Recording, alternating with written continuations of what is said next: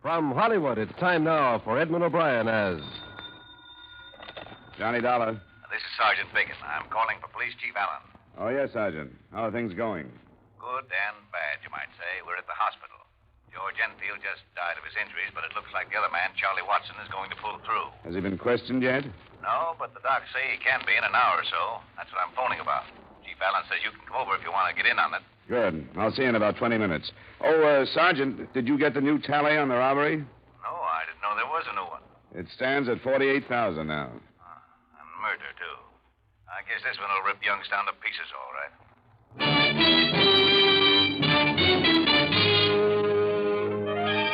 Edmond O'Brien in a transcribed adventure of the man with the action-packed expense account, America's fabulous freelance insurance investigator. Yours truly, Johnny Dollar.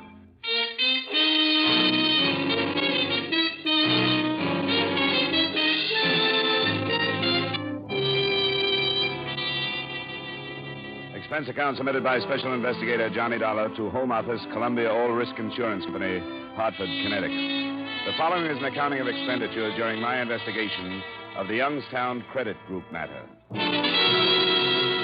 Expense account item 1, $45.60, airfare and incidentals between Hartford and Youngstown, Ohio, where Sergeant Biggin added the following details to what I had already learned. The Youngstown Credit Group is a savings and loan set up for the employees out at Federal Mills.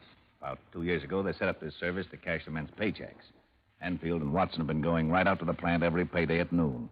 Charged a small fee for the service. The same two men every week with that kind of money? That's right. And this morning, somebody finally caught up with them. Knew the route they took and the time. Evidently stopped their car some way, got into it, relieved them of the money, and then pushed them out while they were making their getaway. Enfield and Watson are a mess. That's all we've got except an abandoned sedan that might fit in someplace.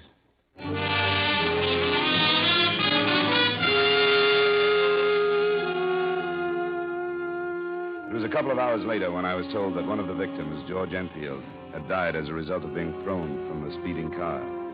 I went to the hospital and there met Chief Edward J. Allen, a man I'd read about and admired as the police officer who had led the fight that finally forced Detroit's Purple Gang out of Youngstown.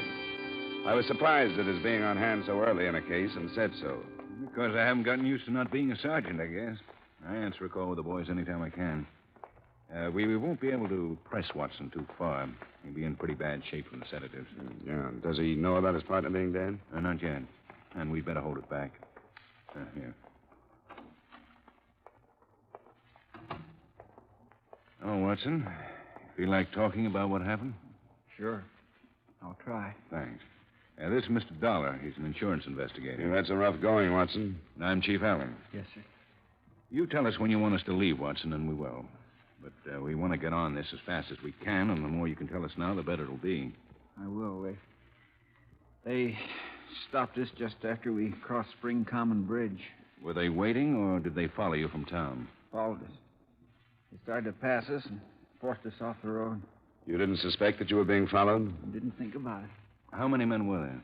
4. They had white handkerchiefs over their faces. Well, can you give us any kind of a description?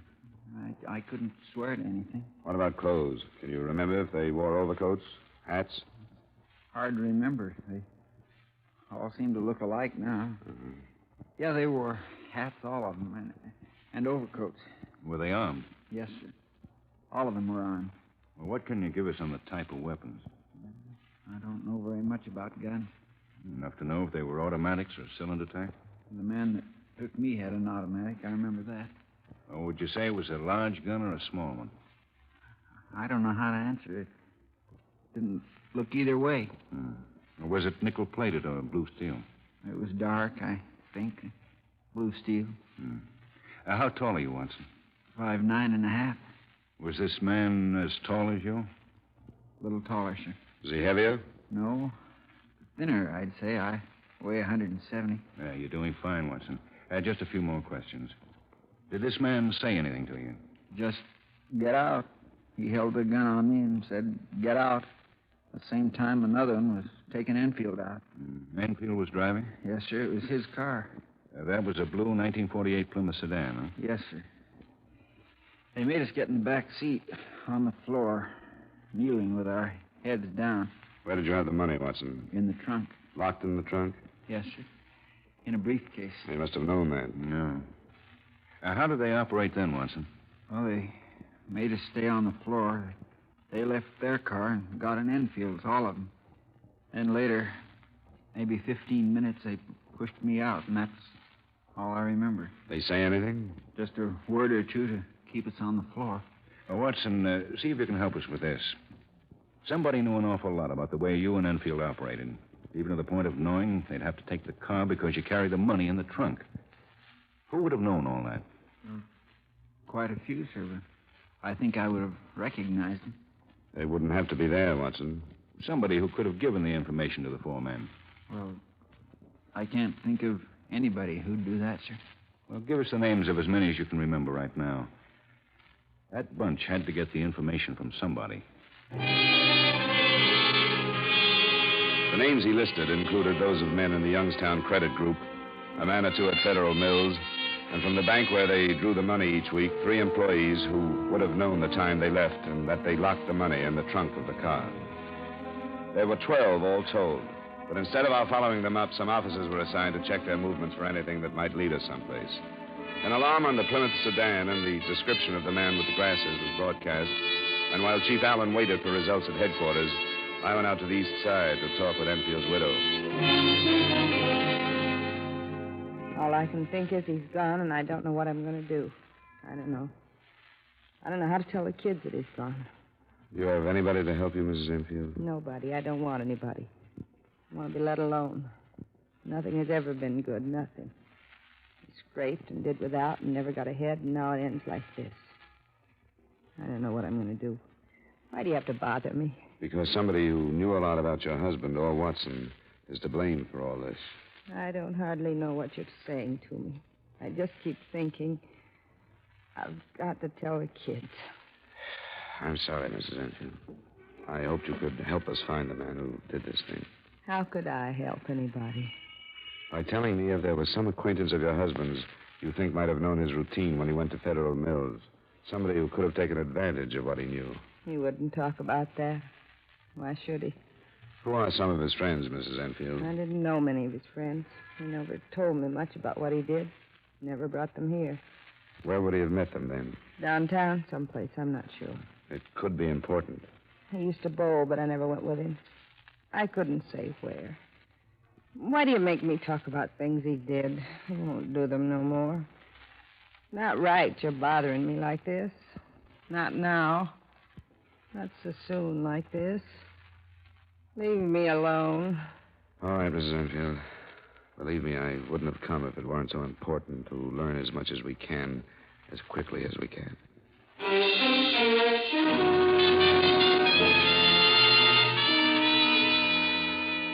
The importance of speed, of course, was based upon the fact that the $48,000 to have been used to cash paychecks was in small, untraceable denominations.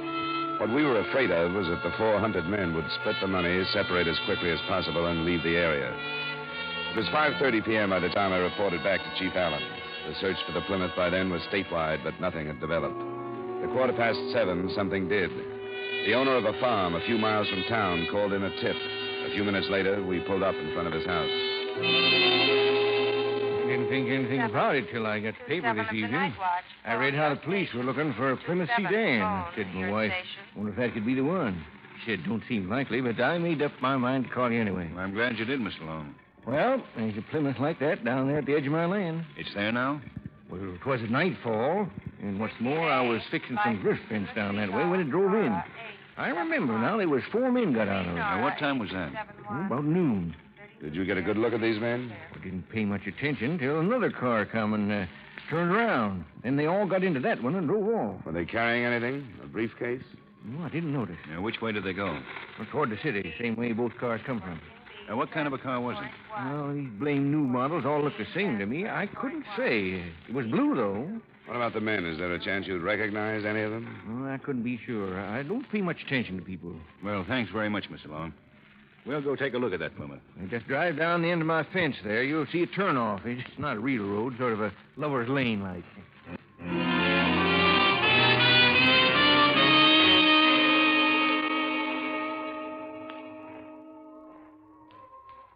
That's It's the car, all right, Dollar. Yeah, they dumped it in a hurry, didn't they? Here. Key's still in the trunk lock. We're up against a really well-planned thing here, aren't we? They're sure ahead of us so far. Another car and a fifth man to figure now. You think they went back to town? Would you have planned it that way? Maybe.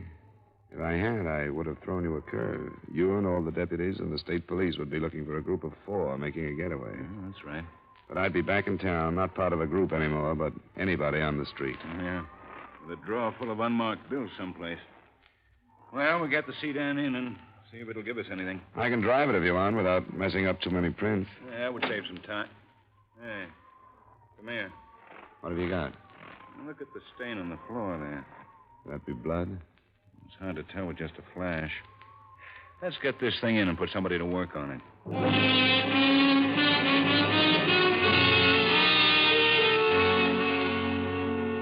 We learned that night that the stain on the rear floor of the sedan was blood, but I didn't get its full meaning until the next morning when I showed up at police headquarters.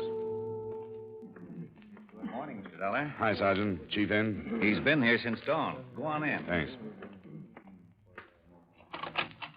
Oh, there you are. Just called your hotel. I take it I'm late for something. Did you sew this thing up after I got out of your way? Oh, hardly. I asked him to speed up the autopsy on Enfield last night, and it turns out that he was beaten before he was thrown out of that car. Oh? And with all the rest of the damage to his head, it was easy to miss. But the fatal wounds were caused by a blunt instrument, probably a length of pipe. And he must have known somebody in the group. Sure he did. We've got a downright premeditated murder on our hands.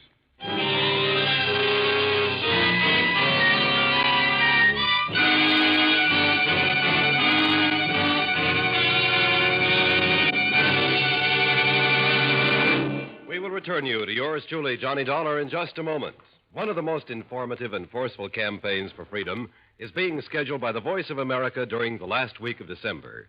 Special dramatic programs, news roundups, and musical programs will be beamed around the world by this great organization.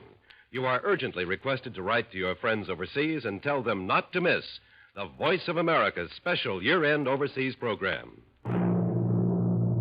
Now, with our star, Edmond O'Brien, we bring you the second act of yours truly, Johnny Dollar.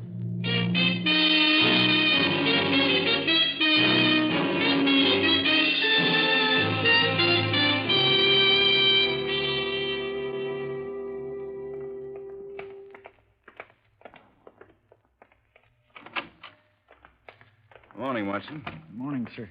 How's it going today, Watson? Better? Yeah, I think so. You caught those guys yet? Not yet.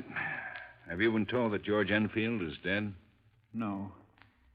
He died? They killed him, Watson. They beat him before they pushed him out of the car. The reason must have been because he knew one of the men, or maybe more than one.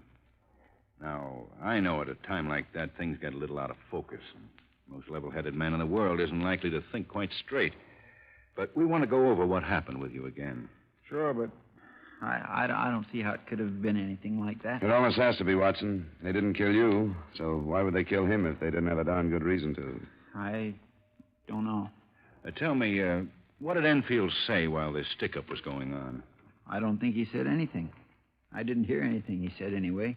Not any names, if that's what you mean. Well, that's what I want you to be as clear about as you can. Oh, I'm sure I didn't hear anything. I was talking so myself. Maybe he could have said something I didn't hear. While you were still in the front seat? Yes, sir. I was scared stiff, and I kept telling this guy not to shoot me. That's all I was thinking of. I was scared stiff, and I couldn't help it. All I remember is him sitting with his hands still on the wheel and those men with masks on coming for us. When you were both on the floor of the back seat, Watson, did he say anything then? No, sir. What about you? I was begging for my life, and I'm not ashamed to say so. Well, you don't have to be. I was saying I don't care about the money and to let me out of there. I thought they were going to kill us then, because I couldn't think of any other reason why they should take us with them. And Enfield said nothing? No, I'm sure he didn't. Uh-huh. I remember now, one of the men even said something. He said, "What's the matter with you? Why aren't you begging like your buddy?" And George still didn't say anything. Did this man call him by name? I don't think so. No, he didn't. Dollar? Yeah, I think we've stayed long enough. Thanks very much, Watson. Sure. You may have helped us quite a lot. You get some rest now. We'll see you later. Yes, sir.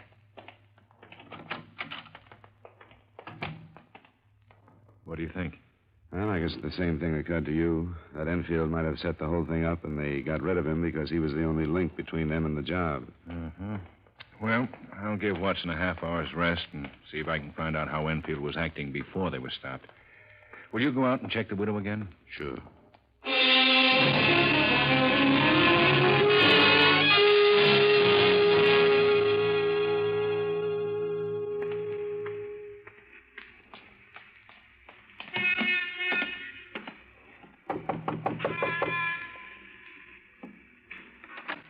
Hello, Mrs. Enfield. What do you want?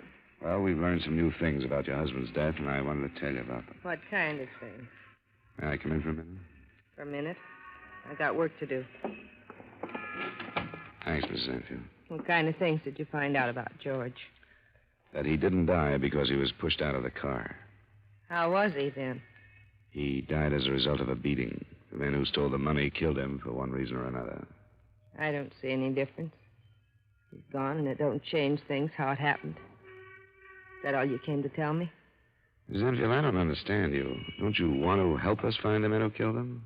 It's over with. Now I'm going to try and forget. No, I'm afraid it's not as simple as that. I can tell you this, Mrs. Enfield. The police think it's possible that your husband was involved in that robbery. Why do they? I told you yesterday, those men knew so much about the habits of your husband and Watson that they must have learned from one of them or from somebody very close to either one. And Watson is pretty much cleared in their books. I don't know. You don't know what? I'm all mixed up. I knew something was wrong. I even thought about what you just said. But I tried not to.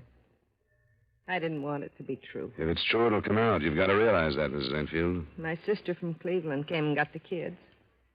She can keep the truth from them until I can move out of here. They think he was a hero. They're all I care about. Nothing can hurt me any more than he did. I'm sorry, Mrs. Enfield. I'll show you what kind of a man he was. This is what I found yesterday before you came. A railroad ticket. He was going to leave us. California. Why didn't you tell me yesterday? I didn't want anybody to know. I was ashamed. The kids, mostly. I didn't want them ever to find out. He was going to leave us with no money, with bills we couldn't pay. And that's all. That's what he thought of us. Was he involved in the robbery, Mrs. Enfield? I don't know. Something was going on. The past 2 weeks, you'd tell there was something. He was out every night. He'd say it was at the High Point bowling alleys, but one night I was sick and I phoned there. He hadn't been there for 3 nights. Do you have any idea who he'd been seeing? No, but one night he talked on the phone to somebody named Carl. I was listening, and he said he'd meet this Carl at the High Point. That's all I know. Nothing more definite about the robbery? No. Except why would he buy a railroad ticket to California unless he was going to run away? Carl at the High Point. Thanks, Mrs. Enfield. We'll see if we can find him.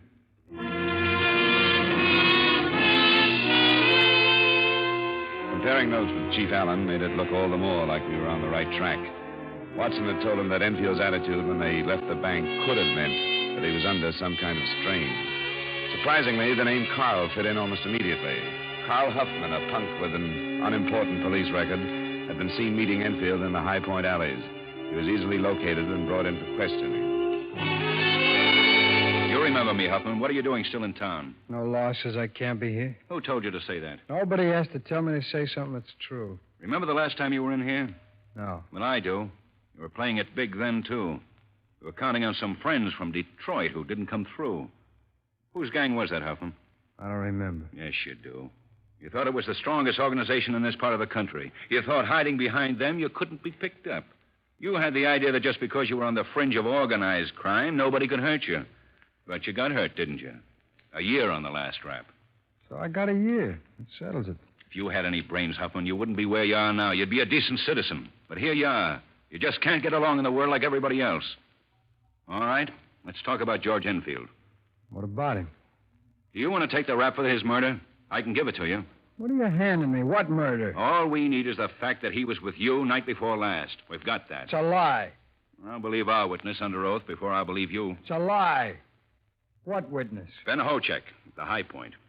He says you were there the other night. Well, sure I was. There's no law against that either. Kochek says you've been meeting Enfield there and leaving with him. He says you've been doing that for a couple of weeks. Well, that don't mean anything. You ought to play it smart, Huffman. He's got a lot on you. How can he? I didn't do nothing. You were seeing Enfield. Even his wife knew that. She knew he was planning to leave town, too. I can't help that. You were seeing him so you could set up that robbery, isn't that right? I don't know what you're talking about. Let's get back to that other thing you don't know about. Where were you the other morning between 11 and noon? I've already told you. I slept late. Your hotel clerk says he saw you leave at about 10:30. Well, he must have been mistaken. Do you want to take this rap alone? What rap? You got nothing on me. We've got enough to make a charge stick. You can't have. I didn't do nothing. I'll show you what we've got. You're in a bad way, Huffman. He didn't tell you yet about the witness. How can there be a witness? A farmer out where you dumped the Plymouth. He saw you drive it in. He watched you open the trunk and take the briefcase out. He's on his way in now. All right. Did you ever see this before, Huffman? No. I don't even know what it is. Don't know what it is. What does it look like? It's a piece of pipe we found in a ditch along the highway out past Federal Mills. About a half mile beyond where you tossed Enfield out of the car. I tell you, I don't know what you're talking about. Look at it close, Huffman. See these marks up here? They're small, but they're bloodstains. Don't mean anything to me. It did to Enfield. That's what killed him. I don't know anything about it. I never saw it before. Then how come it's got your prints on it? That's a lie. I never touched it. I wasn't even... Oh, what's he? That's right. Why take it all yourself? Look, I didn't know there was going to be any killing. If I had, I wouldn't have got mixed up in it. Who were the rest of them? Bill Lewick and Vern Clark. But it was Enfield's idea. He started it.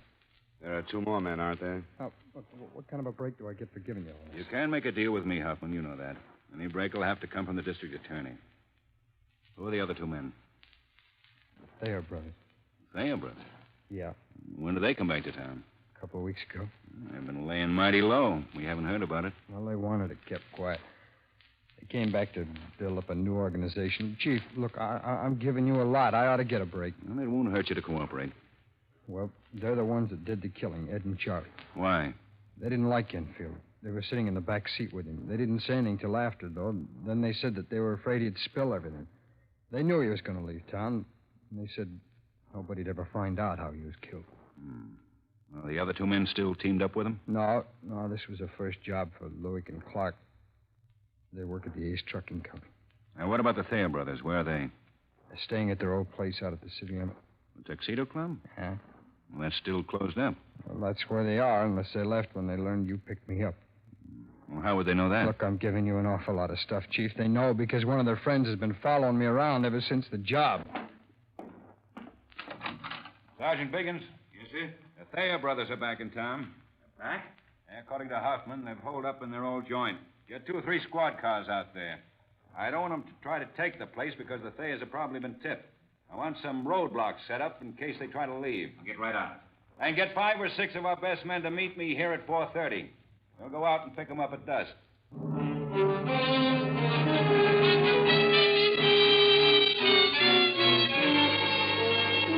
I got the background on the Thayer brothers while Chief Allen and I were on our way to pick up the other two men named by Huffman. They'd been at the bottom of most of the organized crime in Youngstown when Allen had taken over. The fight against them had become almost a personal one. It ended when the Thayers left town, and the fear now was that it would be reopened.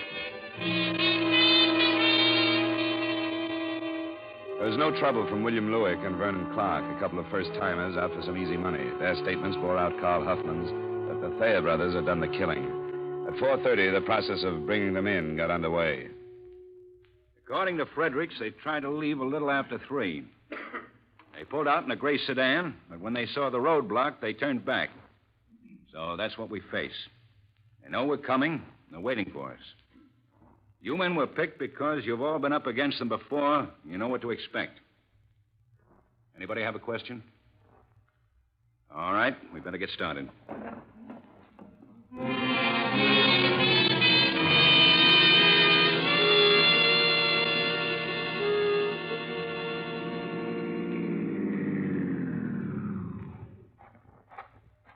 Anything happening, Biggins? Some guy from a grocery store back near that crossroad got curious and came to talk to us. He says the Thayers have been coming in his store. He says they've been drunk for the last couple of days. That's something to think about, Chief. Yeah, I know it is. If they're gassed up, they're a cinch to make a play. Yeah, we'll see. Who's that up ahead? That's Samuels. He got here just a minute ago. Walter and Hayes are with him, both with Thompsons. Good. Hey, no lights in the place. I don't know what they're thinking. They must know we're coming. What's the layout of the place? The living quarters are in the rear. That's where they'll probably be, but... Biggins. Yes, sir. You take one of the men with the Thompson, go in the front. I want the other to cover me at the rear door. Walter's back there already. Good. Well, let's get it done then. Dollar? It's my case, too, Chief. Okay. Good luck, Biggins. Yes, sir.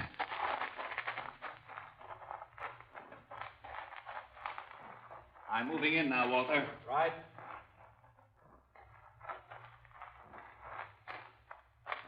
Yeah. That's the door, Dollar. Good. There aren't any windows. No. You can cover me from here. Don't be a hero in front of that door.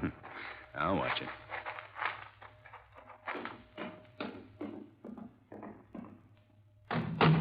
Ed, Charlie, police. Keep Allen. He's all right. All right, Walter. The Thompson, if they want it that way.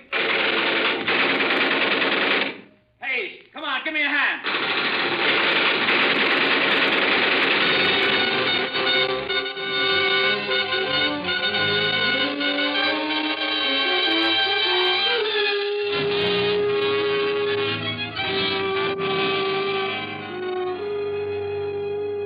Expense account item 2, $104 miscellaneous. Item 3, same as item 1, transportation back to Hartford. Expense account total, $195.20. Remarks? A reasonable figure, I think, considering not only the recovery of most of the stolen money, but also the fact that the company received the personal services of my good friend, Chief of Police Edward J. Allen. Yours truly, Johnny Dollar.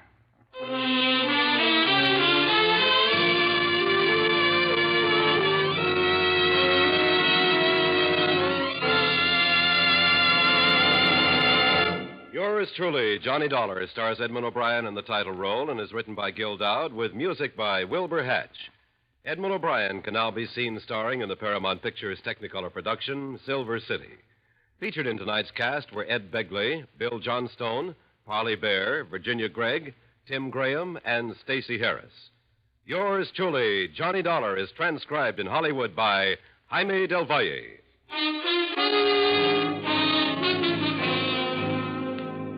This is Dick Cutting inviting you to join us next week at this time when Edmond O'Brien returns as... Yours truly, Johnny Dollar.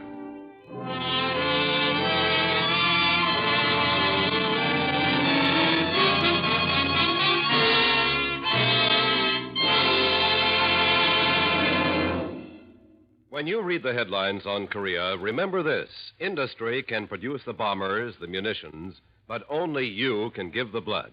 And it's your blood that is saving the lives of 97 out of every 100 wounded men. Don't wait till it's too late. Give now. Call your local Red Cross Blood Center for an appointment. And then keep that date to save a life.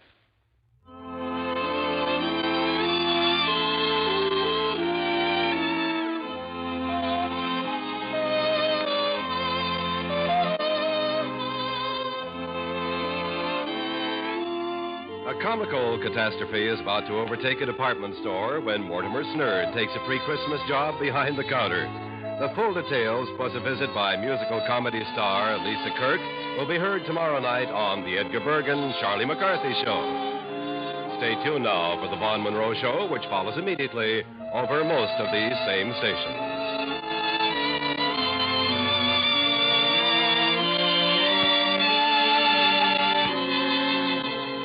And remember, King Arthur Godfrey's Round Table holds court every Sunday afternoon on the CBS Radio Network.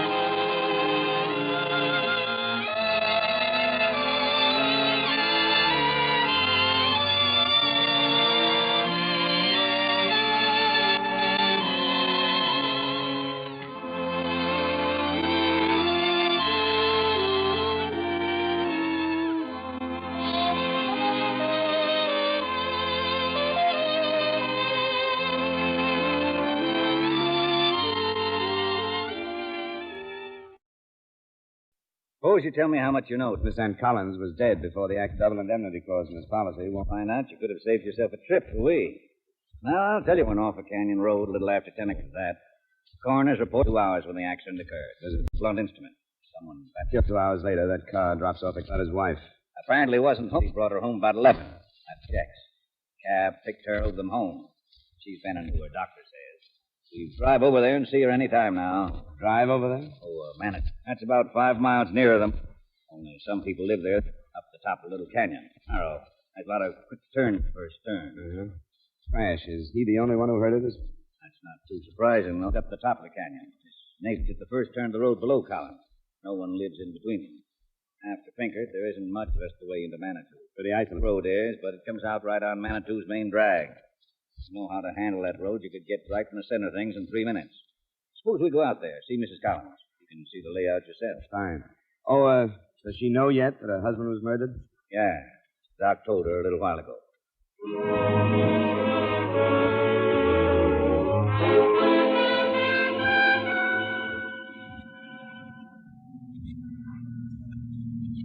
Now, that's where the car went over there. Uh-huh. How much of a drop is it? Oh, 40, 50 feet, I guess. They got the car out, though, an hour or so ago. Should have a report on that before too long. That must have been Pinkert's house there at the curve. Yeah, we'll check him after we talk to Mrs. Collins.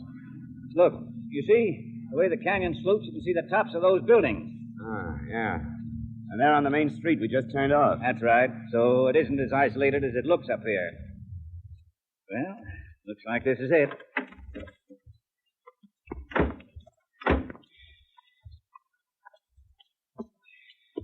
This altitude will cut your wind.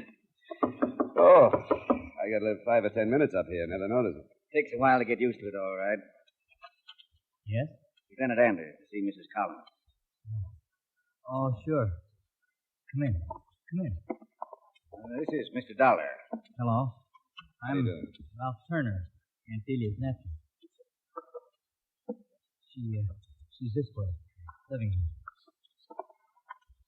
Aunt Delia, this is Lieutenant... Lieutenant Anders, Mrs. Collins, Colorado Springs Police. Oh, yes, Lieutenant Anders. And this is Mr. Dollar. He represents your husband's insurance company. I see. Mrs. Collins? Well, sit down, gentlemen. Ralph, please, all of you. Where's your mother, Ralph? I think she's in the kitchen. She thought you ought to try to eat something. Oh, my. Tell her not just yet. Tell her I'd like for her to be here. All right, Aunt Delia. Well, none of us know what to do, you know. It's just unbelievable. We're very sorry, Mrs. Collins. Thank you. Now, is there some question about the insurance, Mr. Dollar? No, not really, Mrs. Collins. Since the accident wasn't the cause of your husband's death, there's no question about it at all. I'm just here to get a complete report for the company. Well, I know Maynard was very prompt about payments. The policy's in order, Mrs. Collins. Oh, this is my sister, Mrs. Turner, Lieutenant Anders, and Mr. Dollar. Oh, how do you do? I imagine these gentlemen want to ask some questions, Ada. I wanted you and Ralph here in case I forget anything. Oh, of course, dear. Anything we can do. You got back to the house at 11 o'clock last night, Mrs. Collins. In a taxi, I understand. That's right.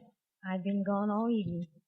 Since, well, it must have been around 7, wasn't it, Ada? Just about exactly 7. You see, our Thursday nights are a regular ritual with us. They always time out just about the same, don't they, Ralph?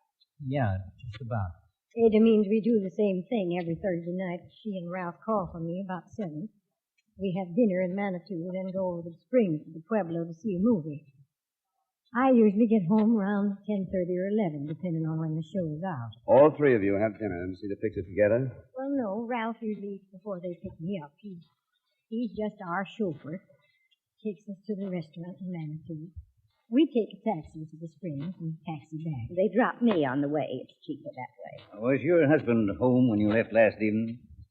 Yes, he was. He was just finishing his dinner when Ralph came to the door for me. As far as you know, did he have any plans for the evening? No. He usually plans something for Thursdays. Last night he'd spoken of Mr. Pinkert coming up and then playing cards, but well, for some reason that was called off. Is your neighbor down the road? Yes. You don't know why their plans were called off? No, I really don't.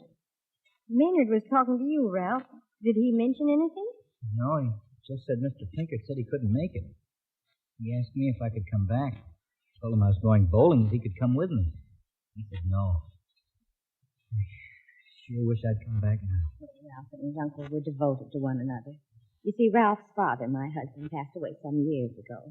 Maynard's just been wonderful to us both ever since. He sure has. Well, Maynard and I never had any children of our own, Lieutenant, so Ralph, of course, was special to both of us. Mrs. Collins, this may be blunt, but I'll have to ask you. Did your husband have any enemies, anyone who might want him out of the way? Why, not that I know of. I just can't imagine anyone not liking Maynard. I suppose that's just nature. Someone killed him. I know. Look, do you have to say things like that? I'm afraid so. Well, that's all right, Ralph. Lieutenant has every right. I want to help all I can. Mrs. Collins, was your car in front of your house when you left last night? Yes, I believe it was. Mm-hmm. Maynard often left it there. Yes, it was there, all right. Parked heading down the canyon. Remember, Ralph? We pulled up just in front of it. Yeah, we did. Well, is it important where the car was? It was important to the murderer, Mrs. Collins. It must have looked like a cover-up for him. A natural just sitting there in front of the house. Did it happen in the car? We don't know yet. We don't know where it happened. We have men checking outside. Some of them will be coming in here in a while to give the house a going over. After that, I get a report on the car. We should know a lot more. I hope so, Lieutenant. Whoever it was, I hope you find him soon. We'll get back to you, Mrs. Collins. We'd appreciate it if you'd stay here together. We may want to talk to you again. We'll be here. We won't leave Aunt Celia. And if you think of anything that might help us, let us know. By the way, Ralph, where do you do your bowling? The Clark Lanes in Manitou. Mm-hmm. I was there. You can check. We will. We did, too. According to the bowling alley reservation book, Ralph had the third alley from 7:15 to 10:15.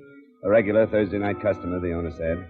Apparently, the whole family spent their Thursday nights in a prescribed manner, and everyone was properly accounted for between 8 o'clock when Maynard Collins was murdered and a little after 10 when Collins' neighbor, Doug Pinkard, heard the crash. It seemed like a good idea to talk to Pinkard. Nope, it couldn't have been any earlier. I know, because the 10 o'clock news had just come on when I heard the crash. Were you alone when you heard it, Mr. Pinkard? I'm a bachelor, Mr. Dollar. Alone a good bit of the time. You called off some plans you had last night, Mr. Collins, didn't you? Yes, I did, but what difference does that make? Do you know that Collins was murdered? No, I don't know that. How could he be murdered and go off the road? He'd been dead 2 hours when that happened. You're sure about the time you heard the crash? I'm positive.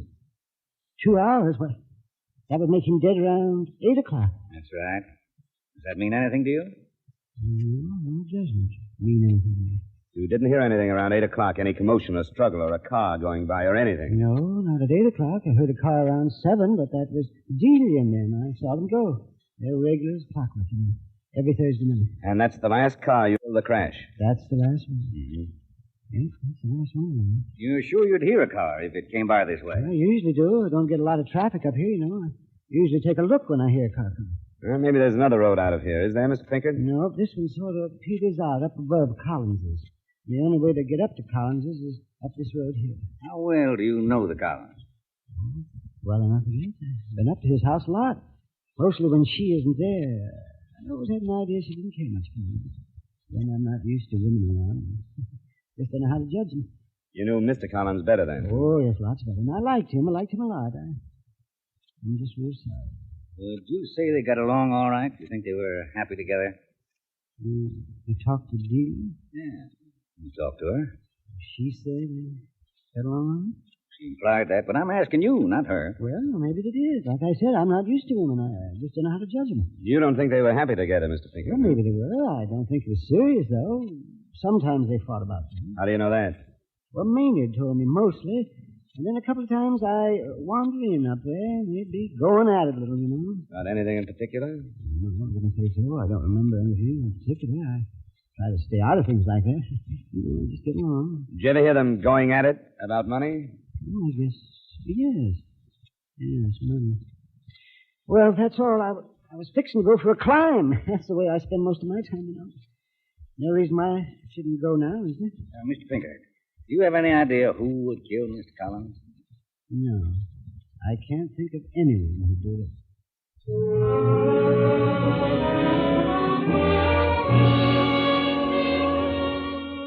Somehow I had the idea that Pinkard was ordinarily a man of very few words, that he'd said more in the last 10 minutes than he had for the last 10 years. But You never know. Anders was pretty stumped. I didn't blame him. No scene of the crime, no murder weapon. No one wanted Collins dead. It wasn't going to be easy. Back at headquarters, a new development was waiting for us. His name was Clint Bingham. I run a service station in Manitou. Maynard, Mr. Collins, called me about 7:30 last night. Told me he had a flat tire he wanted me to come change. I was low and had a couple of customers, and I told him I'd come up when it goes up tonight, and I did. What time was that? It was right at 8 o'clock. Well, Well, I get up there, knock on his door, lights around the house, and then come to the door. Figure he's gone somewhere, but the back. Keys were in the car, so I changed the tire, flattened my stuff, and moved. And so, except, maybe I'm imagining. What? Well, it seemed to me I heard something. Something in the brush. It could have been man or something. And, I don't know. A bit later, it sounded like something sort of running. I wouldn't want to say for sure. Did you tell what direction the sounds came from? It seemed like it was down the Pincus. I don't think most of Pincus always find the one that alive. How about that? Yeah, I checked in with you earlier, only I went hunting with you this morning. Just got back in. I heard about it. I just Anders. Got a couple of things for you, Lieutenant. Looks like Collins was killed with some brush not far from his back door. Pretty spruce, though. How about the weapon? Yeah, they're still looking. They've checked the cars, nothing there. Just got a call from the emergency hospital. That fellow Pinker reported the crash. Yeah? He walked in front of a car over in Maynard. Pretty bad shape.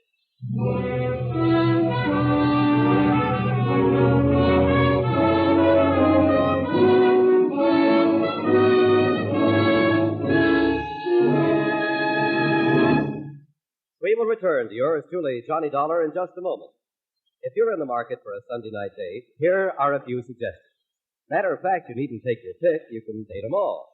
Marie Wilson and Kathy Lewis on My Friend Irma. Eve Arden as our Miss Brooks. Mary Livingston on The Jack Benny Show. Briny-tempered Sapphire on Amos and Andy. And Janet Waldo as Corliss Archer. Stay home tomorrow night and date the whole gang over most of these same CBS radio stations. Now with our star Edmond O'Brien, we bring you the second act of yours truly, Johnny Dollar.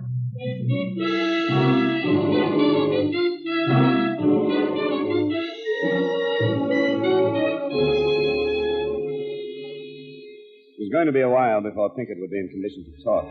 According to the driver of the car and witnesses, Pinkett never even looked, just walked out into the path of the car. One of the witnesses, the kid who worked at Clint Bingham's service station, said Pinkett had come in, asked for Clint, and took it very big when he learned he had gone hunting. Finally, Pinkett came around, and Anders and I listened. I knew Clint was up there at Maynard. I heard him come. I'd have told you, too. I just said Maynard was murdered about the time I knew Clint was there. And Clint's a good boy. I wanted to hear him say he was there first. Before I told you. Holding evidence. Sure. I don't care if it is. Man don't have too many things. Clint and Maynard, the only two I had. Maynard's gone. I can't lose Clint, too, until I'm sure. Why did you walk in front of the car, Mr. Pinkett? Boy said Clint had gone hunting. I heard maybe it was long ago. I didn't see any car. Clint says he heard someone running near your house when he was changing Collins' tire. Is that you, Pinkett? It was not. I never left the house last night. Suppose you did leave the house. Suppose you killed Collins out behind his house. Clint came, he interrupted you, so you ran. You knew he might have seen you, so today you had to get to him before he got to us. Why would I kill him? Why would you kill him, Pinkett? Ask her, DJ. Ask her what they thought about yesterday. What they always think. I'm not going to say that. The doctor motioned us out of the room. Anders wasn't buying the quarrel or anything else much that Pinkett had said. He decided to stay at the hospital until Pinkett could talk again. With his permission, I went back to Delia Collins. She was alone. I sent Ralph and Ada home for a change of clothes and the rest. I'm stronger now, and the strain's been so much for him. Oh, I'm sorry to hear about Mr. Pinkett. Mrs. Collins, he says you and your husband quarreled yesterday. Why, we did. Oh, it wasn't a quarrel exactly. I had my opinions, and Maynard had his. I'd really forgotten Mr. Pinkett was a woman and nothing. I don't see how it could be important at all now. Anything's apt to be. Might be a big help. Well, all right. I'm glad Ada and Ralph aren't here. It's better. I'm afraid it would hurt them. Maynard had such plans for Ralph, but I tried to tell him no one could live up to what he expected of him. Ralph's not much of a student, and Maynard was paying his college expenses. Yesterday, I guess Maynard went over to talk to the dean. Colleges in town? Yes, in Springs. Maynard said the boy wasn't trying. The dean didn't think so either. Well, I took Ralph's part. I guess I always have. Anyway, Maynard said he told the dean to take the boy out of school and he wasn't footing the bills anymore. I must admit, I was very upset. I just don't know half what he said. You remember, did your husband say whether or not he told Ralph? No, he hadn't told him. I begged him not to. He said that was up to the dean. I thought maybe he'd send him down there and change his mind.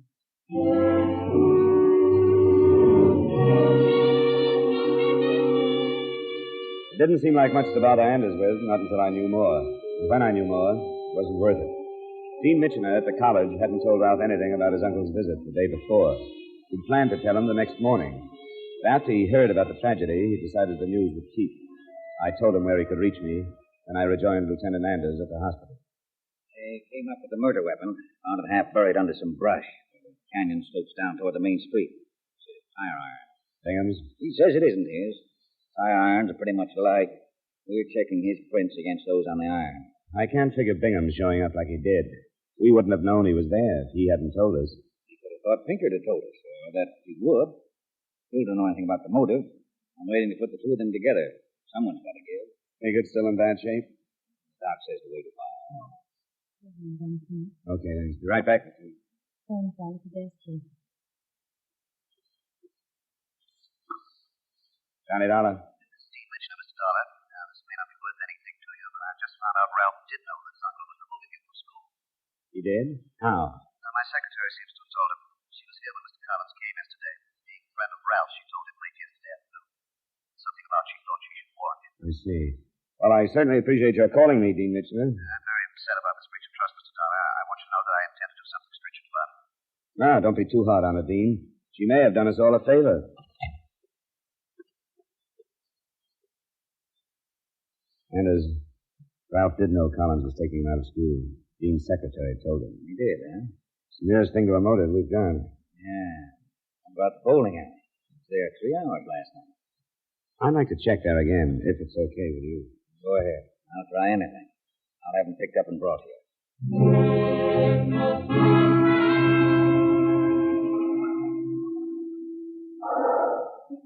Sure. I bet pins for him. He bowls the alley 3 times every week. Wasn't anything different about last night? No. Just knock the pins down. I set him up, same as any other night. And he bowled from 7:15 till 10:15 last night, huh? Well, I'm not sure of the times. The book would show that. Well, that's what the book says. Well, then, did you say 7:15 till 10:15? That's right. Well, I quit before 10 last night. You're sure about that? Sure, I'm sure. I was home by 10, a couple miles from here. And I'll tell you something else. No one bowls on my alley from about 7:45 to 8:15. That's when I eat my dinner. My alley's closed then. Time's fit. Ralph could have made it up to his uncle's and back while the pin girl was eating the dinner. But if he'd driven up the canyon, Pinkett would have heard him. Maybe he hadn't driven up. There's that to consider. Lieutenant Anders was considering a lot of things when I got back. Oh, come in, Dollar. Ralph here was beginning to open up a little. He doesn't deny he knew Collins was taking him out of school. Why should I deny it? It mean anything to me going to school.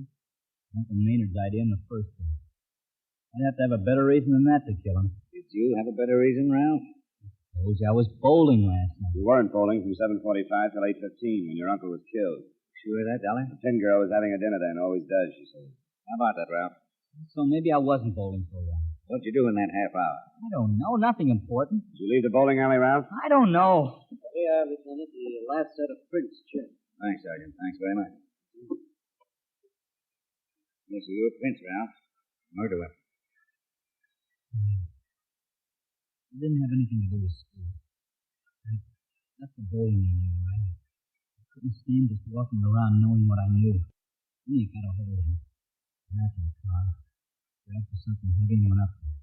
Walked up. Did you walk past Mr. Pinkett's? No, not the road. I climbed the canyon. Pinkett always knows who comes and goes. I got up to the back door of the house. Mr. Maynard was there on the back porch. She was following. Never made a sound. I had gone down a ways. I heard a car out front.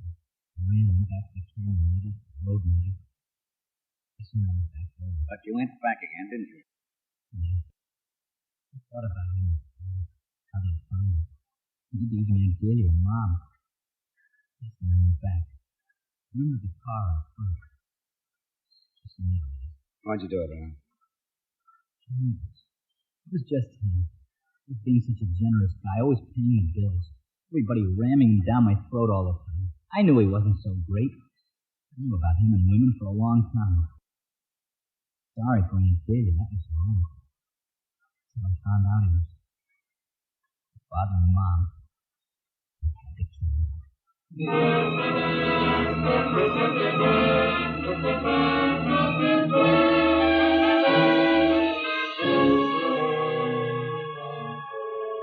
Ralph's mother corroborated his story, and when they got through telling it to the jury, it was a very quick decision for a justifiable homicide. Expense count item 2, $175, transportation back to Hartford. And miscellaneous expense account total, $310. Remarks? The company need only pay the straight life value of the policy. The double indemnity clause was never even a factor in the case. In view of the real factors involved, I can wish that Maynard Collins had gone over that canyon in an accident. It would have been cleaner and kinder all the way around. That's true. Johnny Dollar.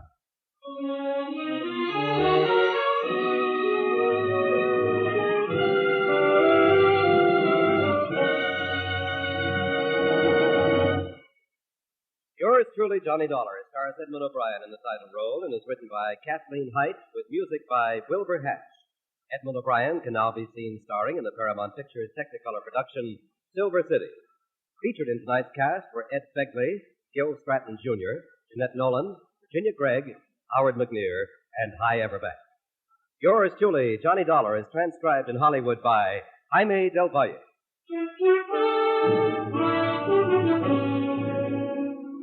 This is Dan Cumberly inviting you to join us next week at this time when Edmond O'Brien returns as... Yours truly, Johnny Dollar.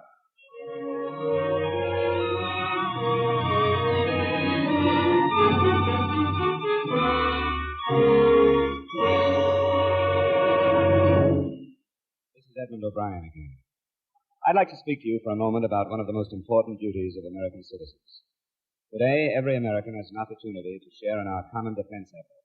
And right now, this opportunity has become a duty for all of us. The armed forces of the United States need blood, our blood. The Korean campaign has gravely depleted the supply on hand, and this must be replenished if we are to afford our servicemen the protection they are giving us. No matter what your age, sex, or station in life, you can contribute to American defense by donating a pint of your blood to the men of your Army, Navy, Air Force, or Marines.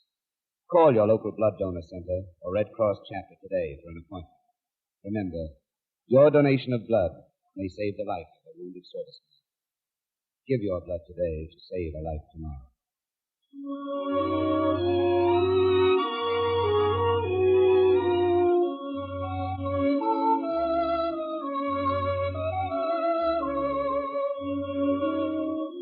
A little earlier, we mentioned the ladies who'll be on CBS Radio tomorrow night.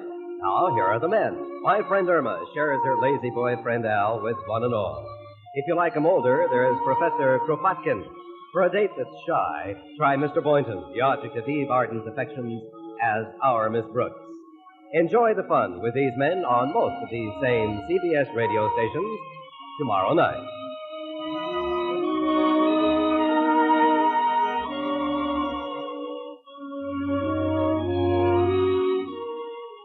This is the CBS Radio Network.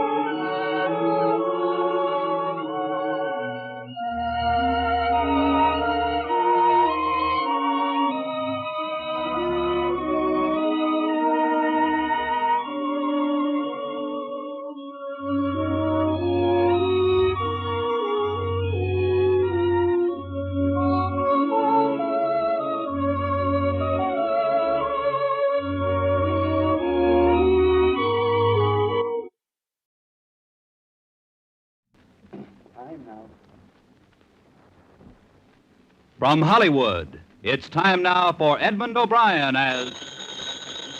Johnny Dollar. You're the man who was sent here by the bonding company, aren't you? Yeah, that's right. Who's this? My name is Shade, Pat Shade. I'm a private detective working on the case for the bank. Fine. I didn't know they'd hired one, too. They call me every once in a while, tracing phonies mostly. Is there any chance that you know the missing messenger? Yeah, I know, Lillis. I had him tagged as a clean, honest kid.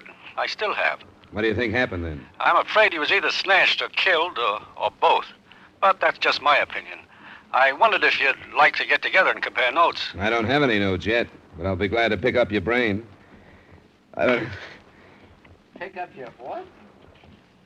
I don't have any notes yet, but I'll be glad to pick your brain. Any place you say.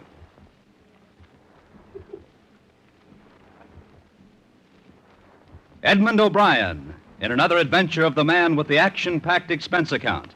America's fabulous freelance insurance investigator...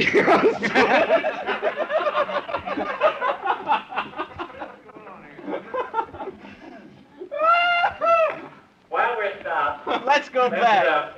Let's take the whole opening again. And Bob, I have just a little too much voice.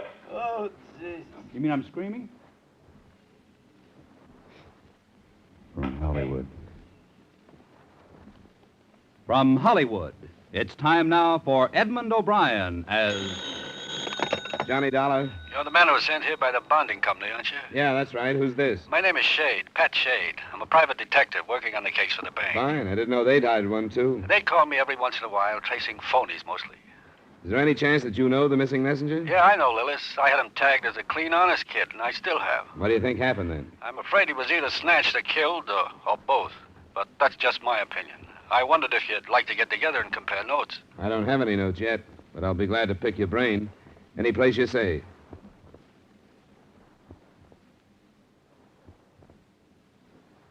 Edmond O'Brien, in another adventure of the man with the action-packed expense account. America's fabulous freelance insurance investigator... Yours truly, Johnny Dollar.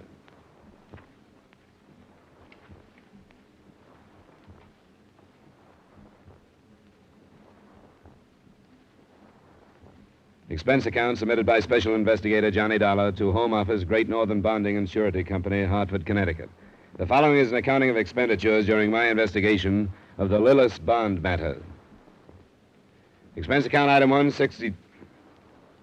Expense account item 1, $62.80 airfare and incidentals between Hartford and Chicago. A few phone calls after checking into a hotel bore out the details given me when I was assigned the case. Henry Lillis, the messenger, had left the Golden State Bank at 10:30 a.m. He was carrying $80,000 in cash, and his destination was only a few blocks north on LaSalle Street. He never arrived there. At 5 that evening, in a bar near my hotel, I met the private detective working the case for the bank. Pat Shade was a puffy, florid man with past 50 beginning to show in his watery blue eyes. I've been in the business for a long time. More years than I like to think. Left the police force and opened my own office in 1931, when Chicago was still the rawest town in the country. Not exactly overdone right now, is it? Quieted down a lot. Just as well for me. I'm too old for the rough work I used to do, and I'm getting older. I'll end up holding a sign at a school crossing one of these years. You younger fellas ought to think about it. Ought to get out of the business before it's too late. There's no future in it. I've heard that said before, but never by anybody who left it for something better. I wish I'd stayed on the force. I'd be on pension now. You know, Scotty Dyer's old man and I walked a beat together. Scotty's a good cop. What'd he tell you? Nothing, really. I just phoned to check in with him, and he gave me a free hand. Tell me about this Henry Lillis. Nothing much to tell. Bright kid, a couple of years out of high school. His father's dead, and he's got a mother to help support. You think you know him well enough to be sure of the honesty you mentioned on the phone? Sure? No. I'm not sure of anything anymore, anything or anybody. But there's nothing in his background to tell you anything else. He had to have a pretty good record to be bonded by this company, you know that. That's why you think somebody grabbed him, huh? It's my hunch, yeah, I think so. Do you know anything different? No, but it strikes me that a snatch would be pretty hard to carry off in a street as busy as LaSalle at 10:30 in the morning without drawing some attention. Sergeant Dyer tells me none of the people who were near there at the time saw any trouble. It would depend on how it was done. Now, understand, this is only my hunch. I don't have the case solved yet. Has anybody talked to his mother, do you know? I think the cops went out this morning. I guess it'll be all right for me to go out this evening. Worrying about her son, she's probably not going to be in very good shape. Maybe not. But sometimes people who are in bad shape drop a lot of information they wouldn't drop otherwise. Shall we have another round?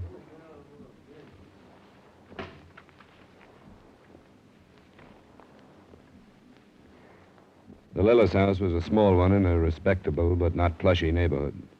It had been painted recently, and its yard was well tended.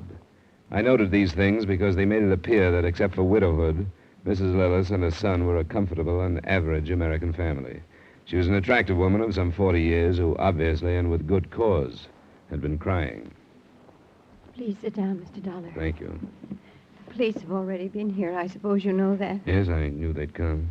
They didn't say it in so many words, but after they left, I realized they suspect that my son is responsible for this crime, don't they? They aren't sure of anything yet, Mrs. Lillis. It's terribly difficult, as a mother, to be fair and honest. If Henry did this thing himself, then at least he may be safe and unharmed, and he may come back and take his punishment. Do you understand? Of course I do. Naturally, my first instinct was to defend him against the suspicion. I couldn't believe it was possible that my son was a thief. But then I realized if someone else was responsible, then Henry had been kidnapped and would be in serious danger. So now, Mr. Dollar, I'm praying that my son is guilty. And if he is, I'll do everything I can to see him brought to justice. I know it's a bad situation for you, but I'll make my part of it as easy as I can. Did your son say or do anything that would have indicated he was planning anything like this? Was he in trouble, or was there anything he wanted to get away from? No, nothing that I noticed. Henry was forced into manhood quite early. He's been without a father since he was 9. He became quite independent, and he shared very little of his outside life with me. He may have wanted to get away from me, however. You mean that he didn't like his responsibility? Yes, he wants me to marry again. I understood that he wasn't your sole support. No, my husband left me a small income from his insurance. I own this house, but Henry's earnings have always helped. Who are his friends, Mrs. Lillis? I may want to talk to them. He sees hardly any of the friends he made in school. Most of them went on to college. There's one I know of, Raymond Lockhart. He works in a service station on North Michigan Avenue. And you don't know who your son spent the rest of his time with? I'm afraid I don't. Oh, I was very wise. I wasn't going to make the same mistake so many widows do with their sons, with possessiveness and too much prying in the name of protection. I let Henry work out his own life and asked very few questions. I was so wise. If Henry is guilty, I'm to blame for it. And he must be guilty and not dead.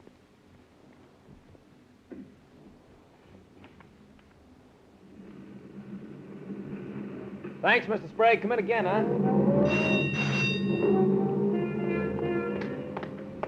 Oh, I'm sorry.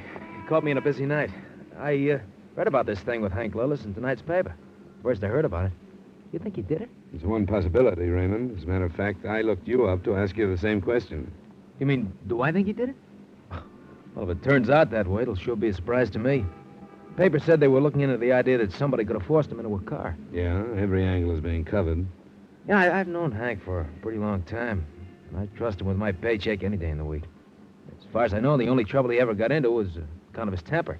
Got him into a few brawls. When did you see him last? Oh, gosh, I don't remember. You see, we used to get out in the town together once every 2 weeks or so, but we haven't for a couple of months. He won't admit it, but I think that he's pretty thick with this girl he's going with. Oh? I didn't know about that. Yeah. They stopped in here one night to gas up. It's her car. She's pretty all right.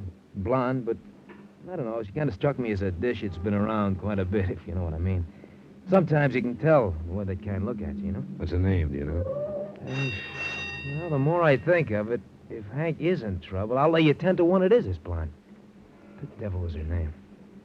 I talked to him about her. Lily or Lillian, I think.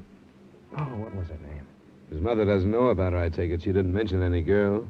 No, this one is not the type to take home to Mother. He said he met her at the bank somewhere. I can check that then. Yeah. Be right with you. Right with you. Her father is some kind of a guard there or something. Guard? A private detective by any chance? Was her last name Shade? Shade, that's it. Lillian Shade. How could I forget a name like that?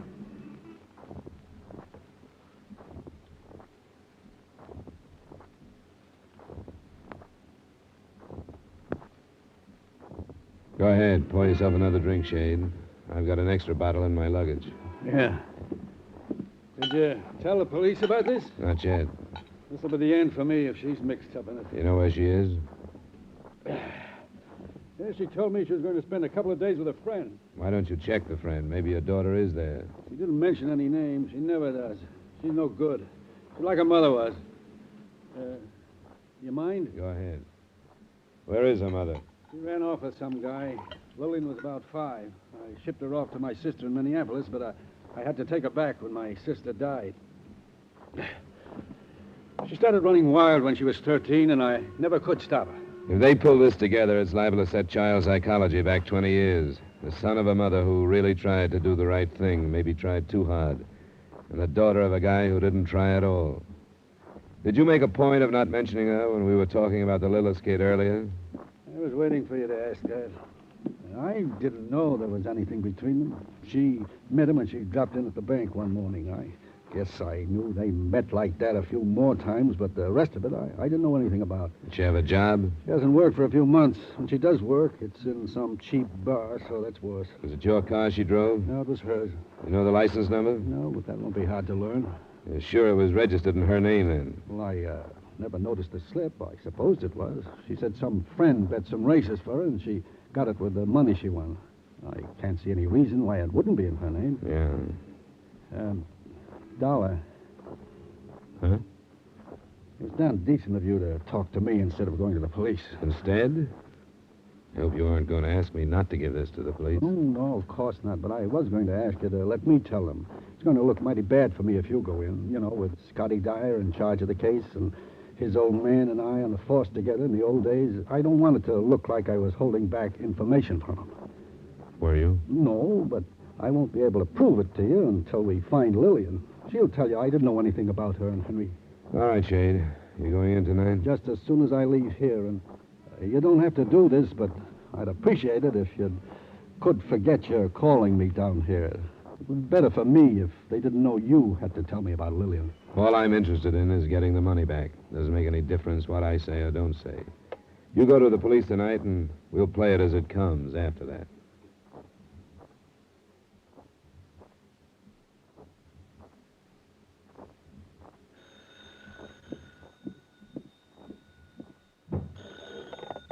Johnny Dollar. This is Sergeant Dyer, Dollar. Oh, yeah, Sergeant. You're on it early this morning. Anything doing? Henry Lillis just gave himself up. When? This morning? Yep. Hitchhiked in from someplace up the lake. Something about a fight with one of the men in the deal.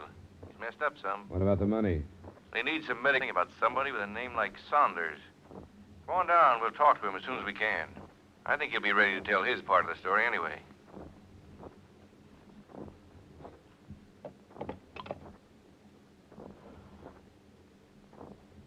I met Sergeant Dyer at 10 that morning.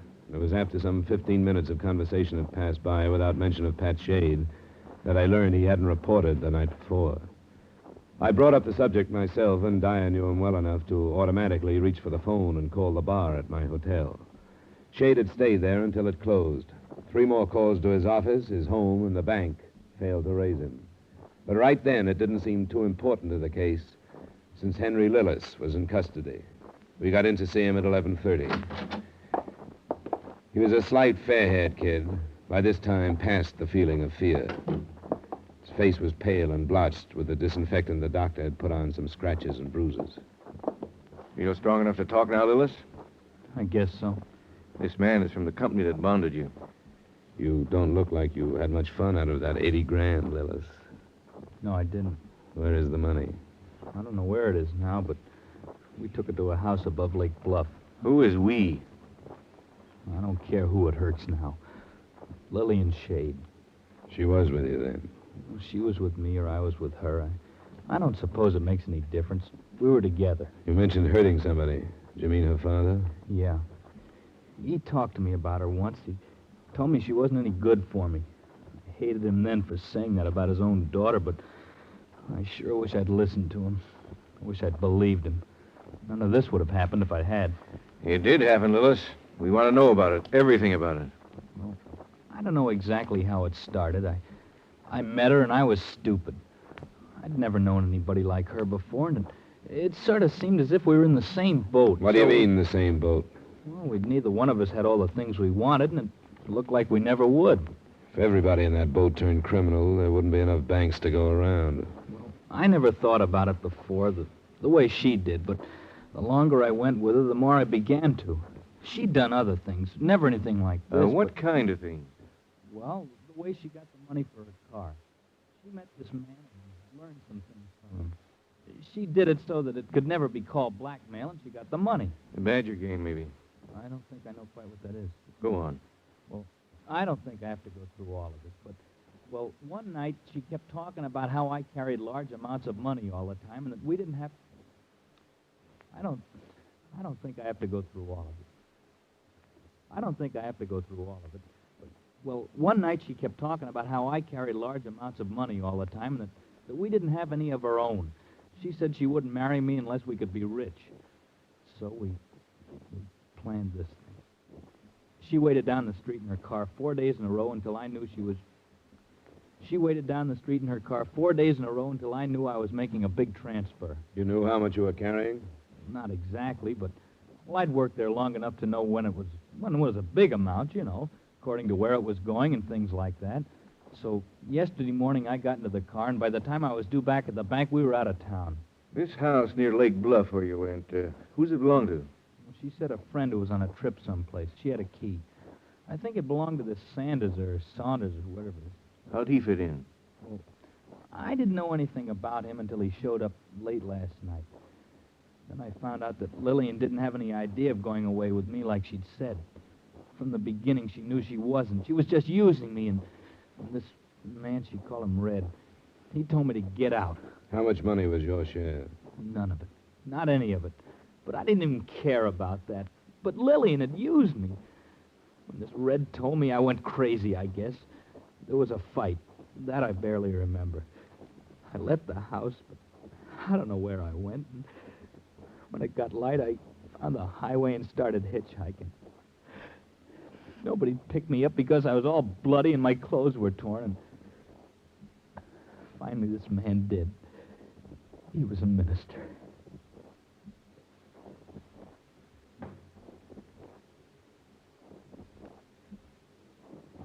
We left him after he gave us the best he could in the way of a description. The only thing Lillis seemed sure of was the route to the house near Lake Bluff. The three-state alarm was put out on Lillian Shade and the red-headed man in a green club coupe. In less than an hour, the sergeant and I had made our 20-mile trip and were approaching the place on a dirt driveway that stretched some 50 yards to the road.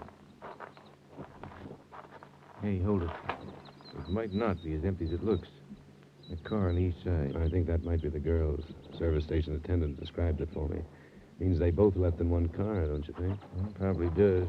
Guess with 80,000, one abandoned car wouldn't mean much. I think the house is empty, all right. Wouldn't make sense for it not to be.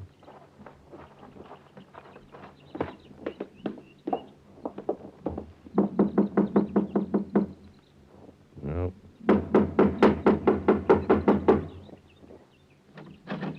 Well, it's locked. Look, through here. Look at the furniture. That's where the fight went on. It must have been quite a ruckus. A friend of his told me Lillis packed quite a punch when he got started. Pretty good temper. Yeah, there by the wall. That lamp was thrown. It ought to carry some prints. And we'll look through the rest of it. And I doubt if we'll ever find... Sergeant Dyer, over here in the kitchen. It's Lillian Shade. She's dead.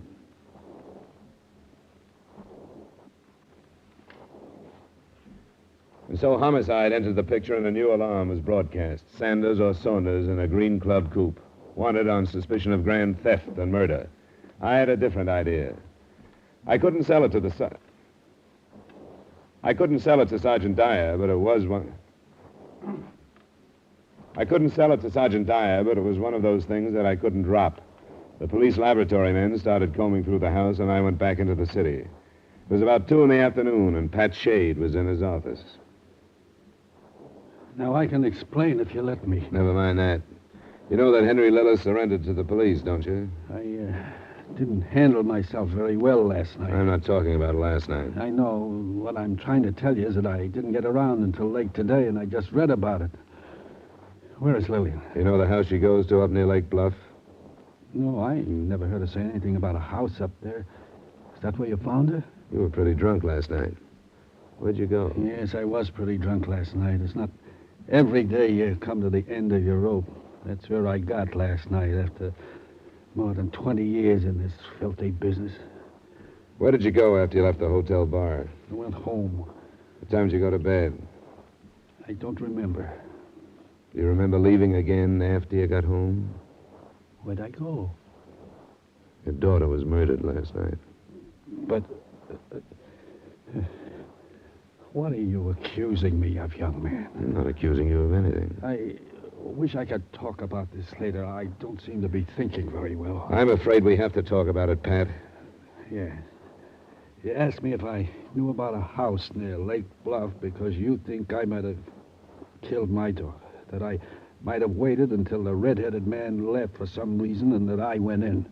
How'd you know about the red-headed man? Henry Lillis' statement. Part of it was in the paper. Do you think I killed Lillian? I know that last night you hated your daughter. Yes, I did. I have nothing to lie for anymore, so I can be truthful. If I had struck Lillian last night, I wouldn't remember. It may be quite possible that I killed her. I don't remember.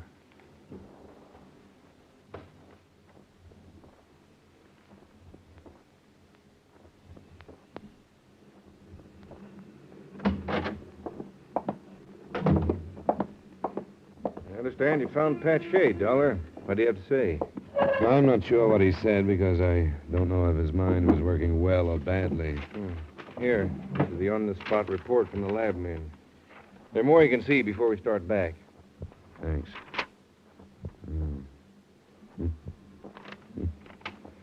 This is almost enough, isn't it? Wait till you see the rest of it. You have a tough time squeezing out now. Well, shall we go?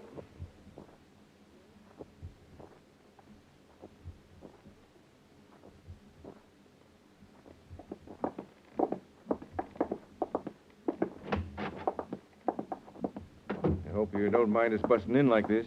Hello, Lillis. Hello. We wondered if you could help us on a few details we're confused on. All right. Are you sure that the only cars that came up to Lake Bluff were Lillian Shades and this Saunders? They're the only ones I knew about. Were there more? That's what's confusing us. Now, this fight, it was in the front room and not in the kitchen. Is that right? Well, it's hard to remember, I think so. And after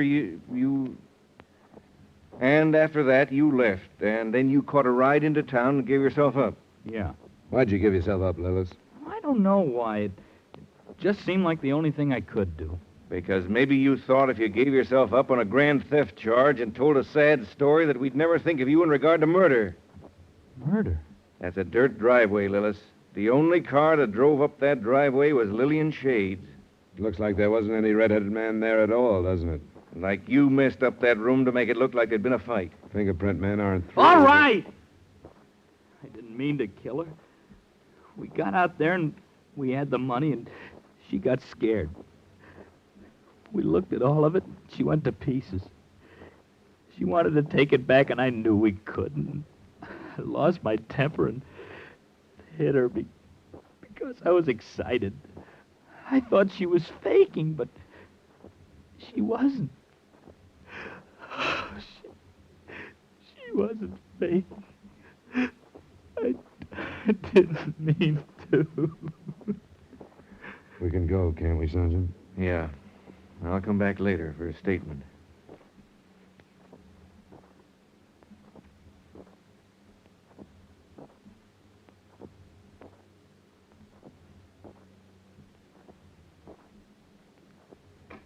Expense account item 2, $183.30, miscellaneous. Item 3, same as item 1, transportation back to Hartford. Expense account total, $308.90. Remarks? In his next statement, Henry Lillis revealed the hiding place where he'd put the stolen money, so the company won't lose.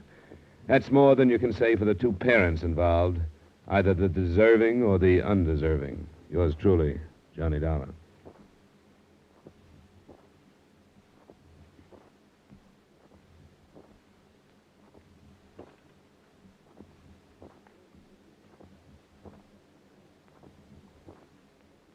Yours truly, Johnny Dollar, stars Edmond O'Brien in the title role and is written by Gil Dowd with music by Wilbur Hatch. Edmond O'Brien can soon be seen in the Paramount Pictures production Warpath. Featured in tonight's cast were Herb Butterfield, Jeanette Nolan, Tony Barrett, Tim Graham, and Gil Stratton, Jr. Yours truly, Johnny Dollar, was transcribed in Hollywood by Jaime Del Valle. This is Bob Lamond inviting you to join us next week at this time when Edmond O'Brien returns as Yours truly, Johnny Dollar.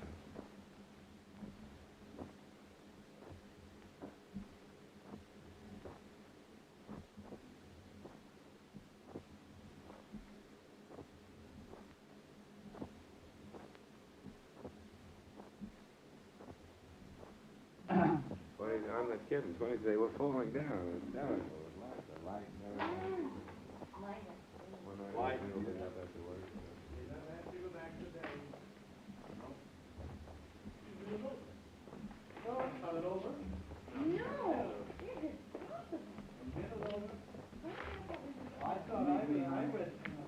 This is only a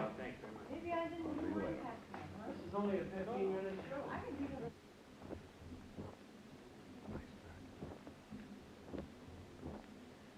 And you don't know who your son spent the rest of his time with? I'm afraid I don't. I let Henry work out his own life and tried to ask very few questions. I thought I was so wise. Now, if Henry is guilty, I'm to blame for it. And he must be guilty. And not dead.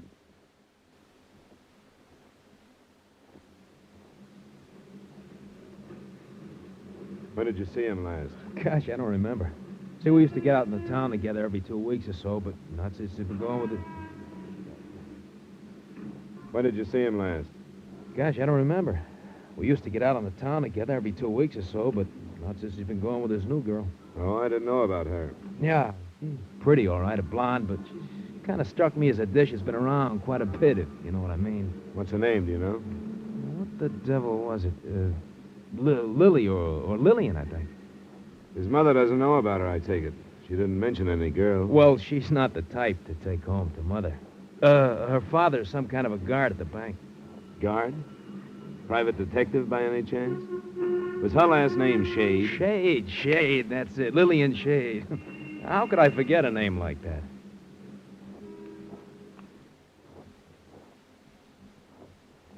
Go ahead. Where is her mother? She ran off with some guy. Lillian was about 5. I shipped her off to my sister in Minneapolis, but I had to take her back when my sister died. She started running wild when she was 13, and I never could stop her. Did you make a point of not mentioning her when we were talking about the Lillis kid earlier?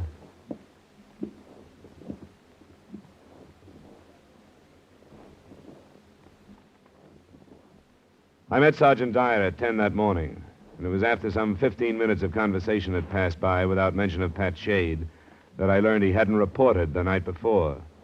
But right then, it didn't seem too important to the case, since Henry Lillis was in custody. We got in to see him at 11:30. He was a slight, fair-haired kid, by this time past the feeling of fear. His face was pale and blotched with the disinfectant the doctor had put on some scratches and bruises.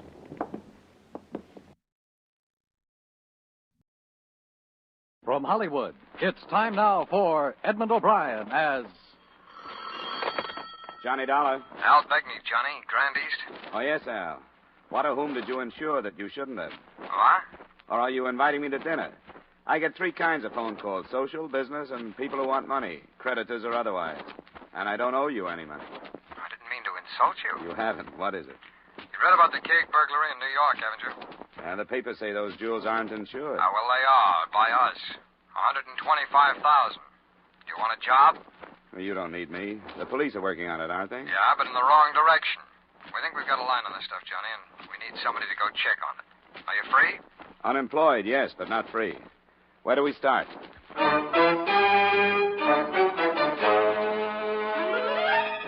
Edmond O'Brien in another adventure of the man with the action-packed expense account. America's fabulous freelance insurance investigator. Yours truly, Johnny Dollar.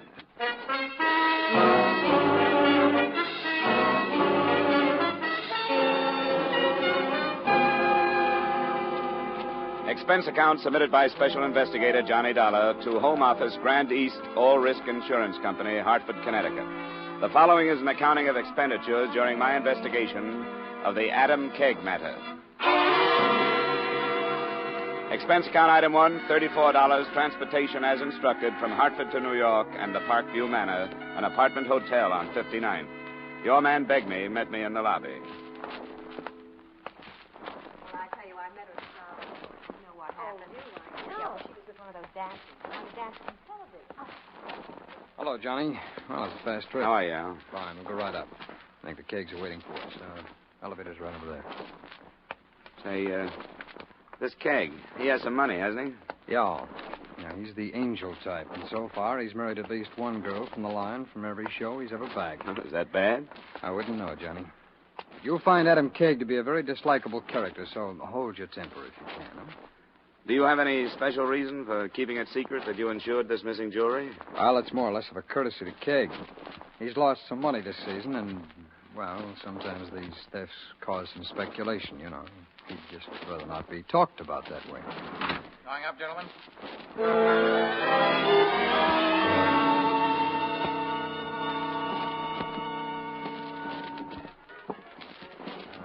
642. This is it.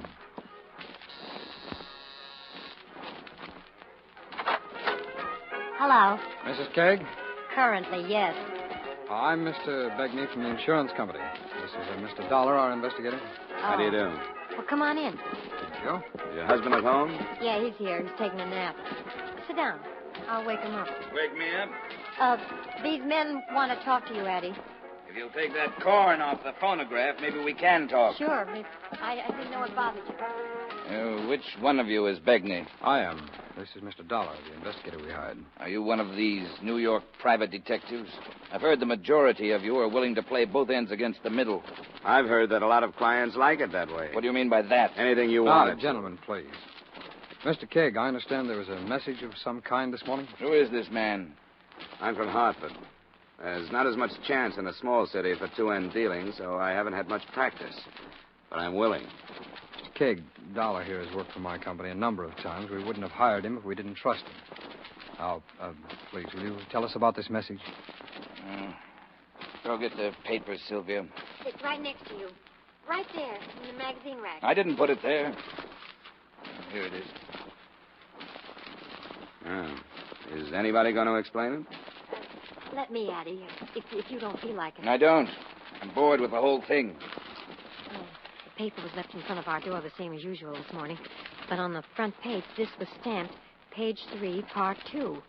I noticed it and told Addie to look at it. The bellboys deliver your paper? Yes, Danny does. And here it is, see? This antihistamine ad. In histon. You see, the I and the N have been crossed out. And these other words, so it reads, Histon stops that sign of your cold cash. Stamped in. Only Histon makes this startling offer. Insist on Histon. Look at it. You can figure it. The rest of the message was drawn from the advertising copy the same way. The price of the product was changed from 98 cents to read $98,000, the price for the return of the jewels. The home of the firm, Montclair, New Jersey, was circled, and rubber-stamped beneath that were the words, phone booth, Maple and 7th, 10:30 p.m. tomorrow. What do you make of it, Dollar? Well, I'd like to talk to the bellboy. What'd you say his name was? Danny Stevens. I'll phone down and have him come up. That ad is the work of a crank. Anybody should be able to see that. You're right. You have to be a crank to be a thief. You think there's something to it? Well, demanding ransom for the stuff makes sense. If he gets it, it'll be a lot easier than trying to fence hot jewelry. He's using the name Histon and evidently wants to open negotiations tomorrow night in Montclair. You going to take him up on it, Al? Johnny, the company told me to do anything I wanted to. No questions asked. If you follow this up, you'll be making a fool of yourself. I don't want to have anything to do with it. I'm going to my room. He's a cooperative fellow, isn't he? He'll do. Do you want me to go to Montclair? Yeah, I realize it's unusual, Johnny, but if there's a chance of saving the company the difference between $98,000 and $125,000, I think I ought to take that chance. Not maybe. This would be... Danny wondered if you could talk to him downstairs. He's the only one on duty. Sure, that'll be all right. Before we go, I wonder if you'd give me the details of the theft. It was a story like those you read in the papers every other week or so. She and her husband were out for the evening. Her jewelry was in a locked box in a locked drawer. When they came home, the dresser had been opened. Who might have known where the jewels were? She didn't know. Possibly the maid. When we got to the manager's office, we checked on the maid. She lived in Montclair, New Jersey, and she had just resigned. Then Danny Stevens, the bellboy, was shown in. You wanted to talk to me? Yeah. Have you ever been inside the Kegg apartment? Well, sure I have. Guess I've been in every room in the building. How many times have you been there? Oh, I don't know. How would I know anything like that? How well did you know her? Oh, Mrs. Kegg? Good enough to talk to. Had a cigarette with her once. You don't think I had anything to do with this, do you? You put the paper in front of the door every morning? Yeah, that's right. How about this morning? Well, when I got up there, paper was there already. I didn't think much about it because I figured maybe the night man had gone up there and left it. Had he? No. As soon as Mr. Kegg called about what was in the paper, I asked, and Jim hadn't been up there at all. That's what he said, anyway. Where do you live? In Queens. Look, mister, the cops asked me all this stuff. I don't know anything about it. You're wasting your time. You'll be around here, won't you? Yeah, sure I will. I live here. I plan to make a career out of hotel work. I won't leave.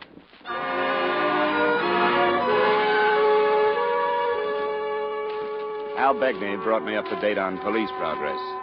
The case was 3 days old, and all they had was some worthless, smudged fingerprints and the assumption that the same implement had been used to pry open the apartment door, the dresser, and the jewel box. They were canvassing the known fences so far without success.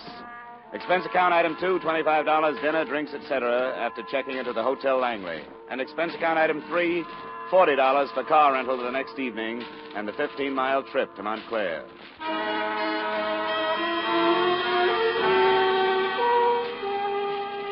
The Maple and 7th, rubber-stamped into the contrived message, was an intersection that boasted 3 stores closed to the night, and on the 4th corner, a bowling alley. The only visible phone booth was on the sidewalk near the entrance to the alleys. As I stepped inside, I noticed a pair of headlights snap on a few yards up the street, and a half minute later, the car pulled out and double parked near me. You calling out or waiting? Waiting for a call. Why? Who from? Somebody named Histon. I'm your man. Come on.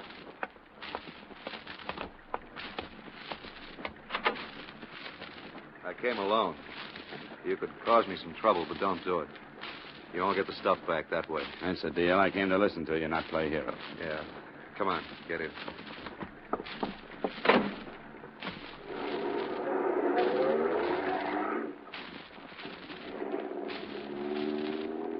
Why'd he send you? Kegg? He didn't send me.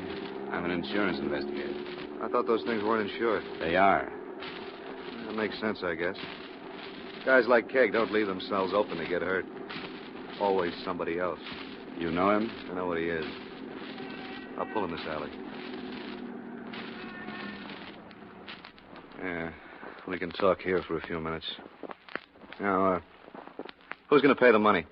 The insurance company, if anybody does. How much do you expect me to sell? I don't know what you mean. I mean, what kind of a bargain do we make? Does the company and Kegg tell the cops to drop it? I won't promise you that. You can't start something like this and have it all stop when you gouge $98,000 out of somebody. I'm not thinking so much about myself. Oh, you mean you pulled this heist for somebody else? No, I didn't pull it for anybody. It's a little too late to worry about whoever sold you information, isn't it? How close are they? Don't be stupid. Wouldn't take a junior G-man long to figure it. It had to be somebody who knew what Kegg's wife had, where she kept it, and probably when they were going to be away from the apartment. Who do they think did that? I didn't ask them. I came here to find out how you want to handle this thing. I don't like it. I'll have to think about it. $98,000. How long do you have to think? Where can I get you by phone? What's your name? Name's Dollar. I'm registered at the Hotel Langley in New York. Okay. I'll call you. I'll try and make it sometime tomorrow. That's all? Yeah. How about driving me back to 7th and Maple? I left my car there. Take you there so you can follow me? Get out. You'll be better off with a little walk.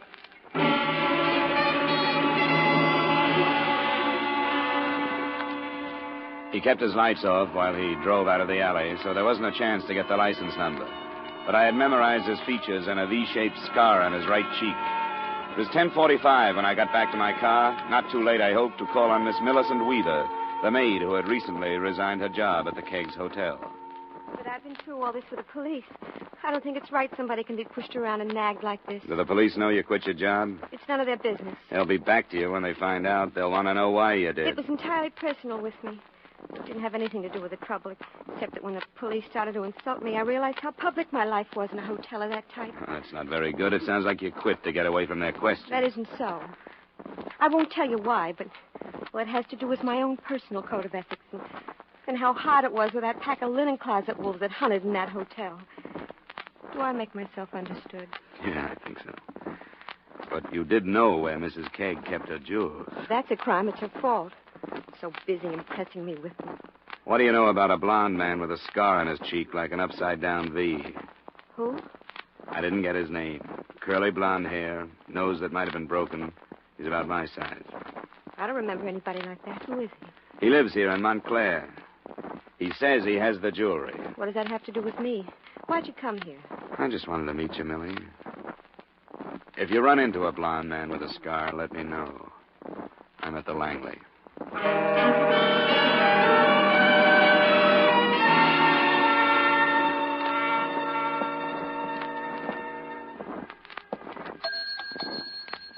Oh, good evening, sir. Key, please, 412. Yes, sir, right away. Oh, here's a message for you, Mr. Dollar. Lady said she'd be waiting for you in booth 1 in the bar. Oh, if it's a lady, that must be some mistake. Yes, sir, I know what you mean, but with this one, why, who cares? Well, What do you know about it? I just got back from Montclair. What is it? Danny, the bellboy. They told me at our hotel. Danny's been killed. When? Tonight sometime. I'm not sure. But I'm afraid of what's going to happen. Oh, let's get out of here. Can we go to your room? I've got to talk about it.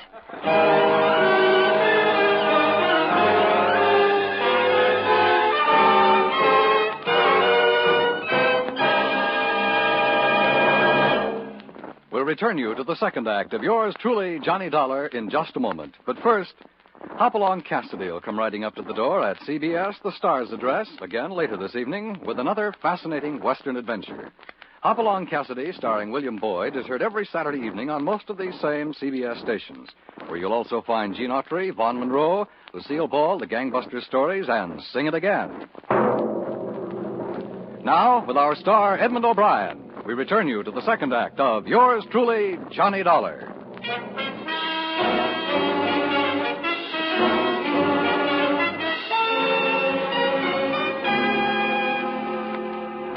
Mrs. Kegg was silent during the elevator trip up to my floor, and until we were in my room and I had closed the door. Then she settled on the edge of the bed and started. I couldn't tell if it was an act or not.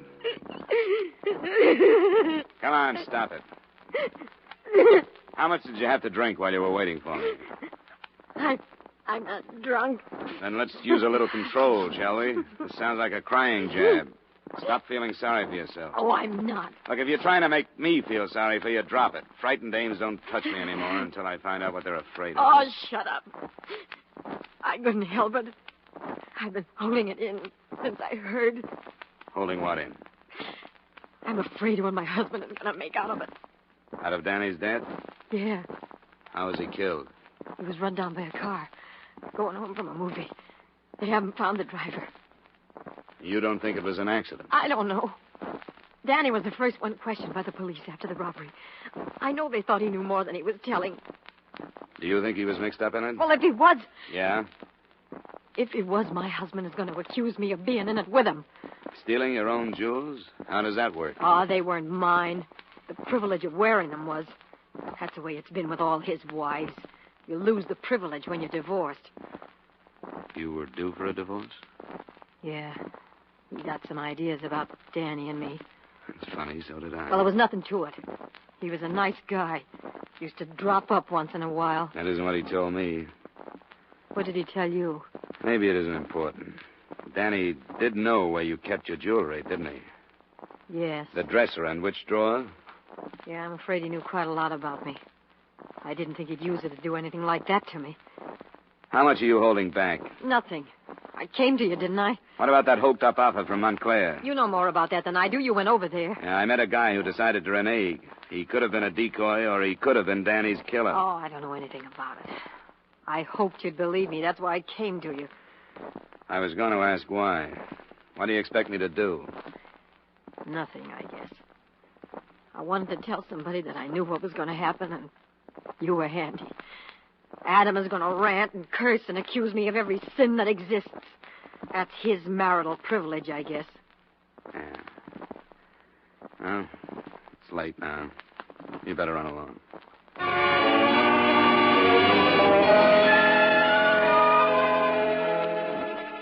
The police played it cagey. If they did suspect that Danny Stevens' death was linked with the burglary, there was no mention of it in the papers the next morning. So after breakfast, I settled back to await developments. At 10, my phone rang. Johnny Dollar. Mr. Dollar? Yeah? 1 moment, please. I have a call from Hartford. Go ahead, please. Hello, Dollar. Al Begney. Yeah. Adam Kegg just phoned me. Oh? He's willing to drop the whole thing. What? Says he won't press a claim against the company. Oh, now, wait a minute, Al. Let's not plunge. What brought this about? I told you he doesn't want any publicity. He says it's worth it to him to hush it up. You can't do it, Al. What do you mean I can't do it? Well, it's up to you, naturally, but I'll tell you what it's liable to look like. Like your company pulled its investigator off the case rather than uncover a murder. I didn't hear anything about a murder. Well, there's one rattling around in this mess.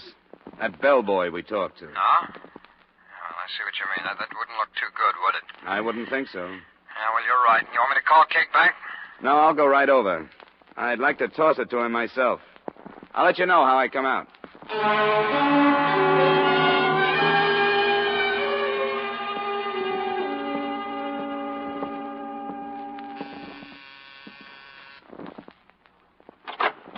Oh, what do you want? I want to see your husband. You can't. He's not here. Well, I'll wait for him then. Listen to me. He's here, but please don't tell him about last night. Please, you mustn't. We'll see. Come on. Announce me. All right. Come on. Sit down. I'll tell him. Thanks. Addie, Mr. Dollar is here to see you. Who? The investigator. I thought I told that confounded company to leave me alone. The devil do you want? I'd like to know why all of a sudden you wanted this investigation dropped. I've been doing things the way I want to for quite a few years. I want it dropped. What's it to you or to your company? I assume you're being paid. They won't lose any money. Are you afraid of what might come to the surface if the police investigate Danny Stevens' killing? I don't want any more publicity on this thing. What would I be afraid of? I take it the publicity you don't want is the guess that you might have faked this job to collect some money. You don't have the only slanderous mind in town. The busybodies enjoy playing with ideas like that, and I don't want it. Because it might occur to one of us that Danny knew the setup and was put out of the way. You idiot. That's an idea that would keep the nightclubs buzzing for months. You're accusing me of killing him. What I'd like are those same words in front of a witness. I'd sue you out of the country. I'm telling you that this thing can't be dropped because you don't like the taste of it anymore. All right, idiot. Go ahead. If you insist on returning my jewelry to me or paying my claim in full, help yourself. What have you done so far? I met a man in Montclair. That was clever, since he said he'd meet you. What did you learn from him? Well, the only thing I can be sure of is that he's my size, has blonde hair, and a scar on his right cheek like an inverted V. I'd know him if I saw him again. Then go find him. Sylvia? Yes, Adam? Show this manhunter to the door. He's on the trail. Tally-ho! I wish you'd drop it. Why can't you? What's the matter with you? Nothing. Everything. I wish I'd never seen him or his filthy jewels. Why don't you open up? Oh, I don't know anything about it. Now, please go. Please, before he comes out again. Sure. There's nothing like expensive gifts to keep a woman happy, is there?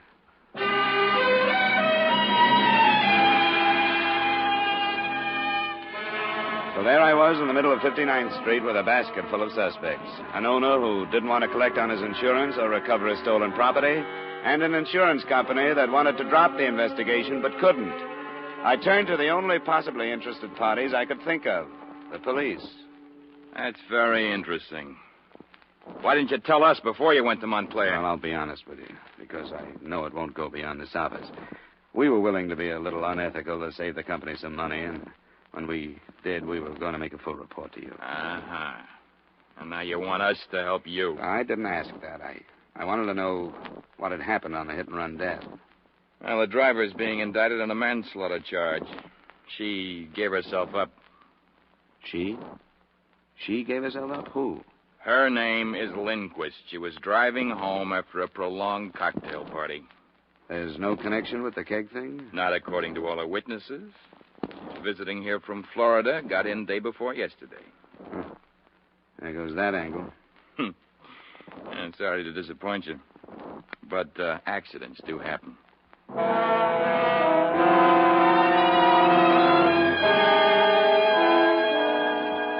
That's when I called the company and agreed that we should give up the case. I was in my hotel room packing when a knock on the door changed my mind again. I can't stand it any longer. I gotta talk to you. You said that before. Come on. Well, what now? That man you met in Montclair, I know him. What makes you think so? Blonde, a scar on his cheek. I used to go with him before I married Adam. Who is he? Stanley Griffin. He's a musician. What did he tell you? Do you know where I can find him? Yeah, on 8th Street near the village. I forgot the number, but it's in the phone book. All right. He's been in your apartment? Too many times. I've had to call the hotel detective to keep him away. Ah. Griffin. Stanley A. Okay. I don't know why, but I'll go check it.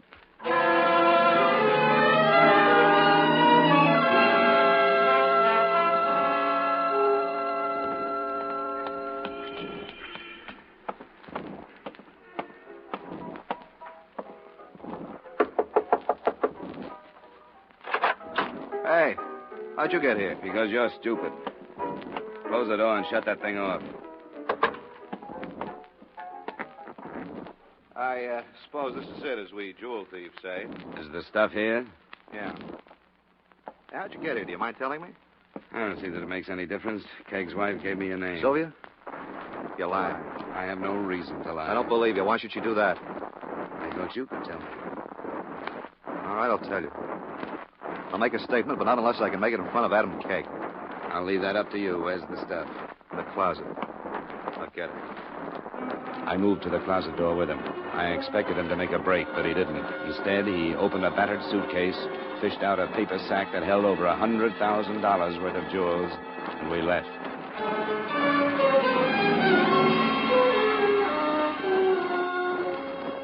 Well, what's this? Your stolen property. This is Stanley Griffin. He has a statement to make to you. Where's Sylvia? Mrs. Kegg is in her room. I think she'd better come out. Why? She was going to share the profit. Stan! I think she should share the failure. Stan, you're lying. Why are you doing this? Tell him you're lying. How should I tell him that? Because you are. I had nothing to do with it. Oh, stop it. Well, Sylvia? He's lying. Adam, don't listen to him. He's lying. Am I? You tell him, Sylvia. You make him believe that I'm lying. You can't do this! Come on. Hey, quit it. Come on. Let go of me. He's lying. He's lying. He's lying. Calm down. You're a rotten loser, Sylvia. You always have been. You're a beautiful winner, but you're a rotten loser. Adam, where are you going? I'm going to call the police. Adam! Sit down. You said you'd do it, didn't you? You said you'd drag me out of here.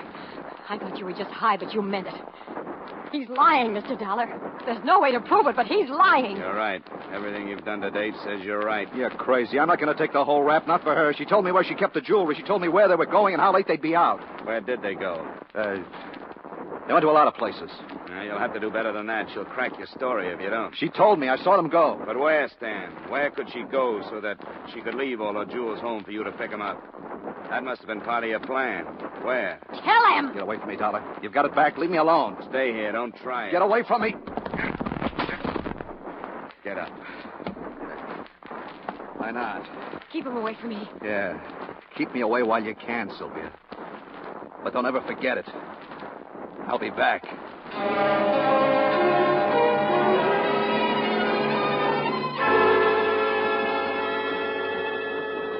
To help the company complete its report on the Kegg matter, I enclose a portion of Stanley Griffin's statement to the police that same afternoon. I don't know why I did it. Yeah, I do. I wanted to get her away from him. loved her. When she wouldn't listen to me and leave him, she had me thrown out that night. I made up my mind to steal them and make it look like she helped me. So I did. Fixed up that newspaper ad. I was drunk and crazy. And I wanted to see her in prison. With me.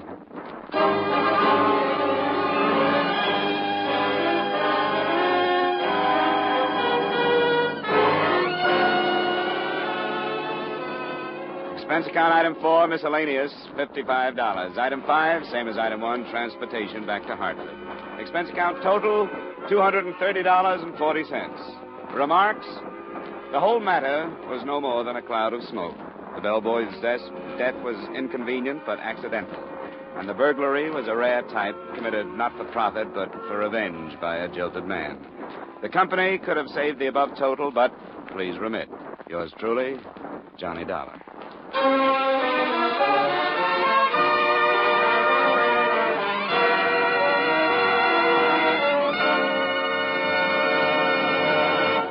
Yours truly, Johnny Dollar, stars Edmond O'Brien in the title role and is written by Gil Dowd with music by Wilbur Hatch. Edmond O'Brien's latest picture is the Paramount Pictures production Warpath. Featured in tonight's cast were Stacey Harris, Lamont Johnson, Jeanette Nolan, Jack Moyles, Hy Everback, Paula Victor, and Raymond Burr. Yours truly, Johnny Dollar, is produced and directed by Jaime Del Valle.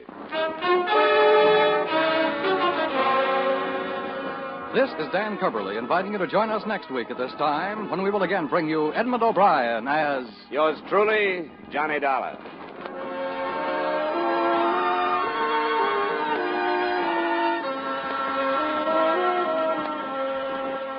How's for trying to sing it again tonight?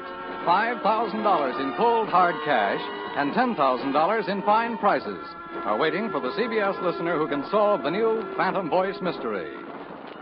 Now stay tuned for Vaughn Monroe's Caravan, which follows immediately on most of these same CBS stations.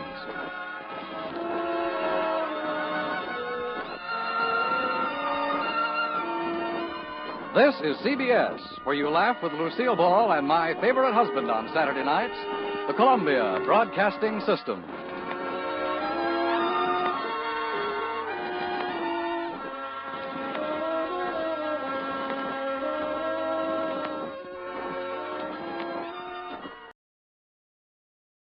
From Hollywood, it's time now for Edmond O'Brien as...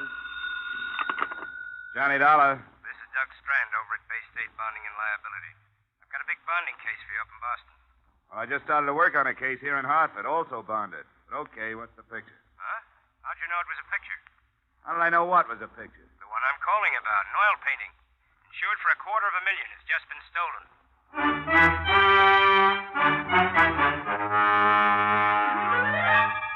Edmond O'Brien in another transcribed adventure of the man with the action-packed expense account. America's fabulous freelance insurance investigator. Yours truly, Johnny Dollar.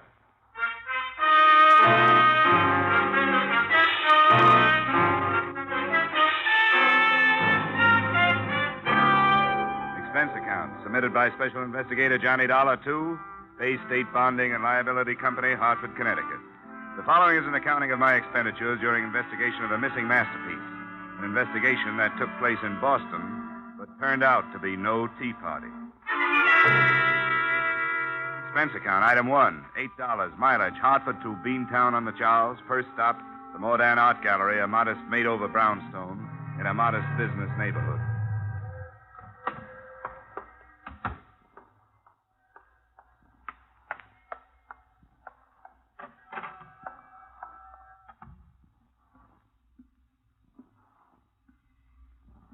Good afternoon. Oh, hello. Is Mr. Andrew Modern here?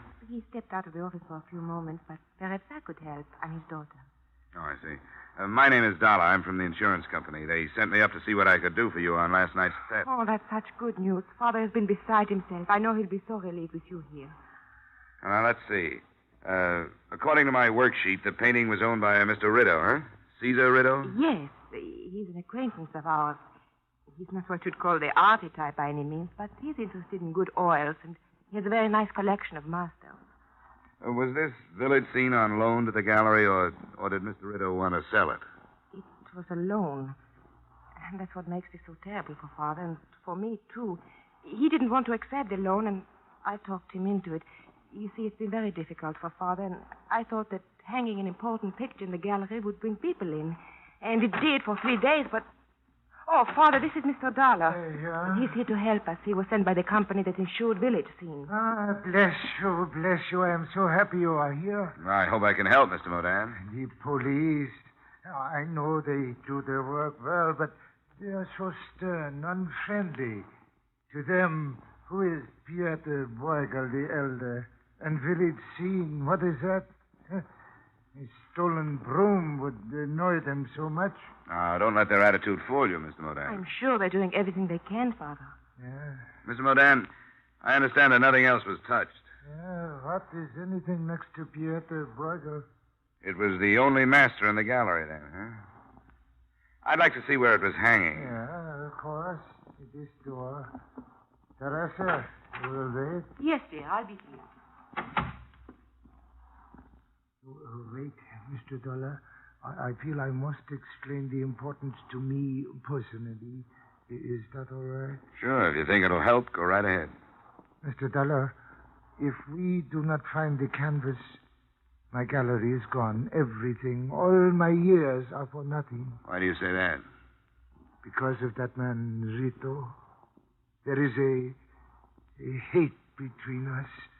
We have not expressed it, but it is there because, well, you have met my daughter. You realize her great beauty. I have tried to protect her from this man. Now I am on my knees to him because of my carelessness. Well, I wouldn't give up if I were you. We haven't even started on this case yet. If we fail, I will take her away from Boston, start all over again. You come this way. In this gallery, you see my life, Mr. Dollar. Many of these canvases I bring with me from Salzburg when I leave, before the Anschluss. Here under that light, is where a village scene was hanging. I have hung nothing more yet. Mm-hmm. Force this window, huh? Yeah. You see, it looks on the back of the property. Do you see something? No. No, I was just wondering what I'd do with the picture if I'd stolen it. Who could I sell it to? Who'd be willing to take a chance on displaying it? Oh, I'm afraid there are a great many unscrupulous collectors in the world. There's much trade in stolen goods. And again, sometimes great masterpieces are held for ransom. For that reason, I have offered a reward of $5,000 myself. Hey, that's pretty steep for you, isn't it? What about Rito? Rito? What cares Rito? To him, the canvas is nothing. I wish he was right. Well, I think I've seen everything I want to see here. I'm going to check in with the police, Mr. Modan. I'll let you know when we turn something up.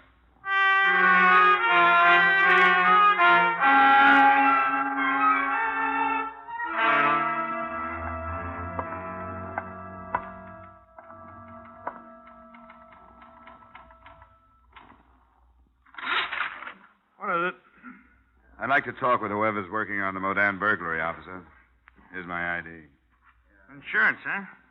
What'd you say the beef was? Maudan, Andrian Modan. Stolen painting. Call came in this morning.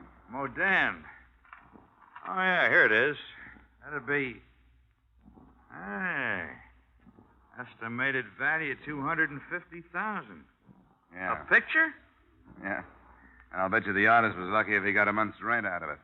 The price has gone up $100,000 every century he's been dead. Oh, one of them old-timers. You can have him. I don't understand him.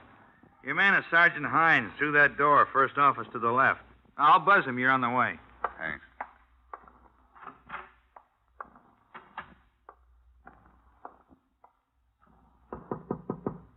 Yeah, come on in. How are you, Dollar? So you came up on the Modan thing, huh? Yeah, that's right. I wanted to check in with you, find out how much I can do before you pull your rank. Ah, cut it out. Well, I run into some touchy policemen. Not here. Well, I get my hat off that chair. Sit down. Thanks. You get a free hand as far as I'm concerned, Dollar. Been out to see the old man yet? What, Dan? Yeah. Say, what kind of a make did you get at the gallery? Nothing special. Typical window job. Heavy crowbar, no signs worth anything outside. The old boy ran a story in the papers about the picture coming to his gallery, so it's a little tough to narrow the suspects. This guy who owns it, Caesarito, I've heard of him, haven't I? Yeah, a lot of people have. He made his pile during the war. There was talk of black market, but nobody could pin anything on him. Then last year, he was up before the Senate Investigation Committee. Something about buying contracts. Then he came home. What are you looking for, Dollar? Fraud charges? Well, let's be realistic. They may be easier to find than the painting. I've worked a few of these things. You know, the usual method is to cut the canvas out of the frame with a razor blade while it's still hanging. Rolled up, it's easy to conceal. On this job, it went frame and all, didn't it? That's what I got. But I'm thinking the other way. I got details out looking for that frame. I can dream, can I? It's faster my way. And I got tickets for South Pacific for 3 weeks after Easter.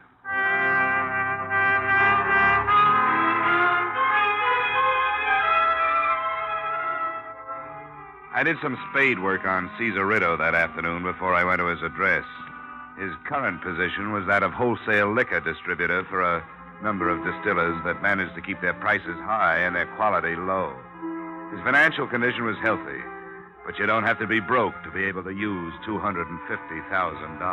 I found Rito's residence halfway up the shady side of Beacon Hill. He hadn't made the top, but he was climbing. There was a coat of arms on the wrought iron gate and a butler, complete with cummerbund, inside the front entrance. But the class stopped there. Charles, that's that clown from the dress shop. Give him to me. When I get through with him, you can shovel him out. It's a gentleman to see Mr. Rito, madam. Oh. Go finish the silver. I'll talk to him. Yes, madam. Hello, my name is Dollar. That's very clever, but it doesn't help. Could you be the sick friend he's been sitting up with lately? The insurance company told him I was coming up when he reported the theft of his painting. Ah, Rito's folly, huh? You Mrs. Rito? Not yet. I'm holding out to be a June bride. Come on in the bar, Mr. Dollar. You and me are interested in the same situation. My name is Lily Swanson. I don't know anything about art, but I got a few ideas about who's supposed to be modeling as a sap. You want a drink? No, thanks. Don't let me stop you. I had one here somewhere. Oh, here it is. Well, did you meet the museum piece? You mean Teresa Modin? Yeah, I met her. If you want to make a quick buck, take out a policy on her life. To me, she's poison. Oh, that's hard to believe. What do you mean by that? I was just looking at you. You don't have anything to worry about. Haven't you heard sometimes beauty is only skin deep? I want to tell you about Caesar Rito.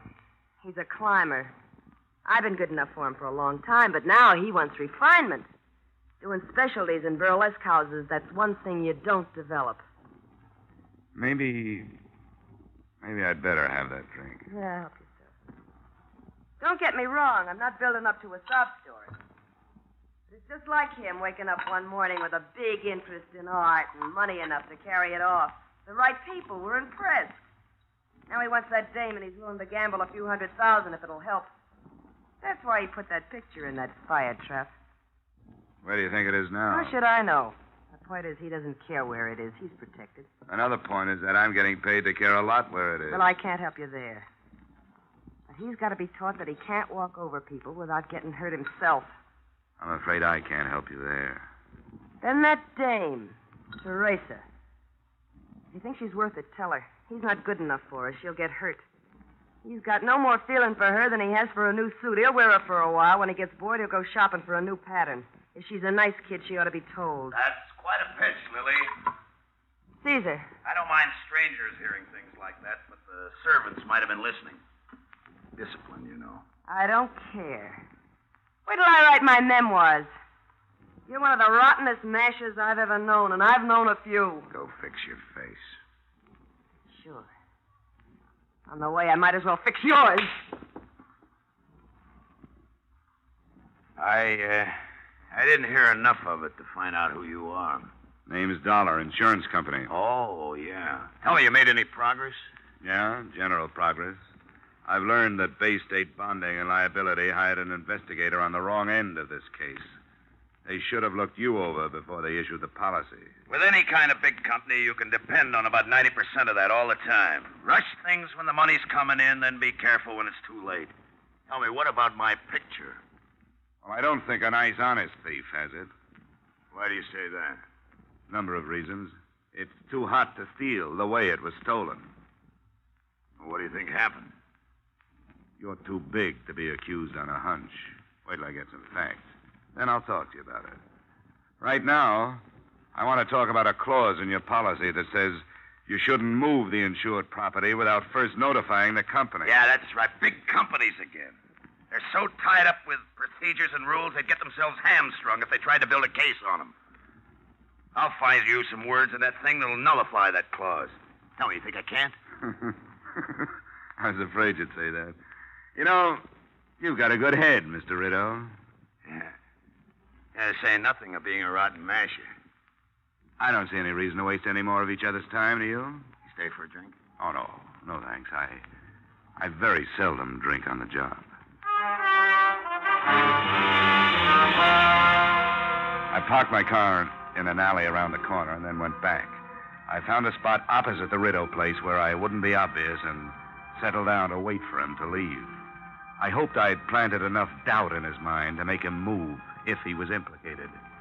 Whatever I'd planted grew slowly because I waited a long, cold time. Night fell and I drove closer to the house. Finally, the door opened and Rideau moved a blue-black sedan out of his garage. By the time I got my car started, a coupe pulled out of the driveway. In it, I spotted the blonde head of the lady scorned, Lily Swanson. I followed her. After a few blocks, it was evident that her destination was the Modern Gallery.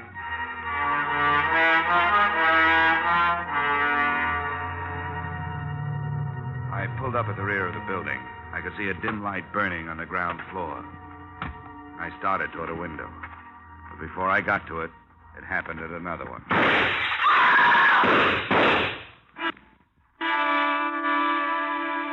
It was a woman's scream. But when I finally got inside, the only person there was Caesar Rideau. He was still alive, the stupidity of shock on his face as he leaned against the wall under a light that had once shown up the best features of Pieta Bruegel's village scene.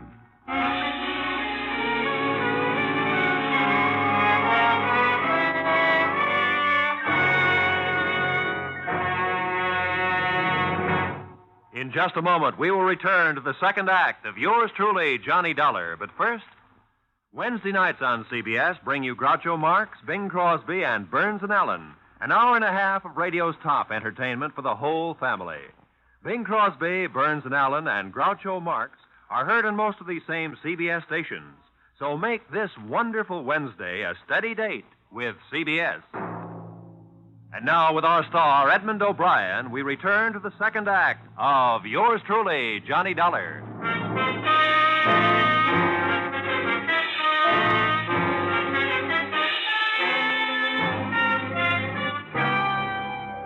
So there I was. I'd been sent to Boston to find the missing village scene and found myself at the scene of attempted murder. Caesar Rideau had taken 2 slugs, one in his left shoulder and a grazing one in his right forearm. I phoned for police and ambulance, then did what I could to make Rideau comfortable. I turned up the thermostat, covered him with my coat. Who did it, Dollar?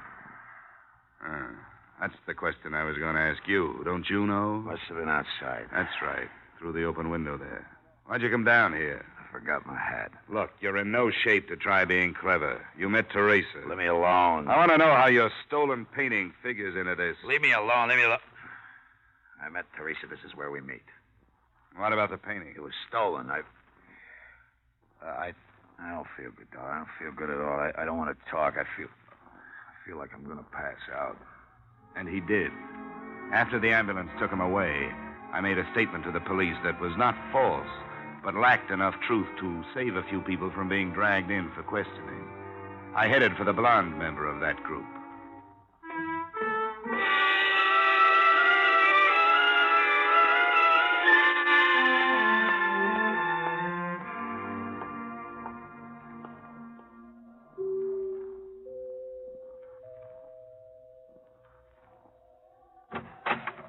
Oh, it's you.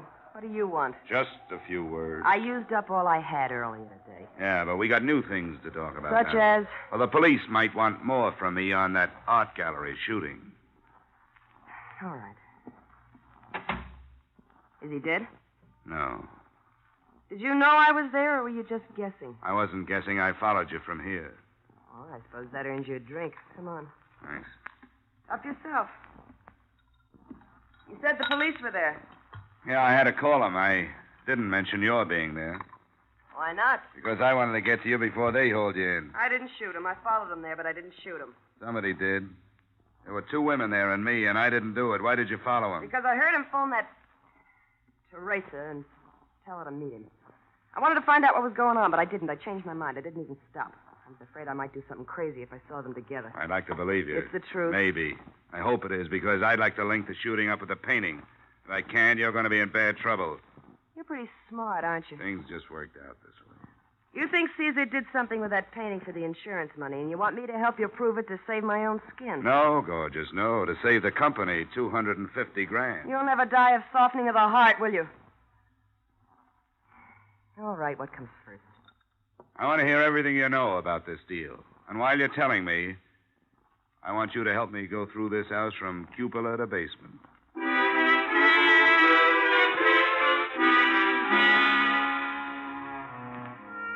This time, I believed her story, but there still wasn't anything in it to help me. The search of the house paid off the same way. No painting, no leads, nothing. At 11 p.m., I left, looked up the Modan home address, and bearded the other point of the triangle in her den. It's terribly late, Mr. Dolly. It's after 11. Your father here? He's upstairs in his studio. Wouldn't tomorrow morning be better? Maybe for you, but not for me. I don't want to give you all that time to get your story straight. Story straight? Why'd you meet Rito at the gallery tonight? Don't say that's any of your affair. A girl has a right to meet her fiancé when and where she wishes. Fiancé? Yes. They're to be married as soon as possible. You were with him when he was shot. Why did you leave him? Because I was terrified. Caesar told me to go. He thought she was trying to kill me. Did he say it was Lily, or is this your idea? Of course it was she. Who else would it be? Mr. Dollar, this situation is unpleasant enough without these insinuations from you that I don't even understand. It means nothing to you. It is a matter for the police. You have no right to meddle in our lives. You are sent here to look for village scenes. That's what I'm doing. Why are you marrying that self-styled dictator? Because I love him. Well, that won't stay down. Nobody but Caesar Rito could love Caesar Rito. Right. It's because I'm tired of being a poor man's daughter. I want to get away. I finally decided what I want out of marriage. What he can give me. He's going to be a big man, a wealthy one. And I'm going to be his wife. Teresa. I'm sorry you heard that, Mr. Modan. Oh, Teresa. Stay out of it, Father. I've made up my mind. Go to bed. Go to bed with those words in my ear. My daughter, what has happened? What has that man done to you? Be quiet, Father. Teresa, wait. We will not be poor always. Go. Don't talk to me. How can this be? Suddenly, she is no longer Teresa.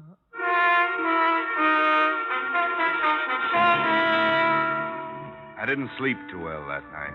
An all-night car line that ran past my hotel didn't help. Neither did the questions that were running around in my head. But what grew in importance was the realization that the lives of everyone who had come in contact with the village scene had been emotionally upset since I'd arrived in Boston. That is, all but Caesar Rito, who'd only been shot. My half-conscious musings didn't move me forward any, but the phone call that awakened me did.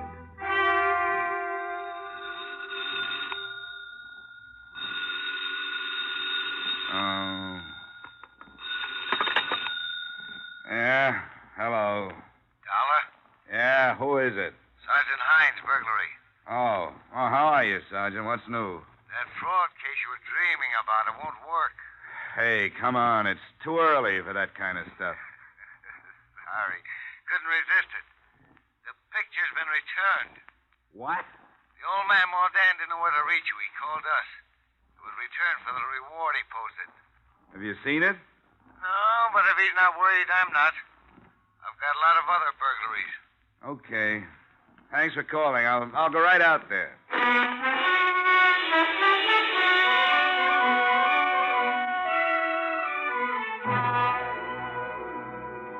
Sounded good until I got halfway to the gallery. Then things began to pester me. A, the painting had been stolen in the frame. B, Mordan hadn't mentioned being an artist, yet he'd been working in his studio the night before. C, Caesar Rideau knew nothing about art, collected as an affectation. And D, Mordan had been the only one to post a reward, $5,000, offered by a poor man. Then it hit me. He knew he wouldn't have to pay it. He'd posted the reward to divert suspicion. My hunch was that he had put the picture on ice himself. When I got to Mordan's gallery, the copy Mordan had made of Village Scene was there, but also hanging next to it was the original. You are surprised, Mr. Dollar. Yeah, doubly, Mr. Mordan. My copy is quite excellent. Do you agree? Well, I'm not an expert, Mordan. It is very good, I think. I am pleased with it. The most important work of my career. A work of love for Teresa. Yeah, I understand. She was an ambitious girl, always. Well, that is not a fault. She is like her mother, born for good things. I could not give them to her. Caesar Rideau could. He's soon coming for his canvas.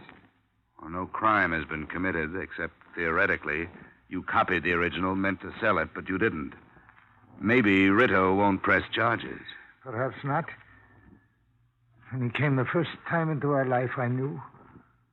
The way he looked at her, I knew he wanted to take her away from me. Then the gifts, more expensive, each one money to buy. You should understand, Mr. Dollar.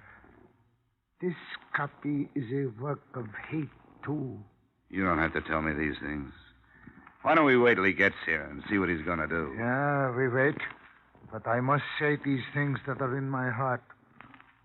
To attempt a copy was wrong, and it was not wrong. To little Bruegel's Village Scene was nothing. He was blind. I hoped with the money I could hold Teresa.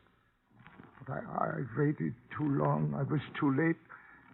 He's taken her from me with his money. Come on, Miss Mordan. I think you'd better sit down. No, listen. Listen, here he has come. I must be strong. Show him he is no bigger than I. Hello, Mordan. Dollar. Well. Except for a little blood, everything turned out just like it should. The insurance company will be happy. Where is my daughter? Why, she's in the car. She thought it would be better if she didn't come in. Yeah, perhaps she is right. Oh, come on, Pop. I'll take good care of her. Now, come on, you just give me my picture and we can forget. Hey, wait a minute. What's this? There's two of them. Yeah, two of them. What's the matter with you, Mordan? What is the matter? In all my life, there has been no shame until now. There, you see on the wall. Deceit. For that, I am ashamed. We can still forget it. And in your car, waiting for you, my daughter. For her, I feel the greatest shame. I give her my blessings. Mordan. Hey, no! My blessings. No! Drop the gun to the floor. Go over to that chair and sit down. I could do nothing else. Now, it is finished. Mr. Dollar. Your father killed him. He thought he was doing it for you. No, there was no reason. Teresa, come on, pull yourself together. Caesar knew my father had made a copy and that he was going to sell the original. But he didn't care. As long as I married him, he wouldn't have done anything to Father. And now Caesar's dead. My father is a murderer.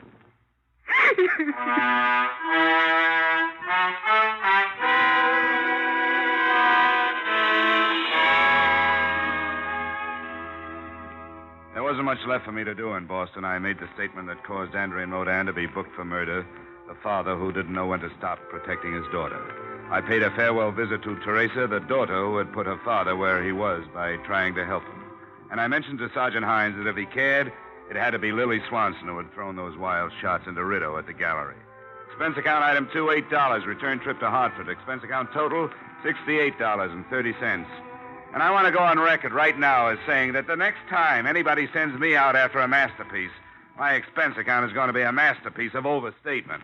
Yours truly, Johnny Dollar.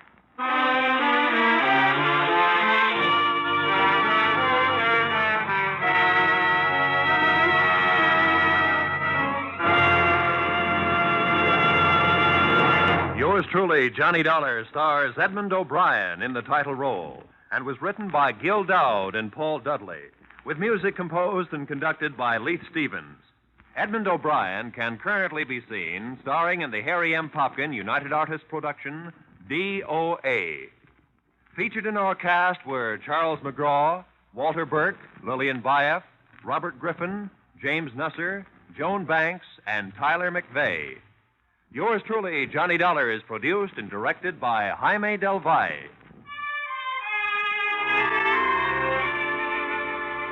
Join us again next week when, from Hollywood, Edmond O'Brien returns in another transcribed adventure of... Yours truly, Johnny Dollar.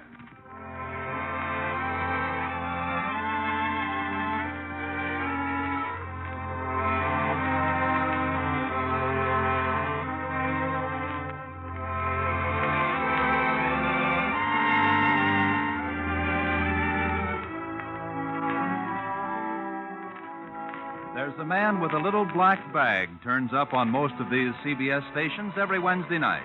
And out of it comes some of the most light-hearted and most moving stories on the air. The man? Why, it's Dr. Christian, of course. And tomorrow night's the night for another of his famous visits. Be sure to hear Dr. Christian starring Jean Hirschholz as the beloved small-town physician every Wednesday night. Now stay tuned for the adventures of Philip Marlowe, which follows immediately on most of these same CBS stations.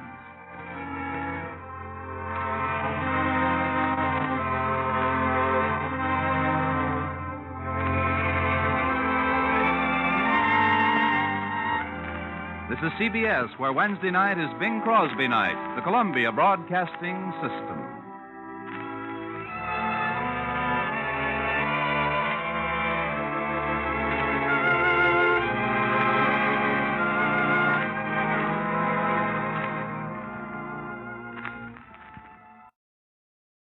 Time now for Edmond O'Brien as Johnny Dollar. Dollar, thank goodness I found you. Why? What's up? You've got to leave for New York, Dollar, immediately. A policyholder, he's afraid for his life. Here we go again. Who's he afraid of? Well, he wouldn't say over the telephone. All I know is, to us, he's worth $100,000 alive. Well, that makes it simple. He must be afraid of somebody to whom he's worth $100,000 dead.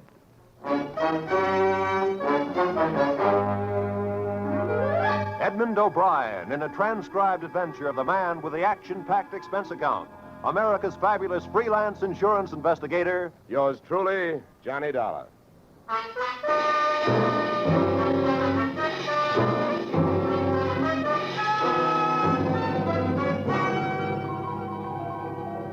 Expense account submitted by Special Investigator Johnny Dollar to Home Office, American Continental Life Insurance Company, Hartford, Connecticut.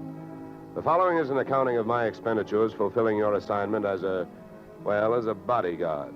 The body being that of your late policyholder, Robert W. Perry.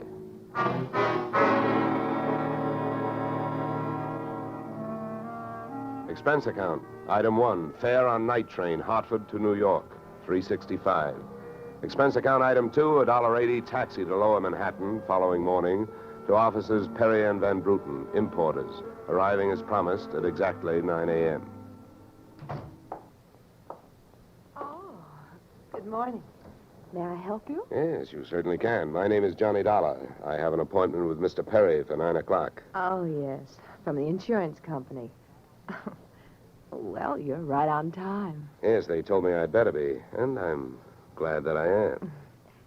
Mr. Perry just came in. He's alone and waiting for you. I'll buzz him that you're here. Thanks.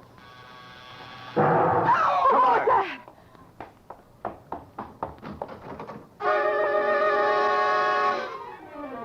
What was left of your policyholder, Mr. Perry, was just sliding out of a swivel chair as I hit the room.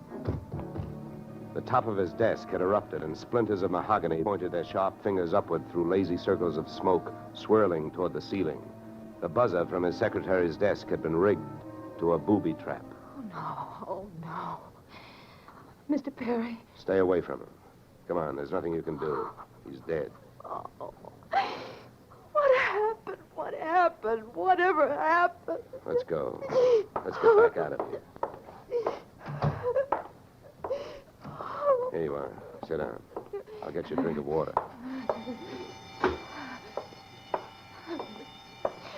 Come on, drink this.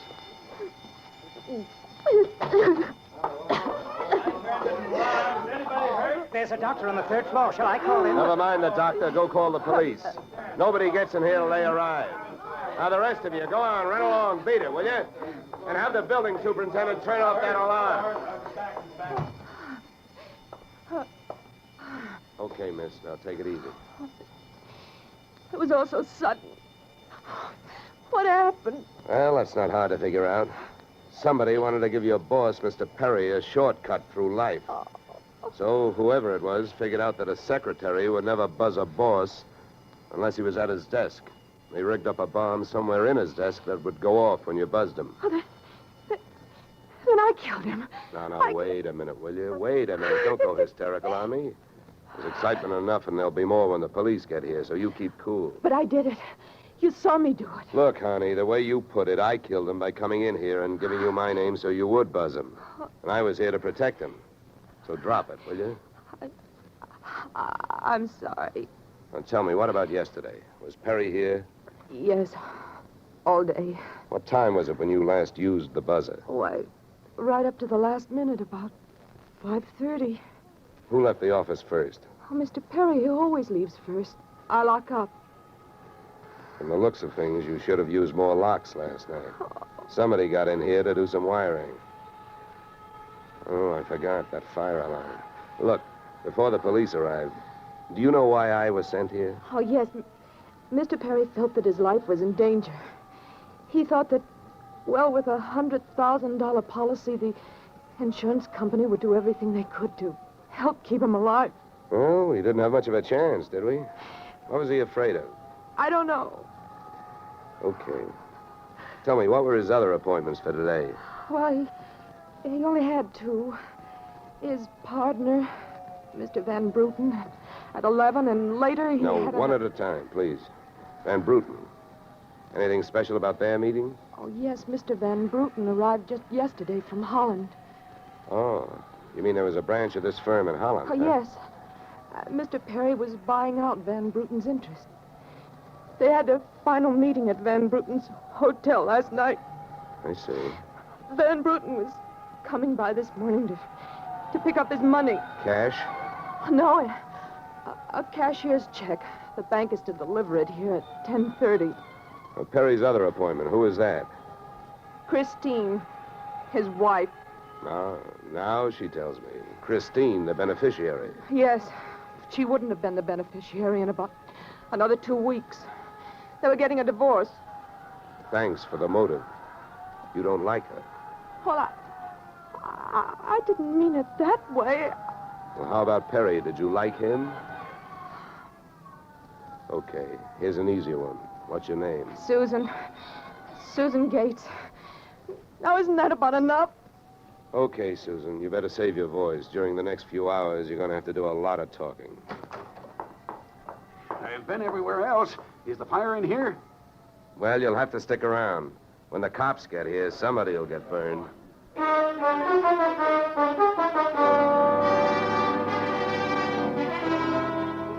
The firemen should have stuck around because the cops arrived in a blaze of glory. It was a very high-class investigation, 2 lieutenants. Finally, after about an hour, the police photographer ran out of flash bulbs, the office of the deceased ran out of fingerprints, and the lieutenants ran out of questions. So the on-the-scene phase of the investigation was closed. At about 5 minutes of 11, I left the police packing up their notebooks, their clues, and the body, and went into the outer office. Susan looked like she could use a big, broad shoulder to weep on, but unfortunately, I was wearing my light gray suit. About then, a dark blue suit and a deep green voice entered the room from the corridor. There. There's a fellow out here says he belongs here. His name is Van Bruten. What do you think? His name is on the door you just opened. Oh. Well, now, my name happens to be Murphy, and it's on bids all over the country. But that don't mean I'm stuffed with feathers, does it? Well, never crossed tongues with an Irishman. All right, send him in, officer. All right, you can go in. There's a policeman out there. There's trouble here? I am Bramer van Bruten. Where is Mr. Perry? What? He is waiting for me, no? No. But my appointment... He's not keeping any. He's dead. Dead? Oh, this is not possible. Last night I saw him. He was well. What happened? He was hit by a buzz bomb. A buzz bomb? Oh, please. You mean there was foul play? Yes, it was very foul. Oh, please. I may sit down. My first visit in all these years since before the war. It was to be so happy. But now tragedy like this. He was a good man, a good partner. I understand that as of last night, you were no longer partners. Yeah. I am glad you mentioned that. I realize, of course, that it is indelicate to speak of such things as money at a time like this, but that is why I am here, to receive my payment. Just because Perry got his, there's no reason for you not getting yours, huh? Oh, but you misunderstand me. I am deeply grieved, but, well, since the transaction was consummated, what is there to do? A delay would be a needless waste of money. I have already paid for passage back to Antwerp tomorrow. Your check is here, Mr. Van Bruten. Oh. Here you are. Thank you. In all of my years of business, this is indeed the saddest moment. Yeah. Well, if I didn't have some work to do, I'd sit down with you, and we'd all have a good cry.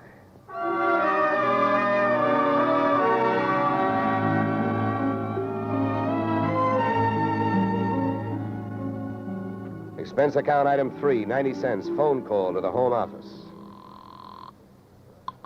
Mr. Gordon's office. Look, honey, this is Johnny Dollar. I want to speak to Mr. Gordon.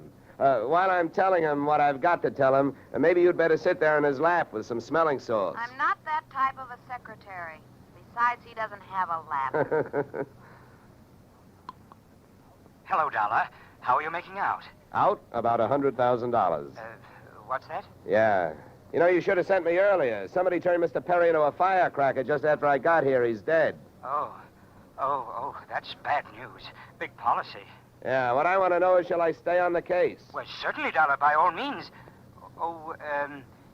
Is there a chance of proving suicide? There's a non-payment clause. Yeah, to make this one a suicide, there'd have to be a Santa Claus. Nobody could hate himself enough to do it this way. What are the fraud possibilities? Fair, there's an estranged wife. She's the beneficiary, but she wouldn't have been in a couple of weeks. Divorce coming up. I'll start with her. All right, Dollar. Good luck. But watch those expenses. Why, Gordon, I'm surprised. I think an insurance man would be the first to want to see a fellow live a little.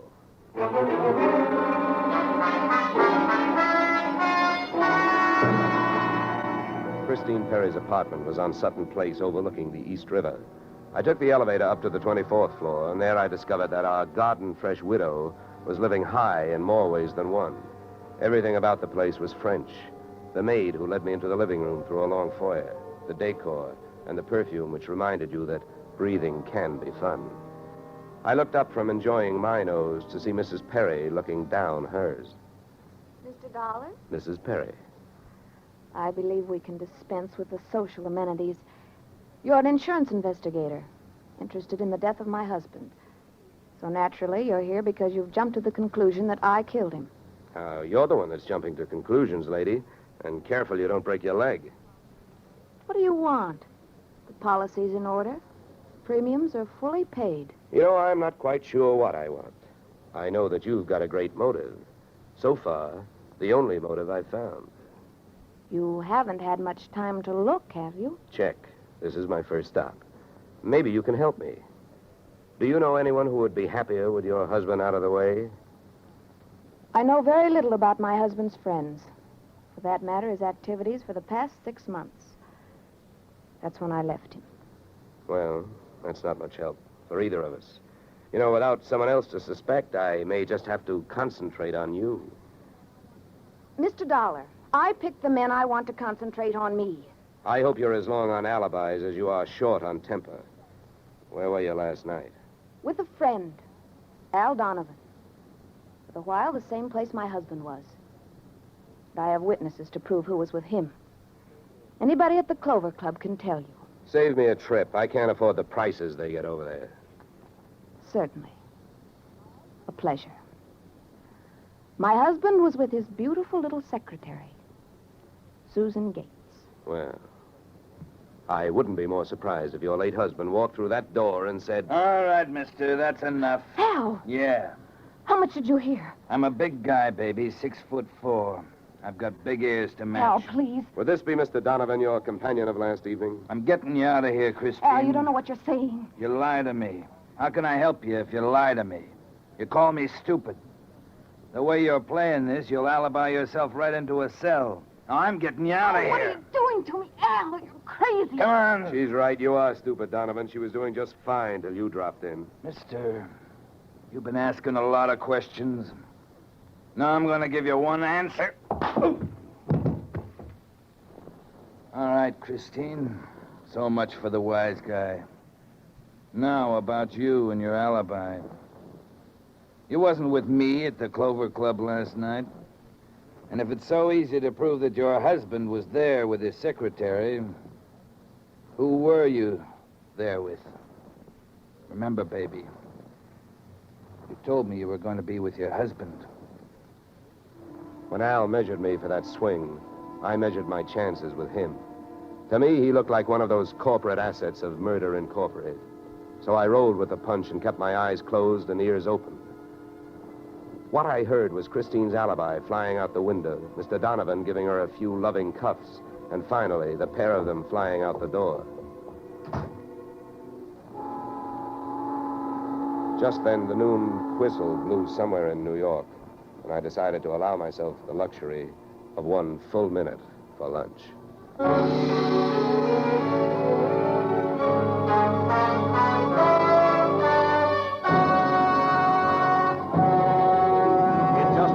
Return to the second act of Johnny Dollar. But first...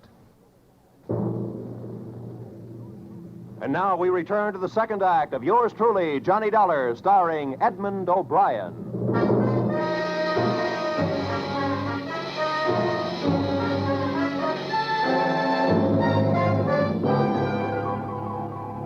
I spent the minute I took out for lunch eating a handful of Mrs. Perry's bonbons on the run.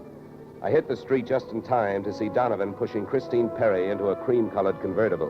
When they got rolling, I piled into an even yellower vehicle with a meter on it and started off crosstown playing tag through traffic. At 57th and Broadway, things got complicated. My cab was 3 cars behind them when a red light flashed them to a stop. Then the door of their car flew open, Christine dashed out across the street, and melted into the river of humanity flowing down into the subway. Since Al Donovan didn't follow her, I followed him. When he finally pulled to a stop, he took 2 chances. He parked in a no-parking zone and walked straight into the building beside it, a police station.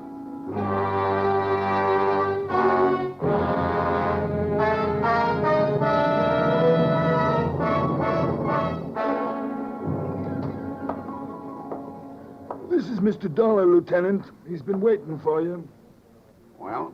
My name is Johnny Dollar, Lieutenant. Here are my credentials. Insurance, huh? Yeah, the Perry murder in particular. You've come to the right place, Dollar. A man named Donovan just walked in here and made a full confession. He what? That's right. My clerk's just typing it up. In the meantime, the gentleman is down in the tank having a bite of lunch on the city. He confessed. Well, does his story add up? As far as I know, I haven't heard too much about the case myself. It's not in my precinct. Yeah, but what did he use for a motive? Jealousy. Says he's in love, wanted to marry Perry's wife. Did he say how he managed it? Yeah, he stole a key to the office from the wife's apartment, entered the building last night, and wired the bomb to the buzzer system. Well, I guess guys do a lot of strange things in the name of love. It looks like Donovan did. Yeah, he either killed the man or he's trying to cover up for someone who did. Say, Lieutenant, don't execute him for a couple of days, will you? I spent the rest of the afternoon downtown in the offices of Perry and Van Bruten, importers. The partners' correspondents told me two things. They had been extremely friendly, and Van Bruten was extremely bald. Perry had been sending him toupees from a famous Hollywood makeup firm. At 4:30, I got to the employment files, which rocked me with two minor explosions of their own. First, I learned that Al Donovan had been employed over a period of years as Perry's bodyguard, and that he had been canned the day before the murder. That confession of his, which had been a little hard to swallow, was suddenly more digestible. On top of this came blast number 2. The employment application of Perry's secretary, Miss Susan Gates, informed me that during the war, she had worked in a munitions plant, her specialty, wiring bomb fuses. When Miss Susan Gates reached home at 8:30, she found a visitor, me.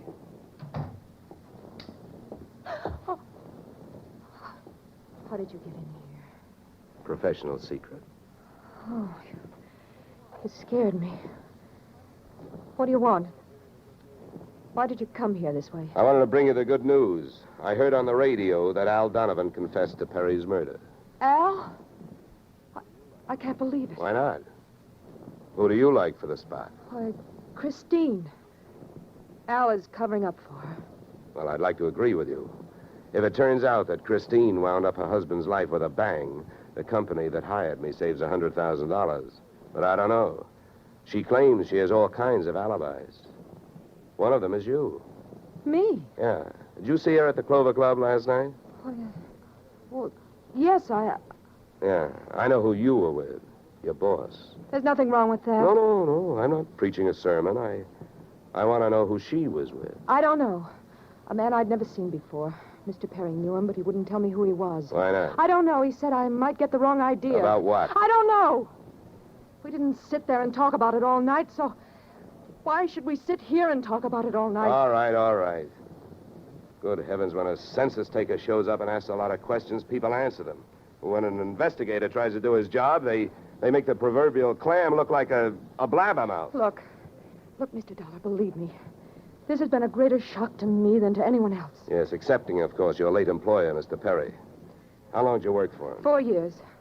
Where'd you work before then? Well, I worked... Let me help you. Bombs, huh? Wiring fuses. Remember? All right. I remember. Good. Maybe you'll remember a little more. Let's go back to last night. The guy with Christine Perry, who was he? I tell you, I don't know. Was it Van Bruten? I don't know. You don't know? No.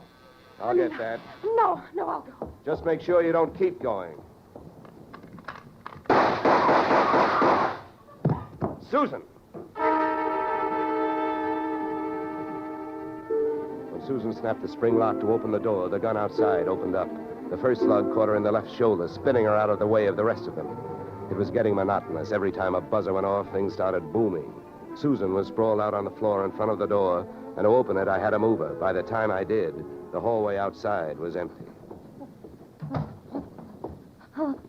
Okay, now, take it easy. Come on. Won't start hurting for a couple of minutes. We'll have a doctor here by then. He'll give you something. Please, try to keep calm. Here, boy. I'll throw my coat over here. Now, try not to move. You're going to ruin this rug. Never mind the rug.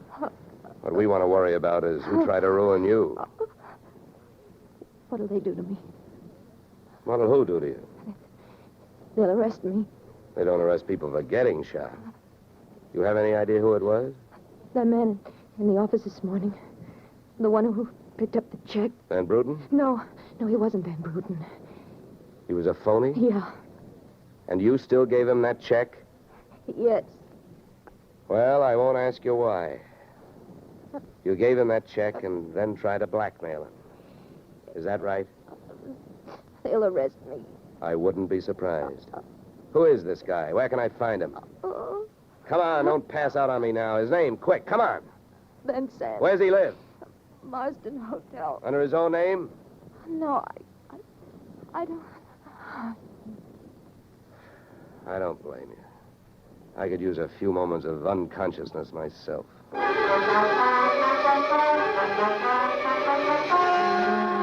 Marsden Hotel didn't have a Dutch name on the register, so I got a hold of the housekeeper and found out how many rooms her staff hadn't been able to make up all day because of no disturb signs on their doors, and then I went a-calling at those particular rooms. On the 9th floor, I wakened one old maid. On the 7th, I startled a bunch of poker players who thought they were being raided. And on the 4th, I struck the door of 427 and the jackpot. Who's there? Don't you see the sign? I do not wish to be disturbed. Sorry, I must have the wrong room. I started up the hall after the fire axe. When I got to it, I changed my mind. Out of the few things I learned about this guy, Van Sant, was that he loved to shoot people through doors. So I decided against trying to chop his down. Then I remembered the way those people came pouring out of those offices earlier in the day when they heard that fire alarm. So I picked up the little red hammer next to the big red fire axe, broke the little glass window, pulled the little brass hook, and set off a big brassy noise. And then I rushed back to 427.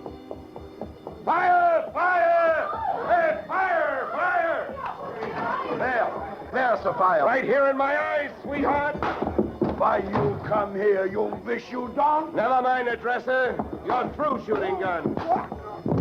What do you think, Van Sant? You want to try some more? You cannot make me stay here. It's a fire. We will all die. You'll look good barbecued, but I'll make a deal with you. You talk, and if I like what I hear, I'll show you how to get out of here alive. How I know this? You don't think I'm going to stay here and fry, do you?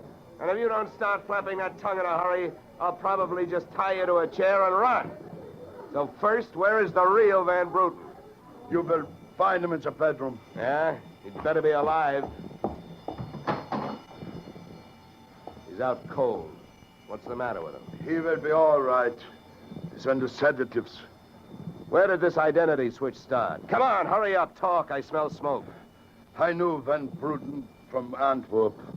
I know about the sale of his interests. I know the girl in the office here had never seen Van Bruten. Look, we go now. Don't get up. Come on, keep talking. I can feel it getting warm in here. Ah, it's the firefighters. We will be saved. Don't be too sure. They always start at the top floor and work their way down. Come on, I can hear those flames crackling. You know the rest.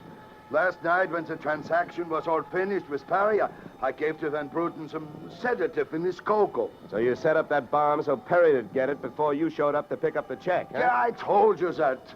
How the girl knows I am an imposter, I don't know. Well, let me tell you. She's been sending old Van Bruten toupees for the last 4 years.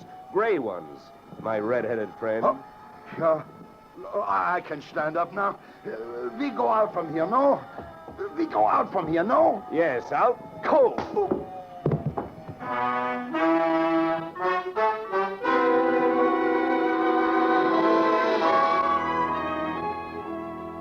Expense account, item 4, $1.40. Night letter informing you that American Continental would have to meet payment of claim to Mrs. Christine Perry, innocent widow of the insured.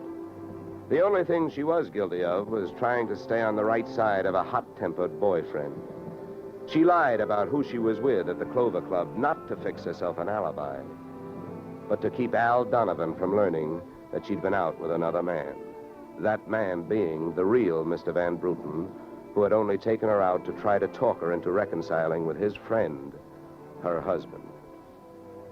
Expense account item 5, $100.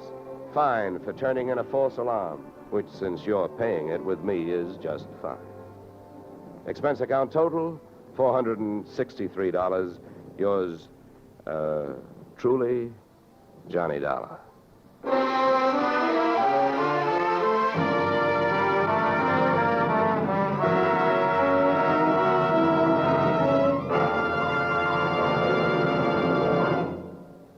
Yours truly, Johnny Dollar, stars Edmond O'Brien in the title role and is written by Paul Dudley and Gil Dowd, with music composed and conducted by Leith Stevens. Featured in our cast were Walter Burke, Gene Bates, Joe Duvall, Ted DeCorsia, Joyce McCluskey, and Raymond Burr. Yours truly, Johnny Dollar, is produced and directed by Jaime Del Valle. Beginning next week, we are moving to a new time and day, and we hope you'll join us on Tuesday evenings when Edmond O'Brien returns in another transcribed adventure of Yours truly, Johnny Dollar.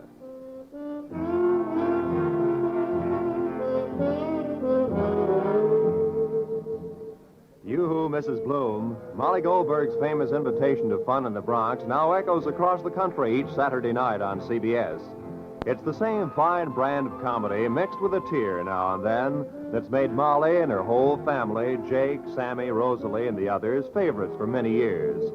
CBS invites you to hear the Goldbergs on most of these same CBS stations this Saturday and every Saturday.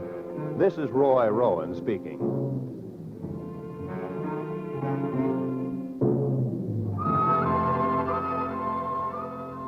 Disaster is no respecter of persons, and it can strike any time. But your Red Cross never sleeps. It has to be ready constantly in case of an emergency.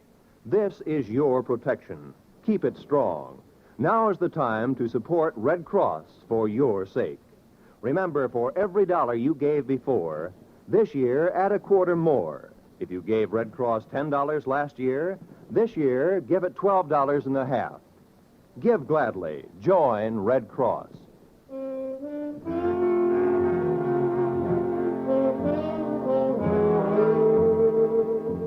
This is CBS, where yours truly, Johnny Dollar, meets adventure next Tuesday night, the Columbia Broadcasting System.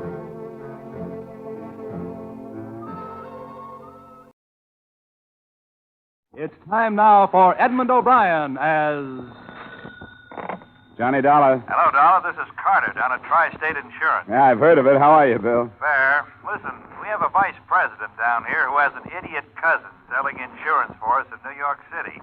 Well, he's done it again. Did you call me for advice or sympathy? He just sold a $15,000 policy covering a pair of antique pistols for the trip from here to a buyer in Boston. Well, some of those old weapons are worth it. Well, these must be. That's why I want you to see that they get there. According to this Leonard Bonney, who brought the pistols this far from England, somebody tried twice to steal them. That we learned after he'd bought the policy. Will you take the job? Okay, Bill. And when can I talk to this Bonnie? He's at the doctor's, but he'll be back in my office in an hour. Doctor's? Yeah. The last time the thugs jumped him, they put a knife through his arm.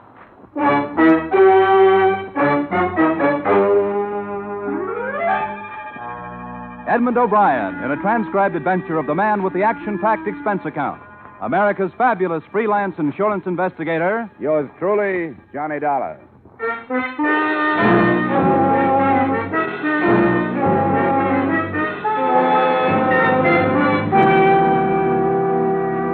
Expense account submitted by Special Investigator Johnny Dollar to Home Office Tri-State Insurance Company, Hartford, Connecticut. Attention, William Carter. The following is an accounting of my expenditures during assignment on the Queen Anne pistol matter. Expense account item 1, $1.75 cab fare from my apartment to your office, where I was introduced to Leonard Bonney, a tallish, badly proportioned man whose pasty complexion was just a shade darker than the sling that supported his left arm. Well, it's a pleasure, Mr. Dollar, a pleasure. Thanks. You've had a pretty rough go of it. That's right. And it's the truth that I'm glad to see somebody else taking the responsibility. You might tell Mr. Dollar about these attacks on you. Oh, yeah, I'd be happy to, Mr. Carter. The first time was in Liverpool before I boarded ship to come across. They came out from between two buildings near the wharf, 3 of them. They handed me a whack on the bean, and that's the truth.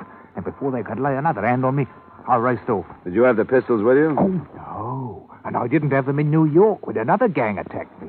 They almost killed me with that knife. The pistols are here, Dollar. Would you like to see them? Yeah, I would. Here, I'll open the case. The box he opened was leather-bound and satin-lined. 2 pistols nestled in it, graceful flintlocks with 10-inch forged barrels upon which were engraved a coronet and a name so faint that I couldn't make it out. They're from the 18th century. They're worth £10,000 as a collector's item. Where do they go? Oh, to an antique gun shop at 272 Medford Street in Boston. The proprietor's name is Arthur Worthing. He's a British chap. He wears spectacles. You'll recognize him. Will you be coming with me? Me? I don't think. No, I've had enough. I'll stay here and wait word from Mr. Carter that the pistols have got there safe. Oh, no. I've had enough.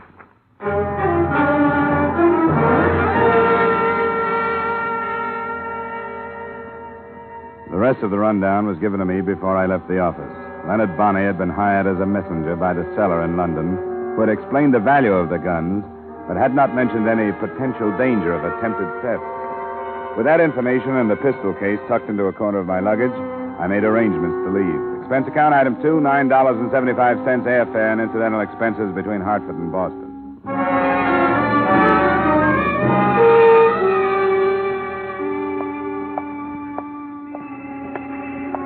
The address on Medford Street that Bonney had given to me was on the fringe of the retail district.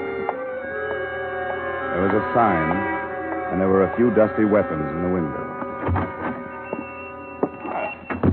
Good day, sir. Hello, you Arthur Worthing? Yes, I am. My name's Dollar. I've been hired by the tri-state... Mr. Bonney telegraphed me to expect you. The package, sir. I see you have the package. Yeah, I have it. This is a day I have long anticipated, sir. There. 2 masterpieces from the shop of James Freeman, Norwich, circa 1705. Sir, are you a fancier of arms? Nothing antique. Oh, that's a pity, sir, a pity. Fascinating study. These pistols have quite a remarkable history.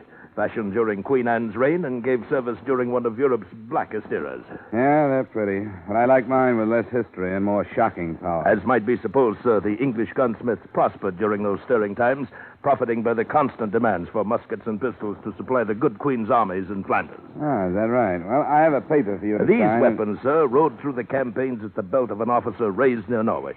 And if the truth were known, sir, more than one murder has been committed not only by them, but because of them. Tell me, sir, were you followed? Not that I know of. Now, if I could get your signature on this release, Just a moment, young man. I believe that the assurance policy purchased by Mr. Bonney is in effect until the pistols rest in the possession of the purchaser. Is that not correct? You're not the buyer? Well, unfortunately, sir, a price of $20,000 is a great deal too dear for me. Well, who is it then and where? A Mr. and Mrs. Jack Rollins' bride. Bride. Okay. Address? Yes, I'll jot it down for you. Just a moment. 8 Victoria Drive. There you are. It's a large rest on the left flank as you approach it from the east. I think I can find it. Now, give the Pister's bride and tell them that either Mr. Bonney or myself will contact them at the earliest opportunity. All right, I'll get back to you by phone.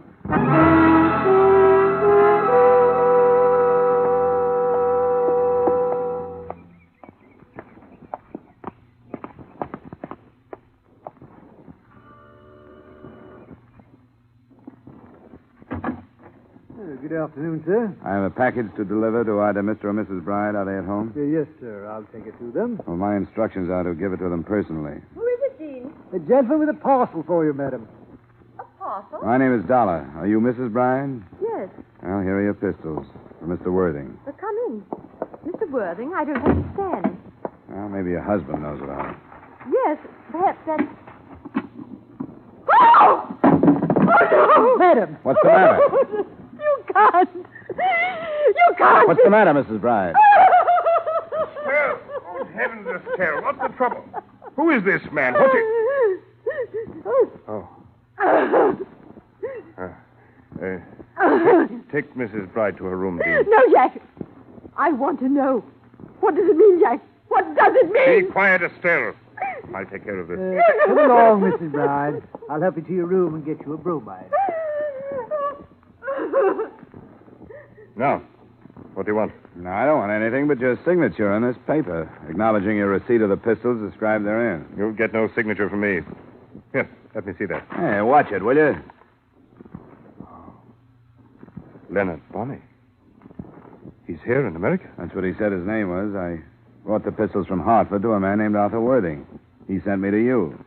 Who's Arthur Worthing? I took it that you knew one another. He's a dealer in antique weapons. Yes, of course. Get out of here.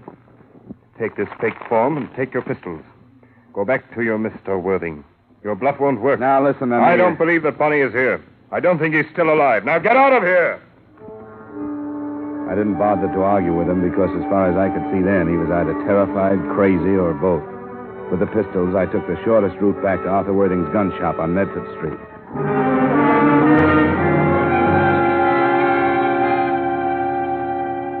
I should have saved myself the anger I'd built up to let go at Worthing. The place was not only locked, it was empty of antique weapons. And Arthur Worthing's sign had been replaced in the window by another which read, Office or Store for Rent. Inquire number 13 Groves Building. I decided not to.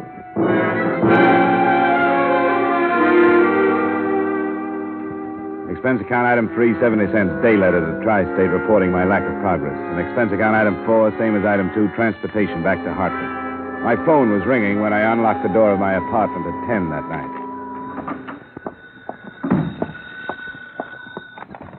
Johnny Dollar. Bill Carter, Johnny. Did I interrupt something? Yeah, I just got in. Just came through the door. That's crazy business in Boston.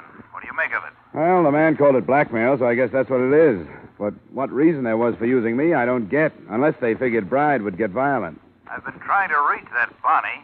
He left a phone number. Huh. What'd you get, the city pound? No, some woman with an accent so thick we can't understand each other. Well, forget it. Bonnie just made it up. He was lying in his teeth about everything. Do you have the pistols? Yeah, but not for long. I'm bringing them down to your vault in the morning. Good. Stop by my office. Aren't you curious about this thing? No, not even intrigued. I don't want any part of it. That was only half true. I didn't want any part of it, but I was intrigued. Later, after a shower and over a highball, I took the pistols out of their case and looked them over. Except for the possibility that they were the tools of blackmail, I could find nothing to make them worth $20,000. But under a strong light, I did make out the name engraved on the barrel that I hadn't been able to read before. It was Bride, as in Mr. and Mrs. Jack Rowland's Bride. And the date behind it was 1704. I wondered what there was about something out of the 18th century that could send a 20th century woman into hysterics.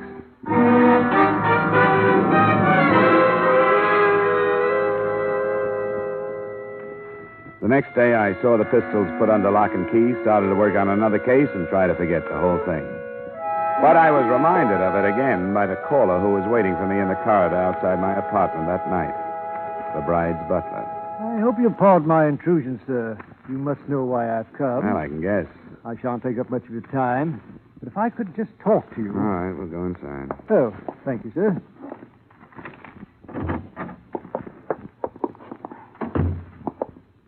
Sit down. I'll stand, sir. Could you possibly give me the pistols, Mr. Dollar? No. But why not, sir? Well, the main reason is I don't have them. Bride didn't seem to want them when I tried to give them to him. Oh, but he did, sir. If he faltered putting his signature on the form which described them, it would have become an admission that he had received them. What's he afraid of? I couldn't say, sir. He told me that he wouldn't be able to answer for the consequences if I failed to bring them back. What does that mean? Mr. Bride is a very violent and sudden man. Look, I'm through with the case. I turned the guns back to the company that insured them, and he can get them by going down there and signing that release. I beg of you, sir, get them tomorrow morning and give them to me. I can't. Possibly because they aren't there. It felt like a beastie. Then I got a look at the vial in his hand and the needle. His expressionless face watching me became diffused and was streaked with flashes of red. I tried to reach for the face, but it swirled away and out of sight. I took one stumbling step after it. That was the best I could do.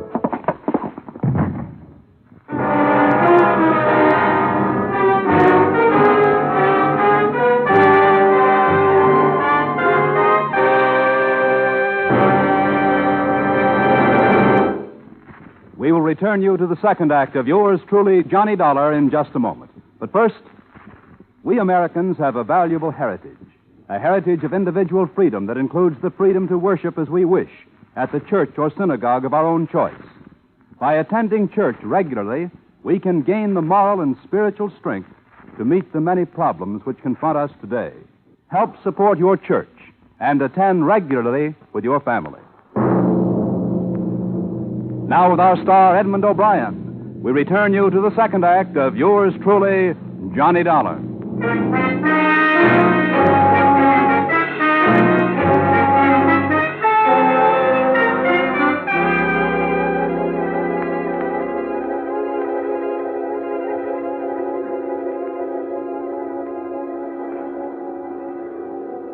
Come on, Happy.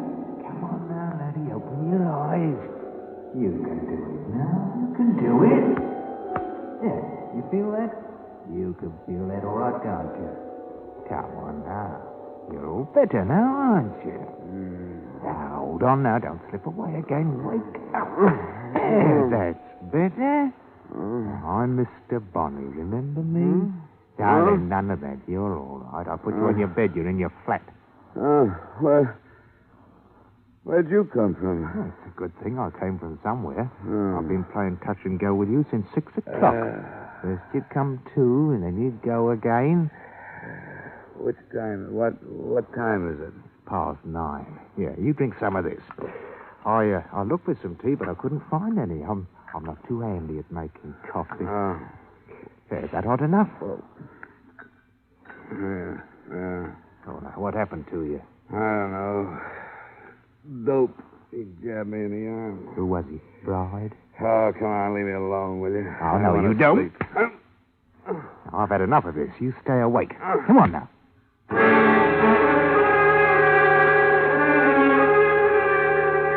That treatment went on for another 45 minutes. That and the coffee. From the bed, I could see that my apartment had been torn to pieces. I was too sick to be angry about it. And when I could sit up and put my feet on the floor, I realized without surprise that Bonnie's arm was no longer in a sling. In fact, there was a Webley automatic in his hand. Oh, that. Well, the surgeon said I wouldn't need the sling anymore. Oh, you are a lying... Now, stand up now. Come on. Did he get those pistols? Who? Bride. Whoever it was tore up your flat looking for them. No, he didn't get them. And you aren't going to get them either. Oh, yeah, now, you got an head on your shoulders. You use it. Where are they?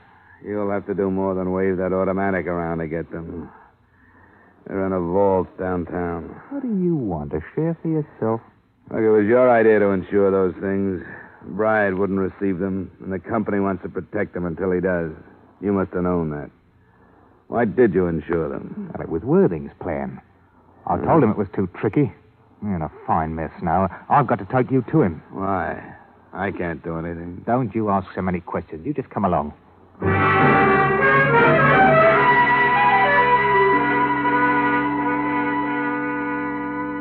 He gun-muzzled me out of my apartment and into a car. If I'd been in better shape, I might have been able to break away from him. But with my system still full of dope, I didn't have either the will or the energy for a try. I only half remember the trip, but the end of it was a shabby hotel within earshot of the harbor in Boston.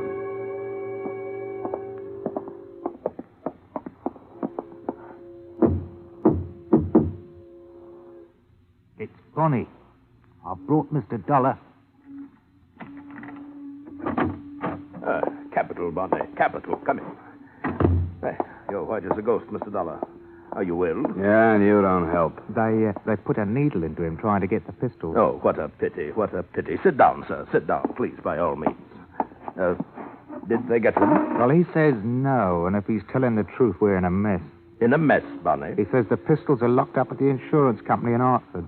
Well, now, is that the truth? I don't see why that should be hard to believe. Now, what do you say to that? I told you it wouldn't work. You and your complicated plans. Now we've lost the whole thing. Nonsense, Bonnie, nonsense. Why, actually, the pistols are of no consequence whatsoever. Well, they were important right enough in London when we talked about coming here with them. Of course they were, Bonnie, but now they've served their purpose. The brides have seen them. You have spoken to them on the phone. It only remains for you to collect the money. The end of the past, Bonnie. Well, I think we need them. Well, Mr. Dollar, it suddenly occurs to me that I have spilled the beans, as you Yanks so quaintly put it. I've told you the truth. I don't want to know the truth. Why don't you keep quiet, Worthing? That's a good idea. Until I get out of here anyway. Bonnie, stop him.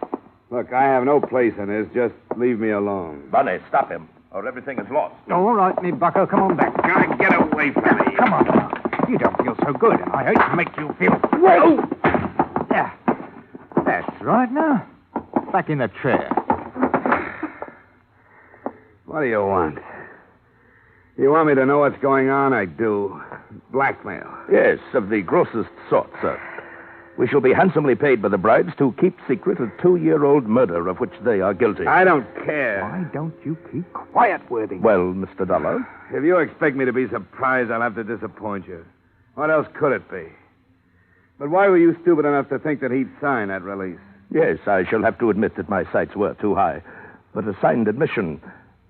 It was such a devilishly clever scheme, I was forced to have a try at it. And why keep me involved in it? Because you are a witness, so to speak. Now, be patient, sir. After being dragged into the lives of people I don't know and don't want to know, after being drugged and knocked around by your gunmen... Enough of that. And now, Bonnie, the hour to strike has come. I will meet the brides. Here. Oh, by the way, let me have your Webley. Well, what about me? You, at the same time, will be at the bride residence waiting for them to return and make the initial payment of our $20,000. The contest is won, Bonnie. I hope you're right, Worthing. It's been a long one. Yes, it has. A splendid quest.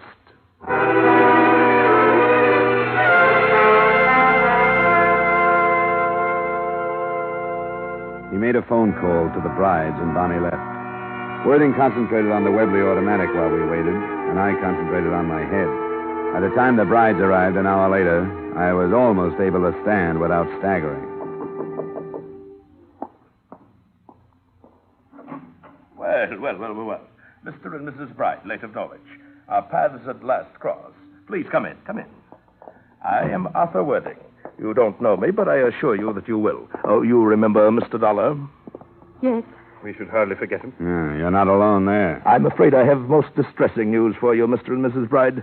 I shall be unable to make deliveries since Mr. Dollar has gained possession of the pistols and steadfastly refuses to part with them. He is a veritable thorn in my side. Do you expect sympathy from us, Mr. Worthing? Well, indeed, I expect nothing of the sort. No more than your uncle, the Duke of Pembroke, would have expected from you had he known your true thoughts before you had him murdered. Are you lecturing, Worthing? You're planning to profit from the same death. Yes, quite a profitable death to everyone but the poor Duke. The estate fortune to the brides and to the others of us who nibble at the edges, a small share. Even you, Mr. Dollar, earned a penny or two. Cut this short, will you? It's a little too thick for me. Well, Mr. and Mrs. Bride, you both understand the terms that Leonard Barney and I have decided upon.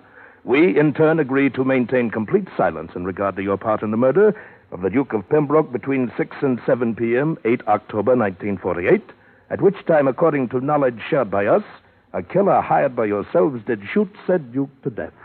How can we be sure if, as you tell us, Dollar refuses to give up the pistols? Mr. Dollar? Leave me out of this. An unfortunate situation, but one of minor importance.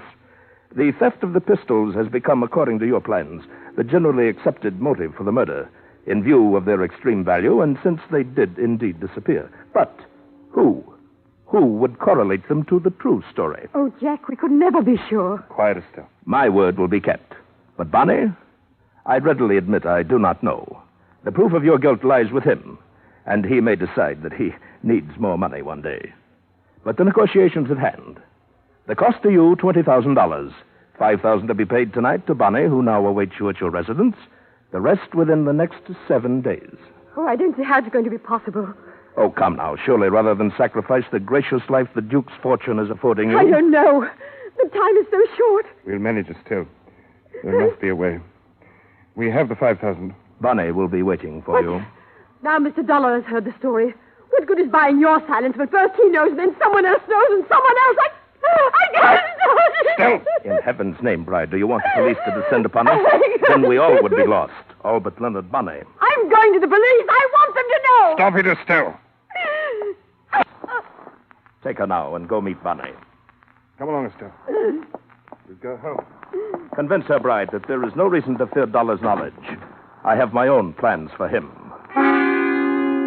Worthing's success made him careless. Calling his orders to the brides, he was a quarter turn away from me. As soon as the door closed, I moved.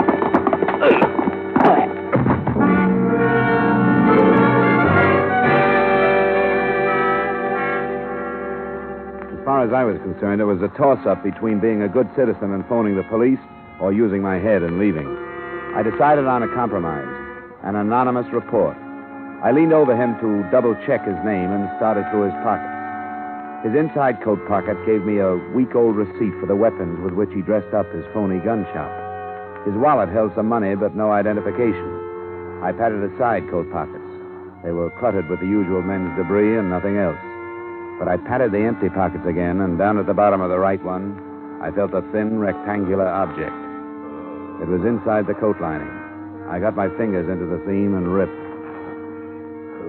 The object was a card set into a plate of transparent plastic. It said, Arthur T. Worthing, Inspector, CID, Scotland Yard. Oh, the devil.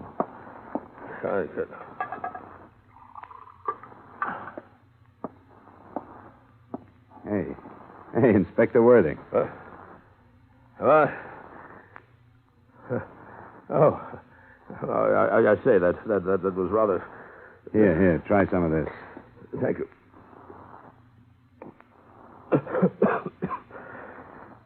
Well, I must say that you're an extraordinary ally, Mr. Dollar. It would help, if your allies knew they were allies instead of pigeons. Do you want to try and get up? Not yet, I think. A vicious pummeling. But more about that later. Suffice it to say that I've been posing as a blackmailer for so long that I scarcely know what I am myself. I couldn't shed my disguise in front of you until the final details were arranged. What is this approach of yours? Approach, sir. This crazy scheme. Here, come on, take my hand. Thank you. Not crazy, sir. Intricate, perhaps, but I did obtain a confession, didn't I? With you as a witness. During the investigation in England, no effort was enough to swerve the brides from their story of their murder. I had to turn criminal to meet them on a common level and gain the truth. And did you have in mind stopping the brides before they commit another murder or after? That's an odd question, sir. Oh, no, not since this is making sense. Not since you baited Bride with the idea that Bonnie was the only one that could prove them guilty of murder. Impeccable truth, Mr. Dollar, since it was Bonnie they hired to commit their crime. If the brides were apprehended at the scene immediately after they had murdered that miserable little cutthroat known as Bonnie, well, then, they'd be hard-pressed to find a valid reason for not confessing to the original murder of the Duke, would they not now? I think you softened the wife up to the point where she'd spill. Yes, by Jove, I believe you've hit the nail squarely on the head. We'll phone the police to go there. I think you hit the same nail on the head when you palled up with Bonnie and talked him into coming over here with blackmail in mind. Yes, you're right. This has been a personal matter. The Duke of Pembroke was my friend. As I said, nothing could be done in England, so here I am. Unofficially, of course. I suggest now that I phone the police, don't you?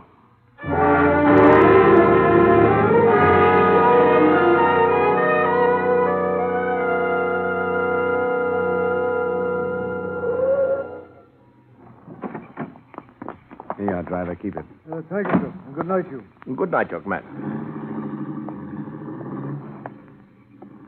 Well, no sign of the police, Dollar. They'll arrive quietly. We'd better get up to the house. We dropped our cab a few yards down from the Bride address. When we got there, we took the driveway. There was a light in a room I'd spotted the last time I was there, a library. We angled off toward it, but before we reached it, a look I tossed over my shoulder stopped me. Behind us in the street, I could see a swarm of uniformed figures slipping silently toward us. They were close, but not close enough.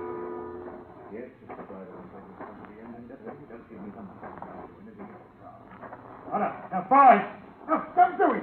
Look, I'll figure it out. I'll come back to England. You'll never be bothered by me. Talbot, take 3 men and cover the rear. All right, come on, you guys. Let's go this way.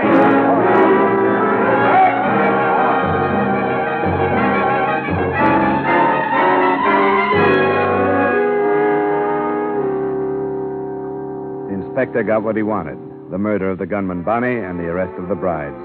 Justice is supposed to move in straight, formal lines. When that kind misfires, I guess it's cricket to go devious. He brought a victim as well as a motive clear across the Atlantic to set up the playoff scene. Expense account item 5, same as number 2, transportation back to Hartford. Item 6, miscellaneous. You'll have to admit I deserve something for what I went through. $150. Expense account total, $365.35. Yours truly, Johnny Dollar.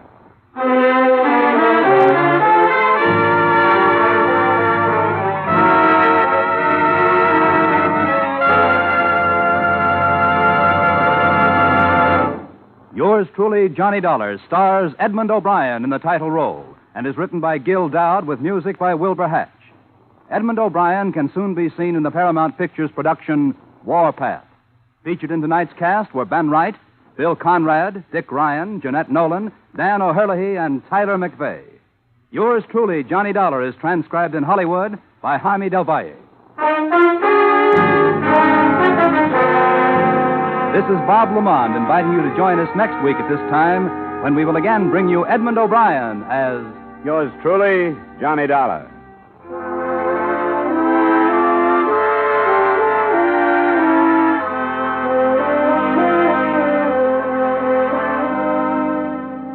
Every Saturday night, Americans from coast to coast play Sing It Again. Do you? Well, if you don't know the fun and excitement you're missing. Not to mention radio's largest cash award if you can name the Phantom Voice. There's music on Sing It Again. Music with Alan Vale, Bob Howard, Judy Lynn, the Riddlers, Ray Block and his orchestra. There are contestants from all over America, phoned by Dan Seymour. And there are prizes. Prizes galore, plus that special jackpot prize we mentioned earlier. So stay at home. Play at home on Saturday nights when over many of these same CBS stations, Dan Seymour says it's Sing It Again. Stay tuned now for Von Monroe's Caravan, which follows immediately on most of these same CBS stations.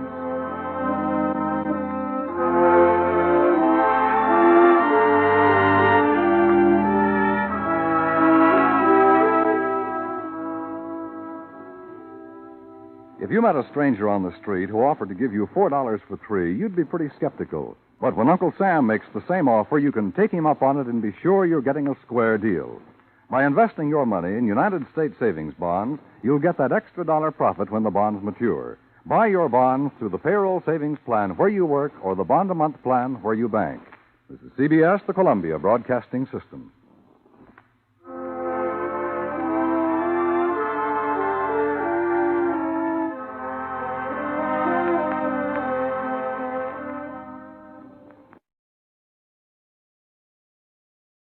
Wrigley's Spearmint Chewing Gum, the refreshing, delicious treat that gives you chewing enjoyment, presents for your listening enjoyment Edmond O'Brien as Johnny Dollar. Are you the insurance detective? That's right. Who's this? Johnny Doe for now. Do you want to crack the Calgary job? What? Calgary Products down in Camden. 300,000 payroll robbery on the first of the month. This isn't my kind of a gag. Try it on somebody else, Wait a minute. This is no gag. Check the Alliance Bonding Company in New York. They've kept it out of the papers. If you're interested, be at this same phone tomorrow night at 10. I'll call you.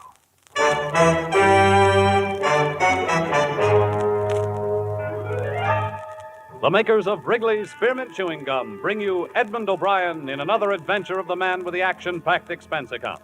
America's fabulous freelance insurance investigator. Yours truly, Johnny Dollar.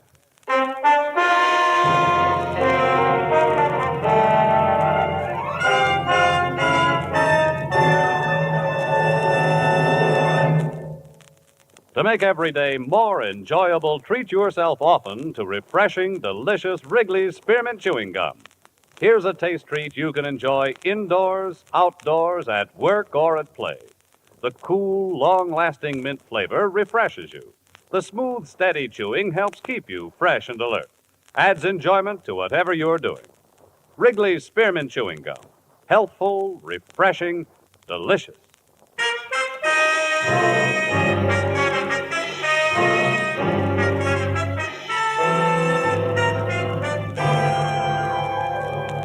Expense account submitted by Special Investigator Johnny Dollar to Alliance Bonding Company, New York City, New York.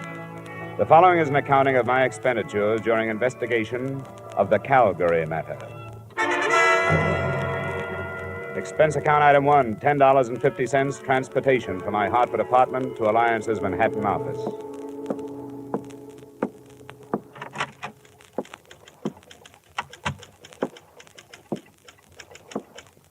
Good afternoon, sir. Hello. I think Mr. Matthews is expecting me. The name is Dollar? Oh, yes, Mr. Dollar. That door. Just go right in. Thank you. Yes. All right, Al. That'll be fine. The first bout starts at 8, but we don't care if we miss that. All right, I'll see you then. Sorry, but you can't hurry a son, you know. That's all right. I'm Johnny Dollar, Mr. Matthews. Yes, so I thought. Sit down, won't you? Uh-huh. Yes, sir? I don't want to be interrupted for the next hour, Miss Mills. Yes, sir. Mr. Dollar, do you put any stock in that telephone call? Oh, I haven't any idea. I don't know anything about it. I've done a lot of thinking since you phoned me about it, and Of course, there's nothing for us to do except to follow it up. But I can't help wondering if this man isn't a crank of some kind. Well, that's what I thought, too, until you bore him out by telling me there'd been a robbery that had been held from the press. Why has it been kept a secret? Well, all concerned thought it was the best idea. And there's a possibility that the group involved is the same one that carried off the Brink robbery. But any publicity would only give away our hunch that the same gang pulled both jobs. What makes you think the Brink crowd might have pulled this one? Because of the way it was executed. Simple perfection. The knowledge the criminals had of our operations. You see, one of our armored cars was to deliver a cash deposit to the Barton Bank in Camden to cover the Calgary Products payroll. The truck simply didn't arrive. It was found later, wrecked and empty. The driver and the guards?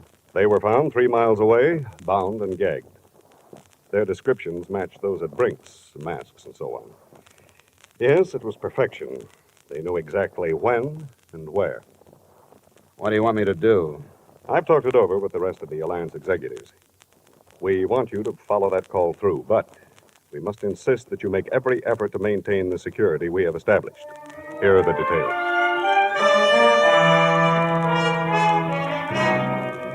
Expense account item 2, same as item 1, transportation back to Hartford. At 9:45 that night, I was in my apartment waiting for the promised call from John Doe. At 10:05, my phone rang. Johnny Dollar. Stanley, 3469. Yes? 1 moment, please. Philadelphia's calling. Philadelphia. Your call to Hartford is ready. Go ahead, please. Mr. Dollar, Yeah? what did you decide about the Calgary job? Well, what happened to the man I talked with last night? He didn't dare phone you tonight. He was afraid you'd be set up with the police to trace the call. I haven't talked to the police. Don't. If you do, it's all off. He doesn't want to be arrested. He wants to surrender to the New Jersey District Attorney's men. The guy I talked with last night? No, he wasn't involved with Calgary. It was a friend of his. Do you want to talk it over with him? Where? There's a room reserved in the name of Charles Randall at the Brantford Hotel in Bridgeport. Check into it between 7 and 8 tomorrow night. Sign the register, Charles Randall, 7458 Walnut Drive, Boston. Look, why doesn't he just take my address and come over here? He can't. Why not? Brantford Hotel, Bridgeport. If you're interested, be there.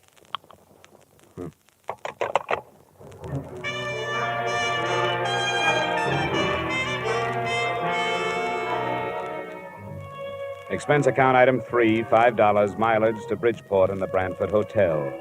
It was a weathered frame building in the Harbor District. I felt conspicuous walking across the lobby to the desk because I was the only man in sight who was wearing a tie. I wondered, since I was so out of place, why that address had been picked for a meeting that I assumed was not supposed to attract attention. My room was in the rear on the ground floor. I'd no more than opened a single window to air the room of the traces left by its previous tenant when I was signaled to the door.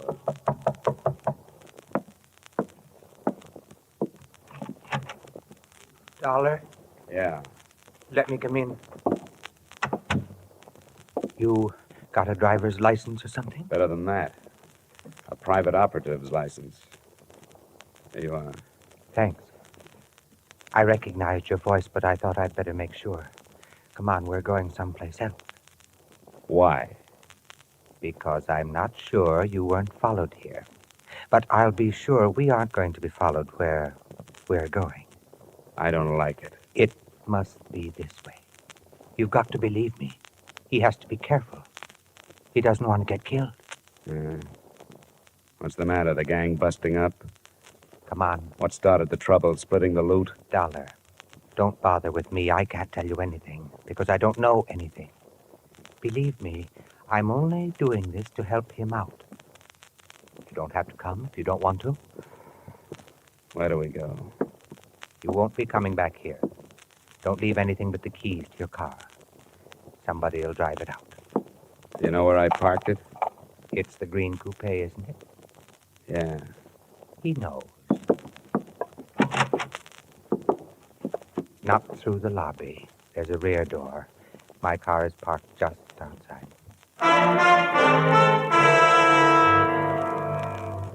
We drove without speaking, crisscrossing town and backtracking until he was satisfied there were no followers. And then out of town in roughly an easterly direction, following the shore of Long Island Sound. I clocked 3 4/10 miles on the speedometer, starting at the city limits. Then he switched off the lights and turned right into a pair of ruts. Finally, we bounced to a stop in front of a cabin near the water. Watch your step. There are a couple of roots in the path.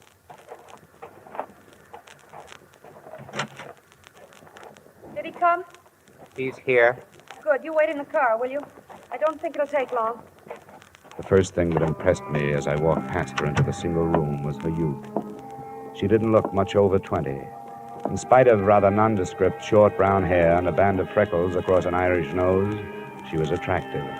She was very small, and her violet eyes were very frightened. I'm glad you've come. Where's the man I've come after? He left. He decided at the last minute that it would be better if he didn't meet you tonight. Look, I've had enough. I don't play this way. I don't like to be made a fool of. But you aren't. Please be patient with us. I've been patient, and all I've gotten for it is some vague phone calls, pointless instructions, and a meeting in a crummy hotel that's right out of Dime Detective. I've had enough. Please help us. How can I help you when you don't give me anything? I don't know anything. And how can I help somebody who runs away? As far as I know, he doesn't even exist. I'll show you.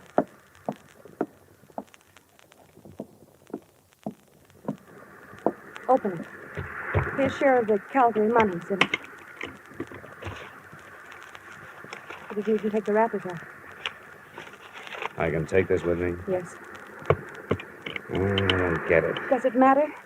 He wants to give himself up. Why this way? I told you on the phone.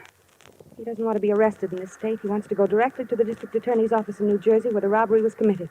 He'll turn state's witness? Yes. But he has a demand. Promise of immunity. It won't work. Any promise like that destroys the value of testimony. Might even bar it from the trial. It's been done. It's never promised. You'll have to take his chances on that. It doesn't have to be public. You can try, can't you? Sure, I can try it, but I won't get it. Anything else? Yes. He wants to be placed in protective custody until after the trial. How many other men were in on the job? He wouldn't tell me. I can't tell you anymore. Will you go to New Jersey? I'll have to have 2 days. I may not be able to see anybody tomorrow. All right. You'll call your Hartford number both nights at 10. You'll have to go now. Please do your best.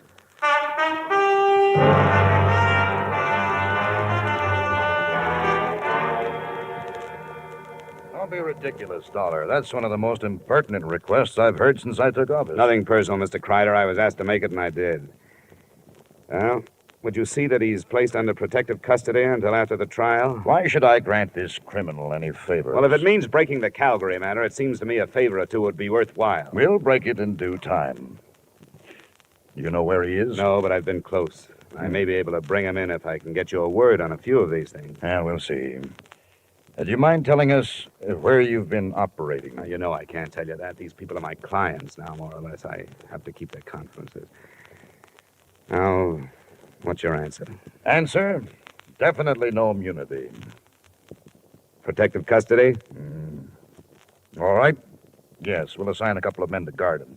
Okay, Mr. Kreider. I'll see what I can do with that. You'll hear from me in a day or so.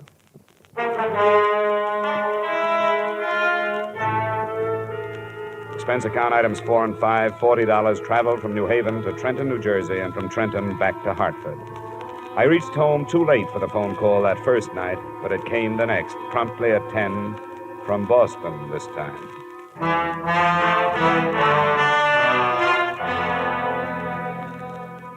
What happened, Dollar? How did you make out? No worse than I expected to. Protection, but no immunity. Oh, that's not so good. They weren't too happy with the situation. I think because they want to make an arrest themselves. Were you followed? Yeah, 2 men.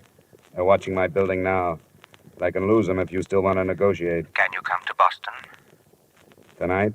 Yes, if you're sure you can shake the New Jersey men. Where do we meet? You're sure your line isn't tapped? They haven't had time, but they will if you don't quit stalling. Drive up through Springfield and Worcester. Just outside Boston, you'll pass through Auburndale. On the other side of it, there are 2 bridges. After you've crossed the second one, pull off the road and wait. All right, I'll be there. Well, let me tell you something. This is the last trip. Get your man off the dime. I can't spend the summer touring New England. I slipped out of Hartford, found the second bridge beyond Auburndale, pulled off the road, and sat there, listening to the night. I sat there for an hour before anything happened.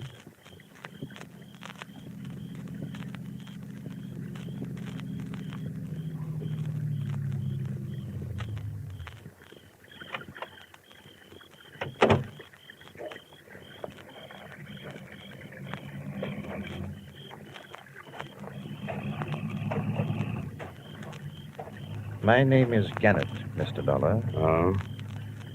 Are you the one? Yes, I'm the one. Get in. Thank you. Well, you caused quite a stir, Gannett. Yes, so I understand. I've heard that crime pays only those who write about it and those who investigate. Are you armed? No, but satisfy yourself. The DA in Trenton? Then, by all means, the DA and friends will be at the cottage by the sound side after you have delivered me. It wasn't a silent trip, but the subject of our scattered conversation was always far removed from the Calgary matter. Gannett's only typically criminal attitude was one of fear. He was never satisfied that we weren't being followed. We weren't.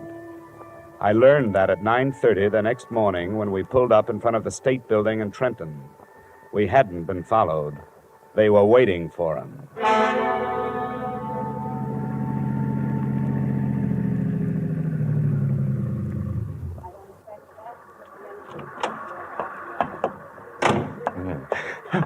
Al, no, don't.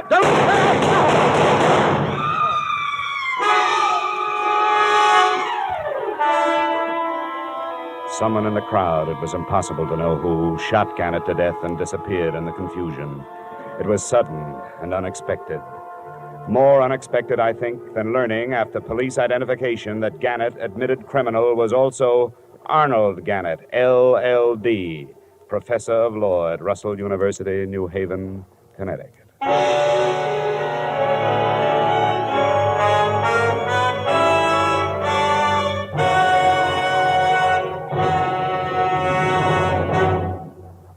To make every day more enjoyable, treat yourself often to refreshing, delicious Wrigley's Spearmint Chewing Gum. The lively, full-bodied, real mint flavor cools your mouth, moistens your throat, freshens your taste. And the chewing itself gives you a little lift, helps you keep going at your best. So for real chewing enjoyment that's refreshing and long-lasting, always keep Wrigley's Spearmint Chewing Gum handy. Healthful, delicious Wrigley's Spearmint Gum will make every day more enjoyable. And now, with our star, Edmond O'Brien, we return you to the second act of yours truly, Johnny Dollar.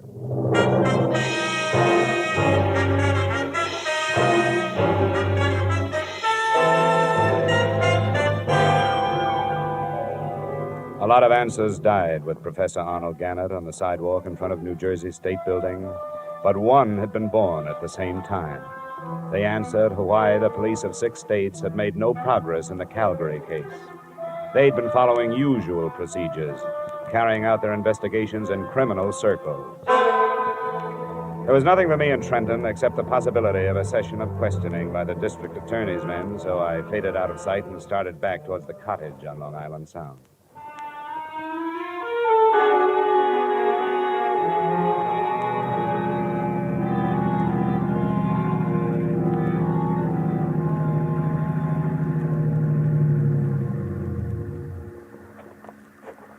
Hello?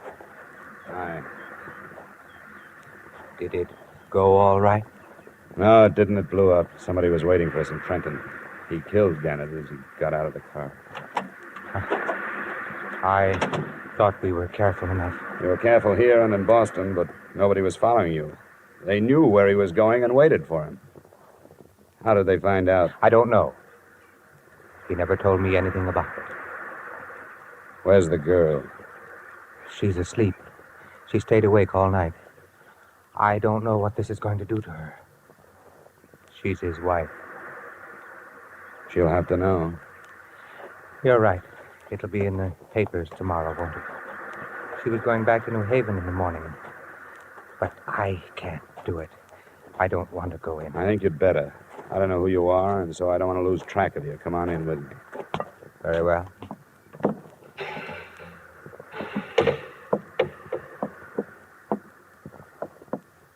Mrs. Gannett? Mm-hmm. Mrs. Gannett? Oh, what is it?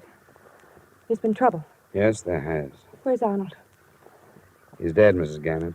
No, He was killed before he could surrender. I want you to tell me who did it. I don't know. I don't know. I don't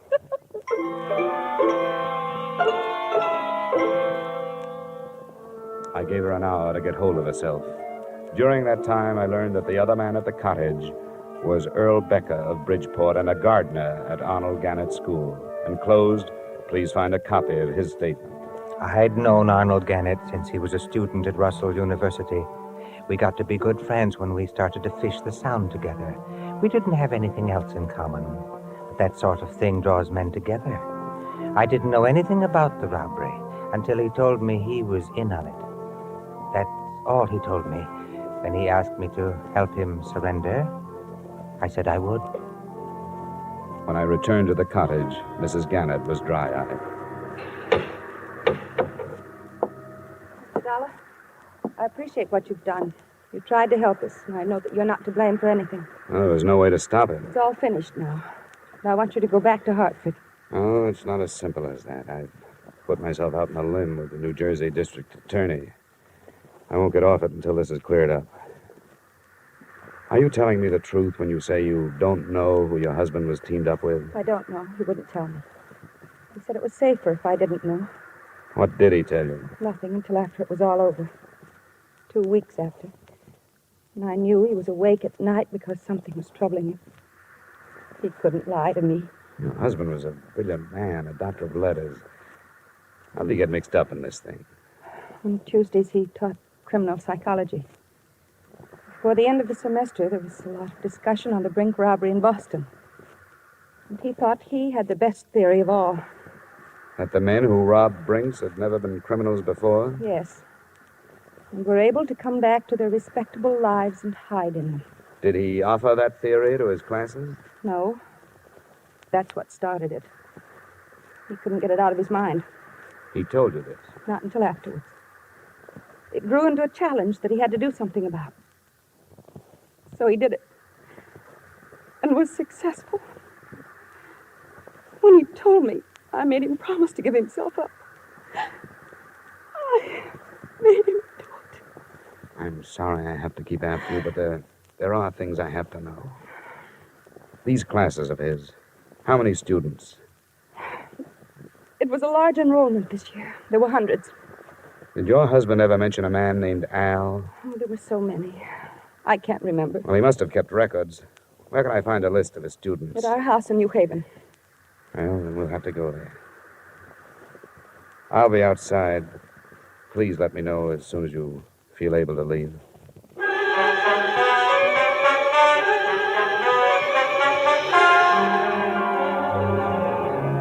By now, the time element had become important. I knew that before long, the police would be swarming into Gannett's house and make my search impossible.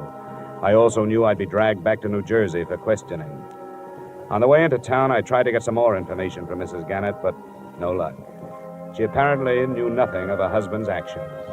It was 6 p.m. when she opened the door of Professor Gannett's office. Across one wall stretched a row of file cabinets, his records and lists of students.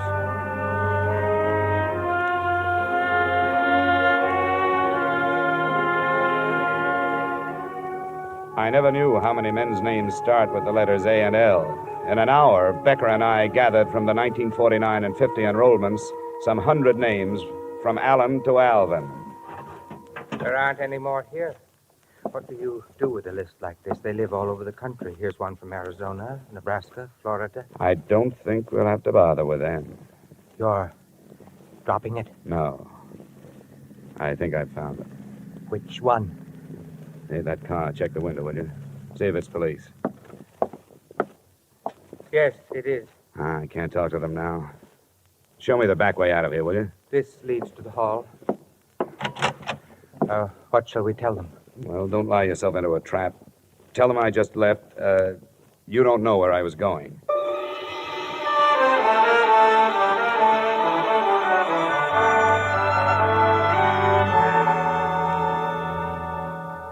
Have you read the papers, Mr. Matthews? Professor Gannett? Yes, it's hard to believe. You knew him? Yes, I'd met him. I'm awfully sorry about this. But now you know how the robbery was carried off with such perfection, don't you? What do you mean? You mentioned it yourself. They knew exactly where the armored truck would be and when. Your son Albert was a student of Professor Gannett's. What are you intimating? Well, there are thousands of students at Russell. I don't know of any other who has connections with the company that was robbed. I won't stand for this. The crime was committed because of a fixation Professor Gannett had about the Brink robbery. He felt he had to prove that respectable people could commit a crime and get away with it. He did it. But he couldn't have without knowing where your truck was going and approximately when it left New York. Where is your son? Strangely enough, this possibility had crossed my mind, too, but I just can't believe Where it. is he? He's in his room, packing for a canoe trip up in Vermont. Which one is his room? I'll show you. Come on, it's upstairs. Your suspicions are very strong, aren't they? Yes, they are, Mr. Matthews. What have you learned about my son? That his name is Albert. Then there is no proof. I don't know. I want to find out. But he would have no reason to do anything like this. I have always given him everything he wanted. But he's a brilliant boy, much too intelligent. Here's his room. Al, Yes, Dad? What is it? may we come in? Well, I was just finishing... Oh, I'm sorry. Al, this is Mr. Dollar. I'm the investigator working on the Calgary matter. Oh? Well, excuse the room. My stuff's all over the place. I'm going up north. Where were you this morning at 9 o'clock? Why, What is this? Where were you? I don't see that it makes any difference. It does. Because I was with Professor Arnold Gannett at 9 o'clock. Before he was killed, he called to somebody named Al. What does he mean, Dad? I don't understand. Mind if I look over your room? For what? For a gun. A .38 from the sound of it. The police will be able to check the slugs that killed Gannett. Dad. Yes, Albert? Dad, I did it. I don't know why. I don't... What'll I do? I don't know. Dad, it wasn't supposed to end like this. Dad. I can't help you now, son. All right. All right, then I'll get away. No, you don't. It's no use. Get away Al. from me. Oh. I'm sorry, Mr. Matthews. Yes, Mr. Dollar. I'm sorry, too.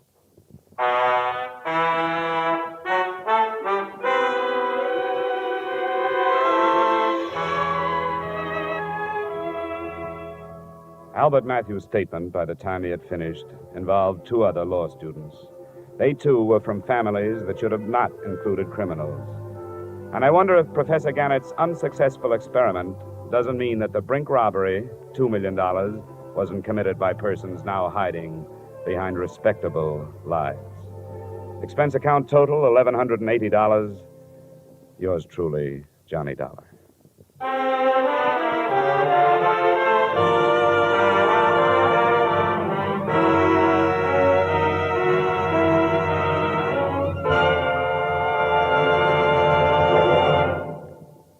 Remember, friends, to make every day more enjoyable, treat yourself often to refreshing, delicious Wrigley's Spearmint Chewing Gum. There's lots of cooling, real mint flavor in every stick. And chewing Wrigley's Spearmint helps keep you feeling fresh and alert. You feel better, work better, get more fun out of doing things.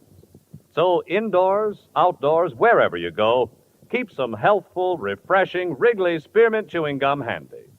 To make every day more enjoyable, treat yourself often to delicious Wrigley's Spearmint Chewing Gum.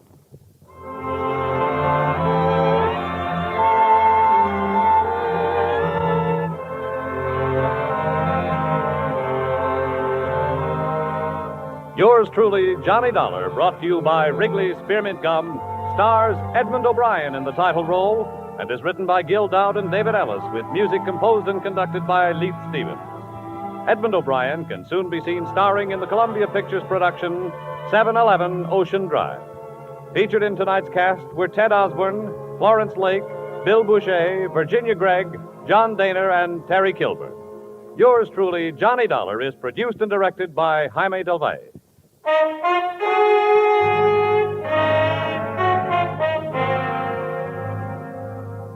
The makers of Wrigley's Spearmint Chewing Gum hope you've enjoyed tonight's story of Johnny Dollar and that you're enjoying delicious Wrigley's Spearmint Chewing Gum every day.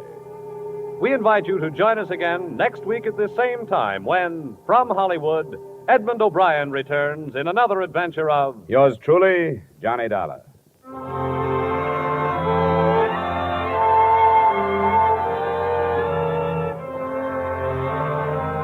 Bob Stevenson speaking. This is CBS, the Columbia Broadcasting System.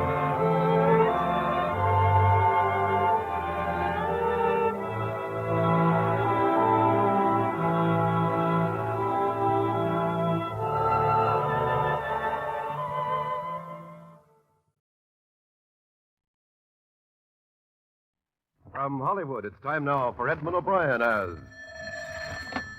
Johnny Dollar. Is this Mr. Dollar, the insurance gentleman? That's right. Well, this is Captain Lyle Woodstock. I was given a message that you had telephoned. Yes, I did. Your insurance company wanted me to look into this trouble with your wife. I wonder when I could see you. At your convenience, but it's not trouble yet. It's quite possible that nothing is wrong at all. Oh? I understood you were worried about her disappearance, that you hadn't heard from her in over a week. Isn't that it? Yes, but, well, I'll explain it all to you. But as I said, in spite of her absence, it's entirely possible that nothing is wrong at all. All right, Captain Woodstock. I'll be out to talk with you this afternoon.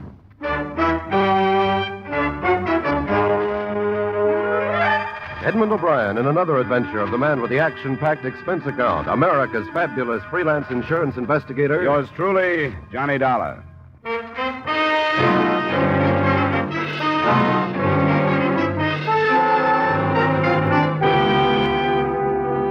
Expense account submitted by Special Investigator Johnny Dollar to Home Office, Washingtonian Life Insurance Company, Hartford, Connecticut. The following is an accounting of expenditures during my investigation of the Celia Woodstock matter. Expense account item 1, $25.50, car rental and mileage to the Woodstock home off the highway just east of Bridgeport. It was a large frame house, shuttered against the cold. Icy landscaping swept down to the shore, where an empty dock stood against the winter wind blowing across Long Island Sound.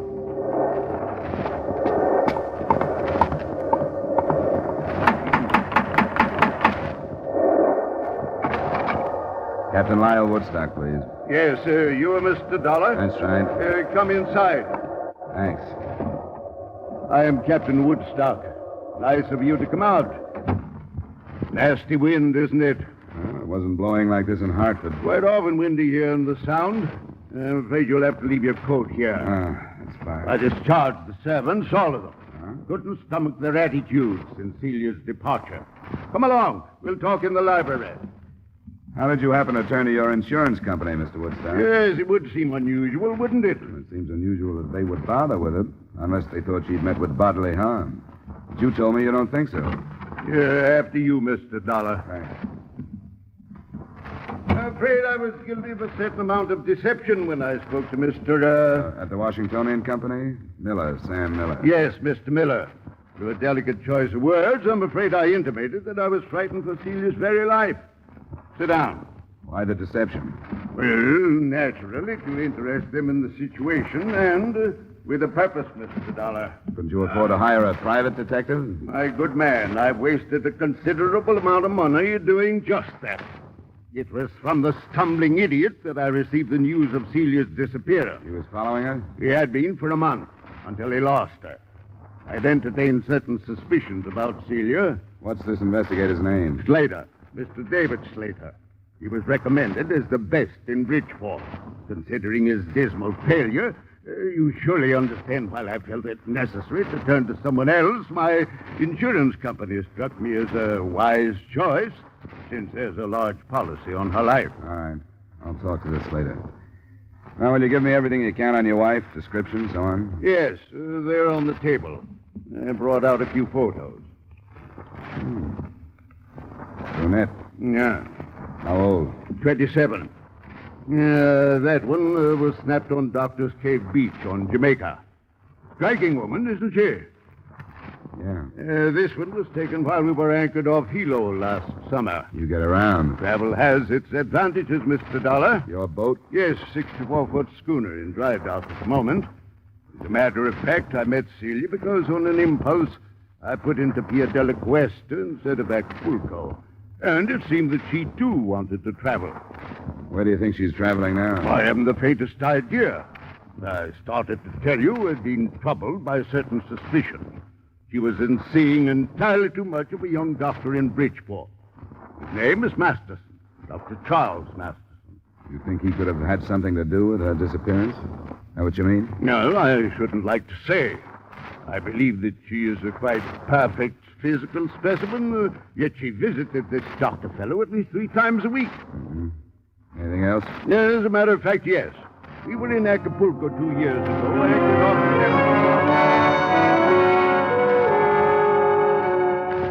The rest of the story wasn't too far from typical, although I don't meet too many of the breed. A, the 55-year-old Woodstock, captain because he owned and gave orders on the schooner, had dedicated his life to what he called adventure. And B, the 27-year-old Celia had also dedicated her life to what she called adventure. The results were a number of voyages, and finally, Celia Woodstock's disappearance. Except for the doctor, I didn't learn what had gone on between.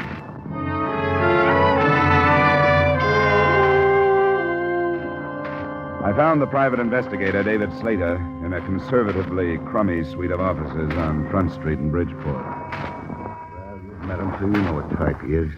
Yes, I followed his wife. What did she do? I've got a report on every move she made for a month. You want to see it? No, not if you remember the highlights. What about this Dr. Charles Masterson? Doctors are hard to pin down, you know that. She went to his office 3 times a week, but never met him anyplace else. Maybe she was sick. Her husband says no. Well, I didn't find out. I couldn't have talked to the doctor without letting out who I was. He had a nurse who quit the day before I left the case. You didn't talk to her? I was going to, but after I left, I didn't. Why should I? Do you know who she is, where I can find her? Yeah. Her name is Janet Squire. She went to work in a Red Cross blood collection center up on Union. Good, thanks. Now, what about the day she dropped out of sight? Was there anything special? Sure, there was something special, or I wouldn't have lost her. I'm no rookie in this business. She bought a ticket to New York City on the 345. So did I. I got in the same car she did. I didn't see her, but I figured she was powdering her nose or something. Then when she didn't show before the train left, I went through the rest of the cars. But I never picked her up after that. She knew you were tailing her, huh? She must have. Must have got on the car and then right off. That and the money she drew out of the bank makes me think she was running out on old Woodstock and nothing else. No money was mentioned to me. That's funny. Woodstock knew about it. $2,000 the morning she left. I wonder what else the old renegade is holding out on me. The phone call she made? No, you didn't say anything about any phone calls? Well, she made quite a few from public booths. I finally got into one next to her. I couldn't get the number, but she talked to somebody named Sprague. Didn't say much but the name, and then asked, "Where do you want me to meet you?" When she was answered, she said, "All right, I'll let you know when everything is arranged." And that's all. Well, that's enough for me. If he thinks he's got a free wife chaser in me, he's mistaken. You going to drop it? Sure, if that's the way it is. I gave up that kind of work a long time ago. I don't like it.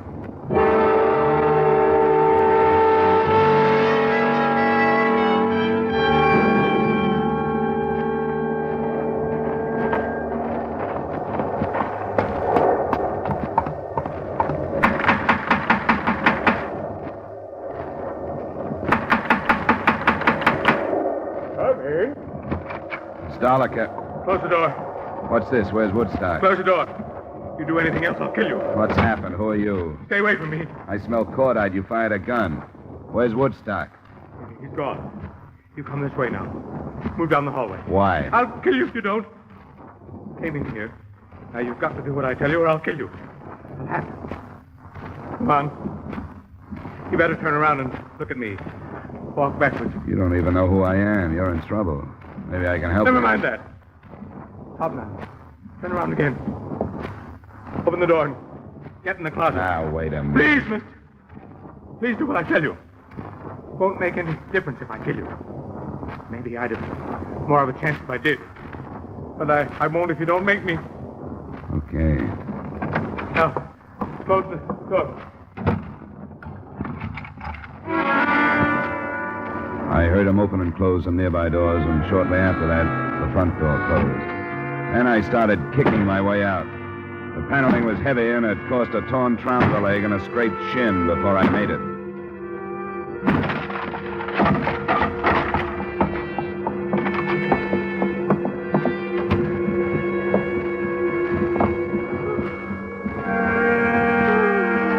Mrs. Woodstock? Mrs. Woodstock? Hello? Hello, operator.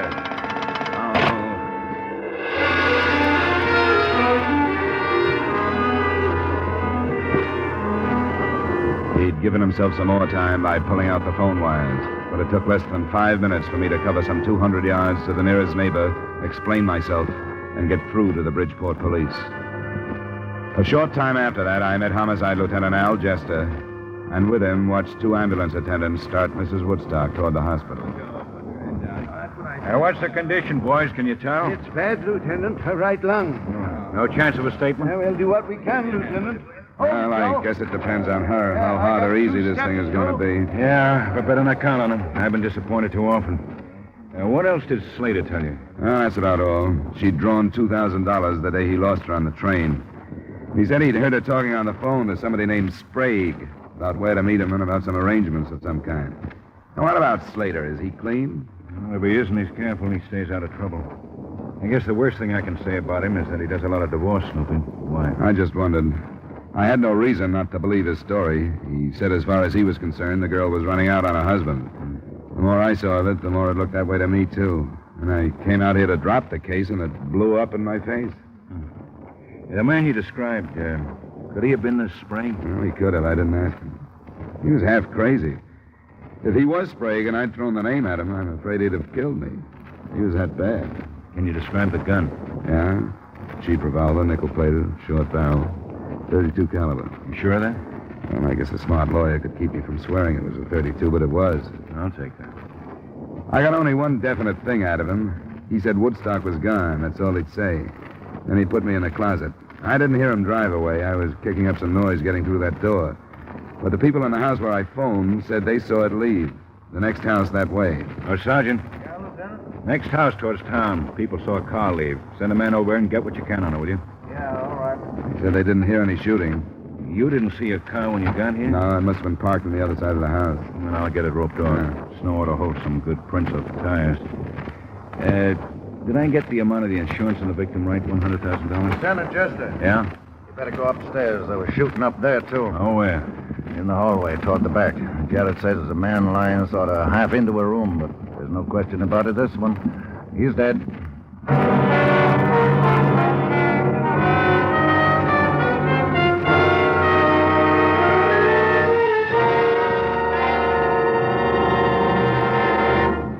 We will return you to the second act of yours truly, Johnny Dollar, in just a moment.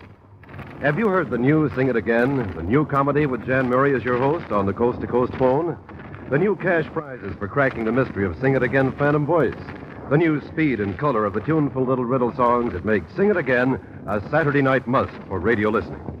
Be listening for Sing It Again tonight on most of these same CBS stations. Now, with our star Edmond O'Brien, we return you to the second act of yours truly, Johnny Dollar.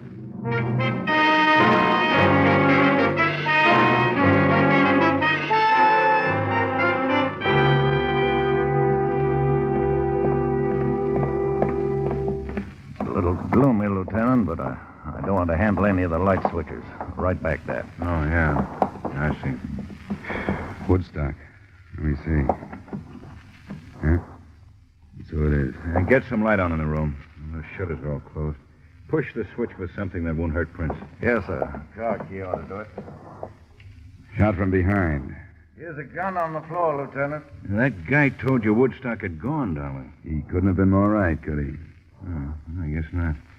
Well, let's get out of here until the photographers show up. Neither the photographers nor the fingerprint men, nor a thorough search of the house, resulted in any progress. By the end of that first day, the description of the man I'd tangled with had been broadcast, along with a possible description of the car he was driving. The police had also put out a futile search on the single name Sprague. And Celia Woodstock hadn't died, but she hadn't regained consciousness either, or shown any signs of recovery. I took a hotel room in Bridgeport that night where I'd be called if and when anything happened. Nothing did.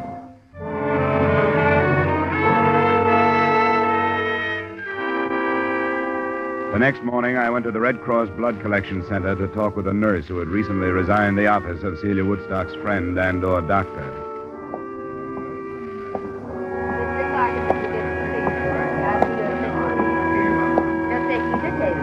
I'd come in with my mind tossing motives for murder around, motives of personal greed and selfishness and hate. And it was almost a shock to suddenly face a segment of this country, citizens, old ones, young ones, men and women, quietly going about the business of helping the best way they knew how. I stayed to give my own blood after Janet Squire talked with me, and I knew it would go overseas in the best of company. We can go in here, Mr. Dollar. Thank you. I'm sorry to bother you, Miss Squire, but I was told that you were in Dr. Charles Masterson's office until a short time ago. Yes, that's right. Have you seen the morning papers? No. Why do you ask? Mrs. Lyle Woodstock was shot last evening. Mrs. Woodstock? Well, she's one of Dr. Masterson's patients. Was she, seriously injured? They don't know if she'll live. Her husband was killed at the same time. How dreadful. What happened? I don't know. I'm working with the police on it. I'd like to learn as much as I can about Mrs. Woodstock. Well, I'm afraid I know very little. She was a patient, but other than that, I know nothing. Her husband seemed to have the idea that she might be more than just a patient. That there might have been romantic interest between them. Was there? Well, not that I know of. I make it a point to do very little prying into other people's affairs, Mr. Dollar. Sometimes I wish I could. Do you know anything about anyone named Sprague? Sprague? No, I'm afraid I don't. I'm sorry. So am I. I hope the results are better when you start working on me. I am sorry, Mr. Dollar. If you'll step right through there, Miss File will take care of you.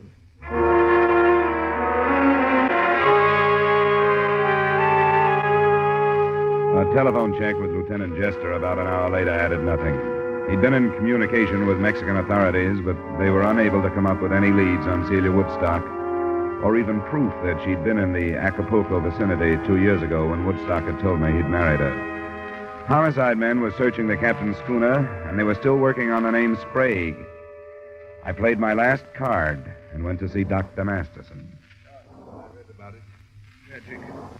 But, Mr. Dollar, I'm sure you realize why my name mustn't be dragged into it. It won't be if it doesn't belong there, Doctor. Why, there was absolutely no basis for his suspicions. Whatever made him say anything like that? He had a detective following her. He had an idea she came to your office too often. Then why didn't he talk to her? He did. She said something about a sinus condition and heat treatments. That's precisely the truth. I resent your attitude, Mr. Dollar. That puts us on a par. Your attitude doesn't set so well with me. Keeping your name out of this case isn't as important as clearing it up, no matter what you think. But I know nothing about it. You must have talked to the woman. As often as she was here, you must have become fairly well acquainted. No better acquainted than with most of my patients. Well, I don't ask for any more. What did she talk about? Why, the conversations were unimportant. She talked about her travels. They'd come here from Florida to have some work done on their yacht. She talk about her husband? Yes, occasionally. General things. Like what? I realized that he was much older than she was, but that she was quite satisfied with their marriage and their life together. That's what makes his suspicions of me so ridiculous. She was happy with him. Never anything about unhappiness, about leaving him? No, they were planning on a trip to South America in a few months. Dr. Masterson, did she ever mention anyone named Sprague? Sprague? Yeah, Sprague. This is one of the strangest things that's happened to me in a long time. Why? She went to pieces because of that name. Completely and helplessly to pieces. Just before she stopped coming for treatment. What happened? The last visit she made, the afternoon about a week ago. Someone telephoned and asked for a Mrs. Emil Sprague. My nurse and receptionist called in and asked if Mrs. Sprague could answer the phone.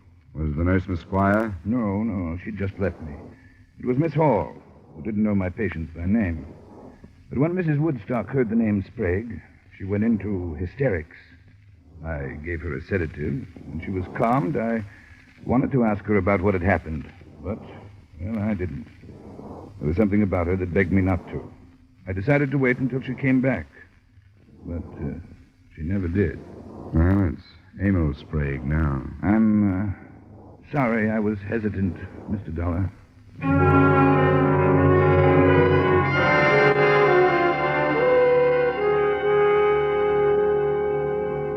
Well, it's in the works now. We'll see what we can make out of it. How's Mrs. Woodstock? Still alive. Those chest wounds are bad, though. Well, here's how the shooting stacks up so far. She was wounded by 38 caliber slugs. Her husband was killed by 32s. So if you were right on your gun description, the man you ran into killed the husband. What does that leave? Woodstock killing his wife? He was shot from behind while he was going into the upstairs room. Badly chased up there. He had a gun in his hand, and he dropped when he was hit. That was the gun we found on the floor. 38 caliber. Ballistics hasn't run any comparison tests yet? No. I won't buy the theory. Mr. and Mrs. Woodstock seem to have been pretty happy. What about their schooner? Well, I talked to my men on the phone. Nothing yet.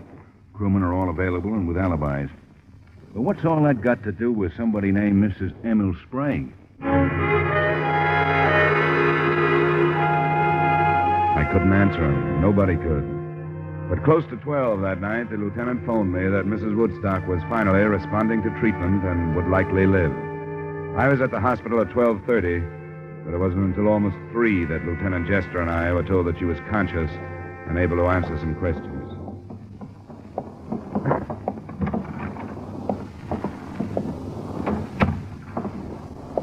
Good morning, Miss Woodstock. Feeling better? My name is Lieutenant Jester. This is Mr. Dollar. Hello, Mrs. Woodstock. We're both interested in what happened at your house the other evening. Mrs. Woodstock, do you understand what we're saying to you? Do you understand? My husband, Lyle. They told me he was all right. Is he? Yes, Mrs. Woodstock. He was shot.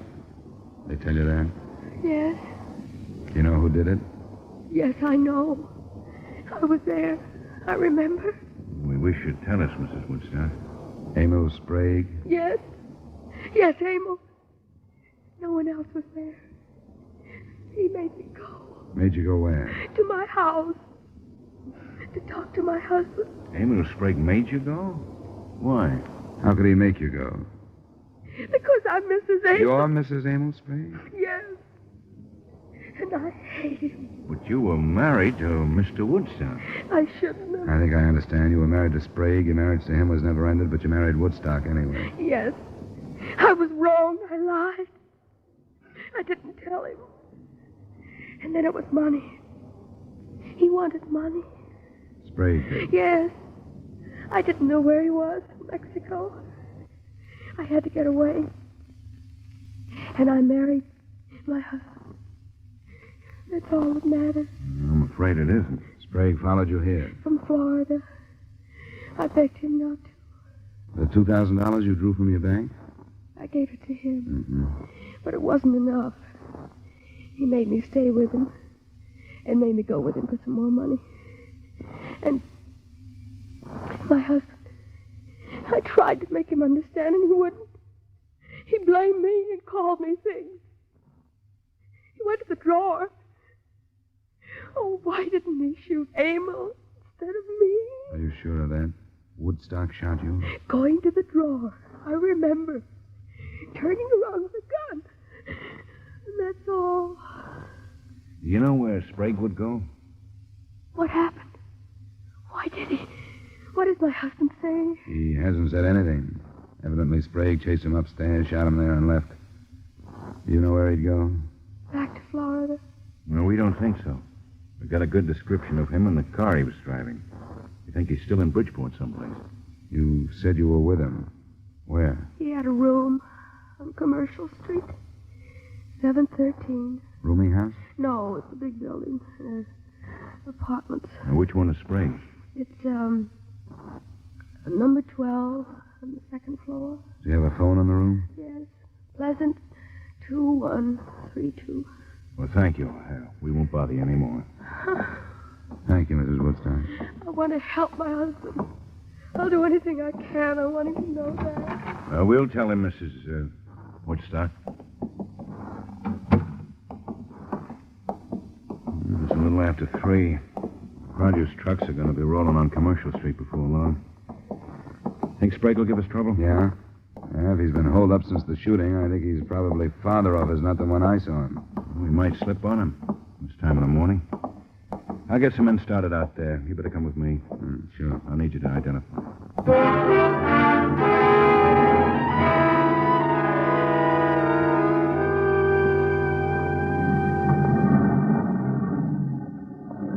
Lieutenant. Men should be set in the back of the building. All right, Sergeant. You'll go in with me.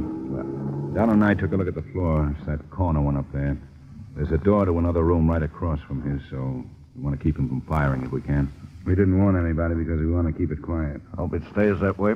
All right, Sergeant. Let's go across. Good luck. Lieutenant, the window. He's onto it. We'd better go on across. He's onto it. He's been watching at the window. I saw him move. The devil. Well, you better see what you can do on the phone then, Dollar. The phone? We thought if you couldn't catch him off guard, we'd try and talk him out. There's a payphone in the hallway.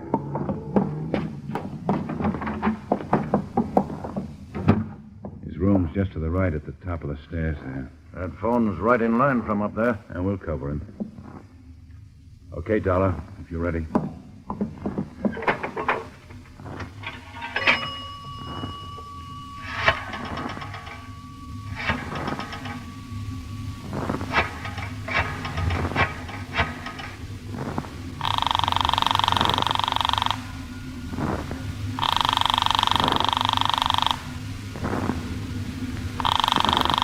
He won't answer. It's ringing. I can hear it upstairs. He'll do something with it. Hello? Hello, Sprague? Yeah? We just got a complete statement from Mrs. Woodstock. You blackmailed the works. She's alive? Yeah, and she's going to make it. I thought she was dead. I saw her fall. I killed him because I thought she was dead. If I'd known, I wouldn't have killed him. I should have found out. You should have done a lot of things. What we want you to do right now is to give yourself up without any trouble. Every door in the building is covered by police. You won't get out if you try. We want you to come out of your room and down the stairs with your hands out where we can see them. You understand that? Are you listening to me? Come on, Sprague. Come on out and make it... Stairs, look out. Get down, Dollar. Stay there, Sergeant.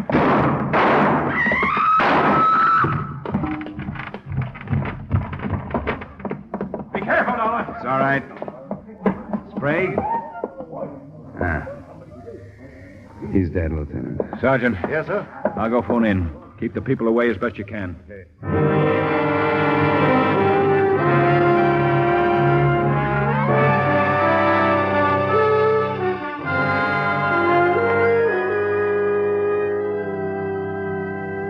Expense account item 2, $45, miscellaneous, hotel, meals, etc. Expense account total, $73.60. Remarks? I understand the lawyers for the Woodstock estate are already measuring ways and means to cut the bigamous wife out of the estate. I don't think the Washingtonian Company has a chance of doing the same with the insurance money. Yours truly, Johnny Dollar.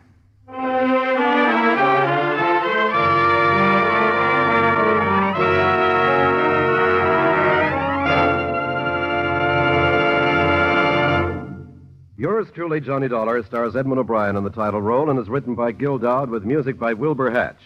Edmond O'Brien's latest picture is a Paramount Picture production, The Redhead and the Cowboy. Featured in tonight's cast were Francis X. Bushman, Jim Nusser, Ted Osborne, Lorraine Tuttle, Bill Johnstone, Tudor Owen, and Ray Hartman. Yours truly, Johnny Dollar, is produced and directed by Jaime Del Valle.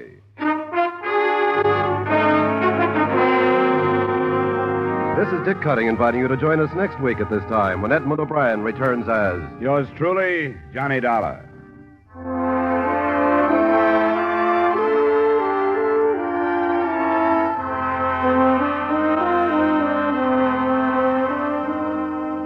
There's a very charming, very amusing young couple to be found at CBS, the Star's address, every Saturday evening. And you're invited to stop by and call on them. They're Liz and George Cooper, and Liz is played by the lovely red-haired Hollywood comedian, Lucille Ball.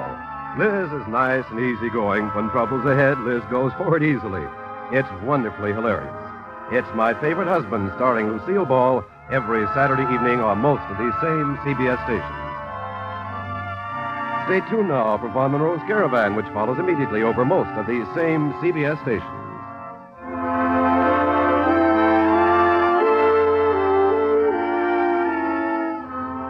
This is CBS, where you laugh at Jack Benny every Sunday night, the Columbia Broadcasting System.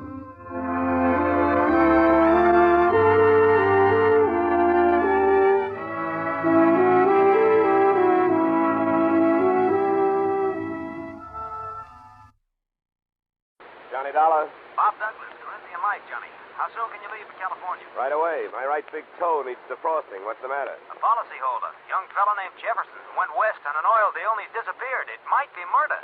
Well, I guess I'd better pack 2 shirts. Looking for one man in a big state like California can be murder.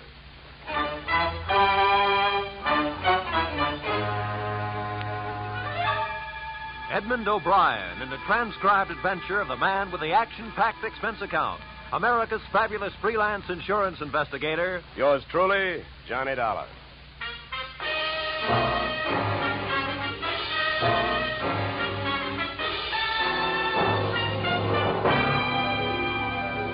Expense account submitted by Special Investigator Johnny Dollar to Great Corinthian Life Insurance Company, Hartford, Connecticut. The following is an accounting of my expenditures during process of search for your missing policyholder, Youthful Millionaire Alec Jefferson, or how they were drilling for oil, for what they struck was me. Expense account item 1, $186.13. Airfare, Hartford to Los Angeles. Item 2, $15. Hire car, airport to office of Rebel Wildcatters Incorporated on potential oil land in the New Hall, Saugus District. I arrived at 9:30 a.m.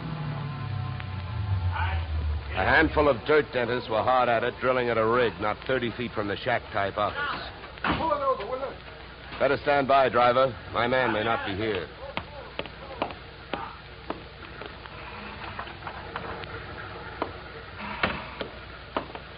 Morning. Can you tell me where I'll find Mr. Flaherty? You're talking to him. I'm Mars Flaherty. What can I do for you? My name is Johnny Dollar, Mr. Flaherty. Yeah. I've been sent out here by the Corinthian Life Insurance Company to see if I can get a track on your partner, Alec Jefferson. I see. Well, it's their money you're spending, Dollar, so I don't care much if you waste it. But if you don't mind my saying so, I do think you're going to be wasting your time. Well, I get paid by the day. Then I guess you don't mind wasting time. Oh, look, don't get the idea I'm just naturally pessimistic. I'm not. It's just that I've already done a lot of looking for young Jefferson, and when that bird flew to coop, he didn't leave a feather you could trace him by. Well, do you have any objection to giving me a few details? No. Sit down. Not at all. Thank you. To save time, maybe I'd better tell you what I already know. Well, it can't be much. It isn't. I suppose you realize Corinthian Life is the administrator of Jefferson's father's estate. Yeah. I know that. Well, having charge of the money, they naturally know that young Jefferson financed this operation. That's right. His money, my experience. The only thing we needed was a little more luck. Well, there you have it. That's all I've got. What can you tell me? That whatever young Alexander got, he was asking for.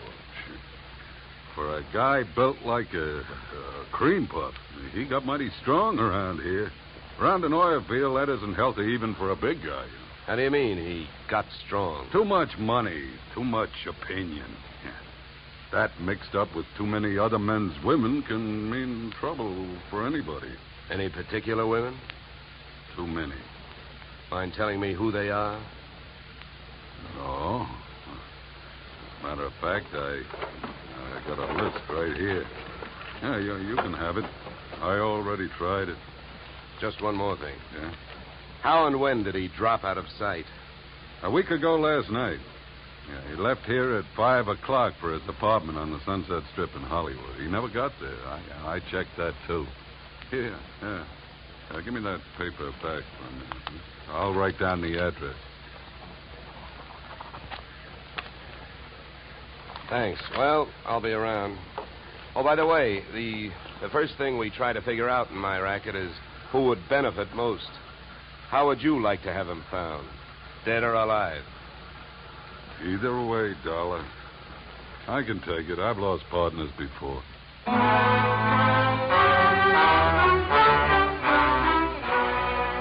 spent the next 20 minutes on a long shot, thinking I could pick up some information from the drillers.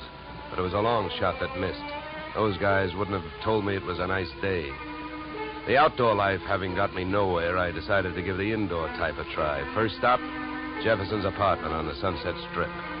The lock was foolproof, but I wasn't fooling.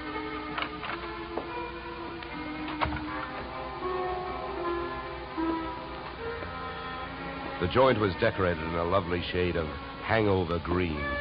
A series of alcohol rings from the bottoms of glasses carrying out the motif on all flat surfaces. In the living room, I found several pieces of loosely strewn feminine attire. In the bedroom, I found one piece of loosely strewn female. Hey, who are you? What do you want? Oh, sorry. I understood this was Alec Jefferson's apartment. It is? Oh. You can drop your eyebrows, mister. I'm his wife. I beg your pardon? You heard me. I'm Mrs. Alec Jefferson. Pass me that robe, will you? Now to make coffee? Yeah, why? Well, how about making me some while I go put on a face? I guess so. You'll probably have to wash the percolator. To me, the best grounds for divorce would be coffee grounds and an unwashed percolator. So I washed it. I also made the coffee, wondering the while how she had made the matrimonial grade. Right then and there, I'd have given her the Bad Housekeeping Award. She looked like the kind of a girl who could get into a beauty contest, but like she'd never win it. Any way you looked at her, she was a new complication. Your coffee's ready. Yeah, thanks. Good. Find any clean cups? No, but I washed, too. Here. Thanks.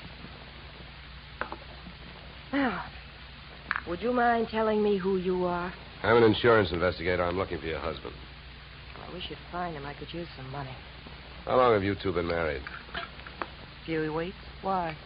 Routine question. Tell me, when was the last time you saw him? I was waiting here for him the night he disappeared. Any witnesses? If I need him. Okay. Tell me this. Do you have any idea why he disappeared or where he is? Not the slightest. Do you know a man named Morris Flaherty? Yeah. Yeah, I sure do. How well? I was his girl. So? By the way, have the police come to you yet? No, I went to them. You see, I'm the one who reported Alec missing. Do you know whether they've come up with anything? Nothing much. Up until now, he's just a missing person. They put Alec's picture on a television every night. I don't know that they're doing much else. They keep calling him a Caucasian. Look, please don't get so hysterical about this. It makes you so hard to question. Huh? Oh, nothing. Oh, I get it. Excuse me if I seem dense this morning. Morning. It's 3 in the p.m. All right, so everything about me's wrong. That's right. Look, you can think that I married him for his money if you want to. Suppose you're used to suspecting everybody of everything. But have you heard? There are two sides to every marriage. Do I look strong enough to have carried him to the altar? I never weighed him. But answer me this. If he swept you off your feet, Why did he pull a fade out in the middle of the honeymoon? What should I know? Maybe he'd never seen a dame without makeup on before and had to go someplace to think it out. I wonder if there's anything to eat. I'm hungry. Look, I think I'd better be going. I'm not much of a cook.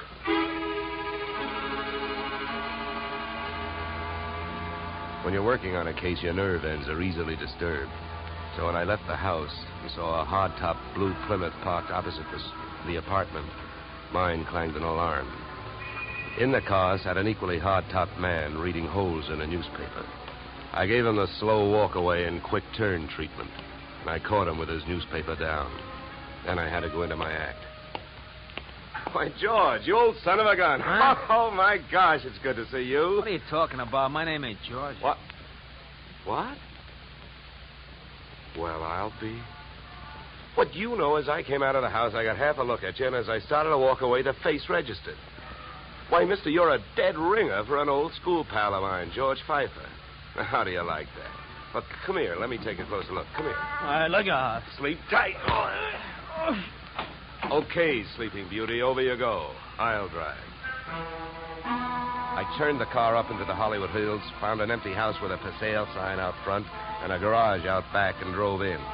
His wallet was bulging with everything but money and information.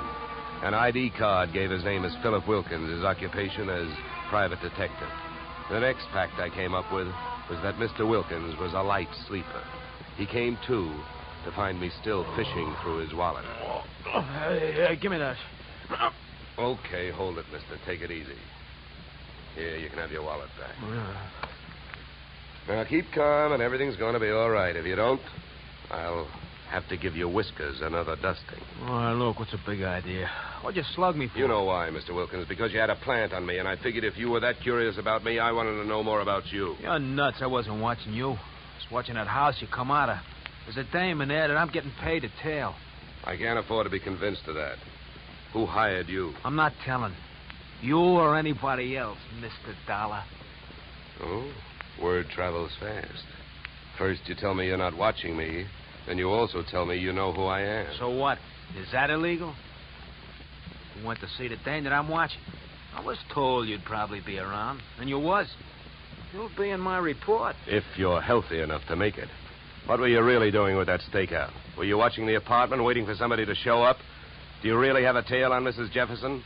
Or did you follow me in from the oil fields? Why should I follow you? Maybe you and I got the same approach to this case.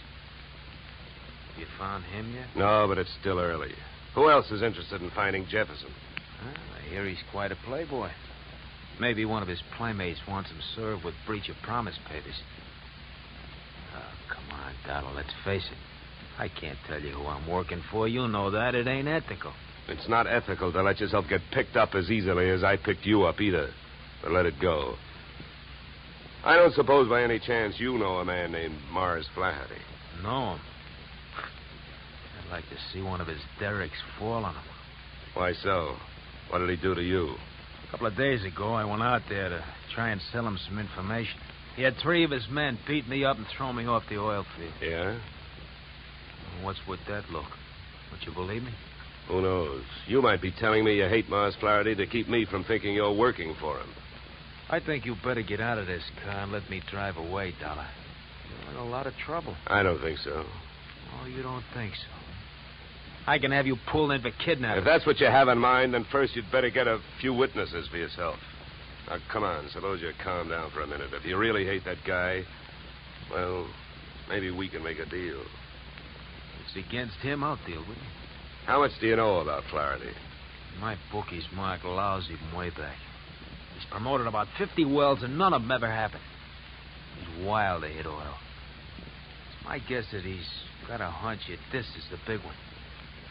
That's why I think his partner disappeared. Yeah, what difference would that make? Even if his partner turned up dead, Flaherty would still have to split any profits with young Jefferson's estate. Maybe not. I know they had a queer deal. Well, who'd know about that deal besides Flaherty and Jefferson? I don't know. But I do know one way of finding out what it is. How's that? Flaherty keeps all his papers in the safe in his office. I've even got the combination. I'll give it to you. You keep it. Wilkins, I still don't know who you're trying to get even with, Flaherty or me. So what I'm going to do is give you half a break. Then I'll only be taking half a chance. Yeah, then why don't you want the combination to the safe? I don't need it. You're going to open that safe. Because you're going out there with me. Tonight.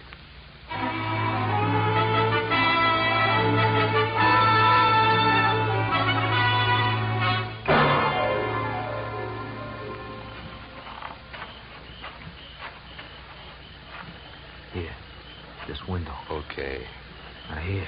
You handle the glass cutter. Right. Now, look. Here's what we do. I'll wet this suction cup. Get a grip on the glass, eh? Now, you cut around the outside edge, and I'll lift the paint out in one piece. Lesson number 1, straight from the burglar's handbook.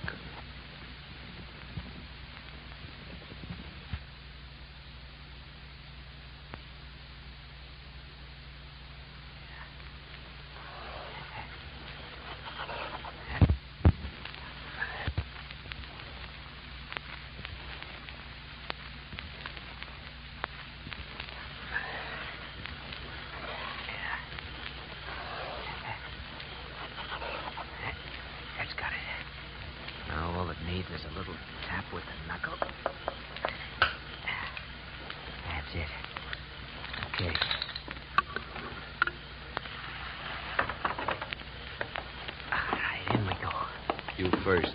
Okay.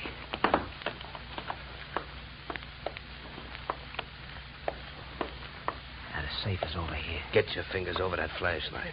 For all I know, you might still turn out to be the local Paul Revere. Yeah, that's right. I might. Here. You hold the light. Thanks, I will. Go on, get to work. All right. I'm as anxious to get this over with as you are. Give me a little more light, will you? Okay.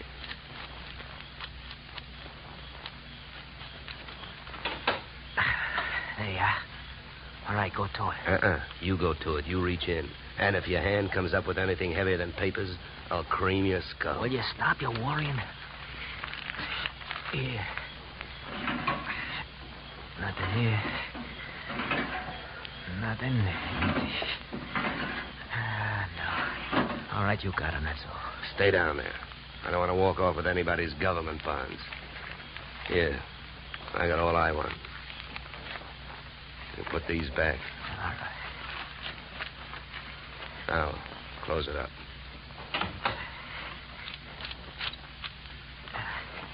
All right, now, come on. Let's get out of here. Just a minute, Wilkins. I gotta have a good look at these papers. You can look at them later. Come on, let's go. Look, this I'll give you for free. And it's the difference between being a $4 a day private detective and a $10 one. What you've got printed in your memory, nobody can take away from you. So hold your horses while I take a look at this partnership agreement. All right. But hurry up, will you? I got a couple of watchmen around here. Yeah, here it is. Okay, let's go. You first.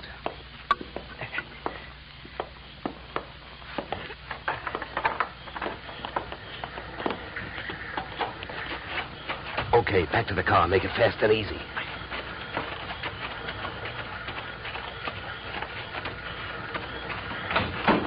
Get in. Over here. You drive.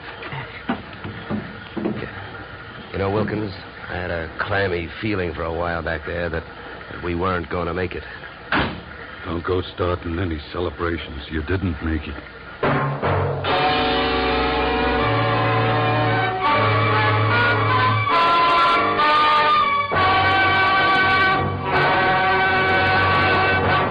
In just a moment, we will return to the second act of yours truly, Johnny Dollar. But first, and youngly Johnny Dollar to Bing, Gary Cooper, and Young Gary this Wednesday.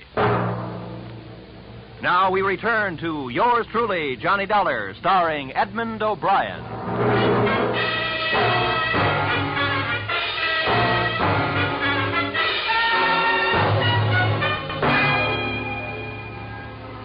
There I was, wearing a gun muzzle for a back collar button.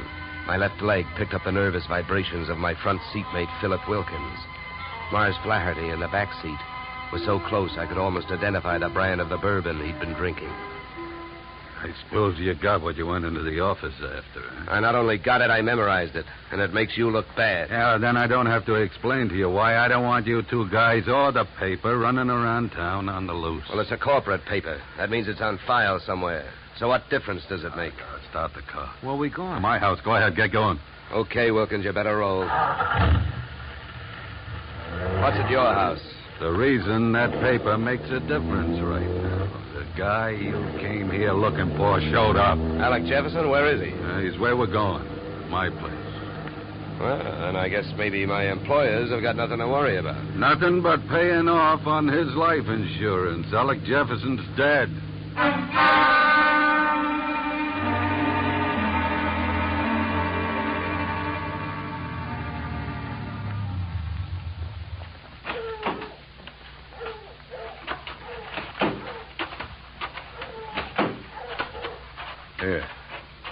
Here, Dollar, here's the key. To open the door. Stand next to him, Wilkins. Close.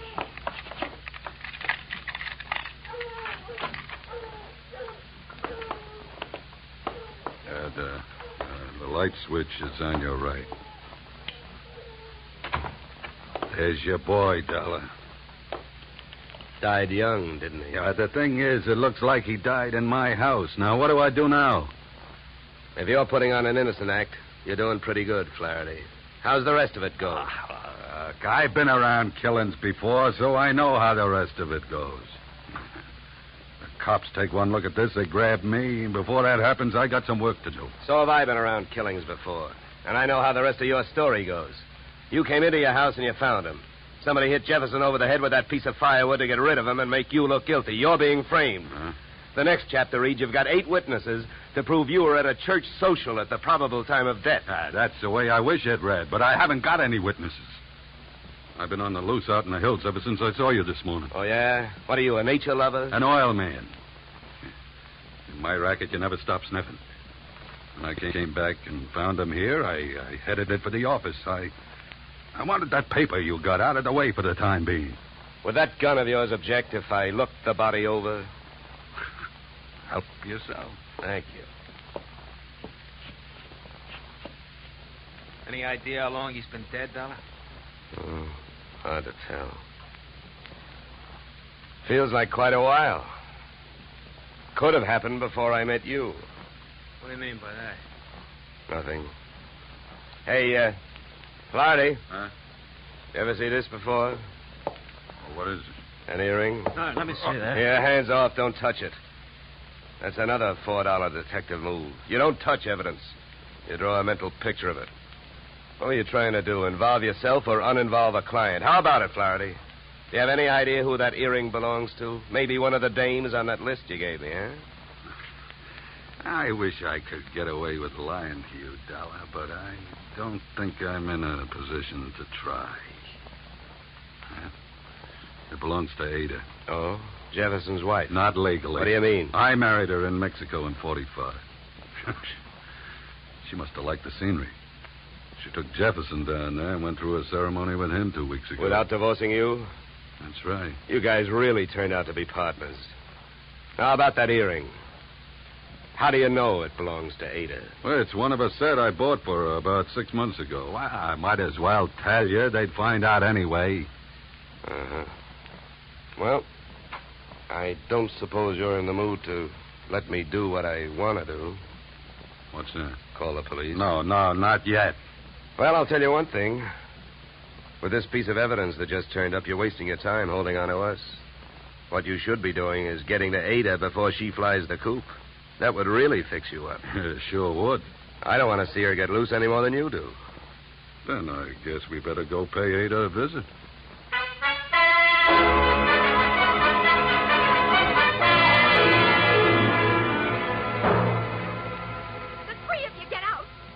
All you got is one lousy earring, and if you think I'm going to stand here and listen to you try to pin a murder on me, you're nuts.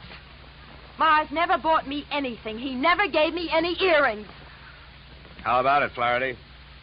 That's too bad, Ada. If I thought there was a chance to help you, I would. But your earring was laying right there on the floor next to his body. Why, you oily monster, you. What are you trying to do to me? Why, if anybody had reason to kill Alec, you did, you miserable thief. Now, wait a minute, Ada. Don't make yourself look worse by throwing a lot of accusations around. I know about the contract between Alec and Mars. In case of death, the survivor gains full control of the oil field. But a good piece of evidence will beat out a good piece of motive in any court in the country, and you've got both working against you. Get out of here. You don't know what you're talking about. I think I do. Knowing about that agreement, you married both these guys. Those Mexican marriages are just weak enough to help you beat a bigamy rap if it came to that, and just strong enough to help you collect if either of your husbands died. Your next move would be to divorce the one that was still living and take advantage of the California community property laws. Oh, you've got it all figured out, haven't you? Well, not quite. I haven't figured out why young Jefferson went to all the trouble of dropping out of sight and then showed up to get himself murdered. I think I can tell you. It was about time you told us something. I was working for Alec Jefferson. That's why I couldn't tell you, Dollar. I was getting paid to help him stay out of sight and keep my eye on these two. The contract had him worried. But when I uncovered the bigamy and told him about it, he decided to go to Flaherty and try and straighten it out, man-to-man basis. You know that, Ada? No. I don't know anything about anything. That's a lie. I was with him this morning when he called you. He told you he was going out there. You had plenty of time to get out there and wait for him. You can't get away with it. You can't prove anything. Now get out of here! Not before. Never mind the gun, Flaherty. I got her. No, let me go. Hey, none of that. Around you go. That's better. Yeah, much better. Now, come on, Angel, across the room. Well, Flaherty, don't you think I'd better call the police now? I'm afraid there's nothing else to do. Okay, then you hold her. You put your hands on me. You dirty puppy. Get me police, operator. My name is Dollar. I'm calling from apartment 3C, Horizon View Apartment, Sunset Strip. I've got a murderer here for you. It's out in Newhall, but that can wait. Well, dead bodies usually do, but you never can tell about a killer. Well, that's it. You got a good tight hold on her, Flaherty? Yeah, I can handle it. Good. Then handle this. Are you nuts? What'd you do that for? I wanted to keep him on ice till the police get here. Mars Flaherty is our boy. What? Come here, Ada. What is it? Wilkins, take a look at her ears. What? I don't see nothing wrong with them. Well, that's just it. That earring we found near the body, it was made for a pierced ear. Ada's aren't. She never could have worn it.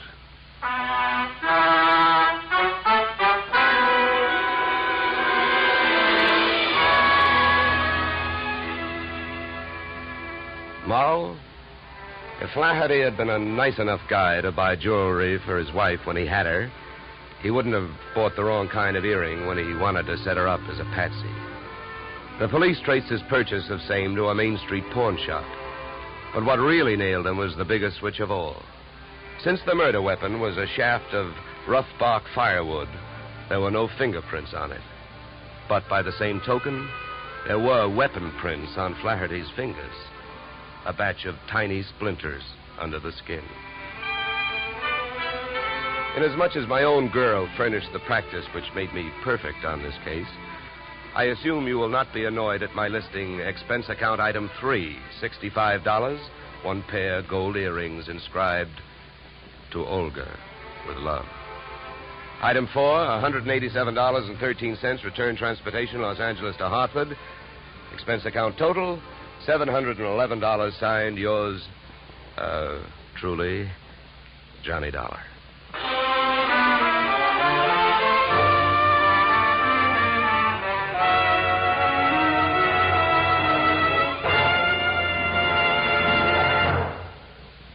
Yours truly, Johnny Dollar, stars Edmond O'Brien in the title role and is written by Paul Dudley and Gil Dowd, with music composed and conducted by Leith Stevens. Edmond O'Brien can currently be seen starring in the Harry M. Popkin United Artists production, DOA. Featured in our cast were Michael Ann Barrett, Ed Max, and Tony Barrett. Yours truly, Johnny Dollar, is produced and directed by Jaime Del Valle. Be sure to join us next Tuesday evening when Edmond O'Brien returns in another transcribed adventure of Yours truly, Johnny Dollar.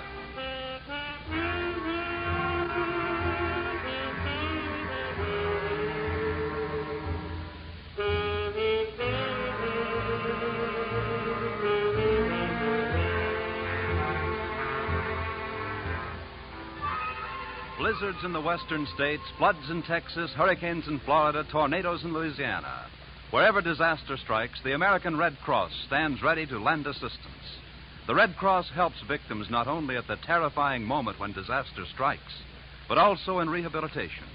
This is just one of the many nationwide activities of the Red Cross. Give generously to its latest drive. Now stay tuned for the adventures of Philip Marlowe, which follows immediately on most of these stations.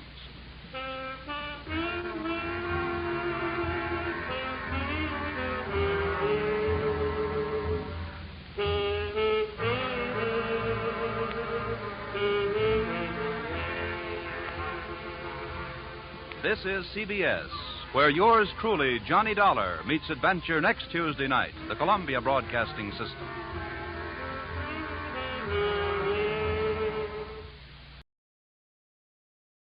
Wrigley's Spearmint Chewing Gum, the refreshing, delicious treat that gives you chewing enjoyment, presents for your listening enjoyment Edmond O'Brien as Johnny Dollar. Cal Porter at Associated, Johnny. What's up, Cal? Remember the Unger case, about 1945? Henry J. Unger. The testimony set him up for a 1 to 10 hitch. Insurance fraud. Yeah, sure, I remember him. They let him out yesterday. He's been noising it about that you're the top of his shopping list. Oh, I've heard that kind of talk before. Well, all I know is he's not here in Hartford visiting grandmother. We'd like to have you on a payroll for a few weeks just for safety's sake. Keep an eye on him for us.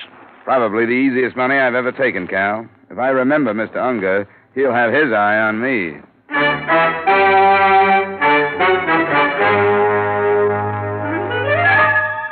The makers of Wrigley's Spearmint Chewing Gum bring you Edmond O'Brien in another transcribed adventure of the man with the action-packed expense account. America's fabulous freelance insurance investigator. Yours truly, Johnny Dollar.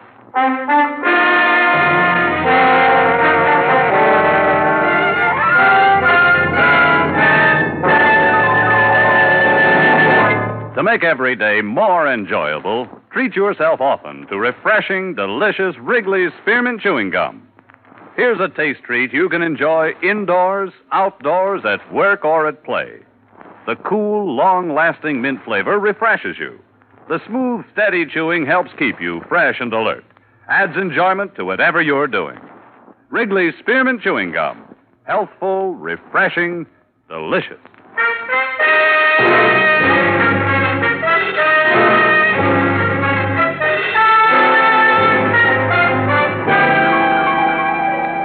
Expense account submitted by Special Investigator Johnny Dollar to the Associated Insurance Companies of New England. Attention, Calvin Porter. The following is an accounting of my expenditures during investigation of the Henry J. Unger matter. Expense account item 1, $2.20, night letter to Warden of State Penitentiary for dossier on Henry J. Unger. I just hung up and the doorbell rang. Just a second. Hello, Johnny. Eileen. Well, can I come in? Yeah, sure. Oh, nice place. Been so long I'd almost forgotten. Oh, I see you got rid of that imitation Rodin, the miniature. Wasn't your type, anyway. Oh, I must say you're not being very hospitable. Don't I deserve a drink? Sure. Oh, what's the latest? Oh, working as hard as ever. Oh, thanks. I'm sorry if I'm a lousy conversationalist, Eileen, but like you say, it's been a long time. I thought you said you never wanted to see me again. I did, once. But when I got your wire yesterday, I decided that My wire? I didn't send you any wire. Don't make me seem like a fool, Johnny. I got a wire from you asking me... Tonight at 7:30, let's talk things over at my place, love, Johnny. I didn't send that. You sure you don't know a few other Johnnies? That was a dirt crack. You like little things like this, don't you, Eileen? You like to write yourself notes, make up stories. You've got an A1 imagination. Well, I went all through that a long time Now, ago. you listen to me. This is no gag, and it's not my imagination. All right. All right. Let's make things as pleasant as possible as long as you can. Fair enough. I thought a lot about you, Johnny. Oh, I'm not apologizing. Really, I'm not. Just thinking back. I'm glad it didn't turn out the way we originally planned it. I'd have spent half my life worrying over you. Oh, that's very touching, especially in light of the fact that every other evening it was somebody else. I told you, Johnny. Yes, that we were going to be pleasant. Oh, that's right. We were going to be pleasant. Oh, you expecting someone? Nope. Mr. Dollar? Yes? Maybe you don't recall my face. The name is Unger. Henry J. Unger. Mind if I come in? I'm busy. Oh, yes, I see. Well, we won't take much of your time, will we, Ferdy? A very minimal amount of your time. Mind introducing me to the lady? What do you want, Unger? My name is Henry J. Unger, miss. Well, maybe I better go, Johnny. No, stick around. Go on, Eileen. I'll see you later. I said stick around. I guess you better stick around. She just came over for a visit, Unger. Let her go home. Oh, no. Maybe she'd like to watch the activities.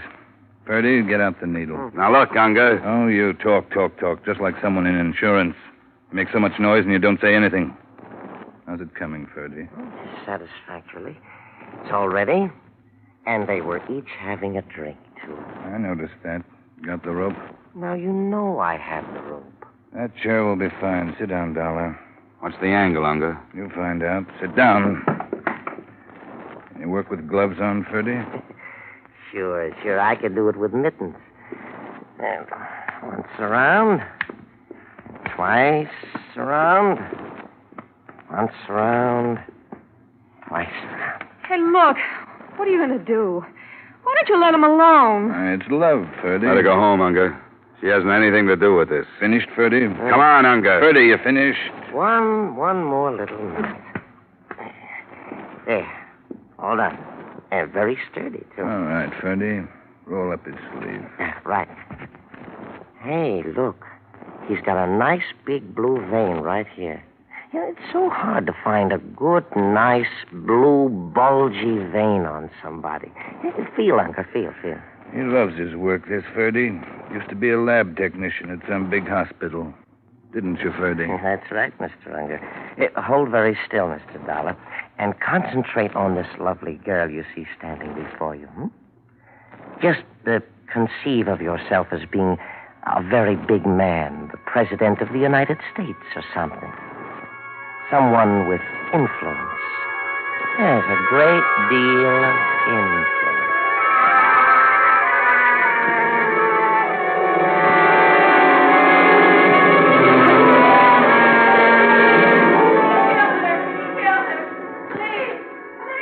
My head was loaded with nails.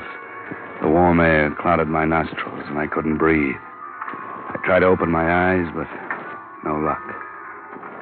I longed for something bitter and bubbly and cold. It was the worst hangover I'd ever had in my life. I finally forced my eyes open.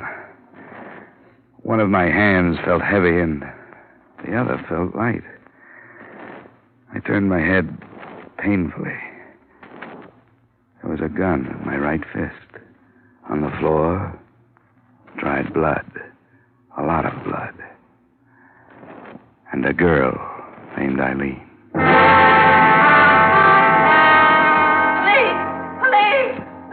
Oh. He killed her! Police! It was the maid. I remembered the keys hanging in a great silver ring from a wide waist. And she was gone. Empty liquor bottles. 2 in the corner, 1 near the body. I focused my eyes on the gun. It was my own. I sat up and opened the breech. It had been fired. Twice. I looked at my watch. I put it up to my face and I looked at it hard. 10, 20. I had been out almost 3 hours. I went out into the fresh air and it hit me like a slap in the mouth. I almost passed out again. But I took it slow, not breathing too deeply.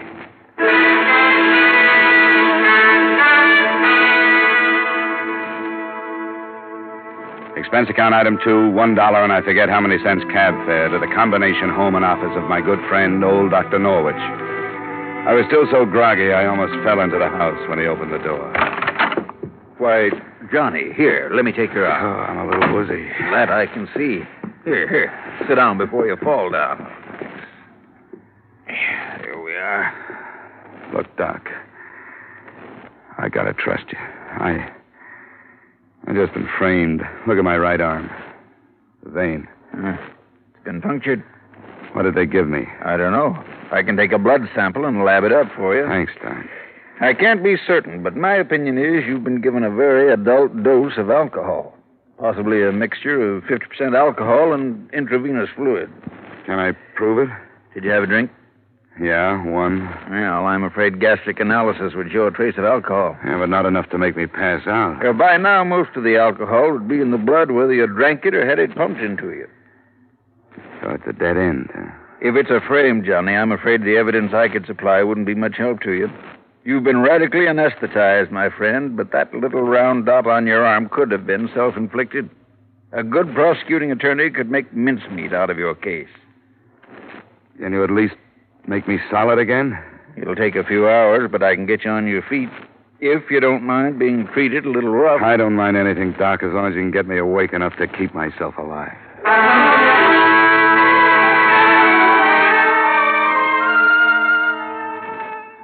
After a Swiss bath consisting of ice-cold water pressured at the body out of a stout hose, plus a potent shot of vitamin B complex and another cup of coffee, I felt almost normal. The throb in my head was gone. In its place was the cold realization that I was wanted for murder. Expense account item 3, 50 cents taxi fare to Asylum Street. It was funny going through all the motions of a murderer. I began to feel an edge of guilt creep into me. By the time I hauled myself into the Lost Soul Cafe, I felt as much a part of the place as the tramp at the elbow of the bar.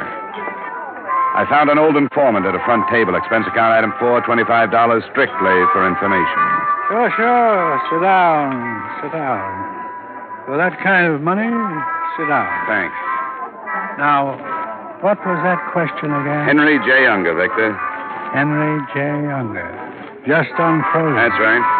Well, 25 isn't very much. 25 is my present limit. This isn't too big a case. I could do better on quiz show. Henry J. Unger and his character man, 30. $25 and a shot. Right. Won't you join me? Oh, I can't look at this stuff. I took the cure once. Pistol, we're the same. Henry J. Who? Unger. Well, he hasn't been around long enough for me to know his habits. Just a few weeks. He just got unfrozen, you know. Yeah, that's what you said. Did I? Oh, yes, so I did. Well, he's been dropping in here every afternoon about... What time is it? 3 o'clock. In the afternoon? Yeah, in the afternoon. I've been here a long time. Oh, he should be here at any minute. You know, I should stop imbibing. You know why? It isn't really good for you. If you had the treatment I had last night, you'd quit. Oh, wonderful. Give me a temperance lecture. I haven't heard one in 14 years. The last lady that lectured me, I married. Turned her into a derelict and got rid of her. Give me a temperance lecture. Yeah, some other time. I just saw him. Where? See you later, Victor. Thanks.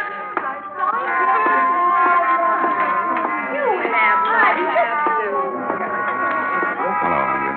Well, Dollar, the police know you're out? Let's sit down and talk it over. I wouldn't stay in one place too long if I were you. It won't be too long. Well, speak your piece.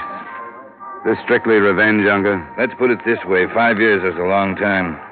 Good thing I learned to behave myself, or I'd still be running the prison paper. You're the noisy type, Unger. You'd be the finger man if I so much as stubbed my toe. Correction, I would have been. Now I've got the law doing my dirty work. You haven't made a mistake. I planned this for 5 years. You won't find any mistakes. Oh, I thought a lot about you, Dollar, up at the resort. Yeah, in the years I've been in the insurance game, I've seen you guys come and go by the dozen. They turn you out of the same mold. You flip a few jobs, and it gives you a kick, and it goes to your head. Then comes that one mistake. They salt you away, and it gripes you. The world's to blame. You look around for somebody to take it out on. You talk a lot for a fugitive, Dollar. You're going to sit down over a piece of paper and write out a full confession, Unger. What makes you think so? This. A confession under duress isn't worth very much. It'll be worth a lot to me. For one thing, it'll be the truth. You'll have to prove I held a gun on you. Drop it, Dollar. What? I said drop it. You got the wrong man, Lieutenant. I doubt it, Dollar. You're under arrest for the murder of Eileen Kennedy.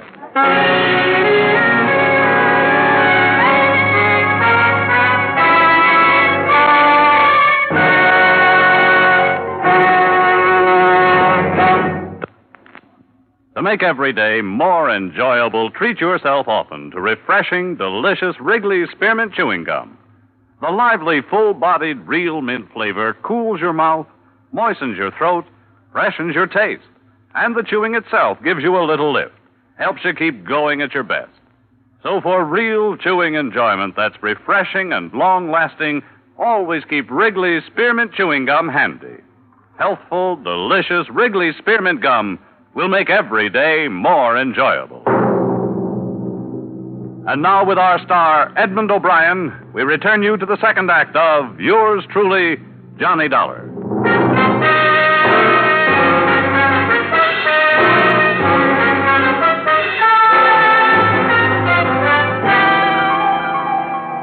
Johnny, it's my duty to warn you that anything you say may be held against you. If you got a good lawyer... Lieutenant, this is ridiculous. You know I'm not a killer.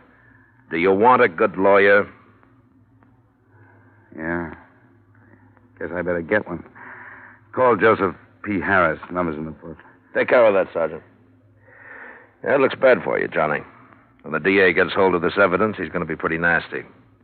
You have any contradictory facts? Yeah, sure. I'm innocent. Can you prove it? Oh, come on, Dollar. You're in trouble. It was a beautiful job of framing, Lieutenant. All right, tell me what happened. Eileen Kennedy received a telegram yesterday. It asked her to meet me up at my apartment at 7:30 the next night that I wanted to talk. You two had quite a romance at one time. Yeah, we had quite a romance, but I didn't send that telegram. Can you prove it? I didn't send the... No. No, I can't prove it. Go on. Well, she got there at 7:30. We had a few words. Fight? Not a fight, differences of opinion. We weren't up there 5 minutes when the doorbell rang. It was Unger. He was with a guy he called Ferdy. Well, what happened? Unger pulled a gun on me. He sat me down in the chair, and Ferdy tied me up. Then Ferdy injected alcohol into my vein, enough to make me pass out. He dumped a few bottles around the apartment, probably pouring the liquor down the drain. And when I woke up, Eileen was lying dead on the floor next to me. That makes a good story, Dollar. Well, here's the mark on my arm. You can still see it. Yeah. All right, Johnny, now it's my turn. We found Eileen Kennedy in your apartment. There were 2 bullets in her, one in the abdomen, one in the chest, penetrating the heart at the right ventricle. From my gun? Yeah, the one we took from you when we captured you. .38 automatic. Lieutenant, we found empty liquor bottles around the place. Gastric analysis at autopsy of the girl showed alcohol. Sure, we each had a drink. A drink or many, there was a trace of alcohol. Now, you say you didn't take more than 1 drink. Can you prove it? Can you prove it? Can you prove it? Can you prove you washed your face this morning? I don't have to, Johnny. Okay, Sergeant, take him to his cell. When his lawyer comes, send him right in.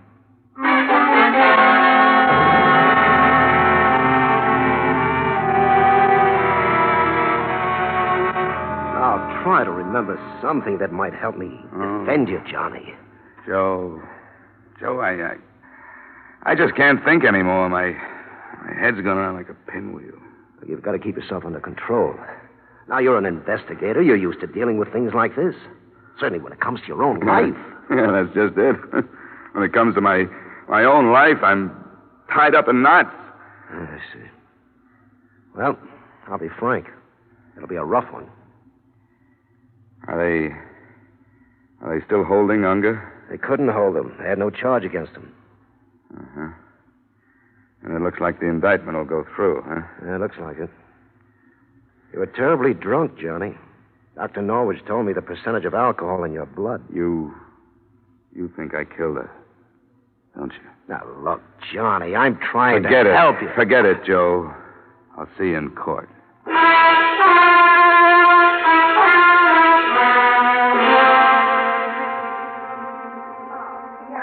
Excuse me, would you mind moving over one, please? Oh, there. Oh, sorry. Just got here in time. Hear ye, hear ye, hear ye. This Honorable Court of Connecticut is now in session pursuant to adjournment. Judge Samuel B. Epstein presiding. Be seated. The State of Connecticut versus John Dollar. We'll waive a jury, Johnny. I think you'll have a better chance. We'll take a jury, Joe. Start picking.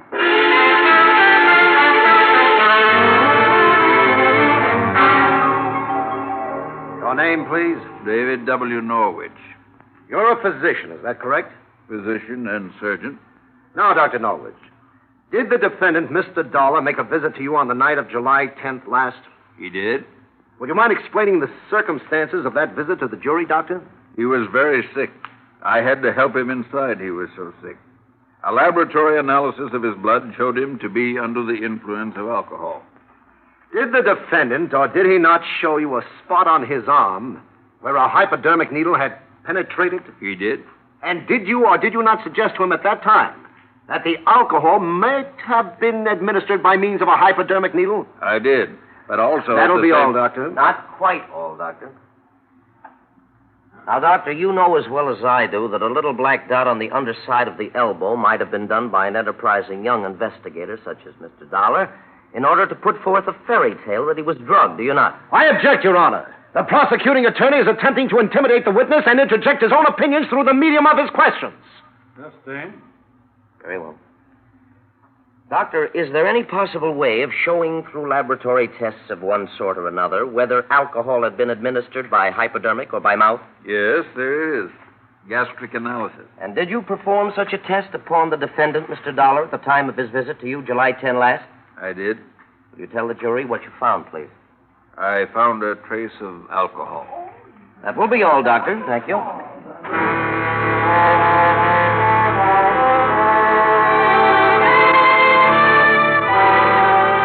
Your name, please?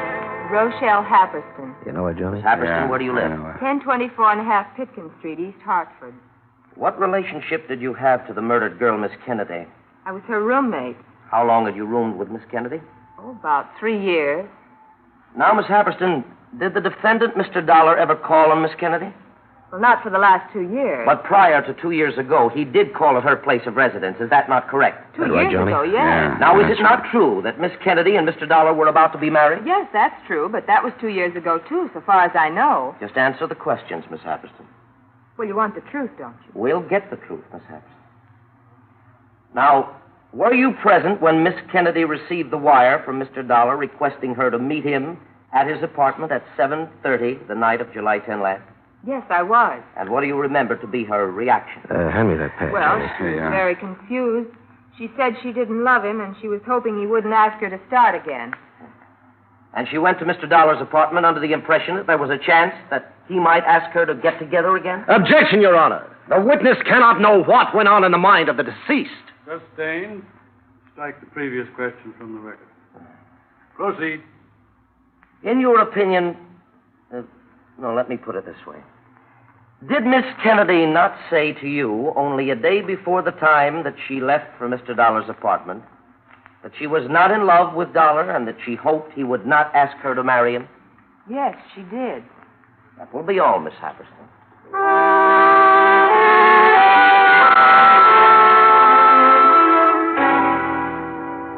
Your name, please. Javier Sawyer. Would you state your occupation? I'm a lieutenant, Homicide Bureau, Hartford Police Department. Lieutenant Sawyer, you were in charge of the Kennedy case, were you not? Yes, I was. You examined Mr. Dollar's apartment following the crime? I did. Did you find empty bottles of whiskey in the apartment? I did. How many?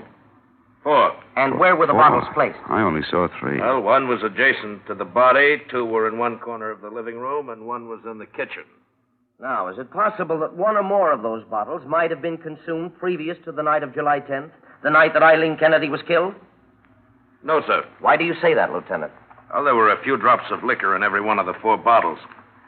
Had the liquor been consumed previous to that night, these drops would have evaporated by the time we got there. Thank you, Lieutenant.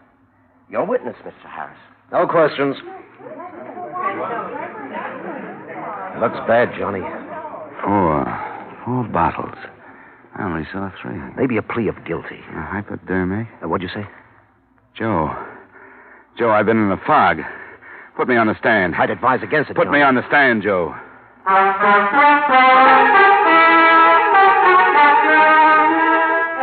Your name? Johnny Dollar. Where do you live? 390 Pearl Street, Hartford. I'm going to point out to your attorney that you don't have to testify.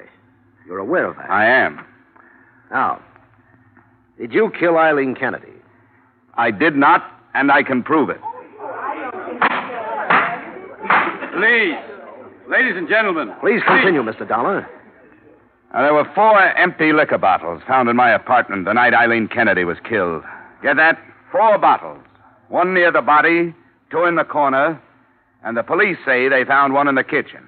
All empty. Lieutenant Sawyer testified that by examining the degree of evaporation in the bottles of the residual whiskey, those bottles had been emptied the night of July 10th and not before. Go on. The medical examiners proved that Miss Kennedy did not have a high percentage of alcohol in her blood. She could not then have consumed as much as a pint of liquor, and the police say even that much is doubtful. Now, that means, ladies and gentlemen, that the night of July 10th, I would have had to consume over 3.5 quarts of whiskey. I've got to admit that I would have been unconscious long before I reached that point. Order. Proceed, Mr. Dollar. Now, as for the hypodermic needle, assuming I were about to go under from an overdose of alcohol, is it likely that I, who have had no practice at the administration of hypodermics, would have used my left hand to administer a hypodermic to myself and be accurate enough to hit the vein so exactly? Ladies and gentlemen, there's only one man who had a motive to kill Eileen Kennedy. That motive was to get me, something he'd been threatening to do for 5 years. And that's the man, the next witness, the elevator boy in my building, saw come up to my apartment the night of Eileen Kennedy's murder. That man is here in this courtroom. His name is Henry J. Unger. Look out, he's making a break for it. Copy, Pete. We got him. You did it, Tommy, you did it.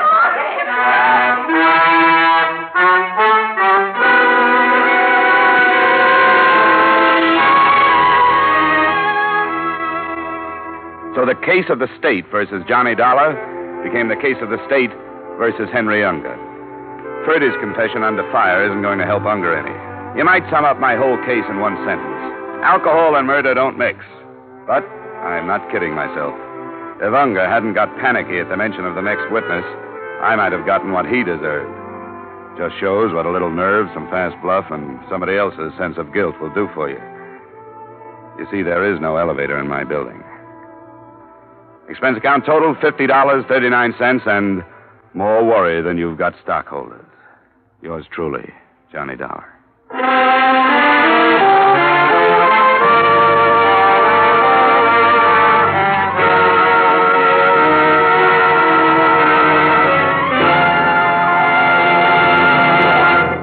Remember, friends, to make every day more enjoyable, treat yourself often to refreshing, delicious Wrigley's Spearmint Chewing Gum. There's lots of cooling, real mint flavor in every stick. And chewing Wrigley Spearmint helps keep you feeling fresh and alert. You feel better, work better, get more fun out of doing things. So indoors, outdoors, wherever you go, keep some healthful, refreshing Wrigley Spearmint Chewing Gum handy. To make every day more enjoyable, treat yourself often to delicious Wrigley's Spearmint Chewing Gum.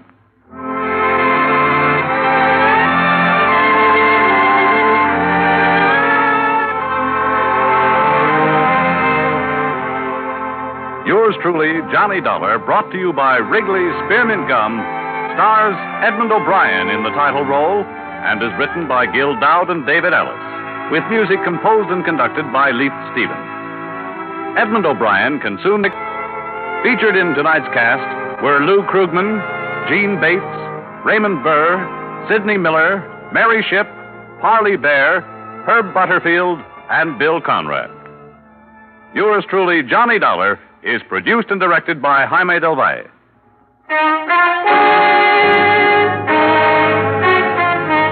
The makers of Wrigley's Spearmint Chewing Gum hope you've enjoyed tonight's story of Johnny Dollar and that you're enjoying delicious Wrigley's Spearmint Chewing Gum every day. We invite you to join us again next week at the same time when, from Hollywood, Edmond O'Brien returns in another transcribed adventure of Yours truly, Johnny Dollar.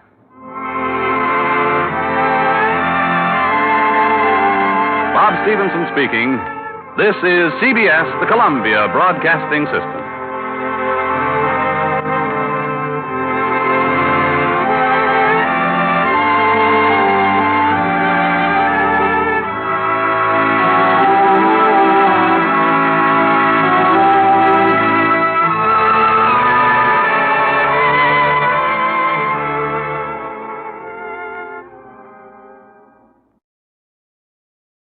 From Hollywood, it's time now for Edmond O'Brien as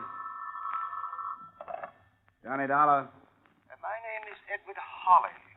I represent the East Coast Underwriters Association of America. Yes? It has been brought to my attention that you are a special investigator, available on a contract basis. That's right. But as a matter of fact, we carry a policy on a Sidney Rykoff, a pugilist, I believe. We have received notification of a very unusual nature. Uh-huh. Why don't you get it off your chest, Mr. Hawley? Off my chest? Oh, yes, of course. We have just received a ransom note. Mr. Rykoff has been kidnapped. Edmond O'Brien in another transcribed adventure of the man with the action-packed expense account, America's fabulous freelance insurance investigator. Yours truly, Johnny Dollar. Expense account submitted by Special Investigator Johnny Dollar to East Coast Underwriters Association, Hartford, Connecticut. Attention, Edward Hawley.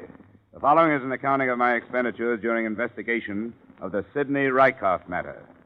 Expense account item 1, $1.50 cab fare to your office. Now, I'm not in the habit of beating about the bush, Mr. Dollar, but the situation from which we must extricate ourselves is, well, delicate enough to warrant your extreme caution. Sidney Rykoff will be dead in 7 hours. You want to pay off the ransom note, is that it? Now, you understand that this requires the utmost secrecy, because few people realize the necessity of insurance companies, such as ours, being forced to negotiate with unscrupulous persons. Here's the note. It was mailed yesterday in Kansas City. Have the police seen this? Certainly not. I'm afraid you don't understand at all, Mr. Dollar. Now, you see... Yeah, I see. $25,000 is against $100,000 for you boys. No questions asked, right? Right. It was what anyone would expect a ransom note to look like, made up of print taken from newspapers and magazines and pasted on a plain sheet of yellow paper. It read, "We have Sidney Rykoff. If you want him alive, bring $25,000 to the Anthony Millstone Mausoleum, Johnson Park Cemetery, Kansas City, Missouri, at exactly midnight, May 13. If you call the police, forget the money, Rykoff will be dead." Now, naturally, $25,000 is a lot of money. If there's a possibility of saving it, we wish you do a little investigating first. Now, look, Mr. Hawley, it's 5 o'clock in Kansas City now. As you said yourself, he'll be dead in 7 hours. It'll take me at least 5 hours to get there. We'd better pay off first and investigate later. You've marked the money, haven't you? Certainly. Here's the list. And here's the $25,000. The matter's in your hands. Expense account item 2, $453 in advance for charter plane. As we hit the Ohio River, the sky started to blacken ahead of us. Looks pretty rough out west. What's weather say? Nothing later than St. Louis. Storm front to 16,000. I think we ought to set down. We can't. If I'm not in Kansas City by midnight, somebody will be dead. You a doctor? Yeah, in a way. But this is one sickness that can only be cured with money. Look, mister, I'm going to lay it on the line. I'm no hero. I got a wife and a couple of kids back east. My contract says I'll get you to KC if I can. But that front ahead there isn't kid stuff. It'll bounce this kite around like a balloon. Well, I can't tell you to do it. It's up to you. But if we set down now, we'll find a dead man in the morning. Okay, mister. I'll do the best I can. Fasten up. This plane is too underpowered to climb above it. We'll try to go right through. Hope the wings stay on.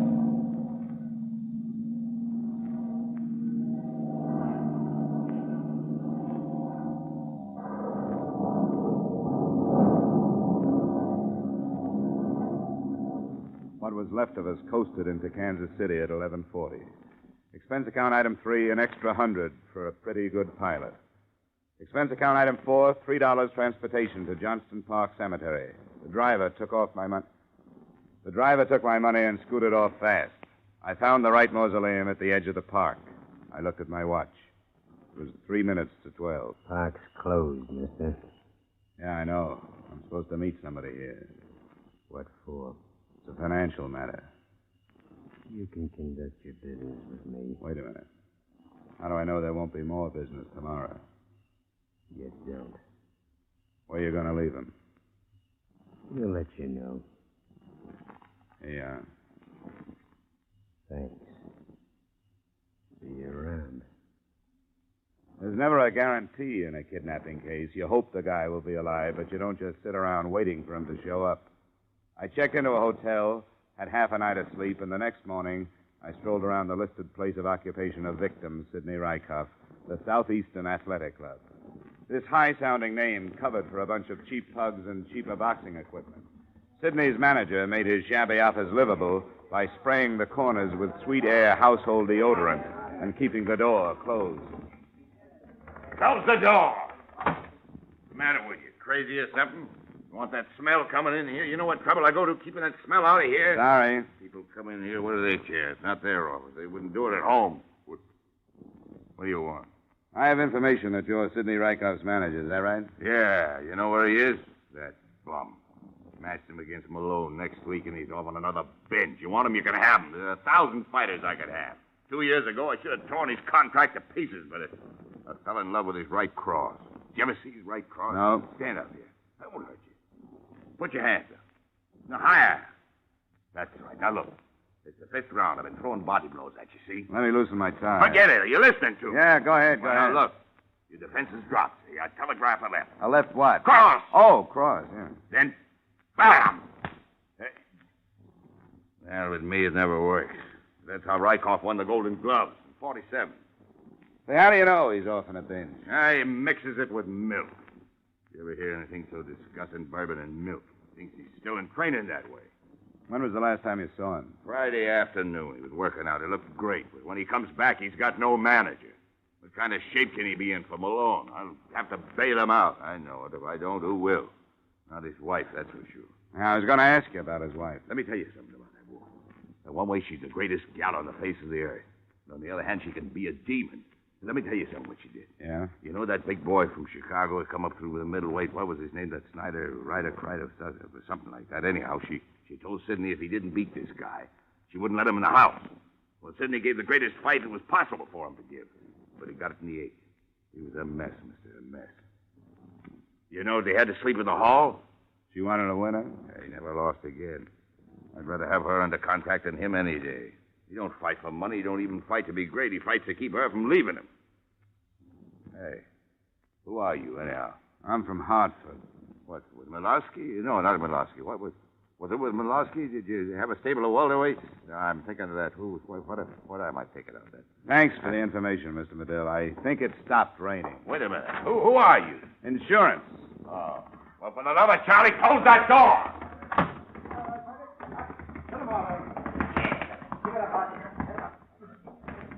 Say, I hear you're nosing around about Sidney Rykoff. I've been losing a lot of money on him.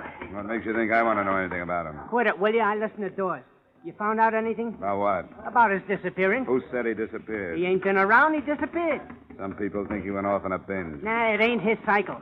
He had his last binge in March. He ain't due again till September. You a friend of his? Allow me. My name is Al Barsumian. I handle wages. Where do you think Rykoff is? I don't know, but the longer he stays there, the better I like it. The betting ain't good when he's around. Why's that? He's erratic. Sometimes he wins in the 8th and sometimes in the 10th. Well, that's the way it goes. His wife still live in the same place? Yeah, just follow the broken glass. I didn't get on the trail of the busted gin bottles until about 11 that night. I knocked at her door and she yelled, "Come in," from the kitchen. She was sitting at the table in a soup-stained kimono, peeling the polish off her fingernails. Sit down, or just throw them stockings on the floor. You drink? Not right now, thanks. I'm an insurance investigator, Hartford, Connecticut. When did you see your husband last? Oh, Sidney? He comes home when he feels like it. Why? Something happened to him? I think you ought to know, Mrs. Rykoff. Your husband has been kidnapped. The company I'm working for received a ransom note. I paid somebody $25,000 last night to get him back. $25,000 for Sidney? Gary Medill, his manager, took out a $100,000 insurance policy on him. Would you throw me that bottle? Who'd know about that policy? $25,000 for Sidney. The papers know about this yet? Hey, I gotta get fixed up for the reporters. I look like a perfect slob. Nobody knows about it but you and the insurance company. Now, how about giving me some answers? Why, so I can get him back? What do I want to get him around here for? Who'd know about that policy, Mrs. Rykoff? Besides Medill, I don't know, but he's Gabby. Who did you pay that $25,000 to? Well, the man that gave it to me didn't give me his name. Wait a minute. If that bum walked out on me, if he picked up $25,000 by kidnapping himself, well, he can stay out. He's not getting back in. What did he look like, who you paid it to? It was dark. Couldn't see much but his size. About up to here. Oh, then it wasn't Sidney. He's a light-heavy, 5'11". Could have been a friend. Any idea who? No, and if I had, I'd tell you. Ah, he can't get away with this. What makes you think he'd try? Because he got no guts anymore. Wants to quit fighting. When he does that, he quits having me. And he knows it. I'm not the type for any milksop. Hey, you sure you don't want a drink? No, thanks. Why not? Well, Mrs. Rykoff. Who's that? It's me, honey. Who's he? That your husband? No, it's another stumblebum, Mickey Snell. Hey, who's this guy? Never mind who's this. You lost your fight. Oh, Joe, honey, what's a fight? I heard it on the radio, a lousy 4-rounder, you stupid clown. Get out of here. Oh, now, don't be that way, Joe. It was a bad match. I'll win the next one for you. Then you can come back. But you lost tonight. Get out of here! Hey, Joe! Get out of here! Go on, you two-bit mug! She backed him into the living room and reached up towards the mantel as she passed it. She finally found something heavy enough. A 2-foot wrought iron candlestick. She didn't have to swing it. Her guest took one look at it and went out the door. I thanked her for her hospitality and followed him. He went down 2 blocks and into a bar. I got his name from a waitress and slipped into a booth with him. What was you doing there, buddy? Business, Mickey. I was asking her about her husband.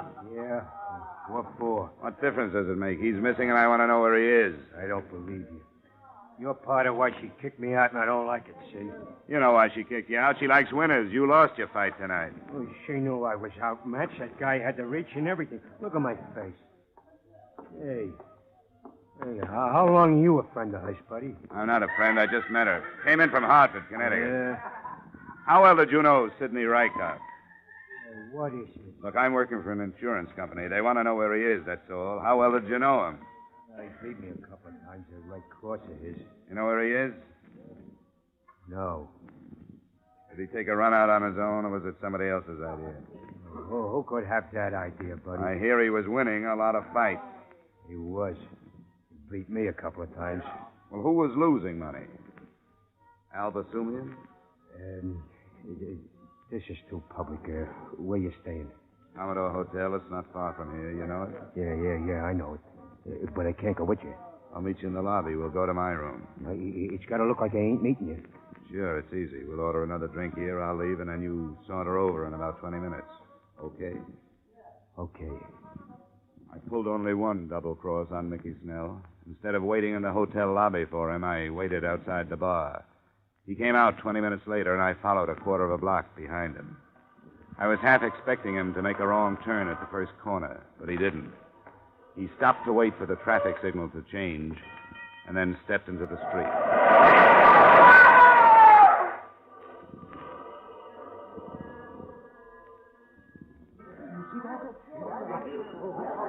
And you say you saw it happen, Mr. Dollar? That's right, Lieutenant. I saw it happen. It was deliberate hit and run. You get the license number? No, only the first 3 numbers. M176. Uh-huh. Now, any other witnesses? Well, I don't know. There were a lot of people around. Well, that doesn't necessarily mean witnesses. Say, what'd you find in his wallet? Identification. Mickey Snell. He was a fighter. He must have won tonight. He was loaded. Can I see one of those bills? Yeah, Dollar, but watch it. I have to keep a record. Thanks. It was a $50 bill the lieutenant handed me. In the corner was a number I'd memorized on the plane trip out. The bill on Mickey Snell's body was part of the ransom money I'd paid for the victim I hadn't gotten back. We will return to the second act of yours truly, Johnny Dollar, in just a moment.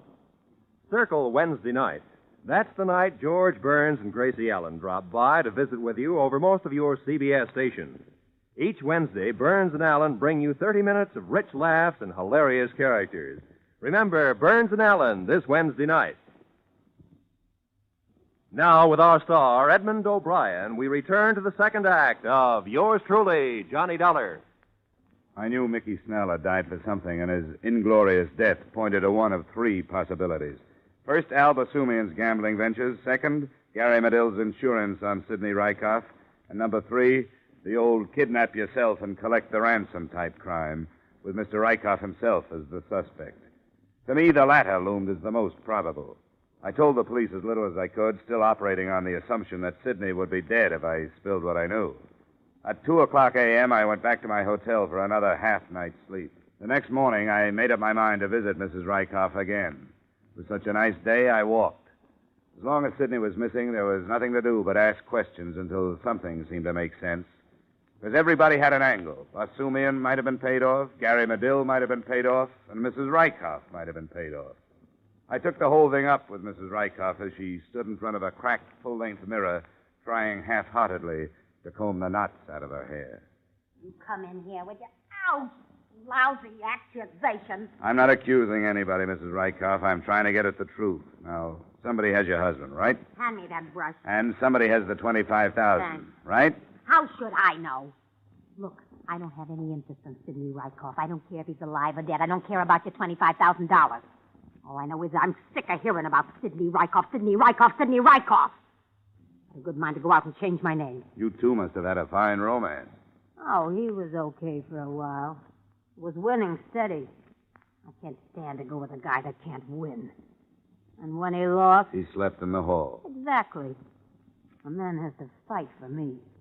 I ain't just sitting here waiting for losers. And Sidney was winning, wasn't he? Winning? Winning what? With that Medill as his manager, what could he win? What kind of a contract did Sidney have with Medill? Medill got everything, including Sidney's third molars.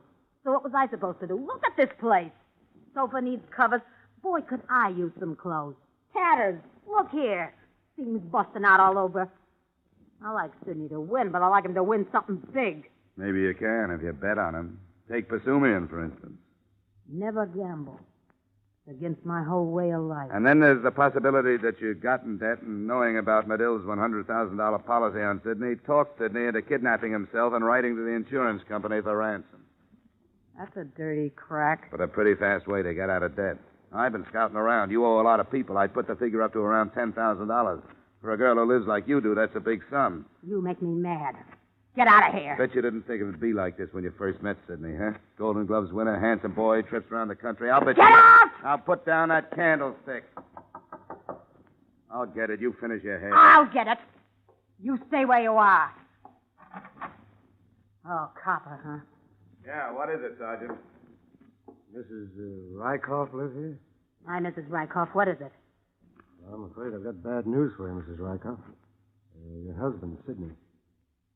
What happened? They found him on the highway just outside of town. He's dead. I studied Mrs. Rykoff. Her face showed only what could have been contempt and maybe a little relief. The officer made an embarrassed exit, and I closed the door. Mrs. Rykoff walked to the window. I followed her.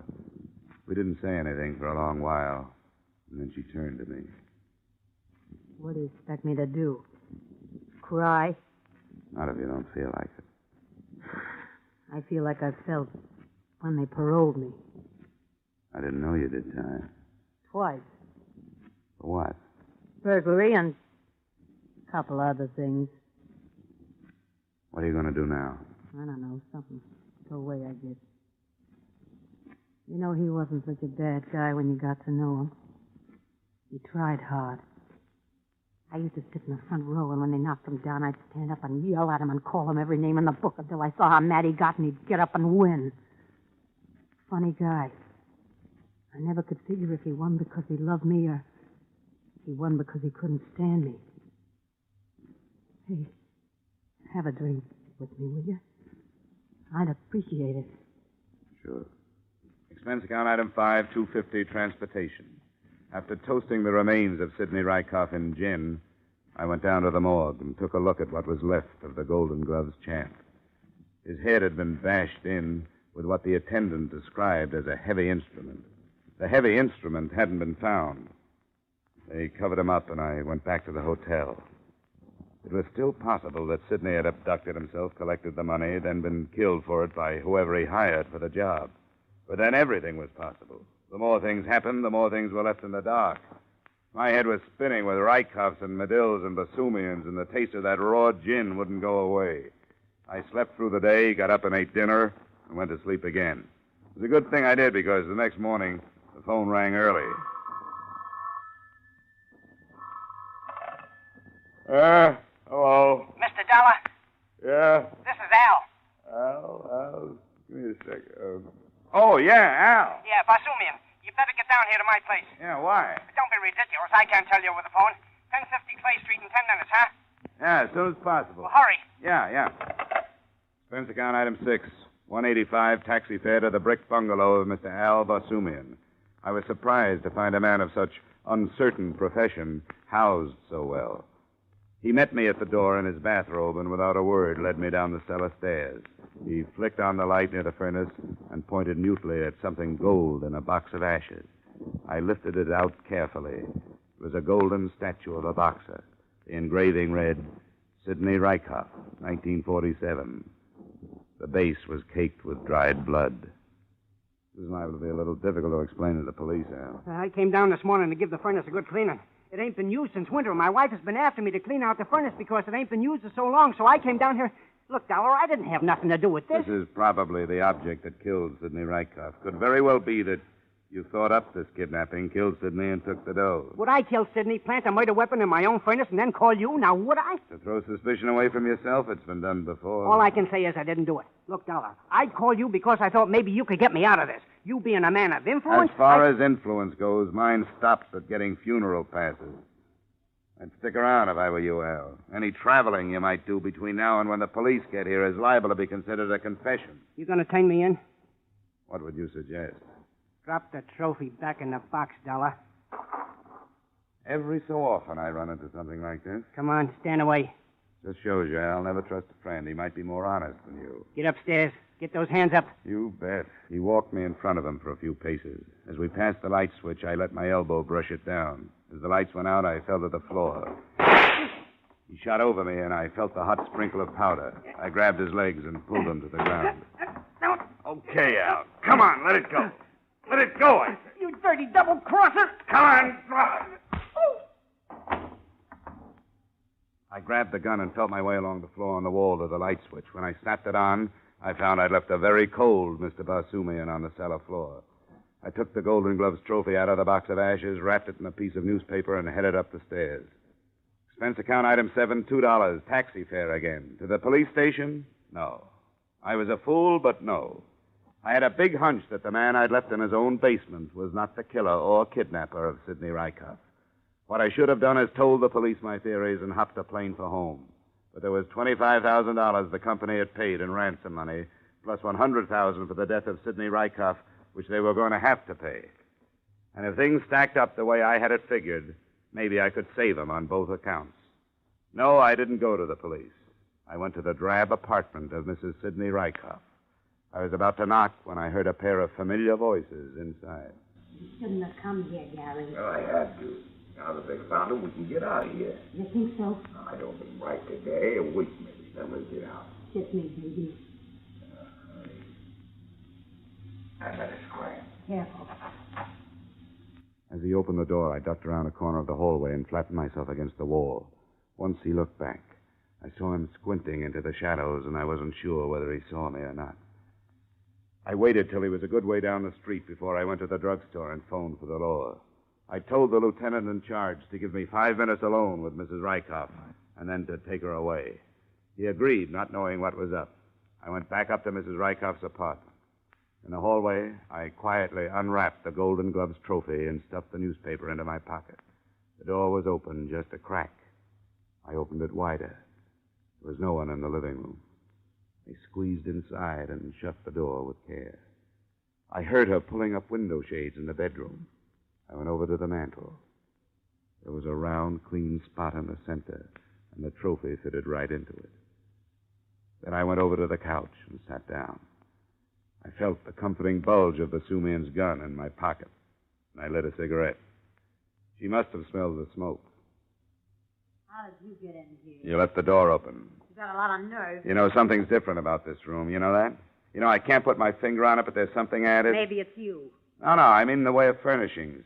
Hey, are those the same drapes you had in here before? Look, let's skip the interior decorator routine. No, please, it bothers me. Let's see, the sofa was over here, remember that?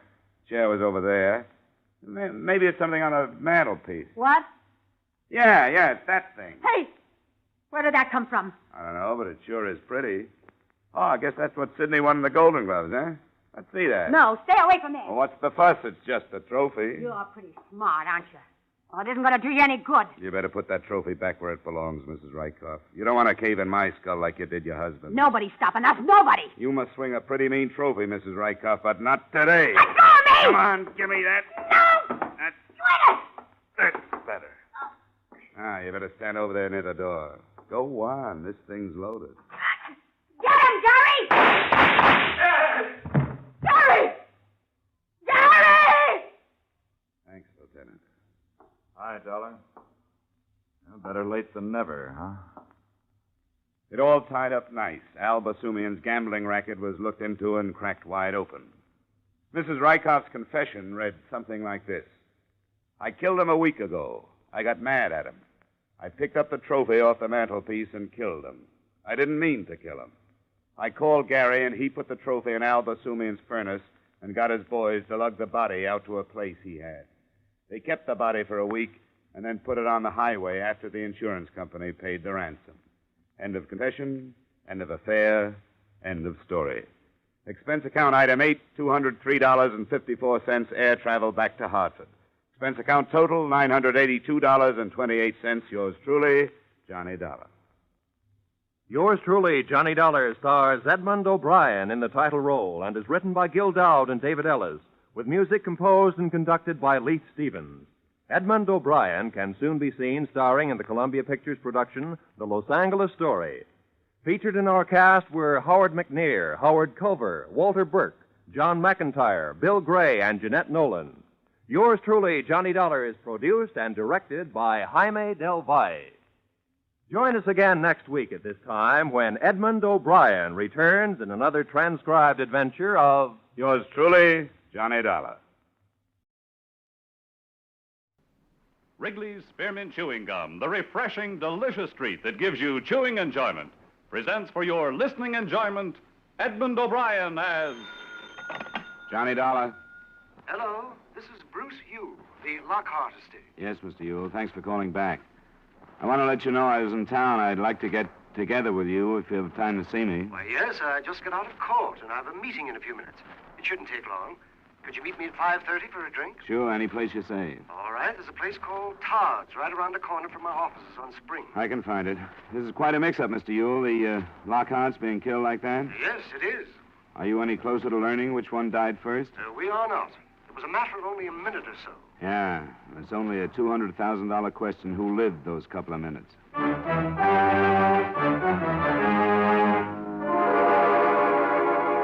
The makers of Wrigley's Spearmint Chewing Gum bring you Edmond O'Brien in a transcribed adventure of the man with the action-packed expense account, America's fabulous freelance insurance investigator. Yours truly, Johnny Dollar.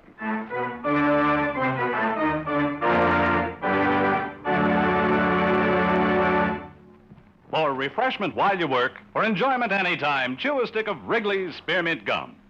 The delicious, long-lasting, real mint flavor of Wrigley's Spearmint cools your mouth and freshens your taste. The good, smooth chewing helps keep you feeling fresh and alert. Adds enjoyment to whatever you're doing. So indoors, outdoors, at work or play, enjoy chewing Wrigley's Spearmint Gum. Wrigley's Spearmint. Refreshing, delicious.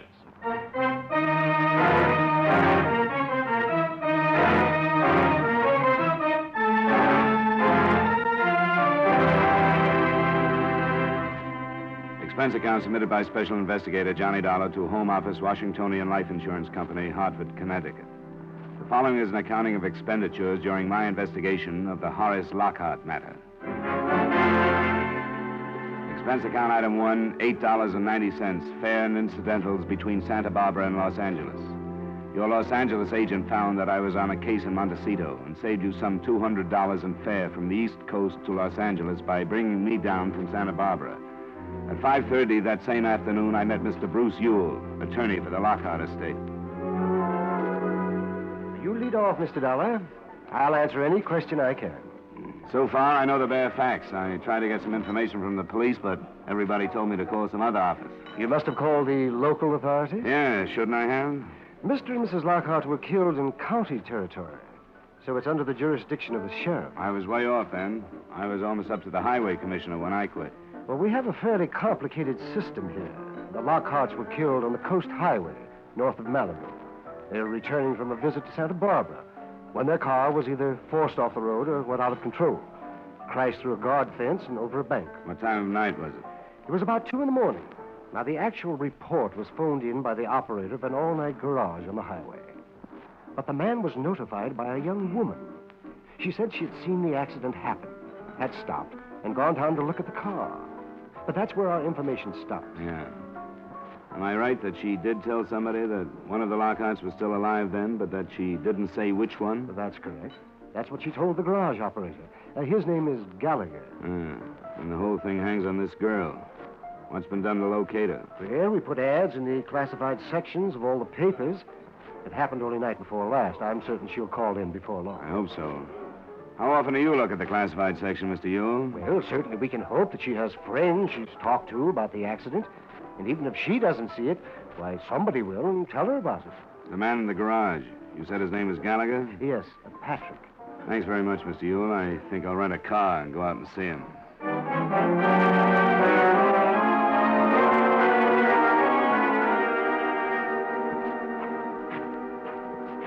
Good evening. Hi. You Mr. Gallagher? Yeah, that's right. My name is Dollar. I'm an investigator for an insurance company. I'd like to talk to you about that accident the other night. That Lincoln with the man and his wife? Yeah, the Lockhart. Oh, that was a mess. We should get him on this highway. Crazy fool drivers. He was quite a big shot, I read. He was. What I want to find out about is the girl who reported the accident to you. I don't know anything about her. She busted in here all excited and told me about it, and then she left. Never saw her before, and I haven't seen her since. What exactly did she say? You remember? What do you mean? I'd like to learn her exact words if you remember them. What's so important about her? We're looking for her. I'll explain it to you. But do you remember what she said? Not her exact words, maybe. She told me about the accident. She said there were 2 people in the car, and she said one of them was dead, but she thought one was still alive. Can you be sure that she didn't say, I think the man is still alive, or I think the woman is still alive? No, I don't think she said that. Did she say there were 2 people in the car, or a man and a woman? Yeah, I'm not sure. I didn't think anything about that. All I was thinking was calling the police. As a matter of fact, I was asleep. She woke me up, shaking me, and talking about it. It took you a couple of seconds to come to your senses then, I suppose, huh? Yeah, I guess so. She left, and I called the police. But it's just possible that she might have mentioned the man or the woman still being alive. Well, yeah, maybe. Before I was awake. Well, I don't get it. What difference does it make? It makes a $200,000 difference to one of 2 people, Mr. Gallagher. What are you giving me? You carry life insurance, don't you? Yeah, all I can afford. Well, the Lockharts each had a policy naming each other as first beneficiary. But each of them named a different second beneficiary. Yeah, I'm beginning to see. Mrs. Lockhart had named a son by a former marriage. So if she survived her husband in that crash, even for a minute or so, she became his beneficiary for that length of time. If that was the case, her son is in line for the money from both policies. If she died first, it's the other way around, and her daughter by Lockhart is in line. Oh, I didn't think they cut it that fine. You can see how important it is for you to remember exactly what this girl said. Well, knowing isn't going to make it any easier, to be sure. I'm not sure, that's all. What did this girl look like? Well, I give you a little more help there. She had blue eyes, and it seemed to me she was wearing an awful lot of makeup. It was really plastered on. You couldn't really see her skin. Like stage makeup? What about eyelashes? Were they false? Yeah, they were. Now that you mention it, they were too long to be real. What else? Well, she had a scarf over her hair, but I'm pretty sure it was blonde. And That's about all. She's wearing a coat. Oh, and I noticed when she left, she was barrel-legged and wearing white shoes with high heels. Her legs were tanned, so maybe she lives on the beach around here someplace. Could that have been makeup on her legs, too? I don't know. Maybe it was. What about her car? What kind was it? What color? I didn't see it. Didn't see it? No, she parked there by the side of the building where you did. When I was on the phone, she pulled out and headed toward L.A. It sounded like about a Chevy or a Plymouth, something about that size. Yeah. Well, thanks, Mr. Gallagher. If you think of anything more, I wish you'd call me. I'm at the Holmby Hotel on Wilshire. I'll leave my card. I drove up to the scene of the crash about 2 miles farther north. The Lockharts couldn't have picked a better spot. There was an almost sheer drop of more than 20 feet to some big rocks just above the beach. The rocks still showed the marks of the impact.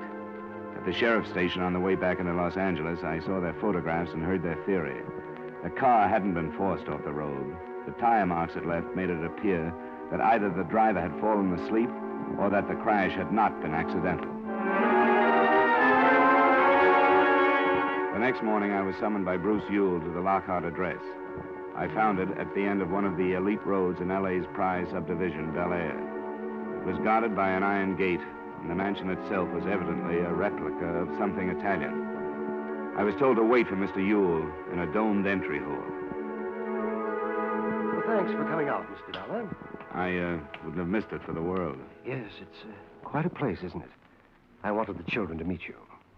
You know about them? Only that they're half-sister and brother. Yes. Michael Adams stayed with his own father. Never has lived here. He arrived from Seattle last night. This is the first time he's met his stepsister. That's Gail Lockhart. Yes. She's 23 and he's 27. Well, I wanted them to know we're doing everything we can to find this perverse witness who's become so important. Why doesn't she reveal herself? I wish I knew. Well, this is Mr. Dollar, the insurance investigator who's come out to help us. Miss Gail Lockhart. How do you do? Miss Lockhart. And Mr. Michael Adams. Oh, hey, Mr. Dollar. Nice to meet you, Mr. Adams. You both have my sympathy. Oh, I think Miss Lockhart deserves it more than I do. I'm no more than a stranger. I don't even remember my mother. She and my father divorced before I was 2. Oh, stop it. Sorry. Mr. Ewell, I don't have to stay, do I? May I go to my room? Why, yes, Gail, if you want to. I do. I can't talk about it anymore. I'm sorry, but I feel like I should explain my place in this. I know I don't belong. It's all right, Mr. Adams. Gail is terribly upset. She was in Santa Barbara with her parents that night. She was supposed to drive back with them. They'd been drinking heavily, and she begged them to stay over. And when her father refused to do that, she refused to ride with them. I didn't know she was with them. Well, you know how these situations are. She's full of self-incrimination. Can't help feeling she should have done more, like take the keys to the car, or even call the police, or something. Well, what are we going to do about this witness, Mr. Dollar? Maybe you can help us, Mr. Adams. Did you ever read the personal column in the classified advertising section of your paper? Personal column? Hardly ever. Have you any idea when the last time was? Oh, months back, anyway. I think we have to do better than that personal column, Mr. Ewell. Spot a few small ads through the other pages. Have you contacted any but local papers? No, not yet. Just because that garage man told us her car headed for L.A. is no proof that she's here. She might have passed right on through. Yes, but a girl driving alone at that time of night... We have no reason to think that she was alone. Gallagher didn't see anybody else, but he didn't see the car either. There are people who just don't like to get involved in things like this, you know. Yes, that's true, isn't it? What would you say to posting a small reward? I think that would be a good idea. Not a reward for the information we want, because we'd get too many cranks who would say anything for money. Say, that's right, isn't it? I think we should offer the reward for any information that will lead us to the witness and print the description Gallagher gave us. That's a good idea. Sure is. Well, I'll go call my secretary and have her compose an ad and get it into as many evening editions in the counties as possible. And San Bernardino and Riverside counties as well. Excuse me. Golly. This suspense is really something, isn't it? Yeah. Oh, I know I don't deserve any of the money. Why, you could have knocked me over with a feather when I found out she had me in the policy. Oh, I suppose she always felt bad about the way she deserted my father and me and wanted to make it up, huh? That was probably it. But, man, $200,000. If I get that, I'll be sitting on top of the world. I wouldn't spend it yet if I were you. Oh, I know it's a toss-up, but sure would be justice, wouldn't it? With all she'll get anyway, Miss Lockhart doesn't need it like I do. Why, from the looks of this place, she probably wouldn't even miss it. Maybe you're right, Mr. Adams. She probably won't miss anything but her parents for quite a while. Sorry. Can't seem to say the right thing around here. Practical Mr. Adams had to wait along with the rest of us. The second day, the reward was increased. It was increased the third and the fourth day until it stood at $1,000. There it stayed for fear somebody was sitting on the information and watching the price of it go up. A few newspaper and radio reporters played it up on the mystery woman angle, but the actual $200,000 question we wanted to ask her was never let out. We had some worthless reaction, but on the seventh day, we got what we figured was our first break. An apartment house manager phoned Bruce Ewell, and I went out to talk to her. Well, it's not me alone, Mr. Dollar. A few of my tenants have mentioned it, too. We're all curious about this mystery woman, you know. Uh-huh. Well, this is Tuesday, and that awful accident happened a week ago Sunday, didn't it? That's right, Mrs. To Brewer. be exact, about 2 Monday morning. Well, at 10 o'clock that morning, one of the girls who'd been living here left with almost a whole month's rent to live out, Susan Lee. Oh? Would you say she fit the description in the papers? Now, that's why I decided to call. We'd share the reward, but I'd do the talking. Because, especially the theatrical makeup that was mentioned. Susan was a dancer in the naughty 90s nightclub on Santa Monica Boulevard. A specialty dancer, as she put it. Did she own a car? That was another thing. The ad mentioned a Chevy or a Plymouth, and she had a Plymouth. It was very interesting, Mrs. Brugger. Did she say where she was going? Well, she said she'd found a better job in another town, but when I asked her where, she changed the subject. She was hiding something. Made no arrangements for mail? Well, I asked her about that, too, and she said she'd come back and pick it up as soon as she could. I think she was in trouble. Has any mail come? Well, nothing much. A couple of bills. This one today. From a photographer. A photographer? That might really help. Why, yes, he must have taken a picture. Let's see the return address. Oh, wait till I tell the girls. Oh, I hope it's her. Why, I never even knew anybody who ever won a reward before. It was her. As a matter of fact, things developed quite nicely for the next hour and a half, anyway. At the garage, Gallagher positively identified the girl in the print I took him from the photographer. So at that point, that's what we had, a picture and the name of our witness. The rest of it wasn't so good. It looked like she'd taken a sudden run out for reasons and places unknown. With a 7-day start, she could have reached almost any place in the world.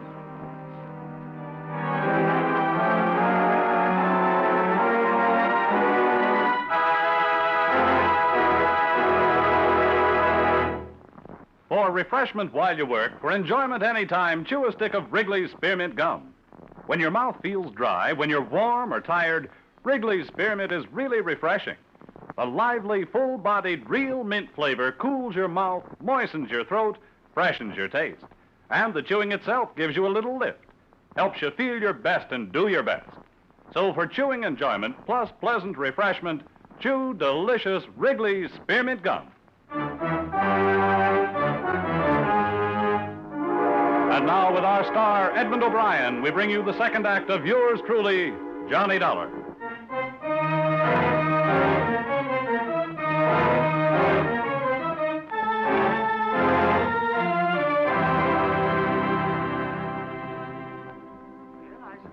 Progress of a kind, but it doesn't help us very much, does it? No, not yet, Mr. Ewell, but it's more than we've had. One thing I'd like to suggest. Yes? I think we should leave the reward ads running just as they are. Oh, you don't think we should get right to the point and add her name and photo to the information? No, not right now. If she's running away from something, we might drive her farther if we did that. I think we should go on as if we haven't learned anything. Oh, yes, I suppose you're right. In the meantime, I'll see what I can dig up.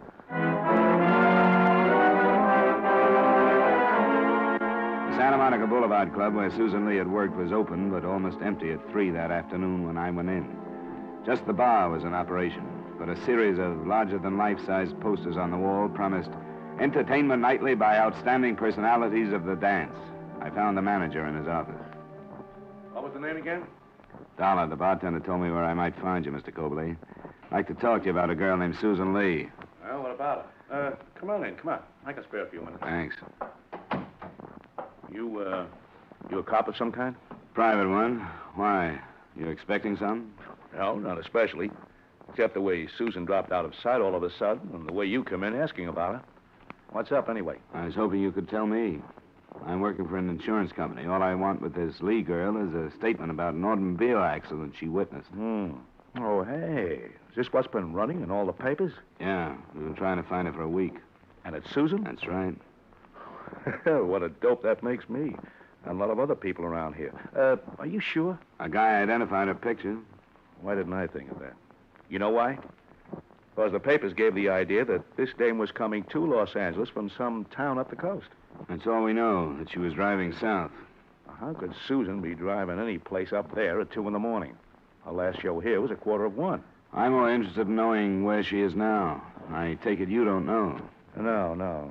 Her contract had another week to run, but she called me one morning a week or so ago and said she was sick and could she quit. Was that a Monday morning? Well, I can find... Yeah, sure it was. She called me at home. We're closed on Mondays. Hey, I think I got something for you. What? Well, one of the other girls picked up a pay for her. She wanted to quit, she told me, and I don't make any trouble with the girls who want to leave. And then she wanted Lamine to pick up her check. Well, I said that'd be okay if she sent a note authorizing it, and she did. This, what did you say, Lamine? Yeah, that's her stage name. You know, these girls get those monikers legalized when they're too young to know any better, and then they're stuck with them. Lamine Dunn.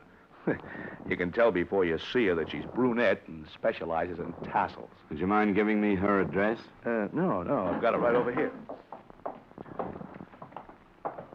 Susan must have some hot dough to be worth a $1,000 reward. I wish I could tell you, but I can't. It's worth plenty. No, I wasn't pushing for information. Yeah, here it is. The Wesley on Wilcox. Good. Thanks very much. Oh, sure. I don't care what you don't tell me. But anybody could use a hunk of that reward these days. I'll remember what you've done, Mr. Cobley. We'll see what we can work out. Thanks again. Sure.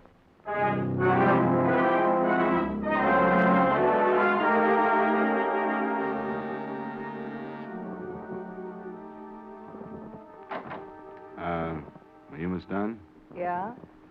I suppose you've read the papers like everyone else. I'm the insurance investigator who's looking for that girl. She turns out to be Susan Lee. Oh, well, come on in. What have I been sitting on, anyway? You know what we want her for. Because she saw that wreck. But don't you know what could have happened that made her leave town like she did? No, don't you?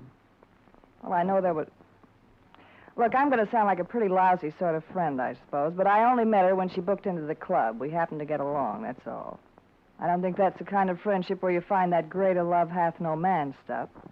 Besides, she didn't trust me enough to tell me everything. Everything about what? Why don't you sit down? Thanks. I promised her I wouldn't say anything, and I haven't. But now you want to know, and I'm not going to lie about something I don't know. That makes sense to me. Something happened to her that night, and I think it was over that guy she married.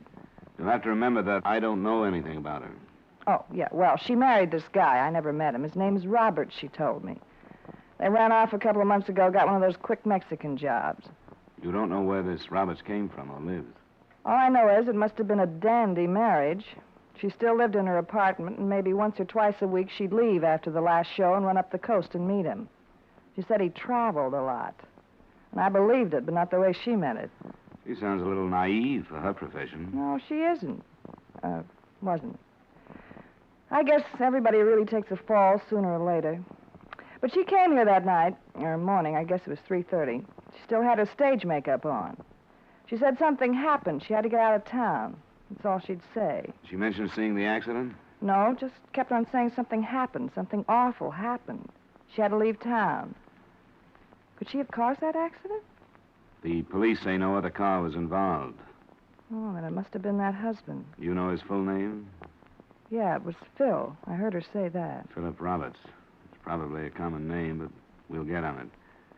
You talked to her the next day, you know, about her paycheck? Yeah, she phoned me, and she told Mr. Cobley she was sick because she didn't want him to ask questions about why she was leaving. So I went down and got her check.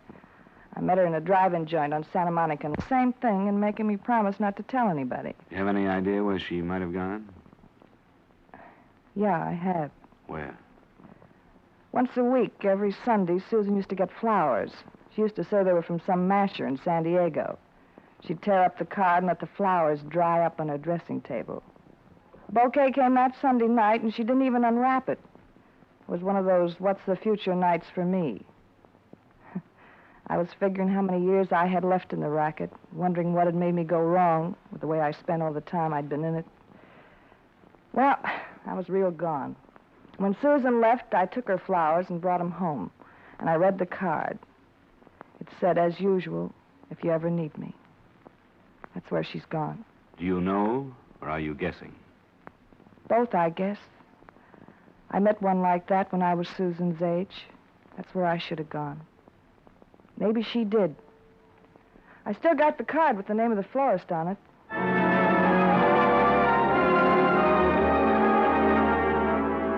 San Diego is some 120 miles from Los Angeles. But when I opened the phone book and saw how many Philip Roberts there were to be checked, the trip seemed short. I didn't get there in time that night, but the next morning I located the florist. He had no trouble remembering the man who so faithfully sent flowers on Sunday. At noon that day, I'd found Robert's house, and I recognized the girl who opened the door to me. Yes? Susan Lee? No, she isn't here. Wait a minute. No, leave me alone. Go away. Get your foot out. I didn't know. I didn't have anything to do with it. I didn't know. Let me in, Miss Lee. You don't have to be afraid. All I want to ask you about is the accident you saw last Sunday night. No, you're lying. Let me in. You're lying. I read about your reward in the papers. You tried to trick me. How did you find me? I had to find you. I didn't do it. I didn't have anything to do with it, no matter what she says. You're saying things you don't have to say, Miss Lee. No, I'm not, because everything else you've heard is a lie. What lies have I heard? Who lied to me? I don't know. Don't you think I've spent all night long, every night, hearing what she said to you? But I believed him. I believed everything he told me. Philip Roberts? That's not his name. I know it isn't now, but I married him. You think I would have married him if I'd known that he was already married? I guess you'd better tell me about it, Miss Lee. I thought I was married to him. We went to Ensenada. Some man married us down there. It was in May. And I thought he was my husband all the time. I was going to quit dancing and we were going to go away. And then Sunday night, I heard them. You were north of Malibu Sunday night? Yes, he rented the cabin for us. But when I got there Sunday night, there was another car. I left my car and walked to the cabin, and then I heard them. She called herself his wife, and she used a different name. She called him Carl. I don't know why I listened. I wanted to run. But I stayed and listened to them argue. And found out that I wasn't married to him at all because she was his wife. You don't have to tell me this. Yes, I do. You have to know the truth. I heard her say she'd kill him. And then I left and started to walk toward the highway. And I'd gotten almost to it when I heard the shots. I wasn't near the cabin. I was almost to my car. Miss Lee. When I heard them, I thought I was running away because she'd shot him over me. Where is this cabin? It's about 3. You know where it is. You've been there. You found him. As far as I know, no one has been there. I haven't heard anything about a shooting north of Malibu. You're lying. No, I'm not.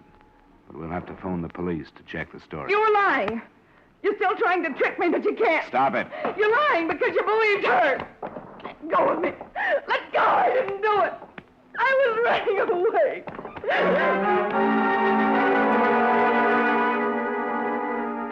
It took some time to digest it. I called the police and saw Susan Lee on her way back to Los Angeles with them, and then called Bruce Ewell. By the time I had driven back, he'd spent a half hour with the girl and had gotten the report of the police who visited the cabin. I was called to the Lockhart home for the second and last time, and together with the 2 prospective beneficiaries, I heard what the lawyer had to say. It's a pathetic story. This man entered a bigamous marriage contract with Susan Lee. His first wife followed him to the cabin. She didn't know about the marriage, but she suspected something. At the height of the argument, she shot him and then turned the gun upon herself. Miss Lee was afraid to surrender as our witness. They're both dead? Well, I'll be... Yes, but actually that's none of our concern now. This tortured girl did witness the accident. And in spite of her own problems, stopped to give what aid she could, which of course was none. Did you get a statement from her, Mr. Ewell? Yes, I'm afraid I did. Before a notary public, Susan Lee swore that the person who was alive at the time she viewed the wreck was Mrs. Lockhart. I knew it. Hot dog. Shut up. Make him stop. Get him out of here. I can't stand it. Here, now, here. Let me take you to you. It's really true? Yeah, I guess it is, if Ewell says so. Man, $200,000. And for what? For being born to the right mother. That's what I call profit on a small investment. Yeah, I guess that's right. $200,000. Why, I bet I can invest that and live like a gentleman the way I've always wanted to. I wonder how much this house costs. Nothing like this in Seattle, but I might show them a thing or two.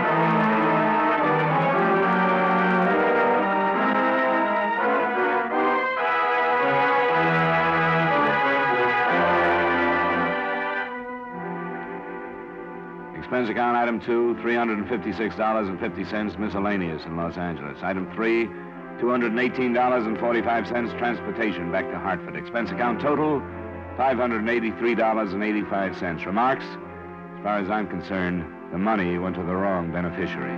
Yours truly, Johnny Dollar.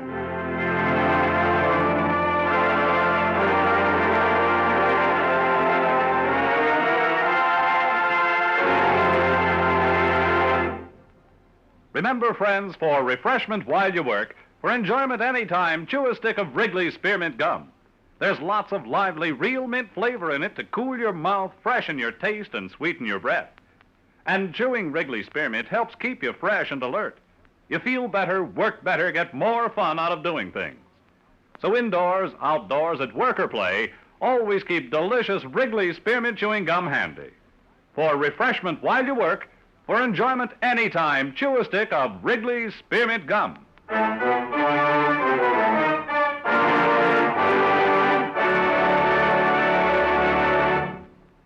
Yours truly, Johnny Dollar, brought to you by Wrigley's Spearmint Gum, stars Edmond O'Brien in the title role and is written by Gil Dowd with music by Eddie Dunstetter.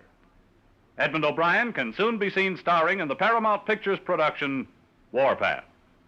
Featured in tonight's cast were Howard McNear, Hy Averbeck, Barbara Whiting, David Young, Virginia Gregg, Eddie Marr, and Mary Jane Croft. Yours truly, Johnny Dollar, is transcribed in Hollywood by Jaime Del Valle.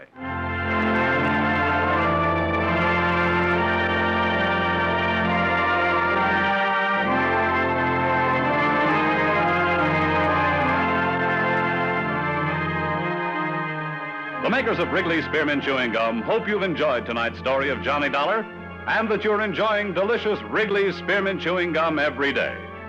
We invite you to join us again next week at the same time when, from Hollywood, Edmond O'Brien returns in another adventure of Yours truly, Johnny Dollar.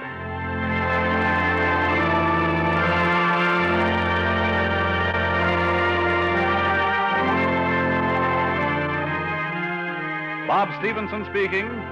This is the CBS Radio Network.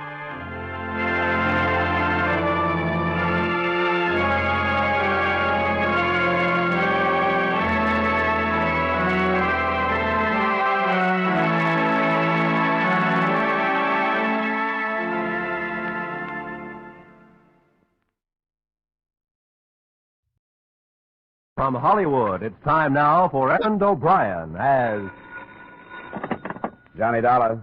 This is Mrs. Ernest Caldwell, Mr. Dollar. Oh, yes, Mrs. Caldwell. I'm the investigator your insurance company has hired to look for your son. Yes, I understood that from the message you left. Howard is dead, Mr. Dollar. When did you learn this? I don't have to learn. It's one of those things a mother feels. My son was a part of me. And when he died, I felt it. Oh, I see. Well, an insurance company is bound to operate from a basis of facts, not intuition. If you're going to be in this afternoon, I'd like to drop by and talk to you about them.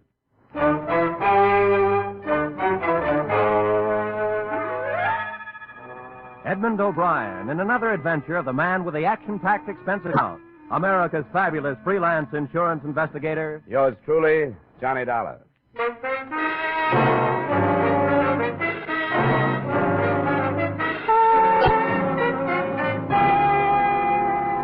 Expense account submitted by Special Investigator Johnny Dollar to Home Office, Britannia Life Insurance Company, Hartford, Connecticut. The following is an accounting of my expenditures during investigation of the Howard Caldwell matter. Expense account item 1, $6.50 transportation round trip between my Hartford apartment and the Caldwell country estate. From every angle, inside and out, the place looked more like a museum than a dwelling. And Mrs. Caldwell struck me as the mother of all the answers as to why boys leave home. I don't know why Howard left. I simply can't understand it. No mother could have been more devoted than I. Except at school, I never left him alone for a moment. I made him share everything with me. I protected him and I advised him. And yet... Yeah. Well, now let's get these facts in order. Name, Howard, age 23, left here for San Francisco, California about a year ago. What was he doing in San Francisco? Oh, he was studying to be an artist. In a rather deceitful way. He knew I didn't approve. He told me he wanted to go to the coast to see a football game. Then he wired me that it had been delayed. And the next thing I knew, this letter arrived, saying that he'd met some people out there, that he didn't need any money, and that he'd enrolled in this art school. I didn't believe it. I knew he was in trouble then. What's the name of the school? The Orlando School of Art. I wrote and begged him to come back, and he answered that he thought it would be better if he didn't, as if he were being threatened. Why would anybody threaten him? Well, I don't know. He told me very little of what he was doing. That's why I knew he was in trouble, because we always shared everything. He'd never kept secrets from me. I think you're exaggerating this thing, Mrs. Caldwell. I tell you I'm not. You haven't told me any one thing that I What can... should I think when he writes that I'll never see him again? When he tells me not to go to the police because it won't do any good? That he's gone to another life? Here's a letter. Read it for yourself. The letter did say that. The date on it was a week old, and it went on to make other vague references to danger and death. But a statement that the mother had ignored came, to my mind, closest to the truth. Howard Caldwell had written, "If I had been mentally equipped for life as other people are, this wouldn't have happened, and I could have lived."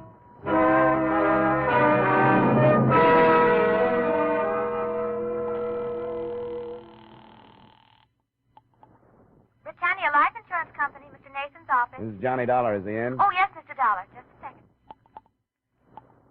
Well, Dollar, that was a quick trip. What do you think of Mrs. Caldwell? Well, that's neither here nor there. How'd she happen to come to you? Her lawyer advised her to. We carry a big policy on the son. The lawyer told her that putting the problem in our lap is the best way to do it. And there was something about a letter advising her not to go to the police. Yeah, I read it. Well, we ordinarily don't do this sort of thing, as you know, but it's a matter of $200,000. Did it sound like suicide to you? And it sounded vague. He's been writing his mother a lot of double talk that she's been interpreting in her own motherly way. Uh-huh. He was supposed to come home this summer and didn't. I don't know what to make of it. If you want to find out anything, you won't get it from her. Could you go out to San Francisco? Oh, sure, but let's not share this with Mrs. C. She'd probably beat me out there.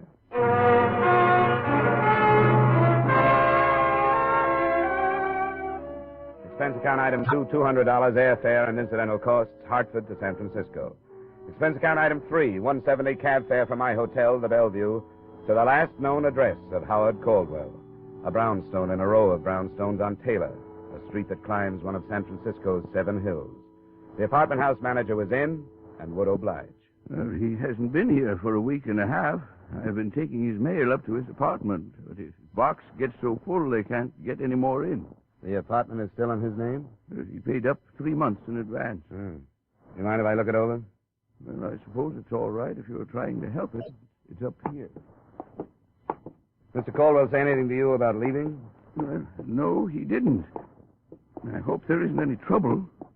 But you'd think he'd come for some of his clothes if there wasn't, wouldn't you? They're still here? I couldn't help noticing after he'd been gone so long, without a word. Oh, sure. Yeah, this is it. 22. After you. Thanks. There's all his mail on the table. I hope everything's all right. He's a nice, likable young man. Know any of his friends? Well, no, I don't. I expect he had some, though. He was out at night lots. He never came home drunk or anything, no.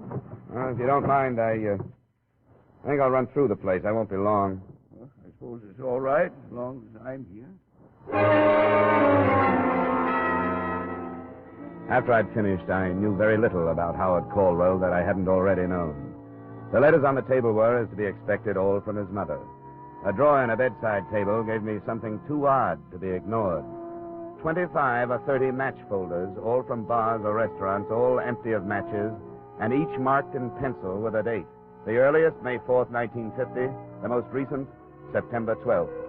A closet gave me a portfolio of sketches from various perspectives, and they looked like a brunette. Nothing else in the place seemed to point in any direction, so I copied the addresses on the match folders and helped myself to 3 of the most descriptive sketches. Expense account item 4, $1.30 cab fare to the Orlando School of Art.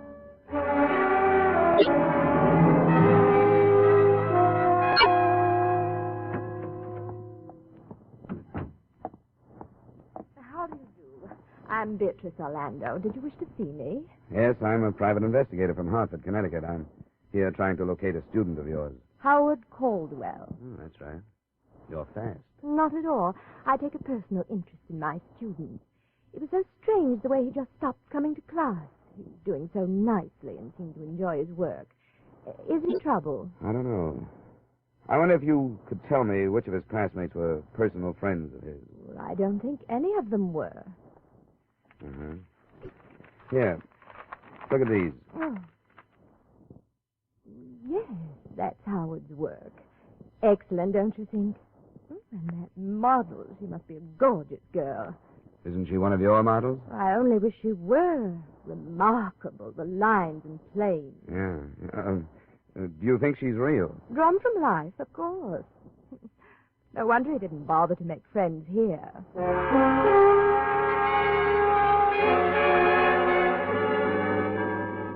Expense account item 5, $45, see enclosed bar tabs. That night, I started making the rounds of the addresses I'd copied from Howard Caldwell's collection of dated match folders.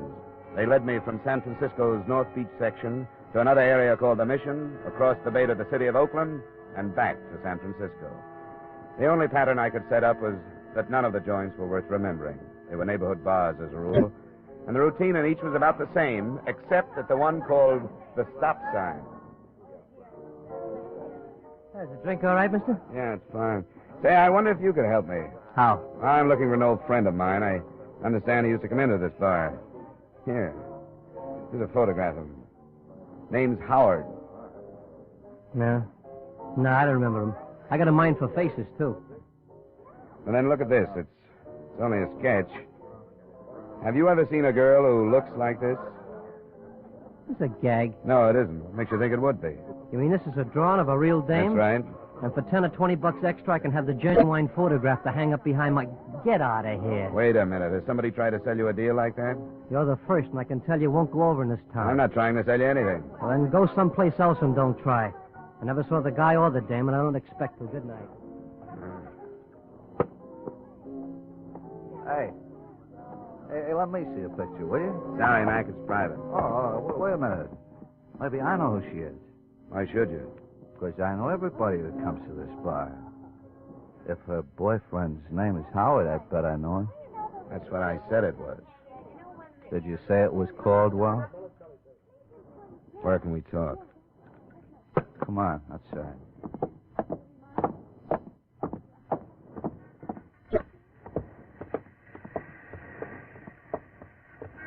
You know where Caldwell is? Yes, sucker, I know where he is. Keep it quiet. Hey. We'll both keep it quiet, huh? I'll take this out of your ribs if you play ball. That's a deal. Up to the corner, then, and across the street.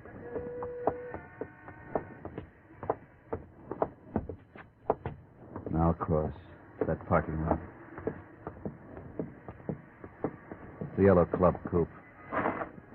Don't bother memorizing the license number. It's phony. Here he is. How are you? I'm fine. Thanks for asking. Get in the back. We could drive out toward the beach, JB. What do you think? That's better than here. I'll swing over the book and take that out.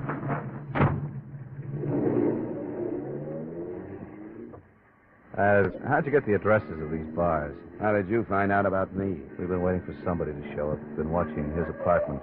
We saw you go in and then tailed you to that school. Is Caldwell alive? Yeah, but he won't stay that way if people start prying. Why not? Who hired you? I'm a private investigator. I'm not supposed to tell people things like that. We aren't getting any place, are we? Now, look, from where you sit, how is it going to hurt you to tell us? You working for the old lady? His insurance company. They carry a big policy on it. Well, lay off, JB. It's not funny. The devil it is. Stupid jerk. Watch it, JB, will you? I've only got one thing to say, Dollar. Stop looking for them. Leave things the way they are. I'm giving you the best advice anybody could. Drop it. Go on home. Can't do it, I'm stuck. You ought to understand that. It's my business. If I give up on one job, I'll never get another. Yeah, I guess you got a point at that. Drive him back to his hotel, JB. It's Bellevue, isn't it?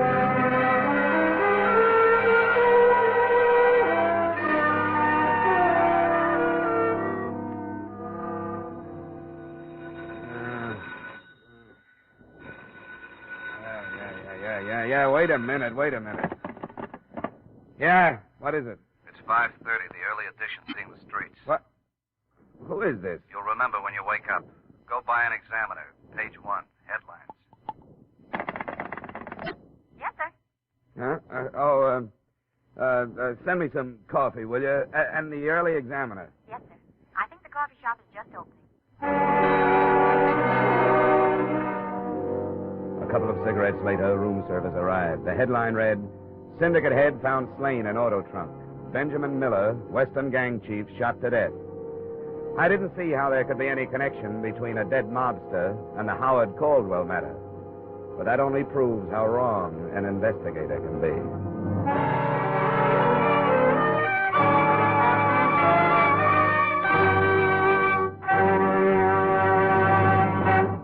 In just a moment, we will return to the second act of yours truly, Johnny Dollar, starring Edmond O'Brien. But first, some more of radio's greatest stars check in at CBS The Stars address this Sunday night. The first you'll hear are Amos and Andy. Then, a little later this Sunday, we'll welcome Red Skelton back from summer vacation.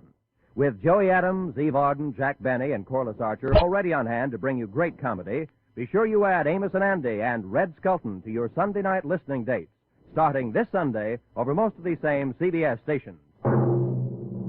And now, back to our star, Edmond O'Brien, and the second act of yours truly, Johnny Dollar.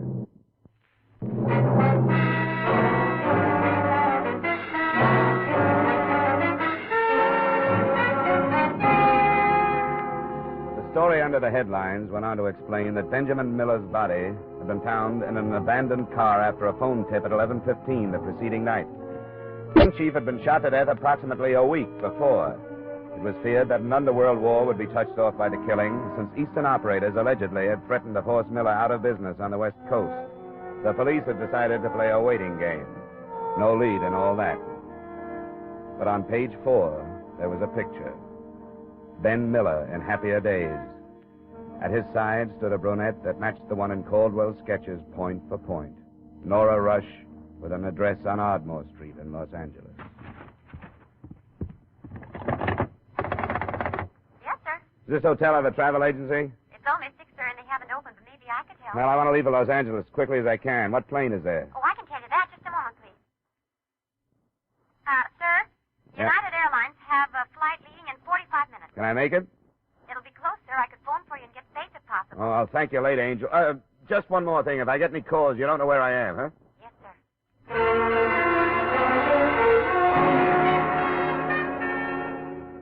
Expense account item 7, $5 cab fare and $5 tip for a taxi driver who got me to the airport in 20 minutes. Item 8, $20, United Airlines to Los Angeles. And item 9, same as 7, taxi trip to Nora Rush's Ardmore Street address. I arrived there at 9:15. She was still in a robe when she answered the door, but the trace of makeup, which was all she needed for her face, and the soft hairdo, made me wonder if she was expecting me. There's certainly no reason to be anything but truthful. Yes, I've been expecting you. Won't you come in, Mr. Dollar? Thanks. Come in here. You have good friends in San Francisco. Yes, I have. Very good friends. Just put your coat any place and sit down. Thank you. Well, then I take it they've told you why I'm on the West Coast. Yes. You've come to look for Howard Caldwell.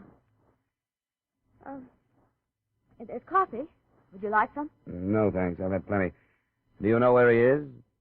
No, I don't. No, I don't know where he is.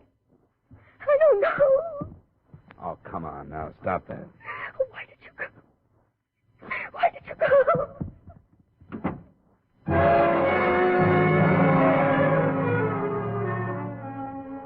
the end of the test run. I rattled around the rest of the place for almost an hour while I waited for her to come out of the bedroom. I didn't feel like snooping, but I couldn't help seeing a framed photograph that had been hastily hidden under a mat on the piano. It was young Caldwell, but not the subdued, dead-faced kid in the picture I'd gotten at his Connecticut estate. Instead, a guy with some enthusiasm in his friendly eyes. I was in the kitchen drinking the coffee when she came out. What are you doing? Waiting for you? Why don't you leave? Well, if I did, somebody else just like me would show up. Maybe he'd make you unhappier than I do. That kind of a racket. I sympathize with you. You should. You put me on the defensive. I hadn't noticed. How did I do that? You started by posing for some sketches. And you're stronger in person. You saw them? Yeah. They're in the hotel room in San Francisco. Or at least, that's where I left them. Who else saw them? A few bartenders and his art teacher. Oh, that little fool. Told me he destroyed them. Did you say bartenders? Yeah.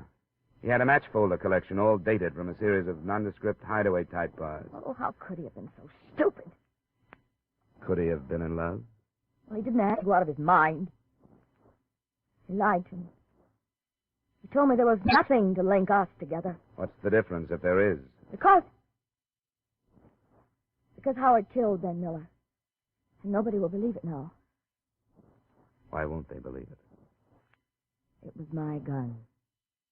Registered? Yes. Where is it? Howard has it hidden. I loved him and all that. But the true story... Oh, you've got to believe. You haven't told me. I will, Mr. Tower. I have to sit down. All right, come on, over here. How did you meet Caldwell? I was going with Ben Miller. Not because I thought anything about him, but he was so powerful out here, and I'd just come from Chicago. Caldwell? Well, it was one of those parties. Some of the models from the Orlando school were invited just to fill out. It was Howard's school, and one of the girls had talked him into coming. That's when we met. There was something about him. I don't know. This was in May, I take it. I think so. Spring, anyway. He was supposed to go home for the summer and didn't. I'd meet him in these bars, and he'd come to my place when Ben was out of town. He wanted to sketch me, so... But that's not important. Ben saw me meet him and followed us to my apartment. This was at your place? You had an apartment in San Francisco? Yes. Ben hit me, and Howard went for the gun and killed him. He knew where you kept the gun? Yes. Why? Well, how did he know? In case he ever needed it. Miller's body was found stuffed into the trunk of a car. You don't believe me, do you? Well, there are little things like how did he manage to get the body into the trunk of that car, and how did he manage to steal the car? I'll tell you.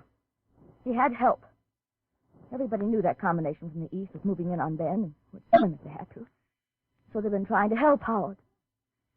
And he was all right till you came out here. Oh, that's a pretty good setup. Ben Miller would be checked off as a gang killing, the kind they so seldom get around to solving. When it cooled off, you could take up where you dropped him. I didn't kill him. A plural you.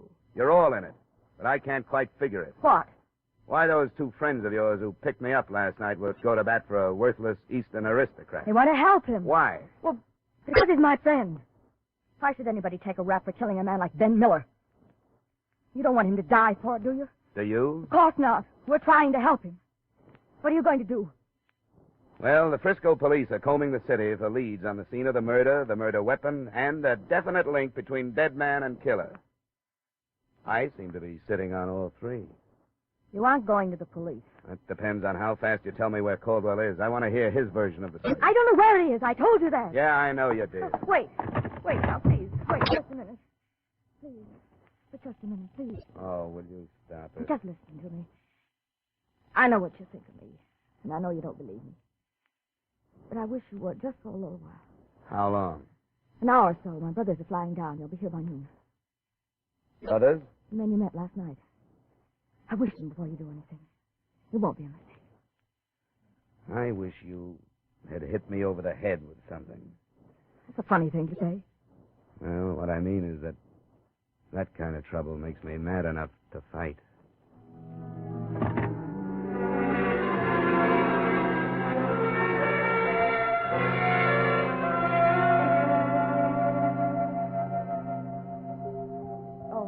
stay out, Johnny. I'll go. Wait a minute. Sit down. We're back in Johnny! business again, gorgeous. Sorry.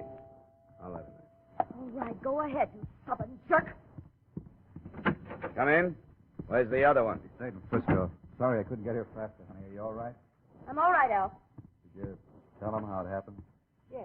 She told me and we made a deal. I wouldn't phone the police until I talked to you. Still stands. Can I get you anything, Al? Yeah, a drink would help. All right. Look, Dollar. For some reason, my sister fell for this kid. I guess it was the first time in her life that something decent came along for her. He wanted to marry her. Then it fell to pieces when Caldwell lost his head and shot Ben. What really happened, Al? Ben made a lot of threats and stirred up all the mud in Nora's life. She tried to stop him. He slugged her, and that was it. Were you there? No, I wasn't there, but that's what happened. Leave it alone, Dollar. Ben had the finger on him anyway. Why not let it cool off? There are a number of reasons. Unfortunately, I'm burdened down with a vague but heavy thing called ethics. It says so on my license. Another thing, if I forget it, it makes me an accessory to the killing. But most important at the moment is the fact that I'm not sure that Caldwell is guilty. Keep coming, Dollar. It would make more sense if you were protecting your sister instead of that punk. Would you agree? It's not true. Stay out of it, honey. Isn't that why all of you have been working so hard to keep me away from Caldwell? Because you don't want me to hear his pitch? Okay, I'll take you to him. He's here in Los Angeles. Al. For the drinks. I'm giving ground, Dollar. What do I get from you? You've already gotten it. I didn't call the police. Somebody is going to blow your head off one of these times, Dollar. There's a car in the garage, honey.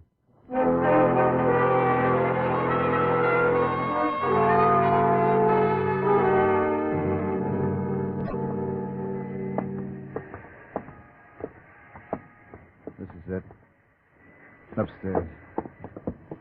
Quite a come down for a scion type. That's a good spot for him. You could live in this part of town for 100 years, and nobody would know who you were or what you were unless you wanted them to. Up front here. Howard. Howard. It's Al, Howard. Howard. What about it, Al? What's this? They told him not to leave. No clothes. This is an empty room, Al. This is where he was. You can check downstairs. He used the name Harris. Save it, Al. There's only one place he'll go, to Nora's. I'll try the rest of this without you. You've got nothing but a mouthful of lies. I don't want any more of them. Come on, get out of my way.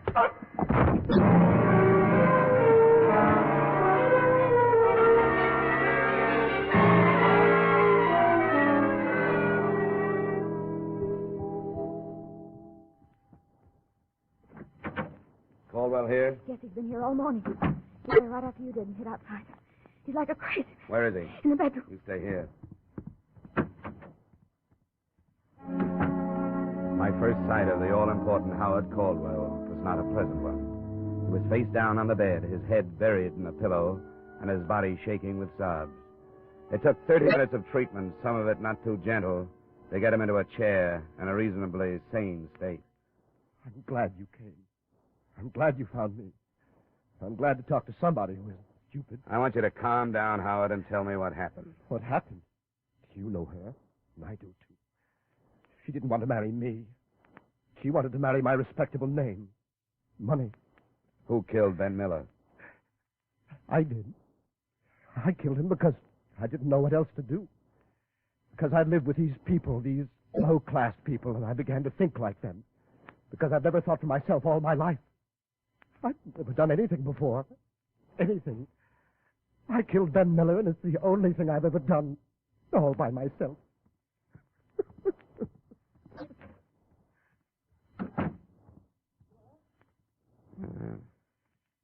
Why did you risk all this to protect him? I don't know. Because there was something that drew us together. He was lost, and so was I. And I figured it was my fault. I'd drawn him into my life. He hadn't drawn me into his. I thought I owed it to him. But he's a snob, isn't he? Yeah. Yeah, I'm afraid so. He called me a tramp. But I guess when you take a guy like him, who wants to get away from his kind of life, and a dame like me who wants to get away from her kind, and neither one can figure it out. What can you expect but trouble?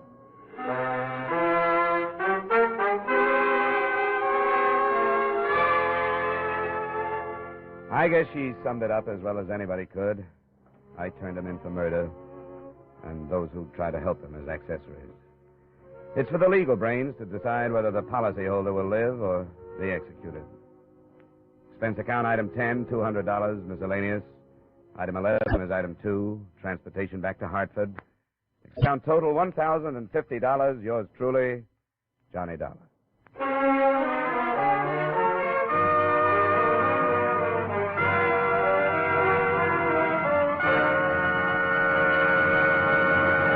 Yours truly, Johnny Dollar, stars Edmond O'Brien in the title role and was written by Gil Dowd with music by Wilbur Hatch. Edmond O'Brien may soon be seen in the Paramount picture Warpath. Featured in our cast were Lorene Tuttle, John McIntyre, Bob Sweeney, Hy Averback, John Daner, Gene Bates, and Jeanette Nolan. Yours truly, Johnny Dollar, is produced and directed by Jaime Del Valle.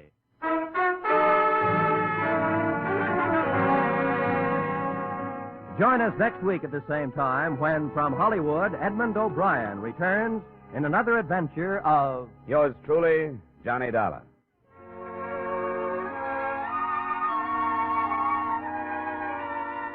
This is Roy Rowan speaking. Stay tuned now for Vaughn Monroe's Caravan, which follows immediately over most of these same CBS stations.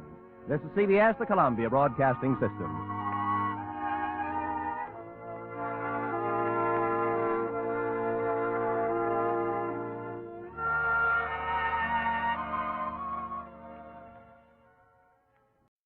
From Hollywood, it's time now for Edmond O'Brien as...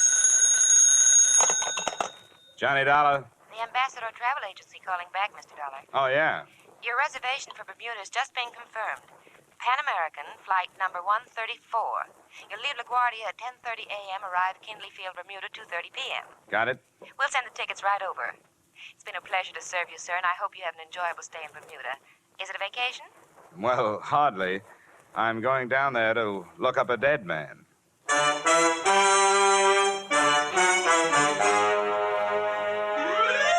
Edmond O'Brien in another transcribed adventure of the man with the action-packed expense account.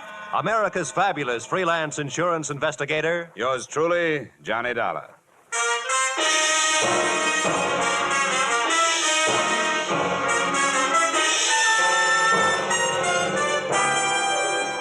Expense account submitted by Special Investigator Johnny Dollar to Tri-State Life Insurance Company. Attention, Leland Scarf, Chief Adjuster.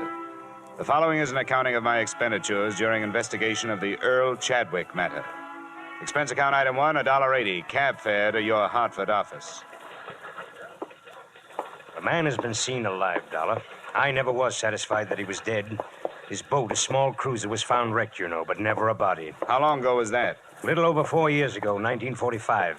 He was declared dead in 1947 in appellate court, and we were forced to meet the claim of his widow, or his wife and accomplice, as it might seem now. Go ahead. Here's the lady that saw and spoke to him. Mrs. Marshall, this is Mr. Dollar. How do you do? Mrs. Marshall? Now, I want you to tell Mr. Dollar what you told me, Mrs. Marshall, if you will. Well, my husband and I had been in Bermuda for 3 days. Mrs. Marshall, explain that you knew Earl Chadwick before. Oh, yes, we knew him. Not too well, thank heaven, but well enough to be pointed out as friends of that embezzler. You know how people are. Embezzler, Mrs. Marshall? Oh, yes, there was attendant theft. He worked at the Monticello Loan Company in New York City. $30,000 disappeared at the same time he did. Police theory was that he wrecked his boat while attempting to leave with the money. Now, Mrs. Marshall, how you happened to see him? We'd been there 3 days, and that night we went to this nightclub in Hamilton, slumming, so to speak. It's called the Port of Castile on the waterfront. It had been a number of years, mind you, and Chadwick was much thinner, but I recognized him. He was seated with some sailors, and I said, Jerome, doesn't that look like Earl Chadwick? And then you spoke to him. What else could I do? I was dying of curiosity. When he got up to leave, I met him and said, Aren't you Earl Chadwick? He denied it, of course, but being that close, I'm positive that it was. What did he say? Did he give you a name? No, but I found out. I felt I was quite within my rights in asking a few questions. The name he's using is George Brewster. Well, Dollar? What about Chadwick's wife? What happened to her? She remarried one of his business associates, Harold Anderson. Yeah. I had the girls draw up a complete record on the case. Photographs, police reports, everything you'll need. The wife's address is there in Queens, I think. All right, Mr. Scarf. I'll do what I can.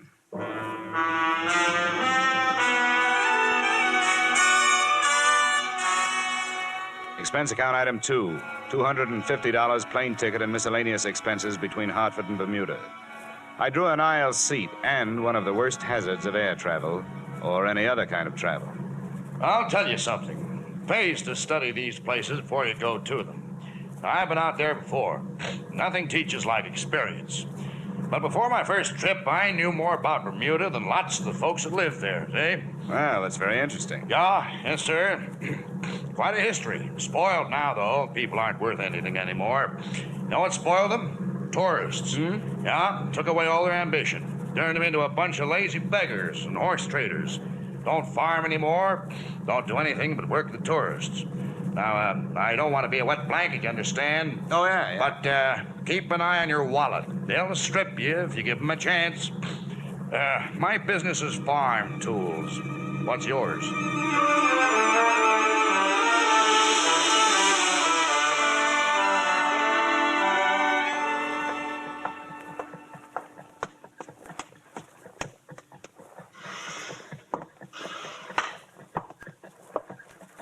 Yes, sir. My name is Dollar. Here's my credentials. I'd like to see the chief constable. Yes, sir. Yes? Mr. Dollar to see you, sir, an insurance investigator from the States. Yes, of course. Send him in. Right, sir. That door, Mr. Dollar. Thank you. Pleasure, Mr. Dollar. Your company cabled that you were coming. Sit down. Thank you. Well, now, you're here to look into the affairs of one George Brewster. What's he been up to? I'm not sure he's been up to anything yet. According to a witness, he answers the description of a man who disappeared from New York a few years ago with $30,000. He was declared dead, and the company that hired me paid off an $80,000 insurance claim to his wife. I see. Quite a valuable chap. Yeah, if he is the chap. What about this Brewster? Do you people know him? We acquainted ourselves with him after the cable arrived. Nothing against him. Lives a rather rum life. Doesn't seem to have much. Are his papers in order? Passport? Visas? I trust that he wouldn't be here if they were not. Like any other paradise, Mr. Dollar, Bermuda is forced to accept the existence of a certain percentage of misplaced or lost persons on its outskirts. That's what they are. They? Here's the address. Thank you. At the lower end of King George Road. Do you wish transportation? No, don't bother. The walk will do me good.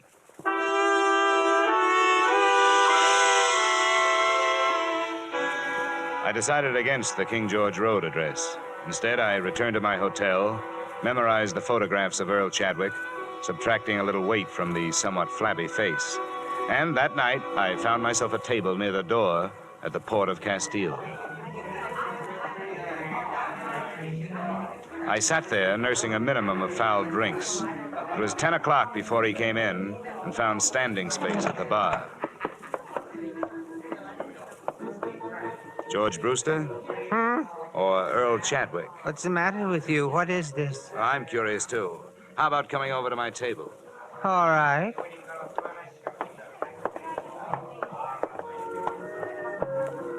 You act like a cop. Just 50% cop, no badge. I'm working for Tri-State Life Insurance Company. What does that mean? They insured a man and paid off to his wife. Now they are unsure he's dead. He belongs to that other name you threw at me. What was it? Chadwick? Earl Chadwick. And I must look like him. Here's a snapshot. Huh. He's fatter, but it's pretty close at that. You know, about a week ago, some crazy old dame I never saw before called me some other name. It might have been Chadwick. I thought she'd drunk over her quota. She was an old friend of Chadwick's. She swears she'd recognize him if she saw him. And she swears she saw him. Huh. It's weird, isn't it? I suppose it happens more often than we know about. What do you want? My papers and stuff? They might help. Sure, I'll write down my address. Come on out anytime tomorrow. There you are. Thank you. I should recover from these drinks by noon. Oh, that'll be all right. It's crazy, isn't it? Things like this could get your goat.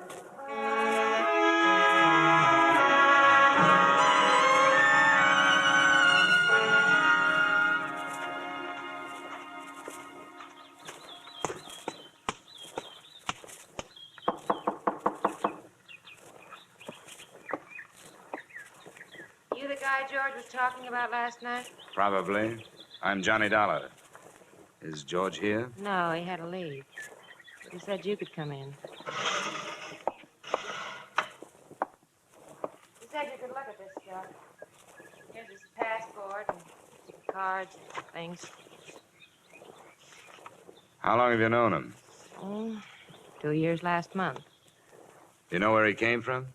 Never asked me where I came from. This guy, he looks like. He had a wife? Yeah. I want to take some of his personal things into town to check his prints against this passport. Shaving brush if he uses one, tubes, jars, anything. You think he's the guy? I'll have to find out. Never mind. You told me you were going. The prince would check against the passport, but it wouldn't make any difference. Now that it's started, why stretch it out? Why not make it easy? George? No, Earl. I'd almost forgotten. Earl. Where can we talk? I've got a hotel room. The statement he made filled in most of the blanks in the case. 1, his wife was to have met him in Mexico City, but hadn't. 2, most of the stolen funds had gone to his wife to keep her going until she collected the insurance. So she got married. I didn't know that. She told me to wait, and I did. Grace, married. We can leave for the States Grace anytime and you're ready. Harold. Huh?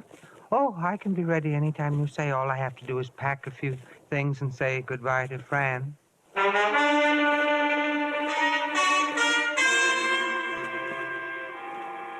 Expense account item 3, space for 2 on New York-bound plane. Chadwick was a hard man to figure out, but one thing I did realize. Now that he'd started, he was almost happy to be going back to the people he'd left.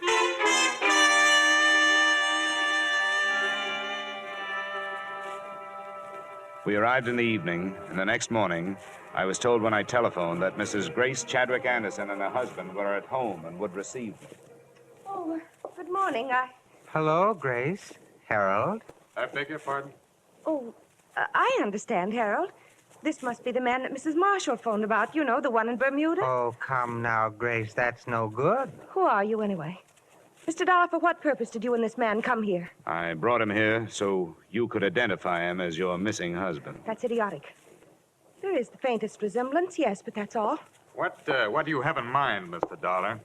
Now, no crude extortion attempt like this will get you anything but arrest.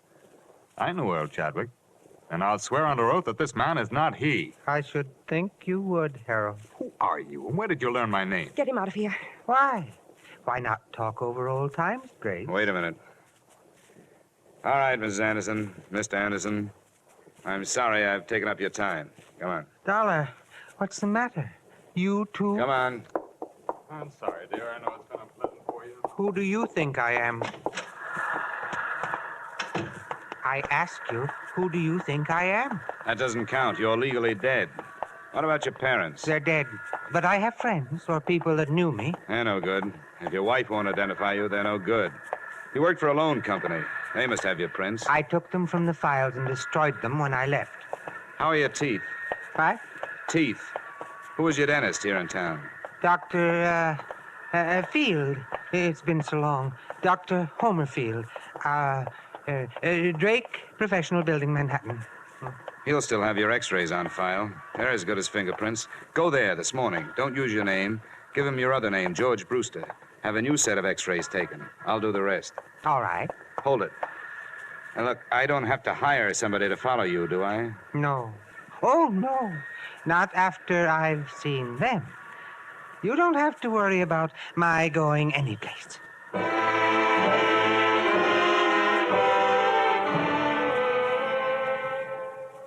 Expense account item 4, $25 services of a private detective. Assignment, tailing Earl Chadwick and/or George Brewster. At 1 o'clock, he had left the dentist's office and gone to his hotel room. At 3, he was still there. And at 4:30, I arrived in the office of Dr. Homer Field. Brewster? Oh, yes. His x-rays have come through. They're on the clamps. Don't touch them, please.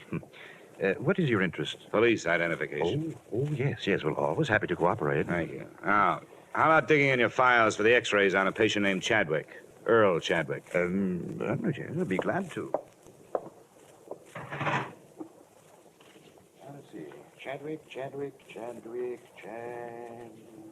Earl M. Chadwick, is that your man? That's the name. Well, 1945. Ooh, he should have been in for hygiene. Those pictures, how do they compare with this new set? Brewster. Well, let's have a look. There's malocclusion, lower bicuspid, impacted third molar. Erosion inlay, very interesting.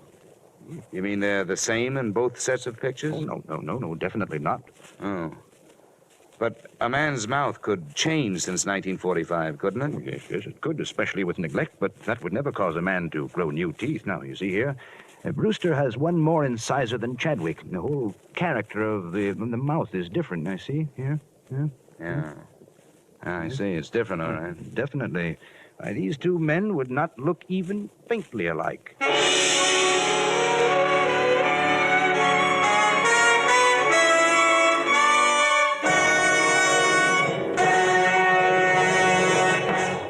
In just a moment, we will return to the second act of yours truly, Johnny Dollar. But first, down the old Ox Road, learn to croon straight from the shoulder. Milestones in popular American music. Milestones in the career of one of America's favorite troubadours, Bing Crosby. This Wednesday night, over most of these same CBS stations, you're invited to hear The Bing Crosby Show. Bing Crosby with the music of John Scott Trotter, with the Rhythmaires, with Ken Carpenter. Here's the show designed for the whole family. A pleasant and diverting mixture of music and merriment, guided by the one and only Bing Crosby. Plan now to hear The Bing Crosby Show this Wednesday night on CBS. And now with our star, Edmond O'Brien, we return to the second act of yours truly, Johnny Dollar.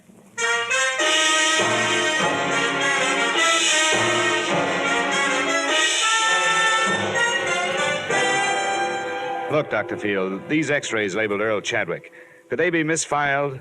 Could they be under the wrong name? Misfiled? No, definitely not. My assistant has been with me for 10 years. Never made a mistake yet. No. Well, then could anyone else have gotten in here and planted a different set under that name? But why? I would realize the difference the moment I looked into the mouth. That erosion inlay alone. Yeah, I know.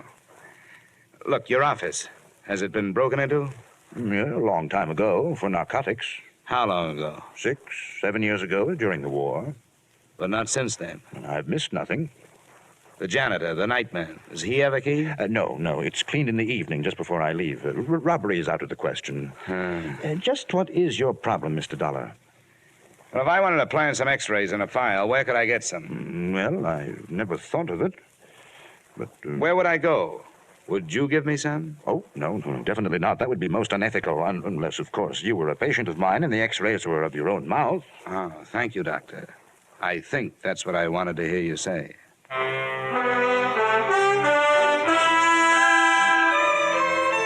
Before dark, I made 2 more stops, searching for something to help me prove that Earl Chadwick was alive, if he was. The Hall of Records had nothing but a couple of certificates on him. One recorded his birth, the other recorded his death. I checked the wanted file at police headquarters. They had checked him out in 47 when the court had pronounced him dead. On my way out of there, I made 2 phone calls. The second was to the detective I'd hired.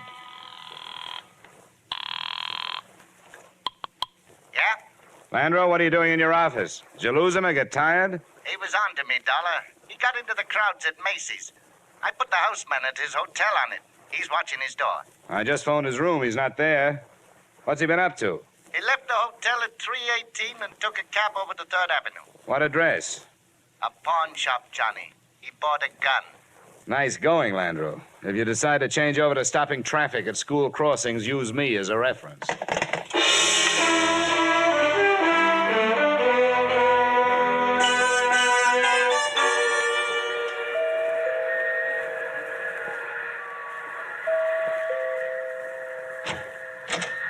Where's your husband, Miss Anderson? He's here, but he Come doesn't on, I want to talk to you both. You have no right to barging. Where is he? What is it, Grace? Oh, it's you again. That's He right. forced his way into the house. Make him get out, Harold. I will if I have to. Now, look here. I don't know what that imposter has told you, and I don't care. If you choose to believe his lies, that's your business. And a sorry business it is. But I will not allow my wife and my home to be upset by his schemes any longer. Are you through? No, not quite. It's obvious to us, if it's not to you, that this man learned of the unexplained details surrounding Earl's death and is attempting to use this vague resemblance to his advantage. Now, extortionists land in prison, Mr. Dollar. And the only reason I haven't turned to the police before this is that we want to escape the notoriety of having past tragedies lived again. He bought a gun this afternoon. That makes him look like the double-crossed husband, doesn't it? The man's a maniac. I'm going to ask for police protection. Where is he? Who? This man. Do you know where he is? When I found out he bought a gun, I was afraid he was coming here to use it. Harold, I can't believe this is happening. Now, Grace, please. Why would he harm us? He doesn't know us, and we don't know him. He bought the gun to convince you, Dollar. He knows a lot about you, Anderson. He knows you were Chadwick's immediate superior in the loan company before he disappeared. Harold, it couldn't be, could it? Grace. It's been a long time. Maybe some disease could change a person that much. But he would have contacted Grace, Earl is dead. me. How did this man learn so much about us? As far as I can see, he's made only one mistake. The size of the theft. He says he stole 10,000. According to the record, 30,000 was missing. Of course, it's possible that it isn't a mistake. That somebody in the firm who knew what his plan was picked up the odd 20,000 and put it on Chadwick's account. Mr. Dollar, I have one thing to say to you before you leave. Earl Chadwick is dead. You're so right. And that's what troubles me. A legally dead man running around loose with a gun makes an interesting situation. Did you ever think of that? Who would the police look for? I'm going to my hotel in case you want to phone in your answer.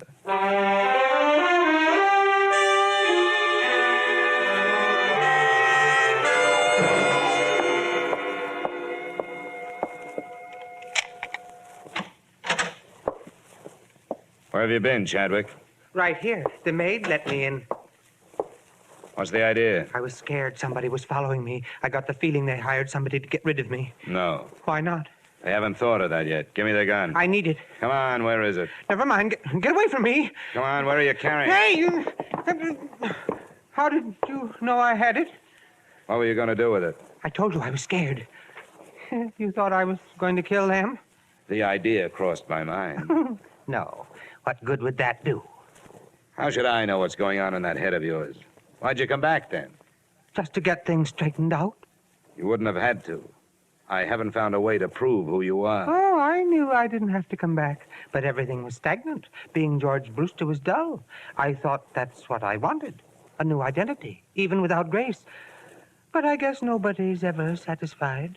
And when you have a choice of who you want to be, then it's really hard. What about the x-rays? No good. The set under Chadwick didn't match the one you had taken today. They had to. They made a switch with somebody else's, probably Anderson's.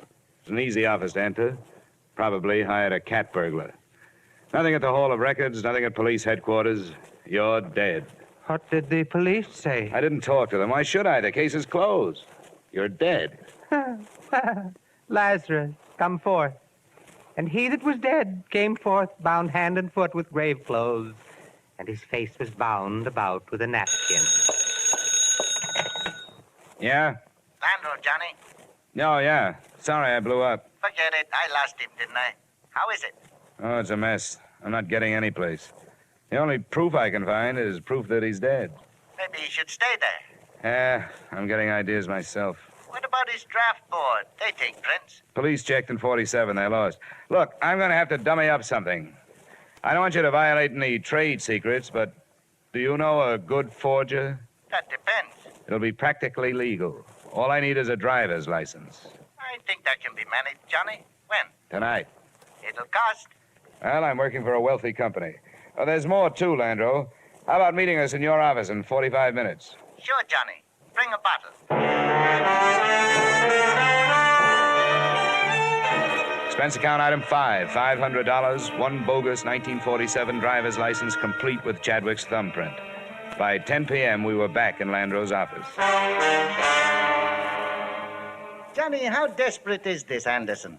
Desperate enough to welcome a nice, fast deal. Don't quote a price unless you have to. Just get him down here. Why anybody goes through all this to make prison? Prison? Come on, Landro, get on the phone. There's the number. You're my client.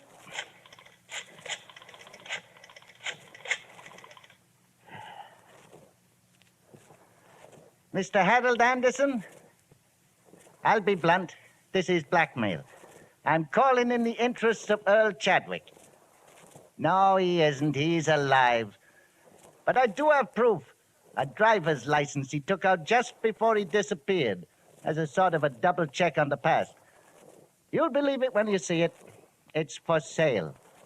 He doesn't want to go to prison any more than you do, but he needs money. I said you'd believe it when you saw it. I think it'll be worth a trip over here. We'll talk price then. We meet here. Number 465 Tide Building, 7th Avenue. It's no bluff. Nobody knows about it. I'll be alone. He doesn't believe it. When'll he be here? He said 45 minutes. Good. Now, don't make the price too high. Set up a meeting with him tomorrow, and we'll have the police here. Well, step forth, Lazarus. Empty the ashtrays, Landro. Looks like 3 men have been here. He arrived at 11:30. Chadwick and I, in an adjoining room with the door cracked, watched his wary entrance. Who are you? The name is on the door. Landro. You work under a license issued by the state of New York. Sometimes, but the license isn't important tonight. You won't make any trouble. Sit down. Well, Landro? Here it is. Just look.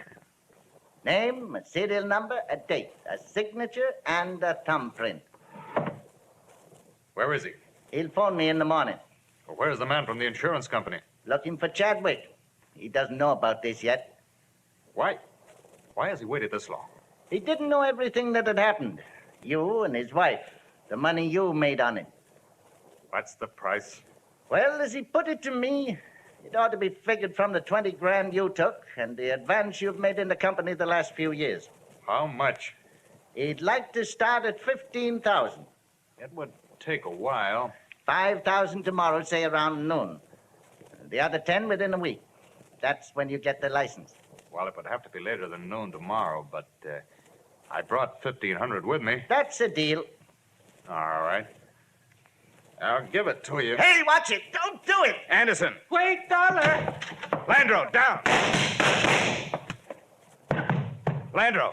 I'm all right. Chadwick. Chadwick. Chadwick. Pulse. Pull his collar down. Nothing? Nothing.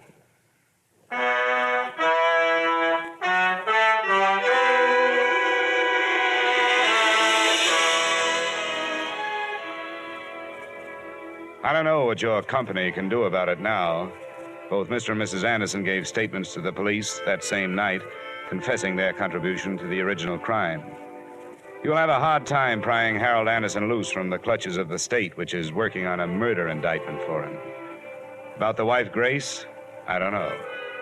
If she's not found guilty as an accessory, I'd be happy to appear as a witness if she's brought to trial on fraud charges. As for my part in it, I'm not proud of myself, but I was hired to find a dead man, and I finally found one, just before he lived. Expense account total, $1,575.30. Yours truly, Johnny Dollar.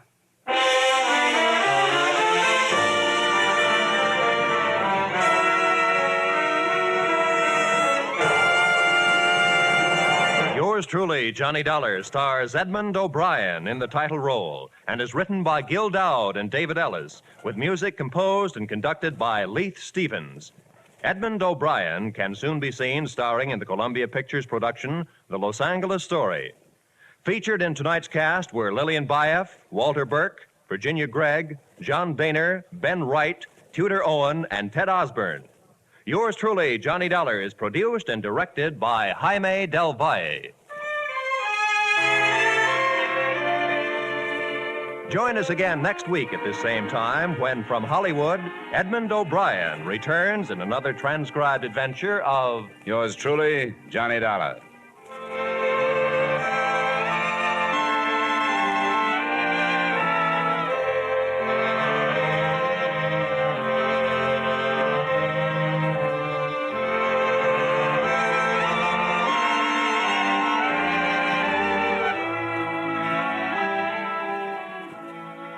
Every Wednesday night, CBS brings you Groucho Marx with his brilliant quiz, You Bet Your Life. It's one of the brightest, most spontaneous, most genuinely funny shows on the air. So be listening this Wednesday night on most of these same CBS stations for You Bet Your Life, starring Groucho Marx.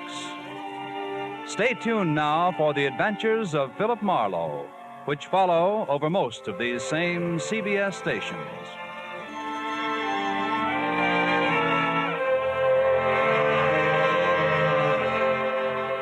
This is CBS, the Columbia Broadcasting System.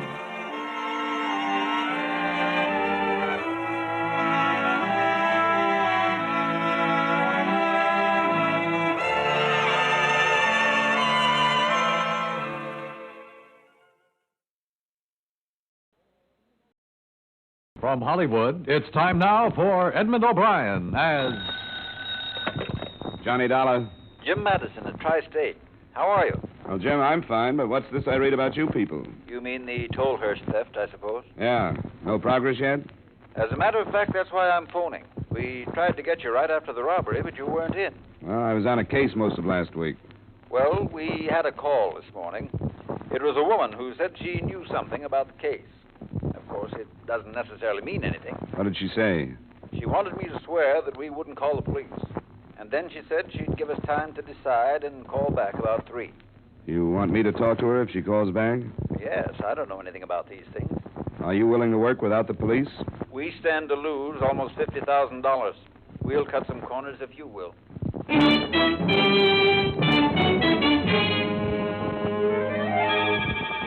Edmond O'Brien in a transcribed adventure of the man with the action-packed expense account.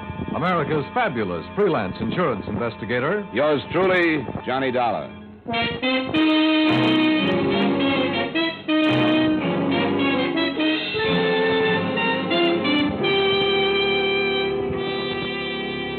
Expense account submitted by Special Investigator Johnny Dollar to Home Office, Tri-State Insurance Group, Hartford, Connecticut. The following is an accounting of expenditures during my investigation of the Tolhurst theft matter. I note here the accepted report of the robbery because, as will be seen, both the police and the press missed a number of details. The Tolhurst fur shop was entered at closing time Saturday evening by 3 disguised men who, at gunpoint, relieved Mr. Tolhurst of almost $50,000. Answering a radio alarm, the police spotted the getaway cars that left Hartford, and later, south of town, after a running gunfight with another squad car, it was abandoned by the 4 men who were seen to split up and who escaped into some wooded terrain. That's where it stood. Expense account item 1, $1.50 cab fare from my apartment to the Tri-State offices, where your Mr. Madison was waiting for me a little before 3 p.m. The second call from his alleged informer came at 2 minutes after. Yes? Yes, put her on. Hello? Well, I'm glad you did. I have someone here that I want you to talk to. No. He's not from the police. He's a representative of the company. Just a second. Here she is, darling. Okay. Hello? I don't like this. How do I know you're not from the police? Well, I guess you can't be sure. All I can do is give you our word. And if you do want to talk to us, you'll have to take it. The other man didn't say he was going to have somebody else. He decided he'd rather do it this way. Now, listen for a second. To us, the recovery of the money is more important than having anybody arrested. If we can recover it more easily without going to the police, we're willing to do it. Doesn't that make sense? Maybe. The police will have to come into it sometime. I know that. But also, I know I'm right. I've got my own reasons for calling like this, and I know I'm right. I'll take your word for it. And we'll keep it. Now, what is it that you know? I know where one of the men is hiding. Oh? Which one? He's in a hotel in Boston. He's not using his real name, and I can't tell you what it is. You mean you know what it is and can't tell us? I'm a friend of his. That's why I'm calling. He's got to give himself up and get clear of it. That's what you've got to make him do. I will if I can. What name is he using and what's the hotel? I know I'm right. I know it. But you can't tell him how you found out where he is. You can't say anything about this call. That's a promise, too. I won't. The name he's using is Taft. He's in the Standing Hotel. The Standing. Okay. Anything else? That's all. How do I get in touch with you again? But you can't. There's nothing more I can do. Just be careful of him. He's awful desperate. Goodbye. Huh? She's gone. What do you make of it? It's hard to tell. She says one of them is in a hotel in Boston and that I have to make him give himself up and be careful because he's desperate. She could be sincere. If she were just fingering this guy, it seems to me she would have called the police. Then you think it's worth looking into? Well, there's only one way to find out. Follow it up, see what's there.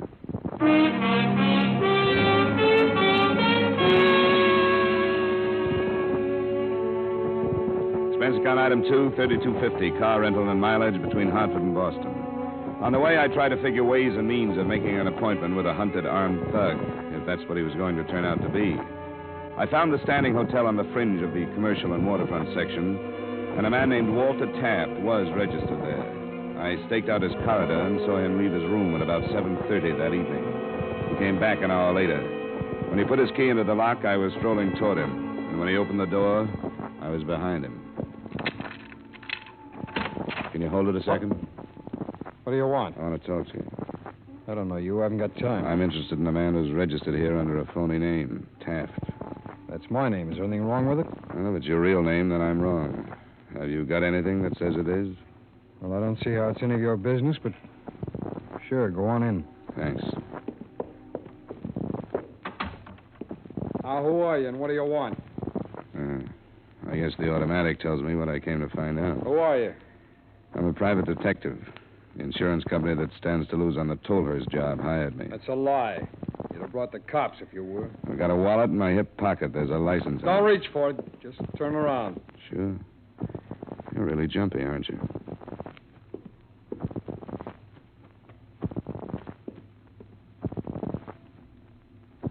Here, catch. You don't expect me to swallow this, do you?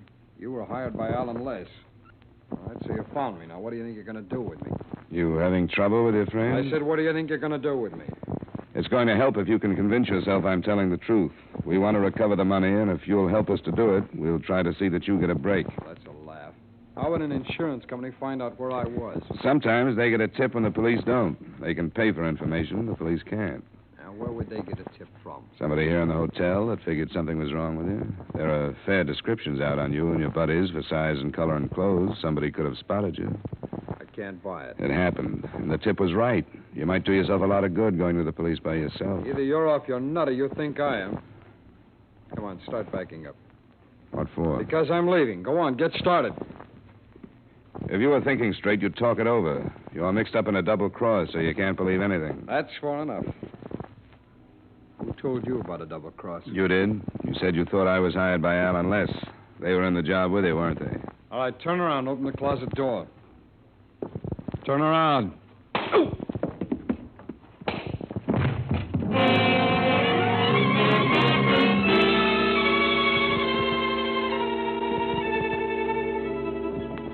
By the time I was on my feet again, he'd had at least 20 minutes start.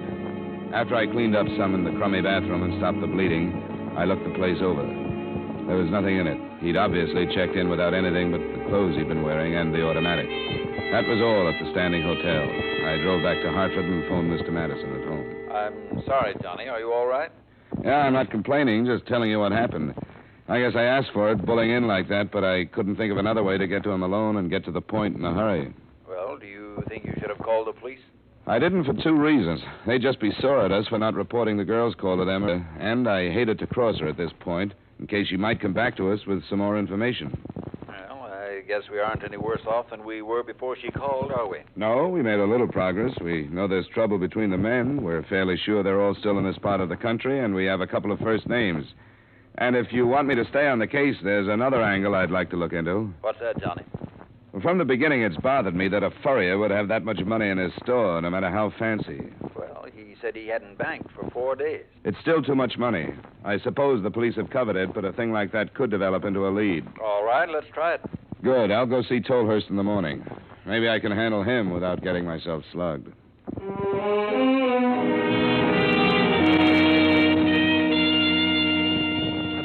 Of course. I'm at your service. Thanks, Mr. Tolhurst. I know you've answered a lot of questions already. Yes, I have. So I won't drag you through the details of the actual theft again. Well, thank you for that. Thank you. Now, the amount of money you lost, almost $50,000. Well, that question again. Why did I have that much in my shop? I have answered that question every possible way without smearing my own good name. The police have driven me mad. I'd like to have the answers, too. Very well. Don't most of your customers purchase with checks, Mr. Tolhurst, or on credit? No, they do not. I'd think that they would. Because you don't understand. The fur business, even more than the jewelry business, is concerned with making beautiful women more beautiful. Don't you agree? Sure I do. Well, I hope this doesn't come as a shock to you that there are many, many more wealthy husbands than there are beautiful wives. As opposed to women, that is. So, who would you expect these wealthy husbands to buy the furs for? Yeah, I see what you mean. Cash purchases, too, huh? Precisely. If wifey doesn't get the coat, she better not run across a check paying for one. The fur would fly, you might say. But almost $50,000 in 1 week. That's a lot of intrigue. One sable was worth $35. And if the name of the purchaser became known, it could literally endanger the national security. I really mean that. It would be discussed from the floor of the Senate. What can I do? There's no record at all of these sales? Barely enough to keep my books legal. I've rather specialized in this cash and carry trade. If I was strapped to the rack, I couldn't name these men. I'm helpless. I think the insurance company might be able to fight your claim because of the stand you're taking. Had you thought of that? Oh, no, I hadn't. Well, it makes no difference. I'm completely helpless. Unless a member of the board or somebody is an old customer of mine. And that is possible, you know.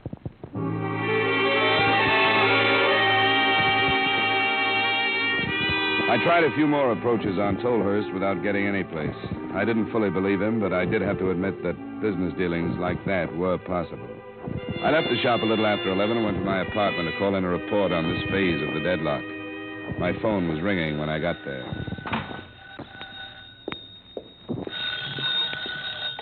Hello? Hello? Had to help me. What? I can't hear you. Who is it? Yesterday. You're the woman I talked to yesterday? Yes. You got to help. Well, what's the matter with you? What happened? They were here. Where are you? Where are you? Stoddard. Stoddard Street? Yes. What number? 5860. 5860. An apartment number? Number 12. All right, I'll be there in 10 minutes.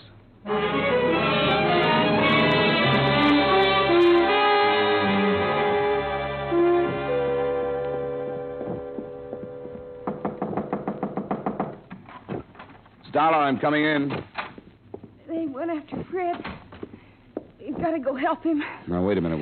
Who are you talking about? The men called Al and Les? I don't know them. First, they said I had the money and they beat me. One of them held my mouth so I couldn't scream, and the other one hit me. Do you know where the money is? No, they wouldn't believe me. Then they made me tell them where Fred is. Fred is the man I saw last night at the Standing Hotel? Yes. I can't keep quiet for him anymore. His name is Fred Terrell. And he's holding out the money? That's what they said. They said they'd kill him if they had to. They look for him at the Standing. They won't find him. He left there last night. I know. He called. I tried to lie that he was still there, but they phoned and found out he wasn't. Then they started in again until I told them. He moved to an auto court, and that's where they're going. Where is it? I'm not sure. Between here and Boston. But I think it's in this state. It's called the Oak Springs Motel. I tried to warn him. But whoever answered hung up because they couldn't hear what I was saying. I couldn't talk. What's your name? Virginia Cowley. Well, how do you fit into this? How much do you know about the robbery? Nothing. I didn't know about it until afterwards. Fred's car was here. He came to get it and said everything had gone wrong and he was in bad trouble. Yeah, now we all are. You should have told the police, and I should have. Promise I know. I'm going to call them now and hope I can fight my way clear of this mess. Where's the telephone?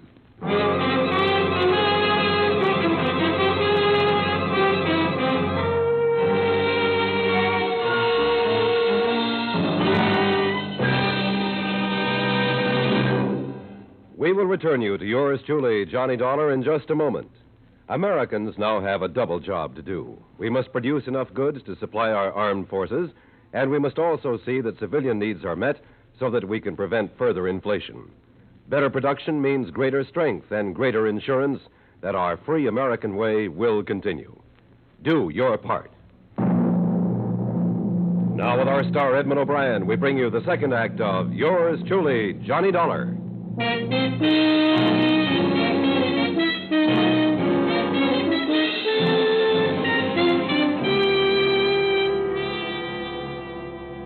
In an attempt to help what was left of my position with the police, the first thing I told them about was the possibility of nailing the 300 men together, but that backfired too.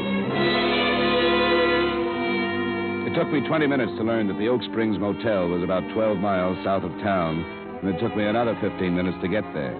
2 squad cars were in the driveway, and that looked all right.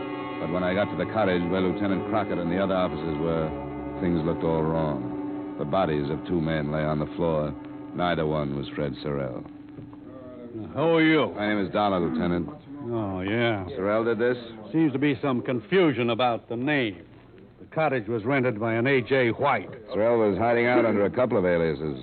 Too bad we didn't have that information. I didn't know who he was until a half hour ago when I called you. They were already dead a half hour ago. Is there some reason you couldn't have found out 20 minutes before that? Yeah, I didn't happen to be any place this Cali woman could get a hold of me. She's the one you just got around to turning in? That's right. It's the first time I'd even seen her. First time I knew where she lived. First time I knew anything about her. I've done the same thing before, and it's worked out. This time it didn't. What do you mean? An anonymous call. She said she had information about the Tolhurst robbery that she couldn't give to you. She gave it to me in confidence, and I played it that way. You still playing it that way? No, I'll give you everything I've got, which still isn't much. Let's go back to town, then, where we can get a real statement. Henderson, take over here, will you? I'm going back to the office. Okay.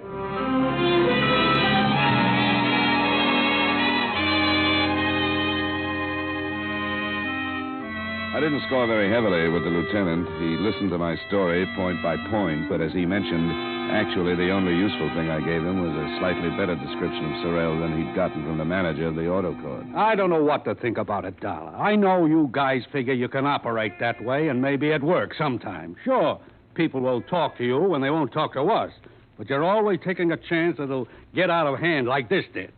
This one was out of hand from the beginning. And it's turned into murder now. You aren't blaming me for that, are you? No, but I want you to leave the case alone from here on. Stay away from the Cowley woman. Stay away from everything. Does that mean I can go now? Yeah. It might be a good idea if you went home and brushed up on a little police work. You're really digging it in, aren't you, Lieutenant? You got it coming. Go on now. I got to get back on this thing.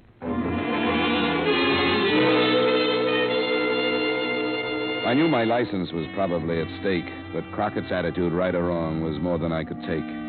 Virginia Cowley had been put in the police hospital, suffering from internal injuries caused by the beating. I went back to her address, lied my way past a landlady and into the apartment. From a notebook on the telephone stand, I learned that Sorrell lived in Princeton. That was my next stop. Fred Sorrell? Yeah, he still lives here. I haven't seen him some time now. Seems to me he's out of town. I came all the way up from New York just to see him. You suppose I could get into his place, leave a note or something? Well, why don't you just go up and see if the other fellow's there? Name a Hacker. Oh, a roommate? Yeah, you could leave a note with him. Oh, good. How do I get there? Second floor, rear. Number's 210.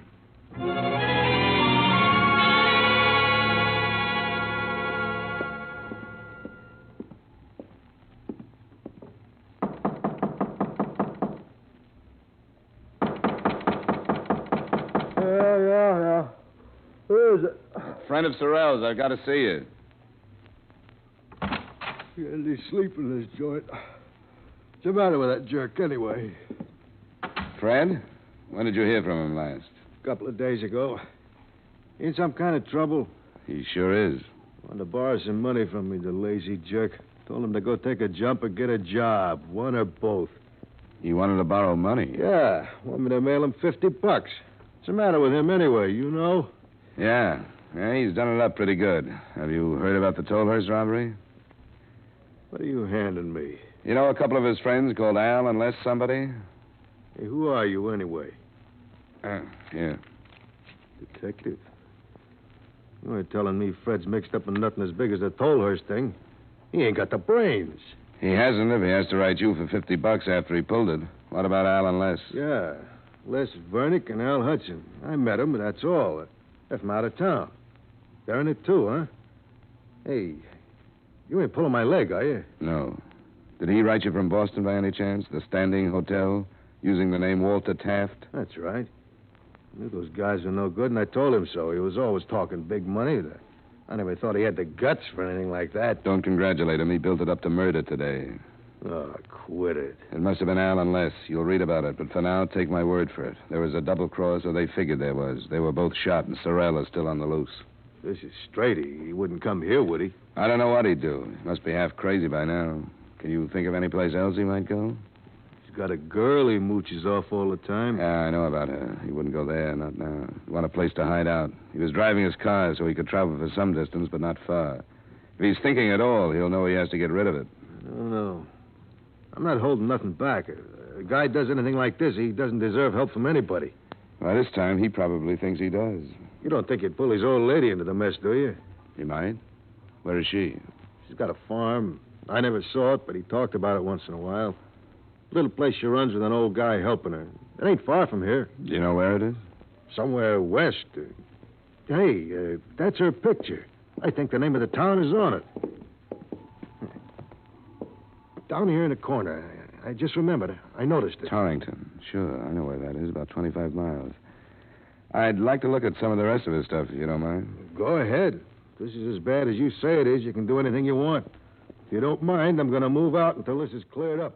I don't want that crazy jerk to be coming back here while I'm around.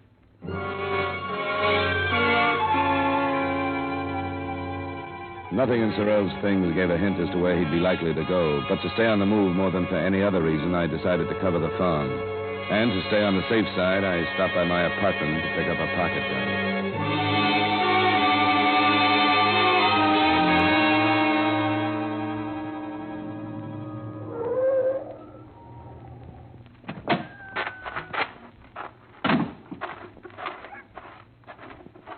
You got business here? Well, it's a sort of a social call. Mrs. Sorrell here? Nope, she went to town.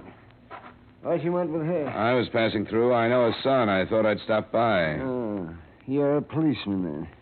What makes you say that? We heard about Frederick. At least some of us did. We kept it from Mrs. Sorrell. That's why we sent him to town. We don't want that poor soul to learn about him until it's all finished. Did you think he'd come here? How much do you know about it? Somebody heard on the radio about the murders. You think he'd be hidden here? Not exactly, but every possibility has to be covered. He'd never come here. He wouldn't be turned out by his mother, but the rest of us would make short work of him. You're welcome to search the place if you choose to. Has he been in touch with Mrs. Sorrell through this thing? Nobody's been in touch with Mrs. Sorrell. She don't read her own mail or the papers either, because she's blind. She don't listen to the radio or talk on the telephone because she's nearly deaf. Frederick is a rotten apple that hasn't been allowed back here for 3 years. And she doesn't know about him? Not for almost that whole time. Oh, yeah. She thinks he's a big success in the hardware business. And we've talked about it already. We think he's going to start a business in Australia. And his mother will think he's there until she dies. And you ain't going to tell her any different. I don't see why I should. Yeah. You want to search the place? No, I don't want to, but as long as I'm here.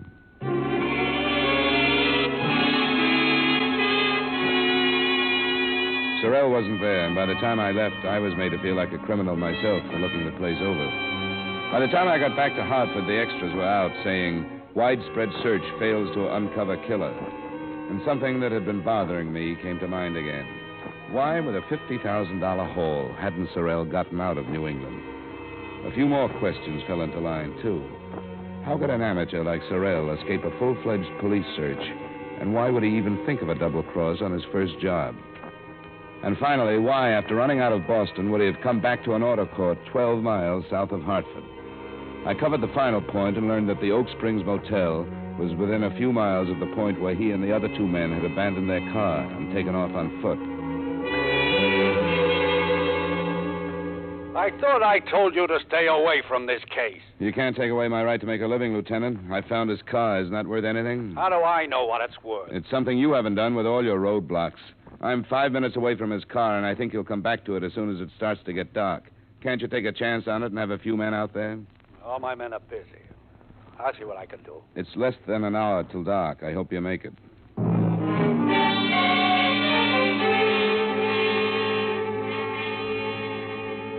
I'd come back to the auto court and then found the approximate spot where Sorrell and his friends had left their car. I'd found a pair of ruts winding through the trees, and where they'd stopped, I'd found his car. When I got back to it after talking with Lieutenant Crockett, I put my car under as much cover as I could find and waited. I was still there alone when the sun started to set. And then I heard him before I saw him. You. What are you doing here? Don't try with a gun, Sorrell. I've got one, too, this time. What are you doing here? I've been almost every place else. Doesn't make any difference to you that I'm here. There's no place for you to go anyway. You've been safe here in the trees. But you couldn't get any place else. I could make it if I wanted to. No, you couldn't. You missed when you didn't make it before everybody knew who you were. Right after you pulled the job, yes, but not now. You must have realized that. I can make it. Not now. Why didn't you go any farther than Boston? Why did you come back to Hartford? I had my reasons. You still got them? What do you mean? You killed Les Vernick and Al Hudson and then came right back here to the trees. I don't think you double-crossed them. I don't think you even got the money beyond this grove. You know where it is? No, I don't, Sorrell. That's only what I think. And you had to kill them because all they could figure was that you double-crossed them. You want to help me? You want to? It's here, all of it. It's too late to help. You killed them. But it's all here. $50,000. I came down the road, and then I turned that way. That's when they were shooting at us. I was carrying the money, but I was excited. Al and Les went that way, and I came this way. I'm sure it was here. Yeah, I remember that big tree. I went past that. I'm sure. You could find $200,000, and it wouldn't do you any good. Yes, it would. You can buy anything with money, and it's all here. I know it was here because I ran on this road, and then this is where the road ends. Then I went past that tree. If I could just remember how far I went. Because I put it down, and I covered it over with some leaves. If I just saw them, I'm sure I'd remember. Sorrell. I know where it is. But, hey, what are you... I want your gun, Sorrell. Get away from me! Get away! Quit it! No! It's all here. It's all here, and I'm going to get it. Now get away from me! Get away, you! All right, Get away! All right!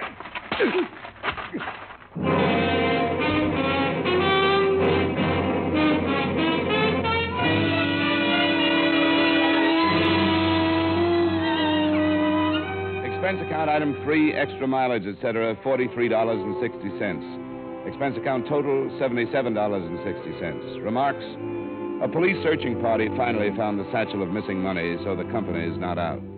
Lieutenant Crockett and I finally got together, so I'm not out. The girl is nothing. So it leaves Sorrell, who really lost his mind over money, and the furrier Tolhurst, who didn't lose anything, not even that universal customer, the wealthy American husband. Yours truly, Johnny Dollar.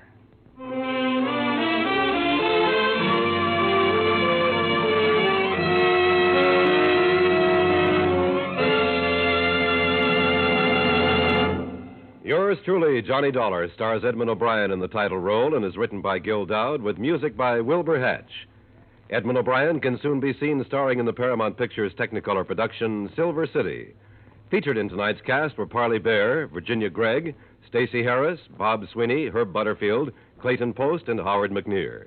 Yours truly, Johnny Dollar, is transcribed in Hollywood by Jaime Del Valle.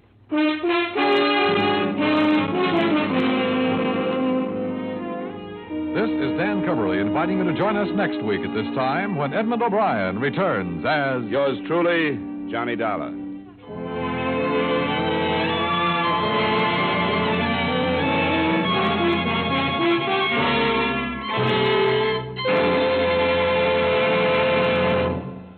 The faith of its people is a nation's greatest strength. You can show your faith in freedom, and you can help keep America free by investing regularly in United States defense bonds. Remember, peace is for the strong, security for those who earn it. Start now investing in peace and security by investing in defense bonds. Buy an extra bond now. Buy United States defense bonds.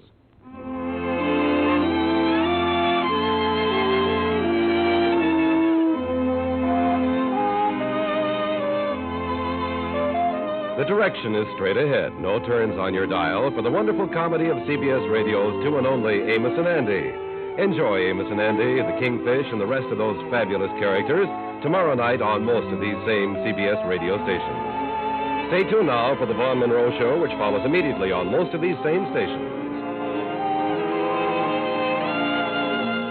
And remember, King Arthur Godfrey's Round Table holds court Sunday afternoon on the CBS Radio Network.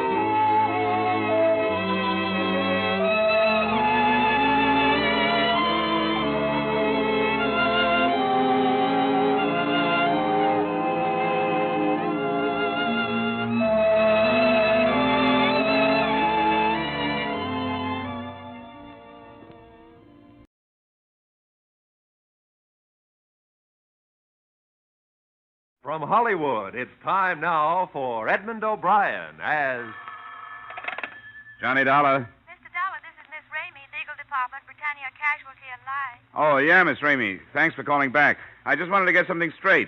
If a murderer is executed, does his policy pay off? Well, that's an unusual question. As far as I know, yes, but we've never faced a situation. Well, put on your makeup. It's liable to happen any minute. Edmond O'Brien in another transcribed adventure of the man with the action-packed expense account, America's fabulous freelance insurance investigator. Yours truly, Johnny Dollar. Expense account submitted by Special Investigator Johnny Dollar to Britannia Casualty and Life, Hartford, Connecticut.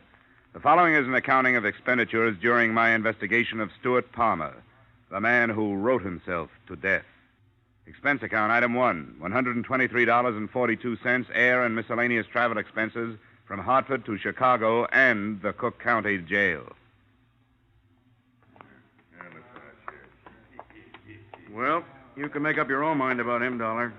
He's like all those writers. If he isn't guilty, he's crazy. How are you, Lieutenant? Oh, hi, Markowitz. This is Mr. Dollar. Hello, how are you? Mr. Dollar? He's an insurance dick. He wants to talk to Palmer. Call him out, will you? Sure thing, Lieutenant. Hey, Palmer, your mother's here. I'll see you on your way out, Dollar. Yeah, thanks a lot, Lieutenant. Here's your boy, Mr. Dollar. You'll have to talk to him through the bridge. Stuart Palmer? Yeah. My name is Dollar. Britannia Casualty and Life sent me out here. I understand you're in some difficulty. If there's anything I can do to help... You didn't come here to help me. You came to investigate my new policy. Now, look... I don't need your help or anybody else's. I paid my first premium. That's all you or the company need be concerned about. They're concerned about the fact that you're being held on suspicion of murder. That doesn't affect the policy. Have you retained counsel? That's none of your business. Thanks for the cooperation. Nice to meet friends in a strange city. You can have them, Markowitz. Thanks. Well, Dollar, lovable, isn't he? What have you got on him? Oh, not much. Some wino was killed in the Clark Street pool room. Palmer was holding one of the cues. We pulled him in with about 14 others. When are you going to release him? We're not sure. He's been in before, you know. Tell me, what's the matter with him? Who knows? He's a writer. Crime stuff. Hangs around the West Madison district a lot of the time. Calls it research. Does he still have that Kenwood address? Wait a sec. Yeah. 5715. Well, I hope his wife is jollier than he is.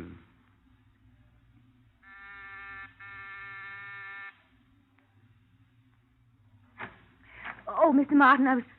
Oh, I'm sorry. I thought you were somebody else. I am. My name is Dollar. I'm an insurance investigator. Well, I'm sorry. We have all the insurance we can use. I said investigator. I want to talk to you about your husband. Oh, come in. Why do you do this to him? I know why. It's like he says. You're all after him. You don't like him because he's a genius. You don't understand him. You'll never understand Now, him. wait a minute. You can try all you want to. As Stuart says, when one human being does something better than another human being, that's when they attack him. Well, go ahead. Look, Mrs. Palmer, I'm on your side. I'm not the police. Oh. Now, why don't you sit down? I'll explain the whole thing to you. Come on. That's better. Now, your husband took out a $100,000 life insurance policy last week. Well, there's certainly nothing wrong with that. Mrs. Palmer, please. This week, your husband is arrested on suspicion of murder. There, now, you see? You don't know anything about him, and already you're accusing him of the most awful I thing. am not accusing him of anything, Mrs. Palmer. I'm just trying to help. I talked with your husband a little while ago. He wasn't very cooperative. I'd hoped you would be. Well, you put him in jail, and then you expect him to be cooperative.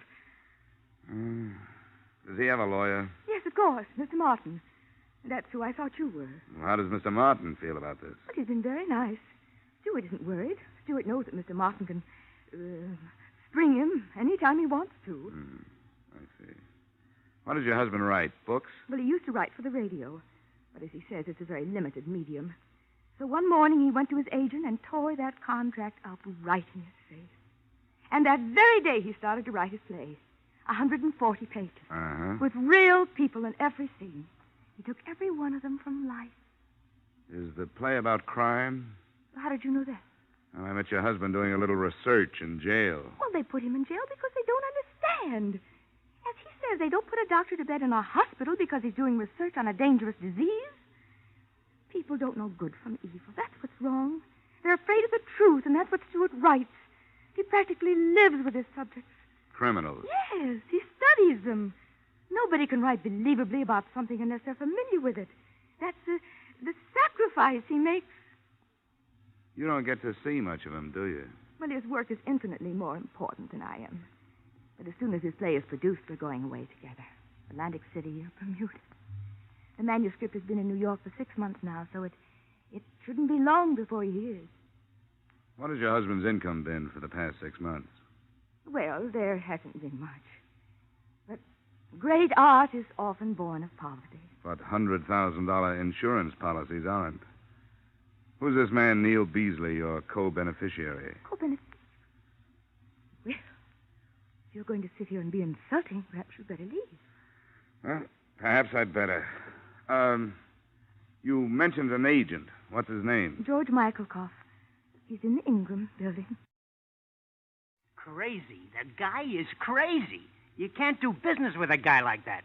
Art, he talks. Everything's got to be art.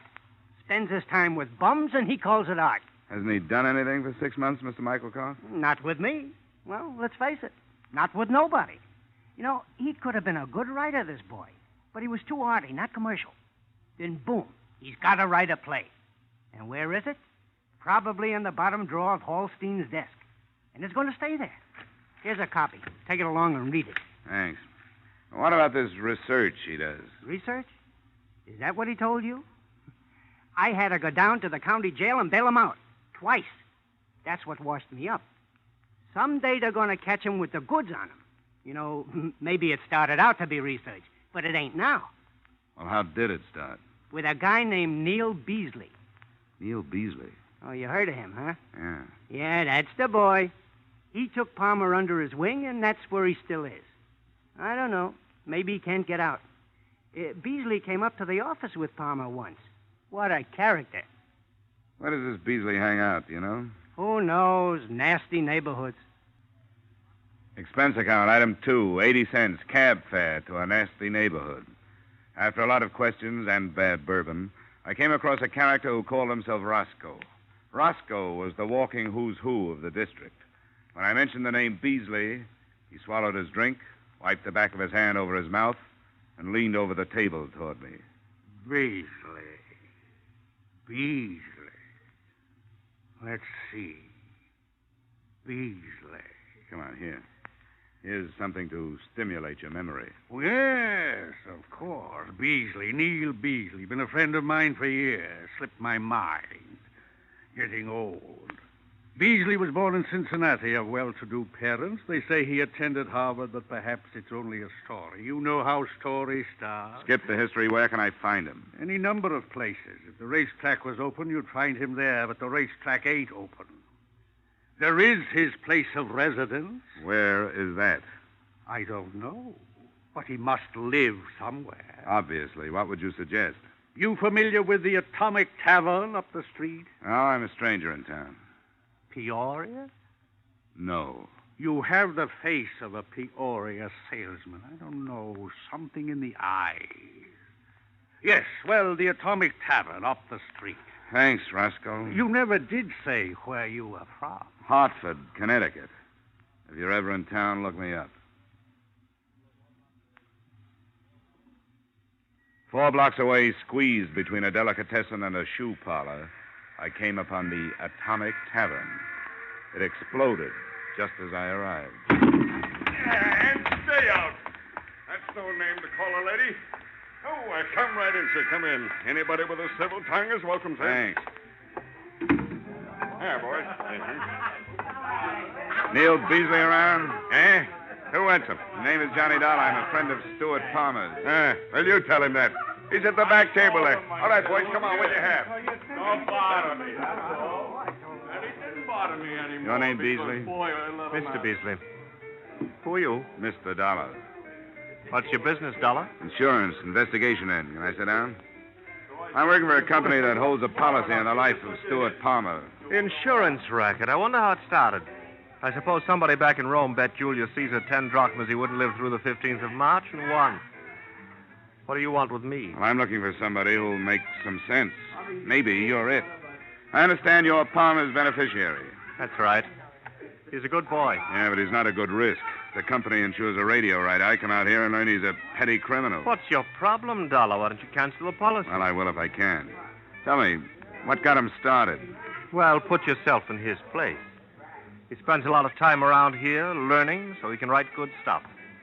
He writes good stuff, so good they won't buy it, so he falls back on his education.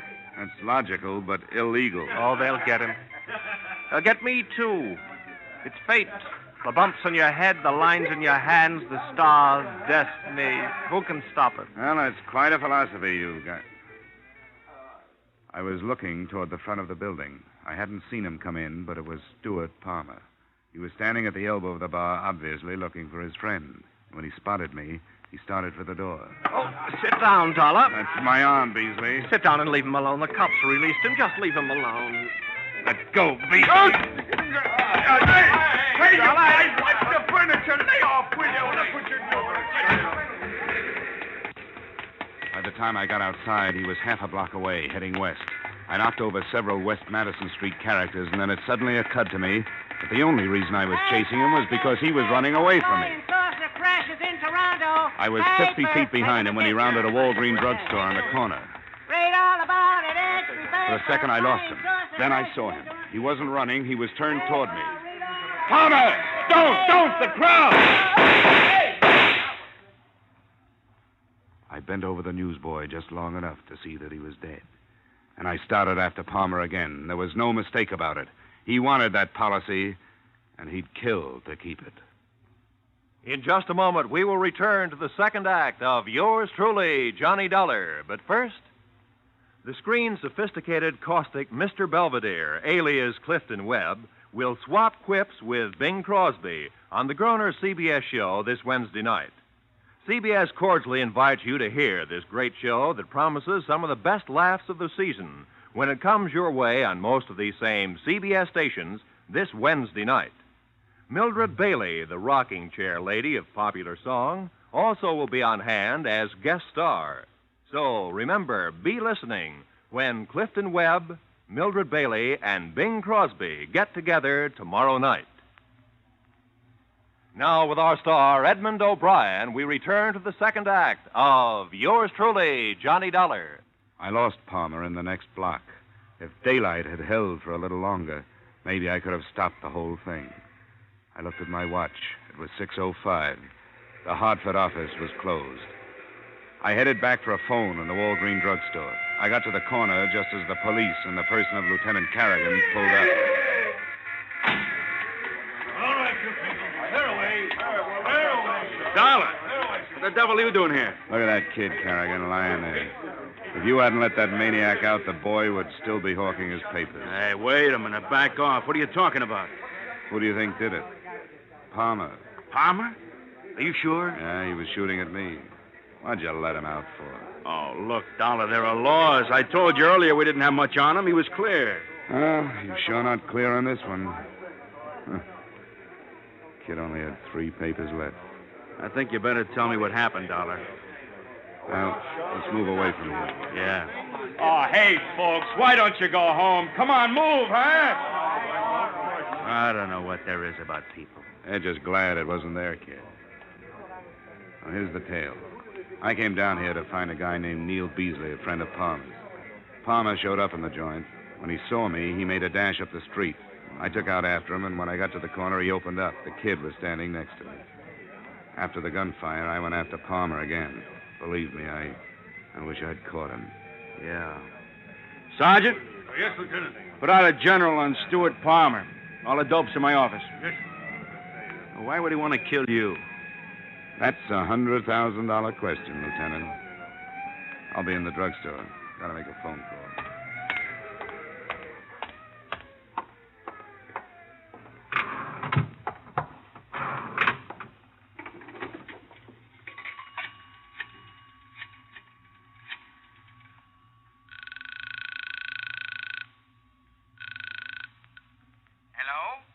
Mr. Sandal? Yes? Sorry to bother you at home. I'm on the Palmer case out of your Hartford office. Oh, yes. Mr. Dollar, isn't it? That's right. How are you making out? Well, things couldn't be worse. Your only move is to cancel the policy, sir. How soon can you do that? On good grounds. Well, I couldn't get word from the East until tomorrow afternoon at the earliest. Well, if you can't do it tonight, just forget the whole thing. Well, I don't understand. Well, the police have put out a general alarm for the policyholder, dead or alive. And the odds are on the bad side. All right, Dollar. I'll do what I can. I'll get on the phone to Hartford as soon as I hang up. Good. I won't keep you waiting. Bye. Expense account item 4. $1.80 cab fare back to Mrs. Palmer's apartment. On the way, I suppose I should have been worried about the $100,000 worth of policy. But that didn't seem to bother me. There was the newsboy who never knew what hit him. And there was Palmer's wife. I was going to have to tell her about it. But I knew even before I got to the apartment that she'd never believe me. I don't believe you. Of course you don't. And you don't want to. You don't want to believe anything bad about him. You want to just go on complimenting yourself on being married to the greatest man on earth. But you're way wrong. Where is he? I don't know. And you can't make me believe you. Why would he kill anybody? Well, my guess is that he's doing it for you. Oh, that's a terrible thing to say. He wouldn't do anything wrong, even for me. He took out an insurance policy that he couldn't afford.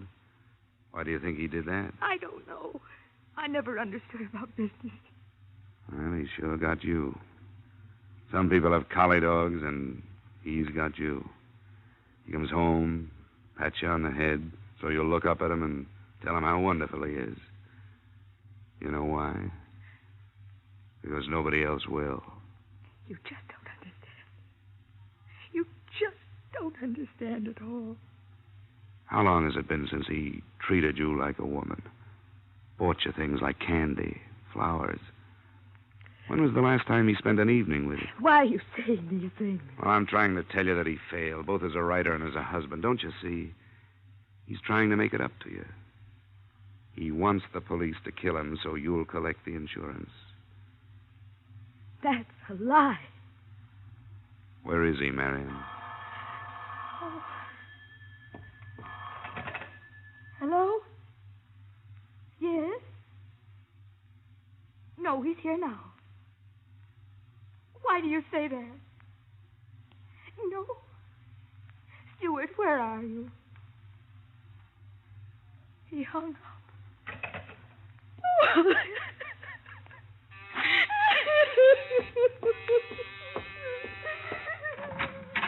Well, look who's here. I wish Palmer was as easy to find as you are. You won't find him here. Does she know where he is? No, he just phoned her and wouldn't tell her. Well, looks like a long night. Yeah? For her, too. Mind if I ride back to the Madison district with you?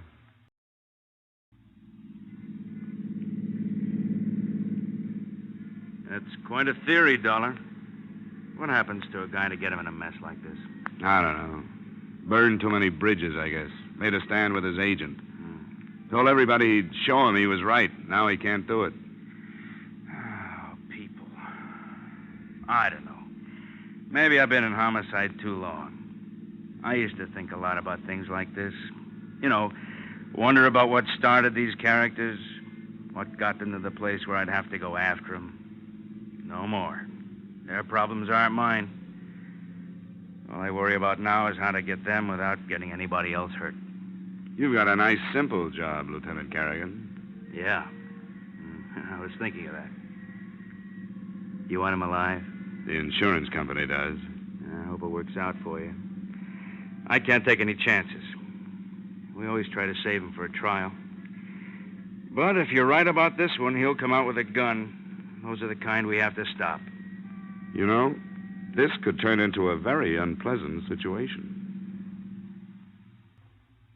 The lieutenant was kind enough to drop me at the Atomic Tavern.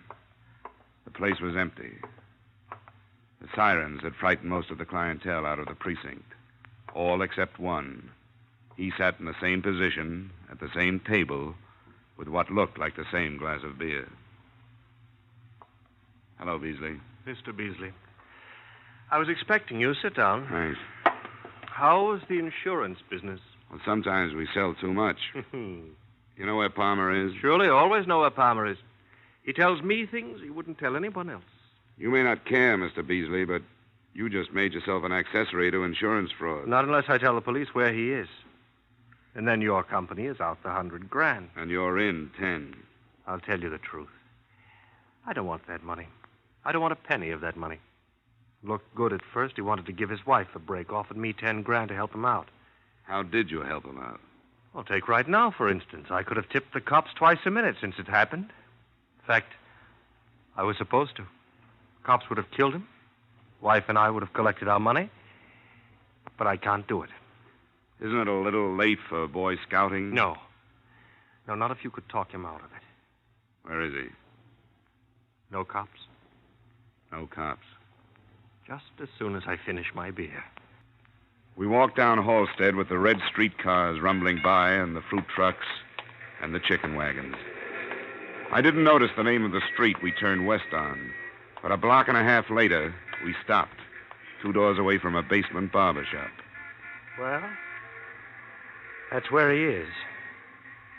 You're crazy to go in there.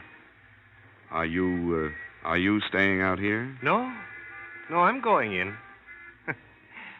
But I'm crazy, too. Really? That's why you should never listen to a guy like me. Palmer's got nothing to lose. How much do they pay you for getting killed? Come on, if you're going, let's go. Okay.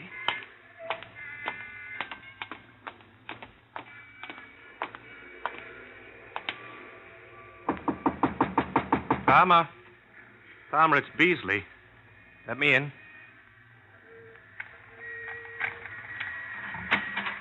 Good work, Neil. Bring him in quick. You've got a good line, Beasley. Mr. Beasley. So good, I believe it myself. What's that supposed to mean? Oh, Palmer, it's a bad deal all the way around. What do you want to do, make history? You won't go down in any books. What's got into you? You helped me lay out the whole thing. Oh, yes, it looked good, but it won't work. He's right, Palmer. It won't work. I put through a cancellation request on your policy. But it hasn't gone through yet. If it had, you wouldn't have come in here. It's no good, Palmer. Even if it doesn't come through, they'll fight it in court after you're dead. We've got too much against you. How far will they get without your testimony? You aren't going to be around to give it. Well, that's no good either. If you kill me, that'll clinch it. Oh, come on. Use your head, Palmer. You've got a chance. The newsboy is only a second-degree rap. There was no premeditation. You're trying awful hard to save that company of yours $100,000. Listen, there isn't a commission big enough to make me come here. All right, then why did you come? I don't know. Maybe because way back in my mind I thought to myself, I can get to this guy. Maybe it was your wife that made me come. I just saw her, Palmer. You know, you aren't doing her any favors by getting yourself killed. She loves you too much. You can't buy a thing like that off with $100,000. They're coming. I didn't tip them. They must have followed us down. It doesn't make any difference how they get here. Just so they come.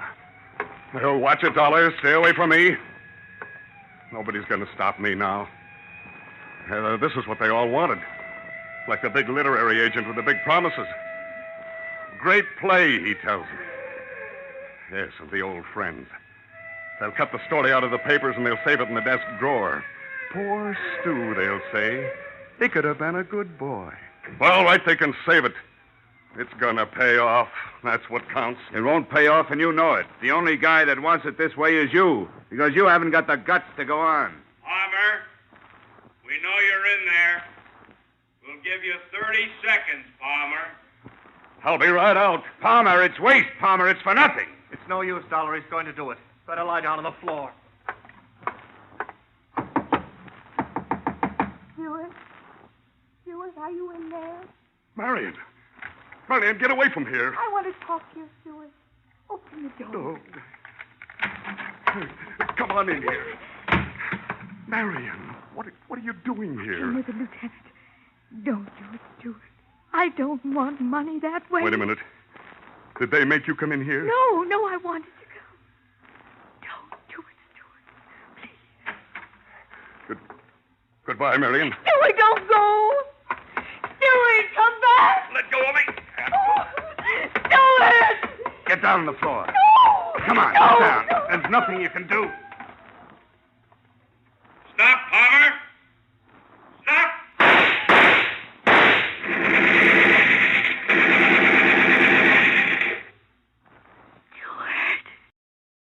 As you know, Palmer's policy was not canceled before he died.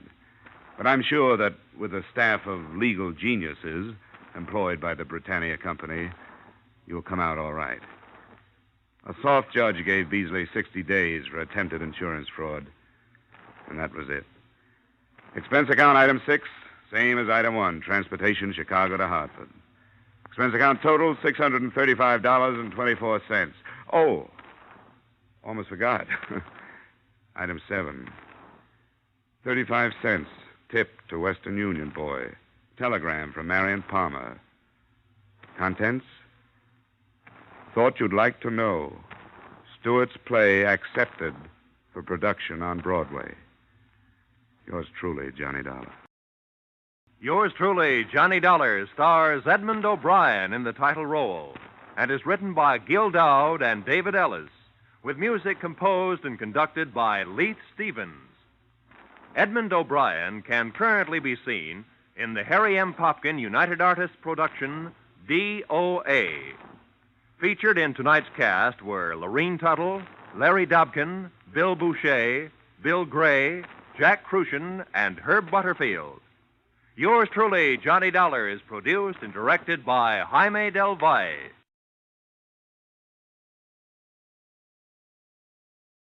Wrigley's Spearmint Chewing Gum, the refreshing, delicious treat that gives you chewing enjoyment, presents for your listening enjoyment Edmond O'Brien as Johnny Dollar. Your call to Blood River is ready, sir. 1 moment. Go ahead, please. Hello, Deputy Gray? Yeah, is this Mr. Dollar? Yeah, right. I've been assigned to the Colburn shooting. I got your telegram. When'll you be here? Well, I have to ask you a favor. I got a plane space to Parkinson, and I understand there's a bus to a place called Divide, but I can't find any transportation into Blood River. Well, there isn't any. I'll have to meet you in Parkinson. Oh, good. I'm due to arrive at 4 tomorrow afternoon. Say, what about Colburn? Did he make a statement? No, he hadn't come to yet. If you want one, you better show some speed. The doc says he may not last till tomorrow.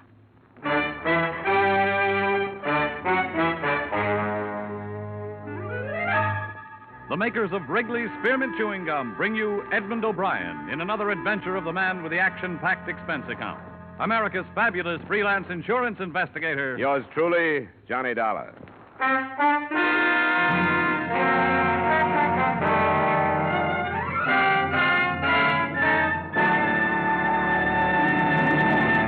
To make every day more enjoyable, treat yourself often to refreshing, delicious Wrigley's Spearmint Chewing Gum.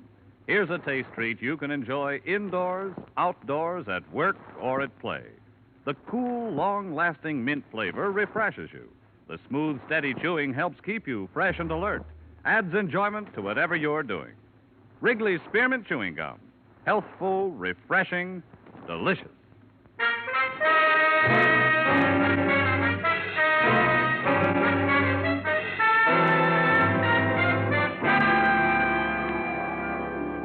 Expense account submitted by Special Investigator Johnny Dollar to Tri-State Life and Casualty Company, Hartford, Connecticut.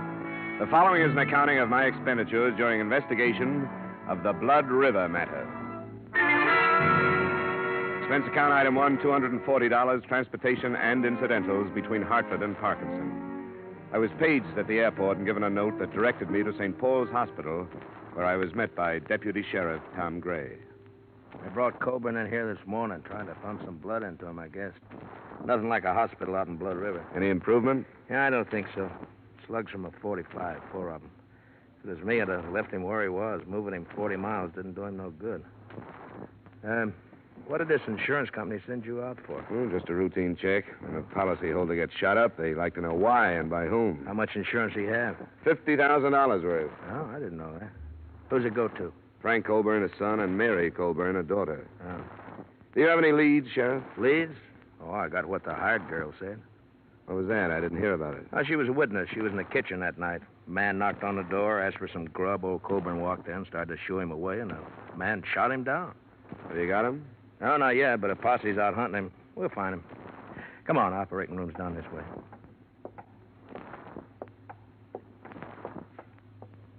Tom, have you heard any news? Not yet, Mary. Hello, Frank. I didn't know you two were here. Yeah, we came in as fast as we could. This is Dollar. He's from your pa's insurance company back east. Miss Colburn, Frank. Who sent for you, Dollar? The insurance company was notified of the shooting. They asked me to come out. Why? I don't think this is the time to talk about it. It's just the way they work, Frank. They like to look into things like this. Come on, Dollar, in here. Oh, Tom, wait. Can't we go in, too? The doctor told us to wait here, but we've got a right to go in if anybody has. Well, I guess you have, Mary, but the doctor probably thought it'd be easier for you this way if something went wrong, you know. Well, it isn't. I want to be with him. I have a right to be. All right, Mary, if that's the way you want. You too, Frank? I don't see how it'll do anybody any good, but I'll come.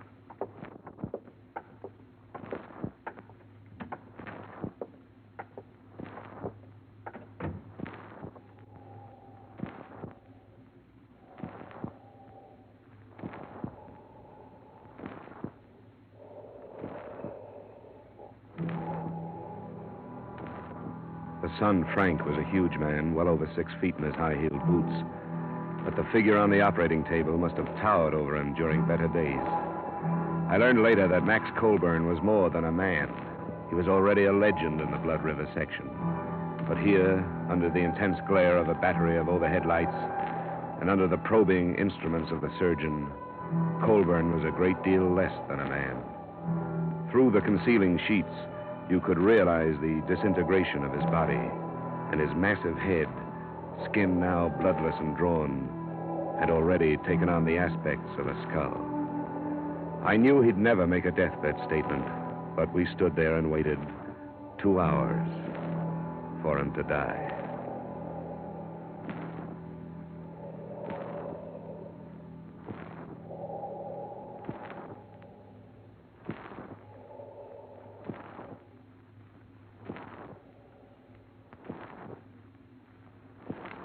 That's all, nurse. Jot down the time, please, and notify the coroner. Yes, sir. 6:15. Oh, now, Mary, don't do that. It won't do no good. Oh, Tom, what'll I do? What'll I do? You'll be all right, Mary. Frank, take her out of here, will you? Come on, Mary. There's nothing anybody can do now. If it had been me, Doc, I'd never brought him in. Old Bull might have made it in Blood River. I'm sorry, Gray. He had to be moved. No facilities at all out there. It's your business, I guess. It was point-blank range, Gray. Multiple punctures of the stomach, single puncture of the right lung. He had to be moved. How do you do? Johnny Dollar, Doctor. Oh, I'm sorry. Dr. Fulton. Mr. Dollar is representing the insurance company. How do you do? I'm sorry I couldn't save him, Dollar. Well, you did everything you could. Yeah. Who was it that shot him, do you know? Not yet. I hope you'll find him. Max Colburn was a fine man. Yeah, the best. Now, what are you going to do now, Dollar? Go to Blood River? I'm still not satisfied about this thing. I'll put you up in my place. There's no hotel. Oh, thanks. I'd appreciate it. Well, nice to have met you, Dollar. Too bad it couldn't have been under better circumstances. You should never have brought him in. Well, he probably knew what he was doing. If you think he shouldn't have been brought in, why'd you let him? You're supposed to be the sheriff out here. There's nothing I could do to stop him, Frank. No, and there didn't seem to be anything you could do before to stop it either. Oh, now, calm down, Frank. The county don't pay you to run around with my sister. If you'd been spending half the time on your job that you do with her, this wouldn't have happened. That's enough, Frank. Now, shut up. And if Mary don't know it's mostly your fault, I'm going to tell her. He's a hot-headed buzzard. Yeah, I noticed. Can we make it to Blood River tonight? Yeah, we can make it all right. Look, Dollar, I want to tell you something. It's a funny little place, only about 300 people in it. They aren't going to like you butting in. They don't like strangers. I'm used to that. Okay, as long as I told you. My Jeep is out in the back in the parking lot.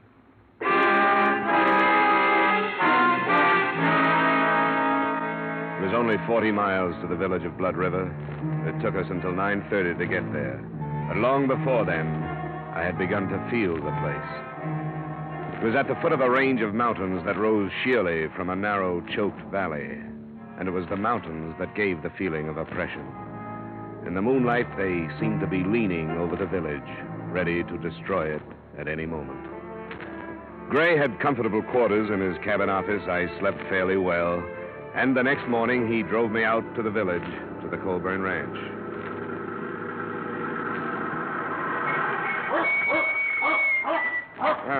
Quite a layout. Yeah, only 400 acres now. Colburn used to own the whole valley. There's open range up in the hills there. Well, this is the best fattening range in the whole...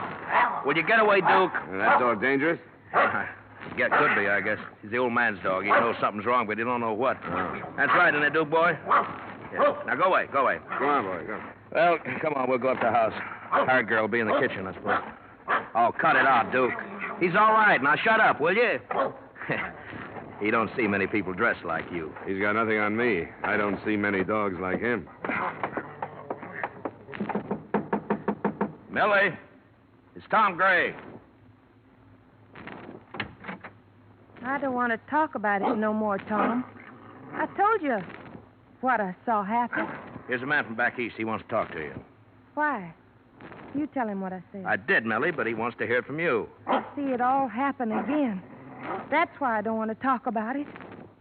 But I will if I got to. Well, thanks, Millie. I'll make it short as I can. Go on, Duke. Now, you stay outside, boy. Go on, go on. There. Well, this is where it happened, Dollar. He's lying right there. This way with his head on the table. Two of the slugs hit the wall there. Hey, you see the marks? Yeah. Was he lying face up? That's right. Went over backwards. Shot from about here, I'd say. Is that right, Millie? I don't know. I went in the sitting room when I saw there was going to be trouble. How much did you see? I told Tom. It was after supper and I was cleaning up.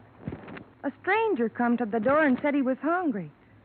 I yelled to Mr. Colburn. I have to ask him about things. And he started right away to run him out. I fed a lot of strangers. I never heard him act that way before. Did it sound like he knew this stranger? I couldn't tell. He started cussing at him, and I run in the sitting room and held my hands over my ears till the shooting. Then I screamed. According to the description you gave Sheriff Gray, the man was short, stocky, with dark hair and heavy eyebrows. Now, can you remember anything else about him? I can remember one thing more. He was wearing some kind of a coat and had a newspaper in one pocket. Mm-hmm. Would you recognize him again if you saw him? Oh, yes. I'll never forget him. Why haven't you caught him, Tom? We'll get him. Did you see him after you heard the shots? No. I run back in here and saw Mr. Colburn.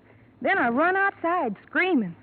Randy come out of the bunkhouse, but I didn't see the man. That's Randy Drew. He didn't see this stranger coming or going. Colburn's son and daughter, where were they? They wasn't here. I don't know where Miss Colburn was, but Frankie, Mr. Colburn wasn't home yet from riding fence. Millie. What? You telling the truth? Yes. You aren't protecting anybody. Of course I ain't protecting anybody. Why should I do anything like that? Who would it be? I only asked, Millie. That's all I want here, Sheriff. Good enough. Thanks for the help, Millie. Yeah, it looks like it's going to storm. How old is she? Huh? No, about 20, I guess. With a little work, she could be an attractive girl. She's peculiar. She grew up outside, but never quite did inside. How does she and Frankie get along? Pretty good, I guess. What are you driving at? Sometimes that stranger story sounds just a little too pat. Now, hold on. I take it that's the bunkhouse? Yeah, that's it. Now, how could somebody kill Coburn and then get across all this open yard before anyone ran out to check on the shooting? I don't know. I guess shooting out here don't mean what it does where you come from. Folks here do a lot of shooting. Well, Millie said she screamed. Yeah, it's pretty dark here, too. Mountains cut off the sun about 4 o'clock. Well, maybe so. I told you we found a gun in a ditch near here. She said she had a newspaper in his pocket. The gun was wrapped in one when we found it. Who's this? What? That looks like Charlie Baxter. Oh, yeah, it is. He was in the posse. Wonder what he's steaming that horse about. Hold it. Oh! What's the matter, Baxter? We got him. We got the killer. We found him a Silver Star. Oh, well, good. Where's he now? We're bringing him to your place. It's Elmer Bryce. He came back? You better get in there. Right. You stay here and bring Millie in. She'll have to identify him. Use the truck. Okay. Let's get on back to town, Dollar. Who's Elmer Bryce? There used to be a hand here, just flunky. Kept the range string watered. Choked a colt to death with a rope, and old man Coburn darn near killed him. When was this? Oh, 2 years ago. You know, in 35 years of ranching, Elmer Bryce was the first hand the old man ever had to fire. Folks around here ran him right out of the country.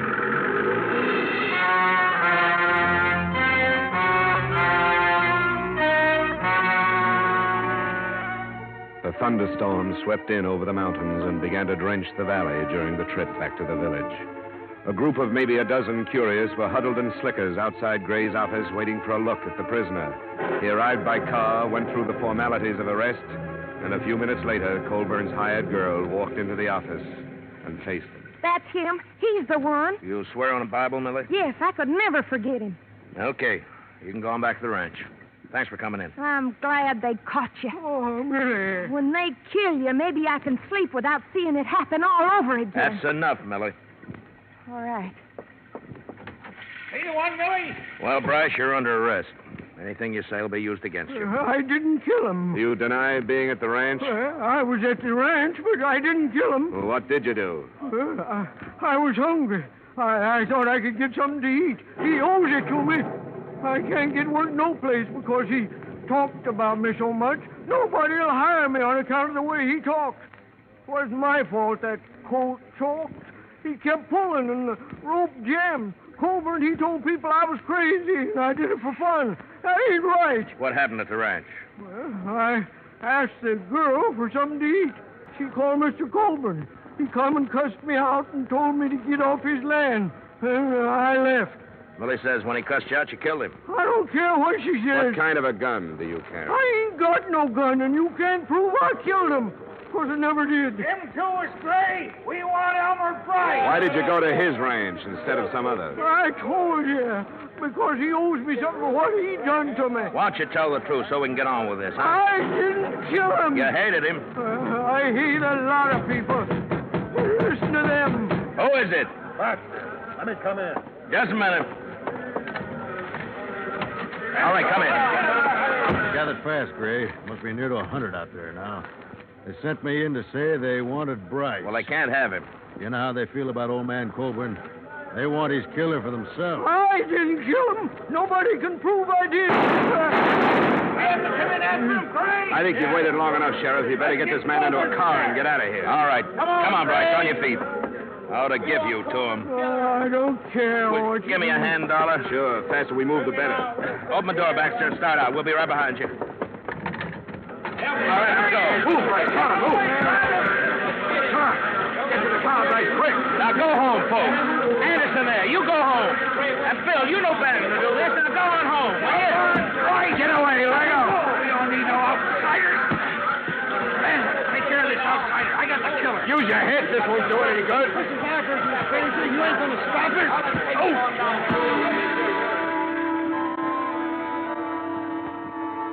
There was no stopping them.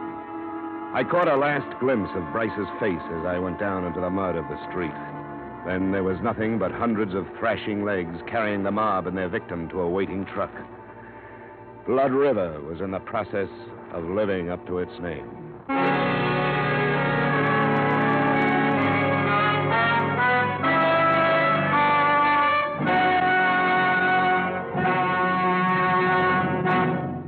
To make every day more enjoyable, treat yourself often to refreshing, delicious Wrigley Spearmint Chewing Gum. The lively, full-bodied real mint flavor cools your mouth, moistens your throat, freshens your taste. And the chewing itself gives you a little lift, helps you keep going at your best. So for real chewing enjoyment that's refreshing and long-lasting, always keep Wrigley Spearmint Chewing Gum handy. Healthful, delicious Wrigley Spearmint Gum will make every day more enjoyable. And now, with our star, Edmond O'Brien, we return you to the second act of yours truly, Johnny Dollar.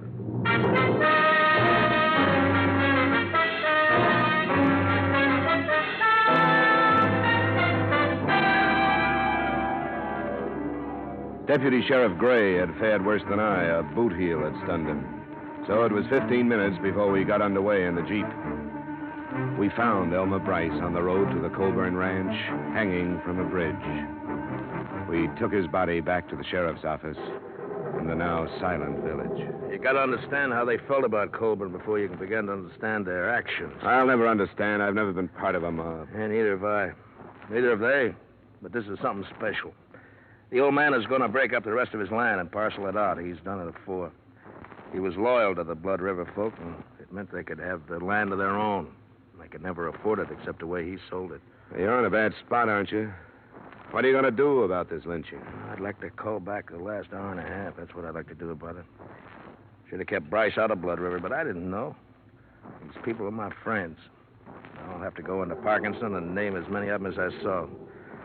That's what you pay for wearing a badge, I guess. It's a lousy break. Is there anything I can do? I think I better strap on a gun. For the first time since I got this job. See there on the desk the receipt I made out when I took Bryce's personal things? I better have that. Is it there?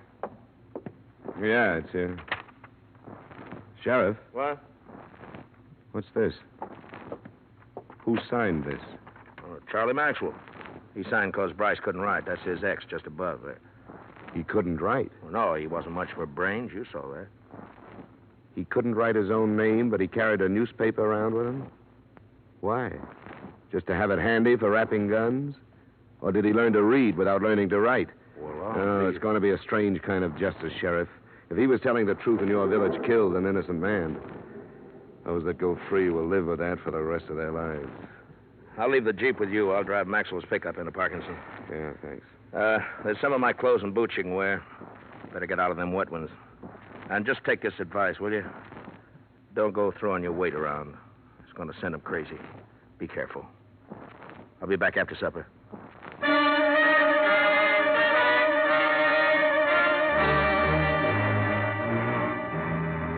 The single street was still silent and empty when I left for the Colburn Ranch.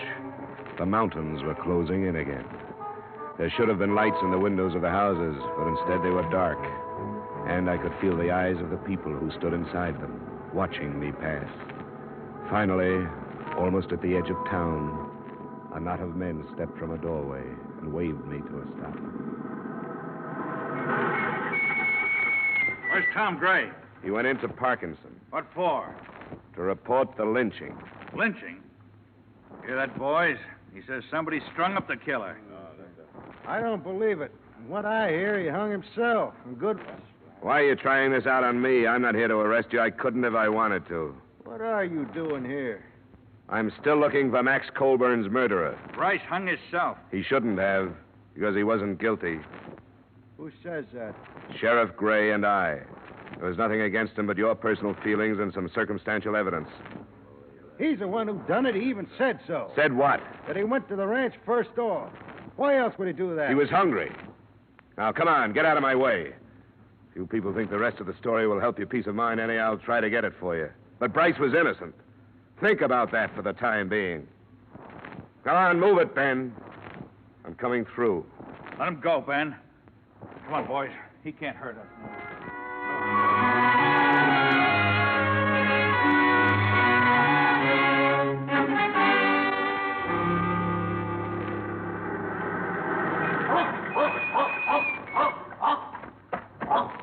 All right, boy, all right. It's all right. Come on now. You're a good boy. Sure, it's all right. Yep, these clothes belong to a friend of yours.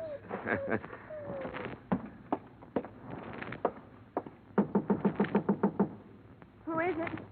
Johnny Dollar, Miss Colburn. Oh, Who is it, Mary? it's Mr. Dollar, Frank. Oh, yeah. Come on in, Dollar. Thanks. We heard about Bryce. I'm sorry it went that way. Any man, I don't care what he is, has a right to a trial. Yeah. Lynching is one of man's least pleasant habits. This one especially, it looks like Bryce was innocent. No, he wasn't. Millie said he was the one. There could have been a lot of things wrong with her statement. She didn't see it happen. She only heard it.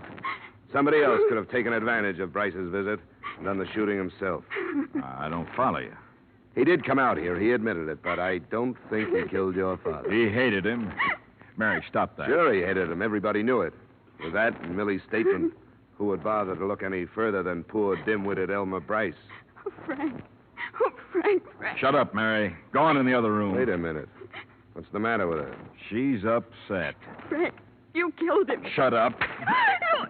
You'd like that to be true, wouldn't you? You said you would. You said you would, and you killed him. I'm going to the sheriff, Frank, and don't try to stop me. She's off her head. Like everybody else in this blasted hole. Yeah? Why should she have said that? Because I lost my temper one night. Told the old man he better blow his own brains out before I did it for him. Because he forgot how to think with them. When was that? A couple of weeks back. Maybe I was hot enough to mean it at the time, but I cooled off. I wouldn't kill my own pa. Well, there goes your sister, Frank. Sheriff Gray mentioned that he was going to sell the rest of his land. Was that the cause of the trouble? Yeah. He didn't care what happened to his kids. I told him with all the war talk, this was the time to hang on to it, restock the herds, and get ready to make some money. Ranch is yours now. That's right. Mine and Mary's. Where were you when your father was killed? I was riding fences up by Red Knoll. Do you have any way to prove that? Any witnesses? You don't run into anybody up that way. That's our land. Folks stay off it. What about it, Frank? What about it? There's a lot stacked up against you. I know it. You can depend on my sister. You and anybody else who'd like to string me up for it. What about Millie? Was she in it with you? In it? Now, wait, don't get the wrong idea. I didn't kill my pa. There's a lot stacked up against you. Well, there are places to go. I don't like jails and courtrooms. I think I'll just fade until it blows over. That's not the way. You won't make it. You're going to stop me? I'm being paid to see this thing cleaned up. I'll have to try. Get out of my way, Dollar. You sit down until the sheriff gets you. Get away from the door. You're an outsider. It's none of your affair. Now get out of the way. I said get out of the way. What's this to you? Stay where you are. You can't make me.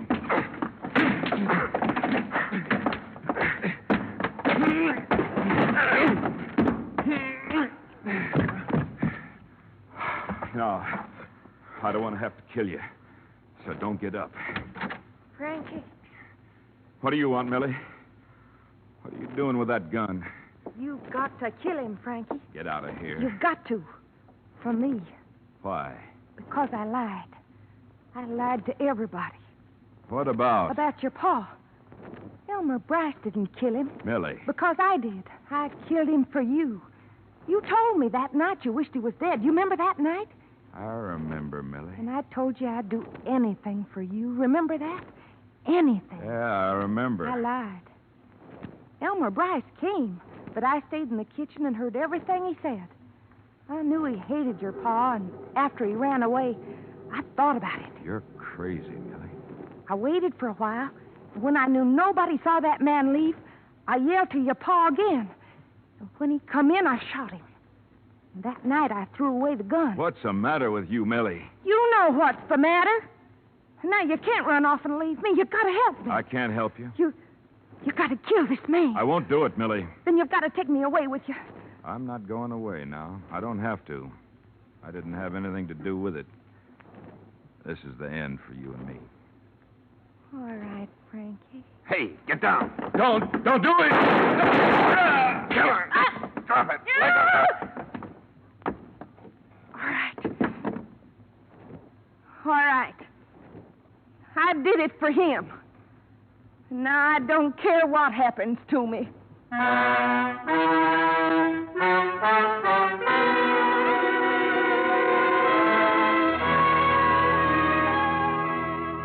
far as I was concerned, that was it. Frank Coburn lost a lot of blood, but not his life. And his sister still had to live at the ranch with her ill-tempered brother. The hired girl who brought all this about was taken by the sheriff. When I left Blood River, the state had moved in to see what it could do about the lynching. But what that is, I don't know. The entire village was guilty of murder, and what could anybody do about that? All I know is that the original murder was not committed with the idea of insurance fraud.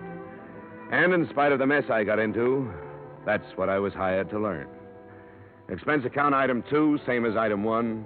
Expense account total, $740. Yours truly, Johnny Dollar.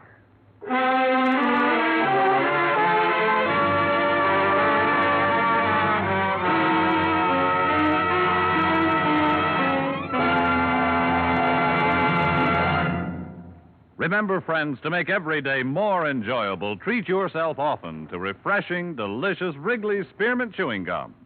There's lots of cooling, real mint flavor in every stick. And chewing Wrigley Spearmint helps keep you feeling fresh and alert. You feel better, work better, get more fun out of doing things. So indoors, outdoors, wherever you go, keep some healthful, refreshing Wrigley Spearmint Chewing Gum handy. To make every day more enjoyable, treat yourself often to delicious Wrigley's Spearmint Chewing Gum.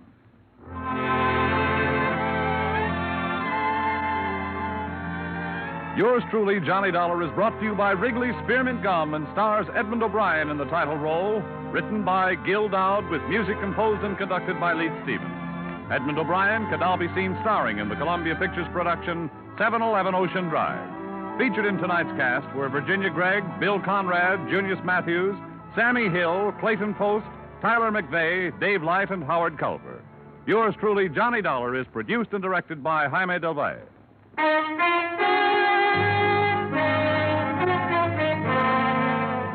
The makers of Wrigley's Spearmint Chewing Gum hope you've enjoyed tonight's story of Johnny Dollar and that you're enjoying delicious Wrigley's Spearmint Chewing Gum every day. We invite you to join us again next week at the same time when, from Hollywood, Edmond O'Brien returns in another adventure of... Yours truly, Johnny Dollar.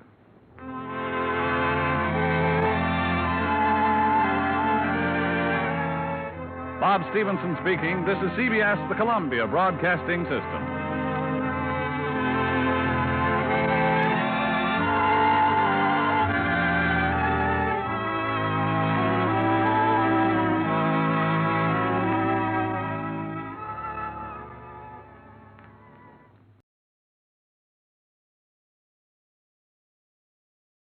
From Hollywood, it's time now for Edmond O'Brien as...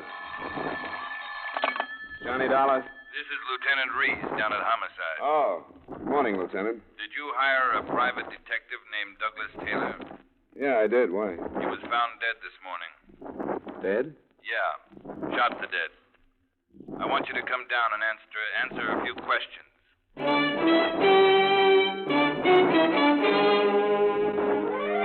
Edmond O'Brien in another adventure of the man with the action-packed expense account, America's fabulous freelance insurance investigator. Yours truly, Johnny Dollar.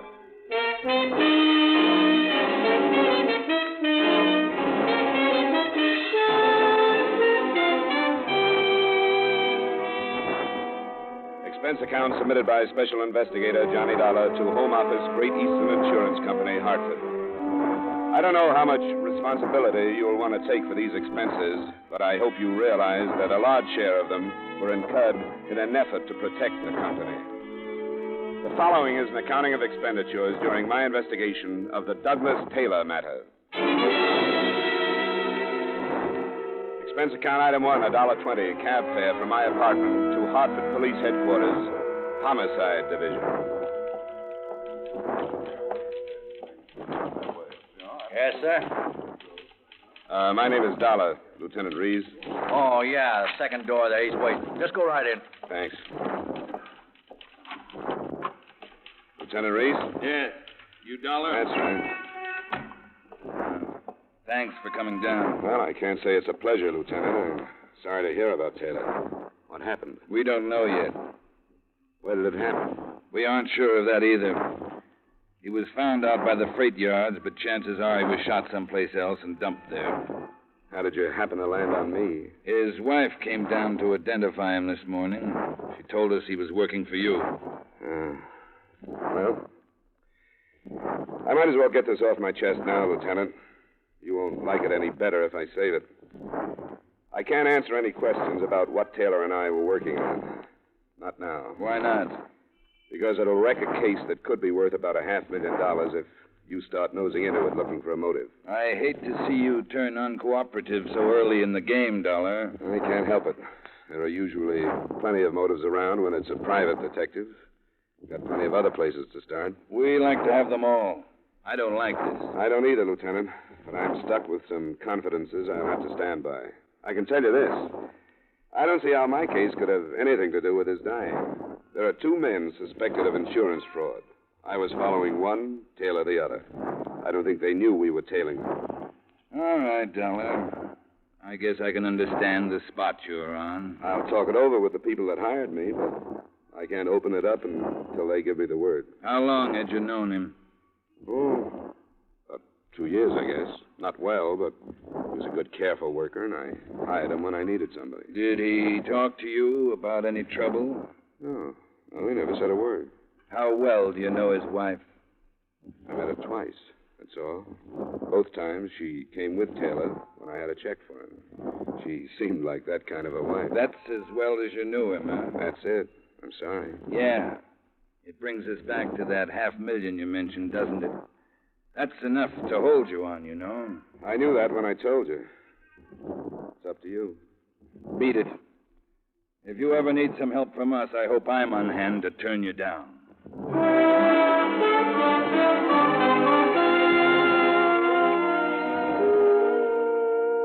I didn't need to see him to know that Lieutenant Reese had put a plainclothesman on me as soon as I left the building, because I would have done the same in his place. So I went back to my apartment and phoned the news to the company. I hope you've done the right thing, Johnny. I think you have. Well, I can always change it, Mr. Nibley, but I know one thing. If I stay on the arson case, the police are going to get on it and mess it up. Yeah, I suppose our problem is nothing to them. Are you positive there's no connection with Taylor's death? Well, not positive, but fairly sure. Anyway, I think I'd better drop it for a while.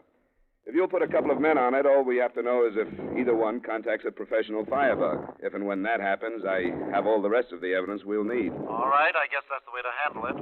Oh, what about Taylor's wife? Did she know anything about the case? I don't think so. Lieutenant Reese would have found out from her.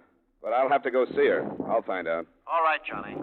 I want to thank you for this. You can be sure the company appreciates it, and I feel awful about what happened. Yeah, so do I. I hired him.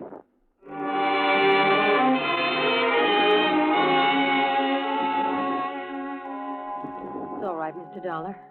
I'm glad you came over. Doug spoke obvious so often. Sit down. Thank you, Mrs. Taylor.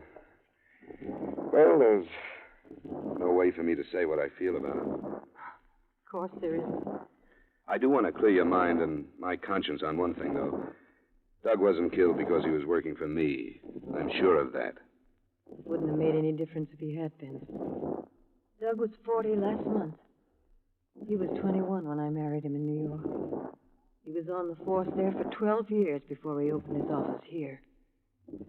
I've been waiting for this to happen all these years. Can you understand that? I think so.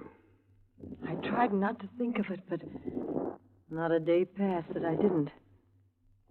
Now that it's happened, it's like so many things are supposed to be. The anticipation was so bad, I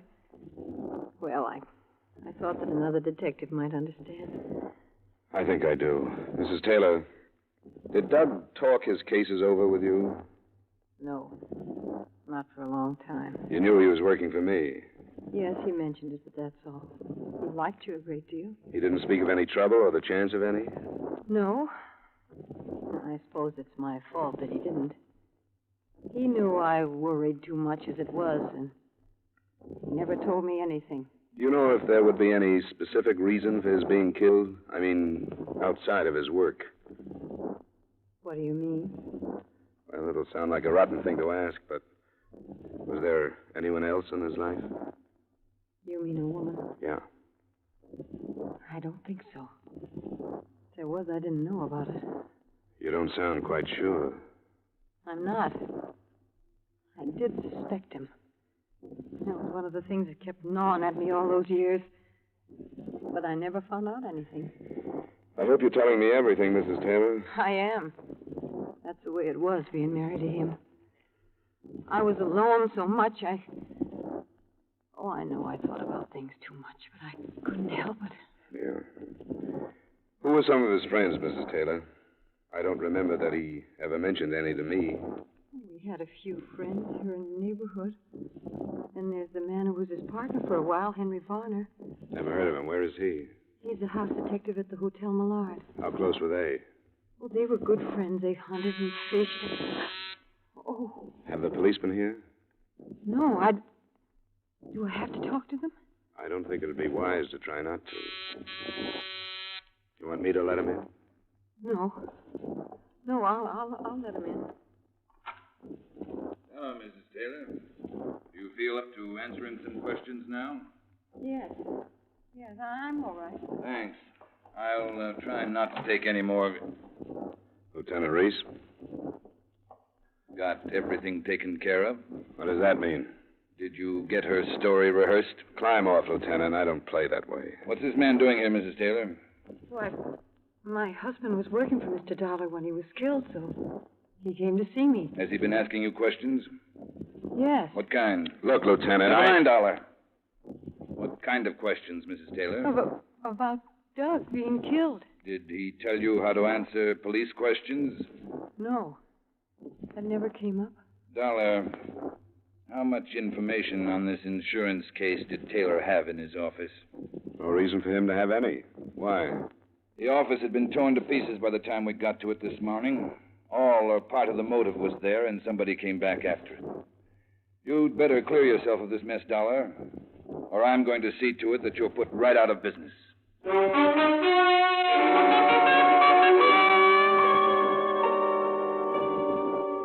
I had to wait until 7 that evening before I could get to Henry Varner, the hotel detective Mrs. Taylor had spoken of. He was the slight, dark type with a hairline mustache and too much aftershave powder. The kind of house dick that usually causes the feminine guests the kind of trouble they're paid to stop. Yeah, I had a little deal cooked up this afternoon, the kind where you don't leave a phone number where you can be reached, if you know what I mean. Yeah. What a doll. Hey, what's behind this Doug Taylor mess anyway? I haven't read the evening papers. Hasn't broken yet. His wife told me you and Doug were good friends. Oh, yeah. We used to be partners for a while. We used to get out of town once in a while. Hunting and fishing? Yeah, that was the pitch. When did you see him last? Let's get out of the lobby and go in the office. Sure.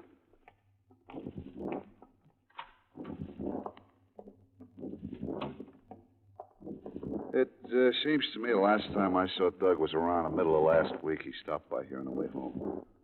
Was he on a case? I don't remember him saying. You know, it was one of those things I asked him how it was going. He said the same old stuff. He get killed over one of his cases? Looks like it. His office was broken into. Somebody after one of his reports or something, the police say. Seems to me he was awful fed up the last few nights we got together. A couple of times he mentioned there was going to be a change. He was going to go back to New York or to Florida or out west someplace. With or without his wife? Without, I think. She's a creep. You know, jealous and all that stuff. The poor guy had to sneak the money to spend when we got together. What about the money for this change he mentioned? I don't have any idea. Never followed it up because I thought he was just dreaming. Hey, who's paying you for this? Not his wife. Nobody. I'm trying to clear myself with the police. They think I'm holding out information on them. Oh, how come? He was working with me when he was killed. What made you think his wife might have hired me? I was wondering if she hired you before. Put a tail on. Say, just for the four walls and me, do you think she'd be capable of killing him? Oh, yeah. One of those fits of hers. I really think she's a little off. Sure. If she got wind he was really leaving, if she figured he had some dough hidden in the office, yeah. That's what I meant. Sure, it could all fit. Maybe he got something. He owned a car, didn't he? Police say the body was driven to the freight yard and dumped. Yeah, it was a sedan. You might have some. Well, I'll go see. Thanks for the time, Varner.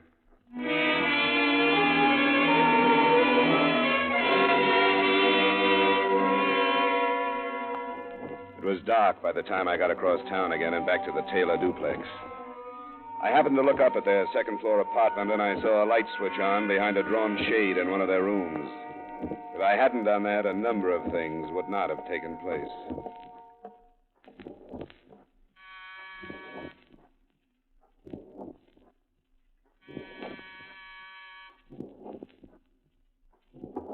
Mrs. Taylor? Mrs. Taylor, it's Johnny Dollar. Come on, I know you're in there. Let me in. All right. Hey, what's this? Come in here, I'll kill you. Yeah, sure. Don't get close to me. I'll move right across the room. Where's Mrs. Taylor? She's in the bedroom. Maybe she's dead. I don't know. I hit her. She wouldn't be quiet, and I hit her with a gun. And I'll kill you, too, if I have to. I don't care how many anymore. Why'd you kill Taylor? Because he was too filthy to stay alive, too dirty, rotten to live. Don't you try to follow me, or I'll kill you, too, and I mean it. Nothing means anything anymore. What are you fighting? What'd you come after? Don't you try to follow me. Hey, come here. Hey, come here.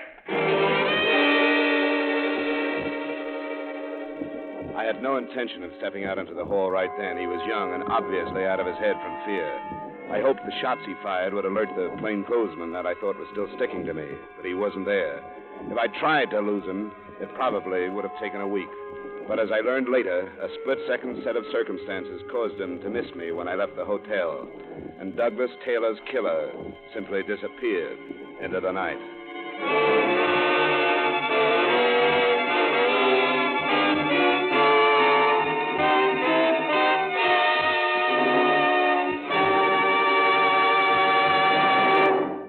We will return you to yours truly, Johnny Dollar, in just a moment. 2 more great shows climb aboard your CBS radio bandwagon tomorrow night. Eve Arden as wisecracking our Miss Brooks returns to dear old Madison High. And the Edgar Bergen, Charlie McCarthy show resumes its pot shots at your sense of humor. Listen for Our Miss Brooks, starring Eve Arden, and Edgar Bergen and Charlie McCarthy back in business on most of these stations tomorrow night. Now, with our star, Edmond O'Brien, we bring you the second act of Yours Truly, Johnny Dollar.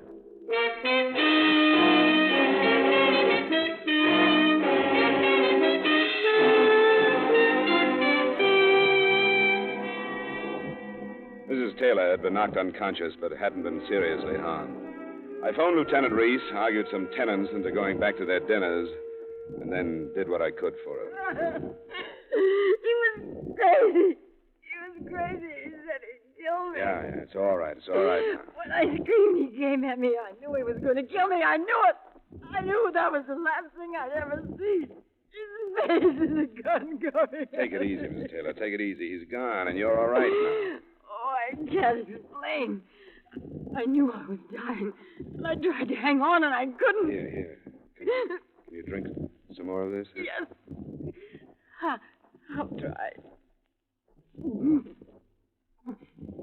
You saw him, didn't you? Yeah, I saw him. Who was he?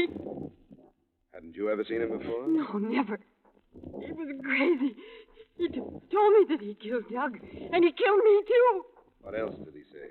I couldn't understand. Something about how Doug had ruined 2 lives, and I wished he could kill him again. Then I screamed, and he gave it. What he said mean anything to you? No. I didn't understand any of it. I wanted to ask him why he came here. Yeah, he was looking for something. Tore the place to pieces.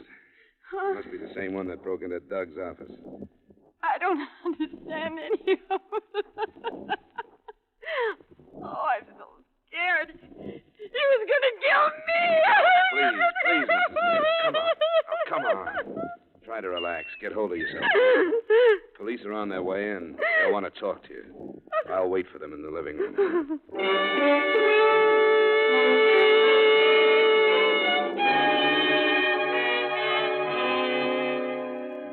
You didn't think he was going to wait in the hall all night, did you? Why didn't you go out after him? One of your men has been tailing me since morning. I thought he'd be outside and that the 2 shots would wake him up. Where was he? How hard did you make yourself to follow? I didn't give him any trouble. A Boy Scout could have stayed on me. Then Parker is probably following the boy. How long did you have to study him? Less than a minute, but I think I can give you a fair description. Let's have it. Well, he's about 5'9", between 17 and 20 years old, I'd say. fair complexion, small features, brown wavy hair, brown eyes, very white teeth, and what looked like a mole above his right eyebrow. No other marks? Not that I saw. He's wearing a ring on his left hand. I couldn't see it too well, but it could have been a class ring. How about clothes? Well, no hat, white shirt without tie. It was open. Flannel slacks, brown tweed jacket, and brown wingtip shoes. His clothes were well cut, looked expensive. What kind of gun? Revolver, Smith & Wesson, .38 with a black rubber hand grip. You're sure of all this? Of course I'm sure. You think I'm making it up? I can't forget you're holding out a $500,000 motive on me. You'll feel better if you do. You talked to witnesses that heard the shots, didn't you? You could have fired them. With what? I'm not carrying a gun. You could have got rid of one. Go look for it, Lieutenant. Then you can stop making an ass of yourself. Watch it, Dollar. You're doing a pretty good job of needling me. If you'll stop riding your badge for a little while, we can get together and make some sense. Go ahead. Doesn't it seem obvious that Taylor had something on this kid? Something big enough to be his motive? There must be a record of it. The kid missed it at the office, or he wouldn't have come here. And I'm sure he didn't take anything out of the apartment. So it must be around someplace. If you're all through, go sit down someplace.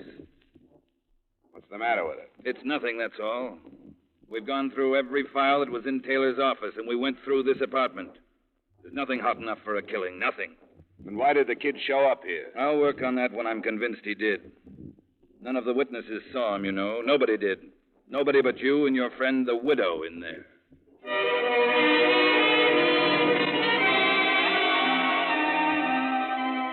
It turned out to be a long night. Looking back at it now, I can see how the lieutenant felt justified in pushing around somebody who wouldn't cooperate. But that night it was tough, including a paraffin test that he called inconclusive because I could have been wearing a glove when I fired the 2 shots and then gotten rid of it. But finally, at about 1:15 in the morning, he got tired of it and he let me go home.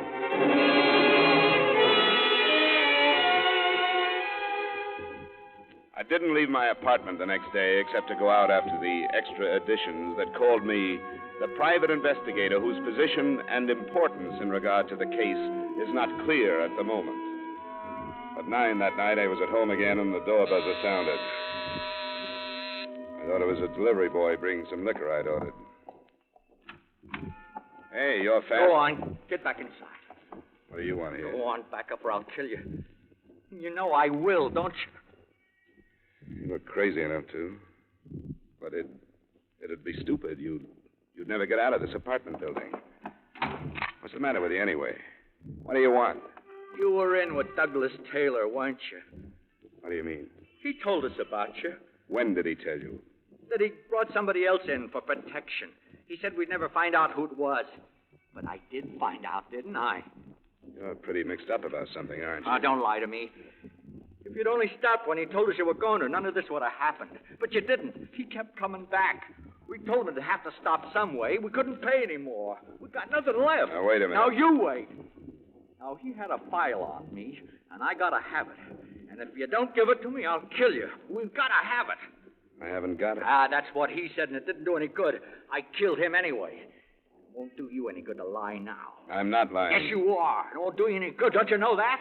You're way wrong. Now, listen to me. No, I won't. You told me that you killed Taylor because he lied to you, didn't you? Yes, I did. And I believe you. I believe that you'd kill anybody who you thought was lying to you. And I will. I know you would. Now, listen. Since I know that if I had a choice of telling you the truth and saving my life or lying when I knew you'd kill me, wouldn't I tell you the truth? Well... Huh? If I had your file or whatever it is, wouldn't I give it to you to save my life? All right, then give it. I don't have it. I don't have anything of yours. I don't know who you are. I don't know your name. All I know is that you're wrong. You're mixed up, confused. You think I'm someone I'm not. Oh, Taylor told me about you. What did he say to make you so sure that he meant me? You came to his apartment. You were the only one, and you were in the paper. If I was mixed up in anything with Taylor, I wouldn't have come to the apartment. I would have stayed as far away as I could. Don't you see how wrong you are? You've got everything wrong. But you knew him. A lot of people knew him. I hired him once in a while, that's all. I don't know what you're talking about. You can believe that. Well, I gotta go. Where? You don't know where to go, do you? Oh, I shouldn't have come. If I'd been able to think, I wouldn't have come. But I don't think anymore. I just do things. My life's all winding up, and it goes faster and faster, and I can't stop it. And, Douglas Taylor did all this to you? No, not all of it. Part of it I did myself. I don't know anything about it or about you. I feel sorry for you. You're driving yourself crazy, aren't you? I did what I had to do. Now, why don't you sit down and... Hey, what's that? Who's that? Don't try to answer it. I won't. It's just a boy bringing some liquor inside the door. You're lying. The police, they're coming in. No, it isn't the police. He just put the liquor down against the door. See? Now he's gone. I don't believe you. Why would the police come here? Because they're looking for me. Not in my apartment. You can believe that. See? There's nobody there anymore. The police would be breaking in by now. Yeah, it was a delivery boy. Sure it was. You got nothing to be afraid of. I don't think anymore. You're a nervous wreck. You know why? Yeah, I know. Because you're fighting something you know you can never beat. I've been doing that all right. Don't you know you'd be 100 times better off if you gave yourself up to Taylor's killing? No, I can't do that. Why not? I can't. I gotta get away. You'll never get away from this. Then I'll die. Taylor was black. What did he have on you? How did you know that? There'll be a lot of it these days. You'll be as bad off as you think if you... This isn't even important Go. What is important like this, huh? A family? What makes you think Because it sticks out all over you. A father with a fur collar on his overcoat and a mother who belongs to every civic club in town. All right, and a sister engaged to a lawyer. That's why I can't give myself up and have our name all over the papers. That's why I gotta find that file Taylor had and get rid of it and then get away. I've almost ruined the family now. Dad's been bled dry, keeping Taylor from turning my name in. And now they don't have to pay anymore. What do they think about his being dead? Well, they asked me, and I told them I didn't do it. I think they believe me. It's all right. Anyway, it's better now than it has been for the last 2 years. That long? Yeah, 2 years. It started when Dad got a feeling about what I was doing. He hired Taylor to find out, and when he finished his job, that's what he threw at us. Hey, wait a minute. Where you going now? Wait a minute. I'm going to get a light, if that's okay. I live here, you know. I gotta go. I don't know why I've talked like this. You wanted someone to talk to. I'm not as sorry for you as I was, because I think you're playing it stupid. Well, I don't care what you think. I did what I had to do, and I know what I gotta do now. You ought to give yourself up, and you know it. Now, I'm through talking sense. If you want to blow it all up your way, go ahead. I know what I have to do. There's nothing you can do. Now, look. I want you to come down to the ground floor with me. All right, we'll use the stairway. And you know that I'll kill you if I have to. I've gathered that, yes. Well, anytime you want to leave.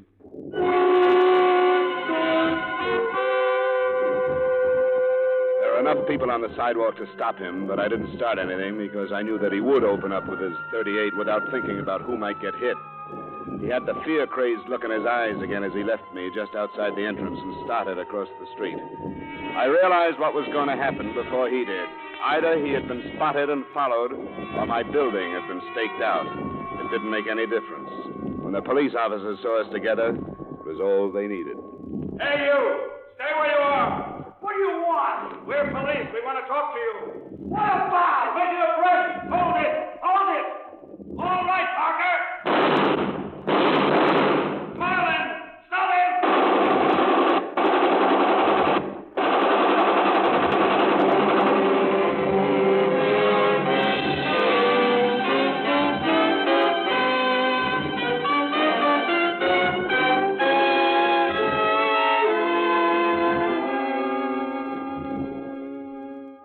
The family turned out to be the Bardettes, the father a judge, and so on.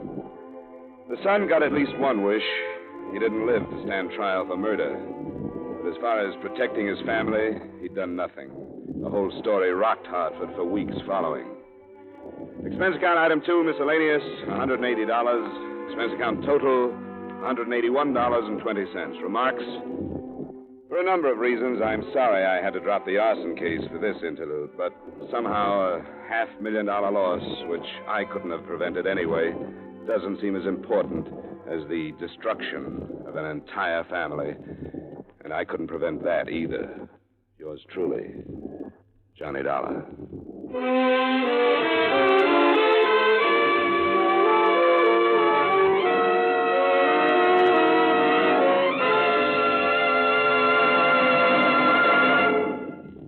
truly, Johnny Dollar, stars Edmond O'Brien in the title role and is written by Gil Dowd with music by Wilbur Hatch.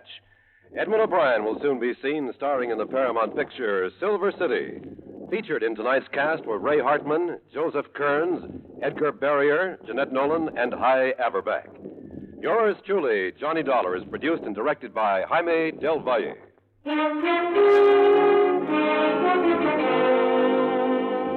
This is Dick Cutting, inviting you to join us next week at this time when Edmond O'Brien returns as Yours truly, Johnny Dollar.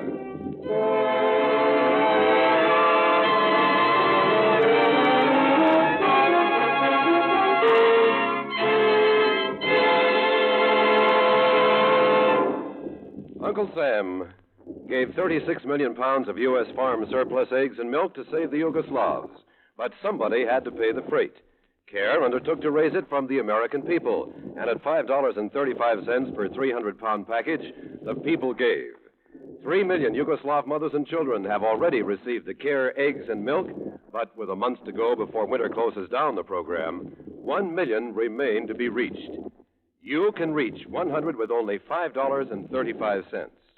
Mail it to your local CARE office, or to CARE Los Angeles, or CARE New York.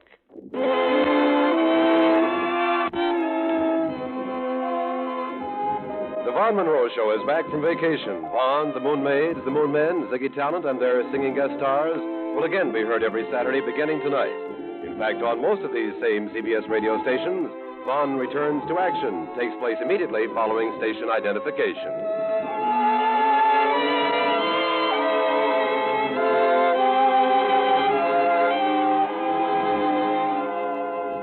And remember, the Frankie Lane Show is your date with slick syncopation every Sunday afternoon on the CBS Radio Network.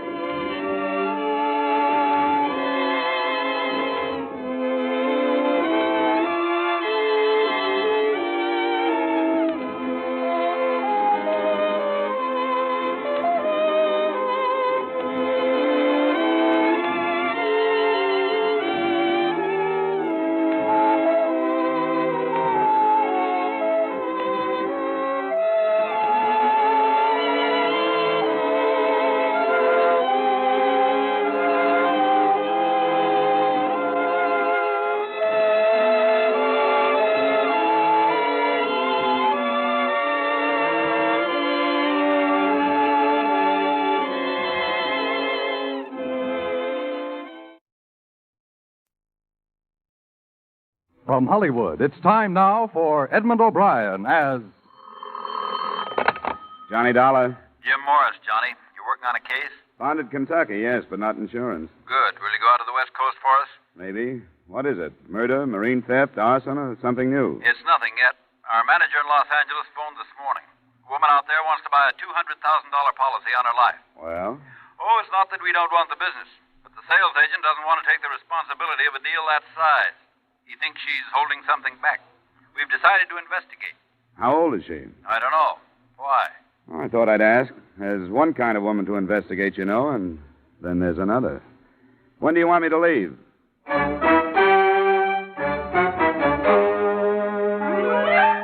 Edmond O'Brien in another adventure of the man with the action-packed expense account, America's fabulous freelance insurance investigator. Yours truly, Johnny Dollar.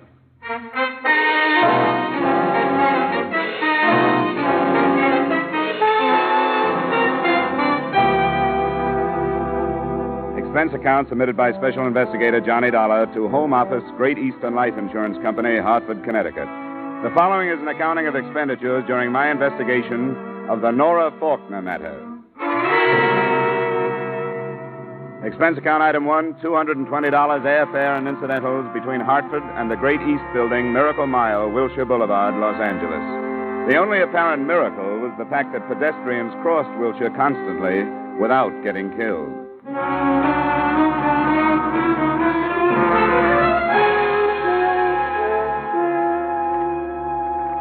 Mr. Schneider, we'll see you now, Mr. Dollar. Thanks.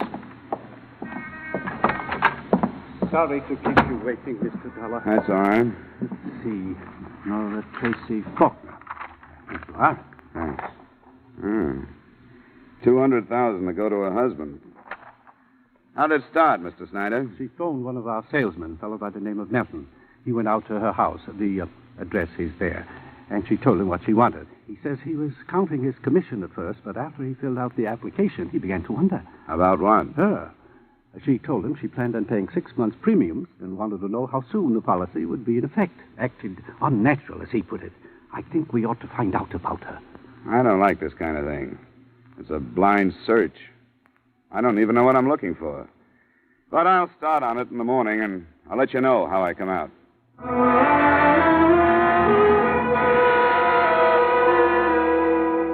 Expense account item 2, $3 cab fare.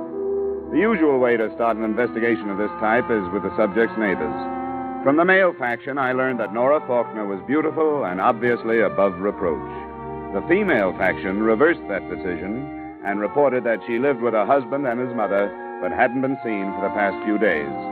Realizing that mothers-in-law are fair sources of information, I put her next on my list. Mrs. Faulkner, the elder, sported short, iron gray hair, and her face told the story of an endless battle to hang on to youth. Come into the drawing room, Mr. Dollar. I think we could be comfortable there. Thank you. I'll close the doors. You could see by the way that maid was eyeing you that she's an incurable prior. I didn't notice. She's impossible. Well, what did you find out? Who's she seen in Las Vegas? I beg your pardon? Nora, what did you learn? I'm her mother-in-law. Oh, yes, I know that, but maybe you have me confused with someone else. You want the detective? The maid announced you as an investigator. I'm an insurance investigator, Mrs. Faulkner. Well, then, you're not from that agency. Oh, well, this is embarrassing, to say the least. I hope you won't mention it to anyone. Well, it's none of my business. It's really nothing. It's a little game I play with Nora. Then I tease her about her little trips. Please sit down, Mr. Dollar. Of course. I feel so foolish, but my daughter-in-law was mentioned when you came in, wasn't she? Yes, I did want to talk to you about her. To be quite honest, the company that hired me is a little uneasy about that $200,000 life insurance policy she applied for. Nora applied? Yes. You didn't know about her? No, I didn't. Of course, she never tells me anything. Why would she do a thing like that? She's a clever woman. There must be a reason. Who's the beneficiary, Mr. Dollar? Your son, Andrew. I see. Then I would say it's one of her unexplainable maneuvers, an attempt to regain Andrew's trust and affection. That's an odd thing to say. Nora's a strange woman. I know her better than anyone else does. Yes, better by far than my son, her husband. I understand how she rushed him into marriage while he was in a highly emotional state after he'd been inducted into the army. He was just 19. That was in 1942. I know the gay life she led while he was living in foxholes overseas and while he was convalescing here after the war. Mrs. Faulkner, I realize that all these things seem very important to you, but... Mother, Oh, I'm sorry. I didn't know you had company. Come along, Andrew. You were told that I had company, and you know it. This is Mr. Dollar, Andrew, from an insurance company. How do you do, Mr. Faulkner? Andrew, why do you keep things from me? What do you mean? Mr. Dollar is from an insurance company. Surely you know what I mean. No, I don't. Nora's new insurance policy. Why don't you explain what you're talking about, Mother? Nora applied for a $200,000 life insurance policy. You are to be the beneficiary. Didn't she tell you? She hasn't said anything about it yet. Of course she hasn't. There are a number of things she hasn't told you. I warned you before. Mother? Now, don't be angry with me, Andrew. Then please leave. As you wish, Andrew. You know that everything I do is or say is for you. Then leave. All right, all right. Please control your temper. I'm sorry about this, Mr. Faulkner. So am I. Is it true about the policy? About the application, yes. I don't understand it. I don't understand Nora. I never know what she's thinking. I blame it on Mother, her prying and suspicion. I blame it on that star woman. Who? Nora doesn't think for herself anymore. She doesn't do anything or go anyplace unless this dame tells her to. Who's this? Oh, a spook, psychic, Madame Star. That's where this insurance idea came from. For a price, she'll tell you if Nora's a good risk or not. Where can I find her? Out toward Inglewood someplace. She runs a classified ad in all the evening papers. Thanks. I'm sorry to have caused you this. I really am. Oh, well, it's not your fault. Whose fault is it? Maybe everybody's.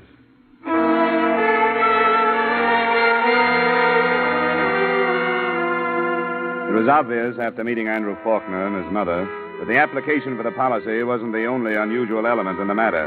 But on instruction from the company's Los Angeles manager, I continued my investigation. Expense account item 3, $450, transportation to the address of Madam Starr, a one-story frame house with heavily draped windows and a sign outside that advertised advice.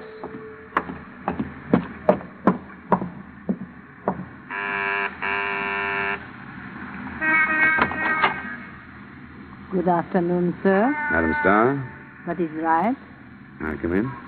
All are welcome here. This can't be classed as one of your regular consultations, but I'll pay you for your time. That is generous of you.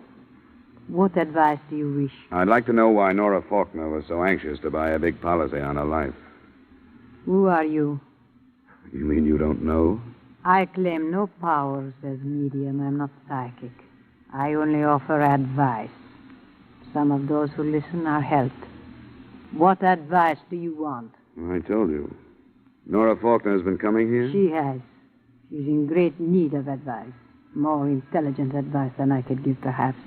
But I try to help her. By telling her to buy insurance? Nora Faulkner's life these last few years has been lived under severe mental strain. I advised a search for inner truth, among other things. Yeah. What about the insurance policy? Her mental torment resulted in physical failings. I advised tonics, vitamins. Why are you evading the insurance?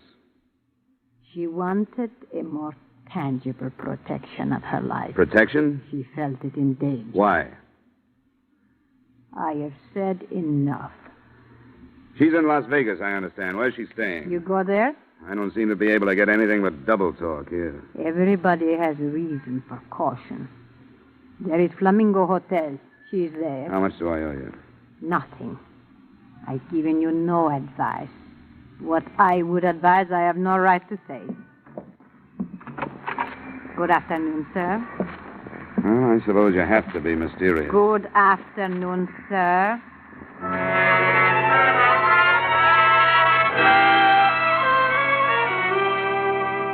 Expense account item 4, $450, return trip to my hotel. Item 5, $370, cab fare to an airport in Burbank. And item 6, $19.90, round trip to Las Vegas by way of Western Airlines excursion coach.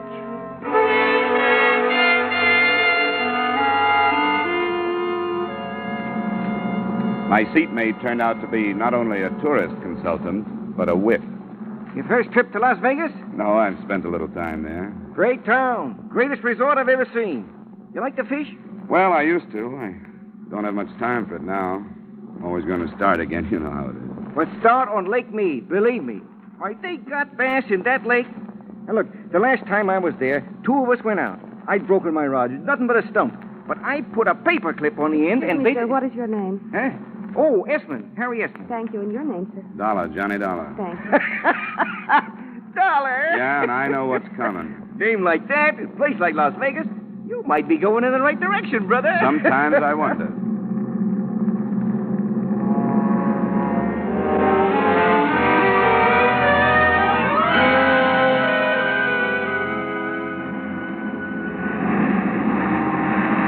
Except for Mr. Harry Esmond, it was a smooth trip.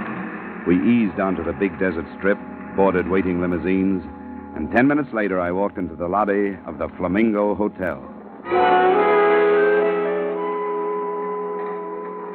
Mr. Gostein, please. Long distance. Yes, sir? My name is Gostein, Dollar. I have a please. reservation. Long Oh, just a distance. moment, please. Yes, sir. You signed the register. Right. You have a Mrs. Andrew Faulkner staying here, or Nora Faulkner? Nora Faulkner. Sheriff Wood. What's the trouble, son? Mr. Dollar just registered. He asked for Nora Faulkner. Oh, he did, huh? Well, I'll tell you, Mr. Dollar. You may want to talk to her, but if she don't want to talk to you or anybody else, she can't. What's the matter? She must have had her dinner outside the main dining room. She's in the hospital. She's been poisoned.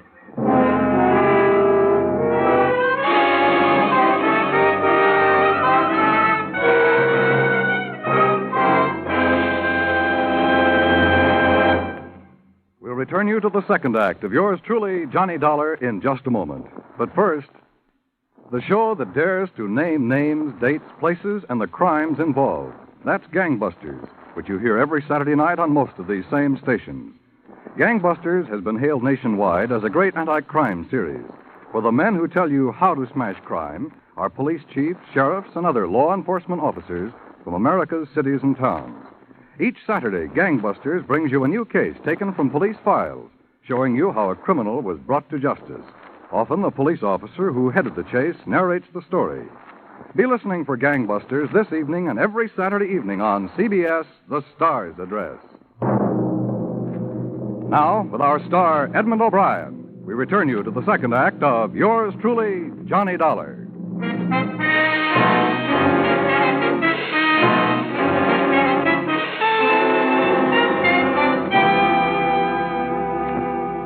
After a look at my card and an explanation of my mission, Deputy Sheriff Wood told me the rest of what he knew about Mrs. Nora Faulkner's poisoning, which to date wasn't much.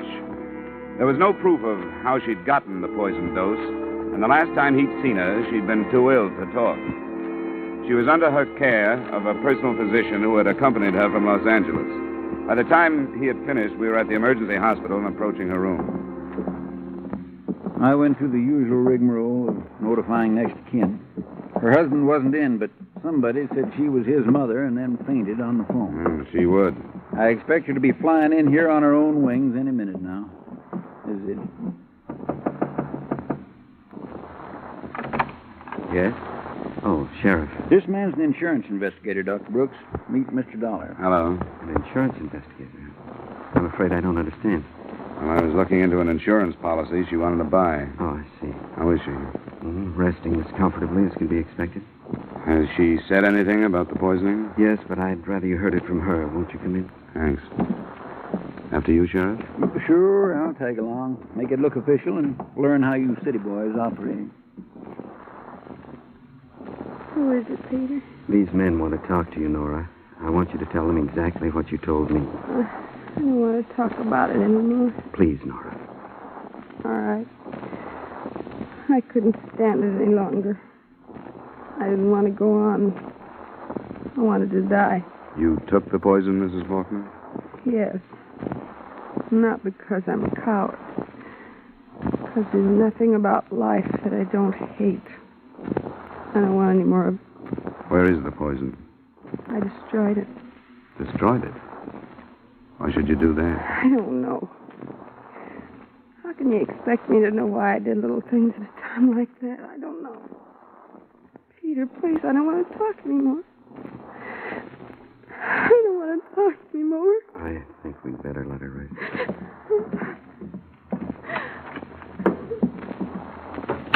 I'm not sure her story rings true. How well do you know her, Doctor? Quite well, Mr. Dollar. She's been my patient for over 2 years. Her life's been very unhappy.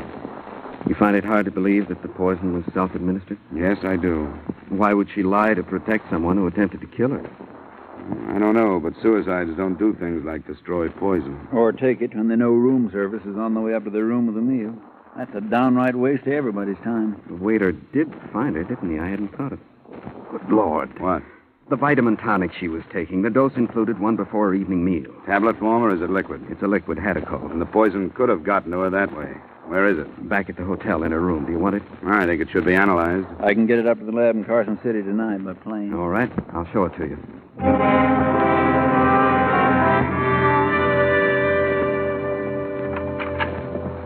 I think she kept it in the medicine cabinet. I'll look. Yes, here's...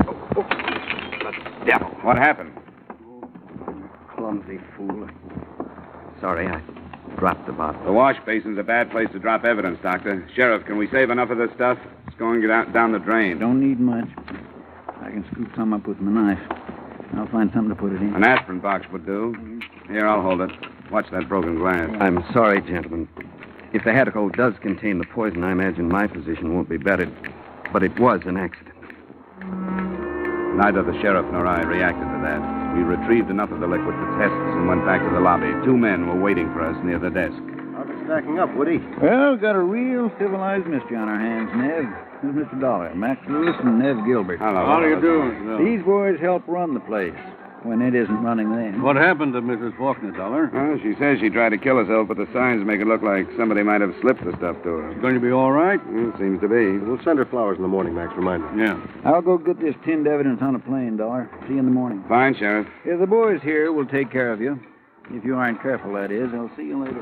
You pay for breakfast tomorrow morning. Thank you, Mr. Schiller. Mr. Schiller, please. Long distance. I'll get that phone call for Abe. He's taking a nap. Give Dollar everything he wants. That's it, Dollar. The place is yours. You want to start with a drink? That's the best suggestion today. Come on, there's a bar in the mural room. Ah, it's a good crowd. It's only 10. They won't really pile in until later. Sit down. No, I just don't stand. Thanks, I will. I'm beat. How are you, Mr. Lewis? Fine, Jim. Make mine double, will you? Not much soda. The usual for you, Mr. Lewis? Yeah, and don't be good to me. I've got a long night. I got you. Ah, this is a beautiful spot. Who's quartet? Chewy Ray's. He's at the piano. I hope you can come back for pleasure sometime. Yeah, so do I. Say, what do you know about this Nora Faulkner? Nothing. I've noticed her. Seen her in the casino. She seems to be the type you would notice. Did she gamble much? I don't know how much, but we can find out. Come on. There's Joe Rosenberg, our credit manager. He'll know.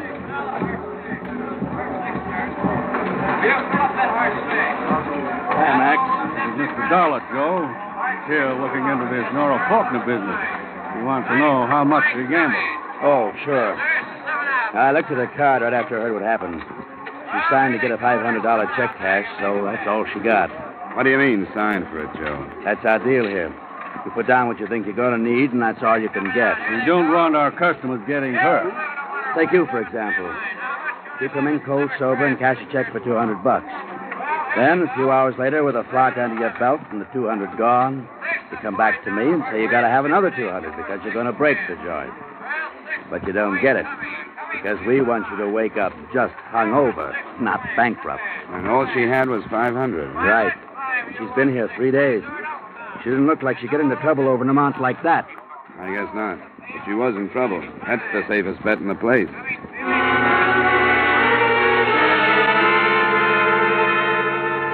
It began to look as though I was in the wrong place to find a motive for attempted murder. I talked to a dealer who remembered her, a bartender, and a couple of waitresses who linked her with Dr. Brooks, but none of their statements led to anything. And then, a little past midnight, Andrew Faulkner and his mother arrived. I met them just inside the main entrance. Mr. Dollar, I didn't expect to find you here. The insurance company wanted me to follow it through. What has happened, Mr. Dollar? Your wife will recover. Oh, but they told me on the She phone. was discovered in time, and they got her to a hospital. Oh, I'm so relieved. We haven't been friendly, but when they called, I can't tell you how shocked I was. You've seen her? Yes, I've seen her, but you won't be able to until morning. What did she say? How does she explain this? She said she hated life and didn't want any more of it. I see. I suppose she mentioned me. Well, she didn't mention anybody. Not even her doctor? He was with her. Yes, I should imagine he would be. Well, I am relieved. Scandal and difficult decisions to come notwithstanding. What is your room number, Andrew, dear? 302. And I'm in 117. In case you need us for anything, Mr. Dollar. I don't think I will, Mrs. Faulkner. I'll probably see you in the morning, and I hope you have a good rest.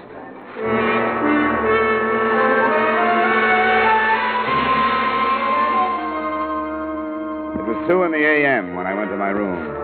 In spite of a number of Ryan sodas and an exhausting day, I took a shower and some deep inhalations of desert air before I began to unbend. I propped myself up in bed with a magazine and was almost asleep when my phone rang. Johnny Dollar. The long arm of justice, Dollar. Oh, yeah, Sheriff. I'm back at the hospital. There's been more trouble. The Faulkner girl's been shot. Shot? Is she alive? Not quite half alive, I'd say. They're trying to bring her around now. I'll see if we can get a statement. I want you to come over. Sure, I'll be right there.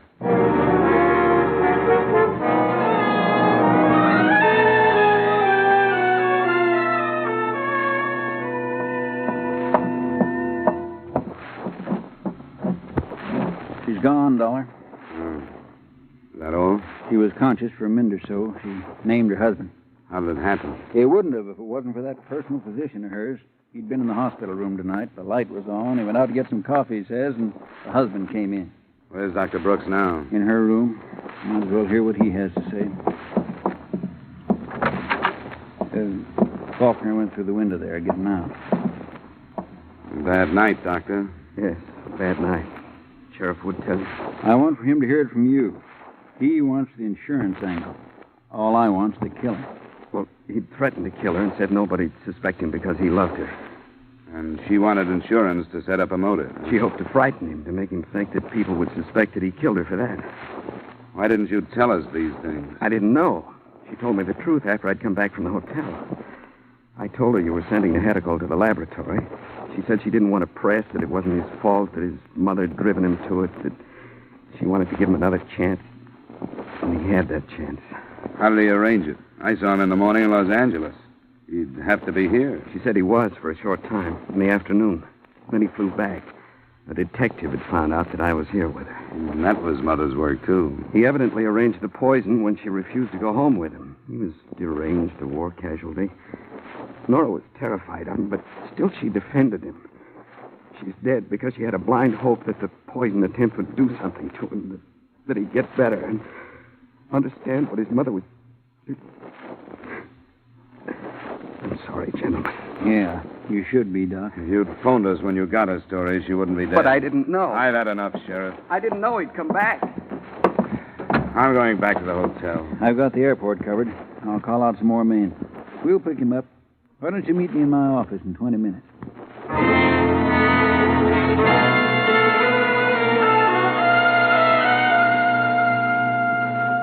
This kind of thing I'll leave to you outsiders.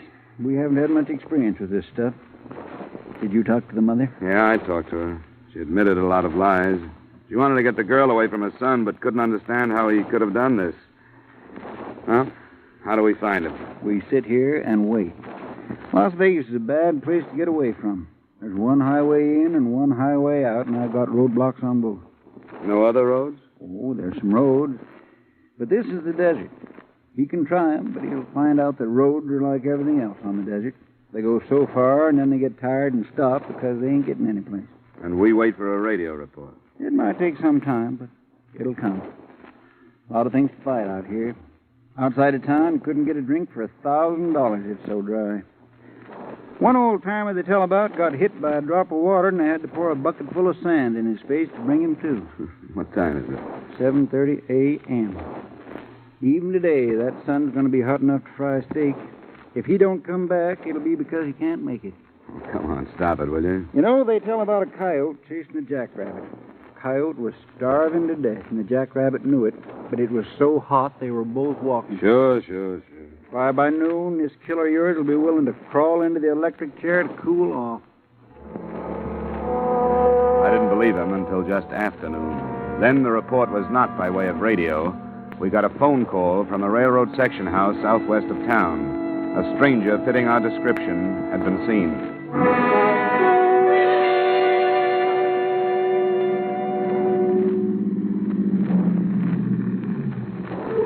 Hello, Sheriff. Hi, Ben. Where is this thing you talk about? Well, my kids sneaked up on him. They tell me he went into a drain culvert under the tracks a mile down. You want to help? No, thanks. They say he's got a gun.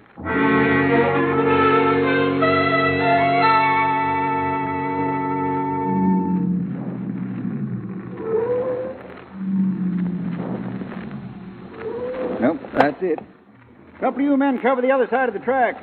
Okay, ready. Now, that first wash feeds into the culvert. We'll stay next to the embankment.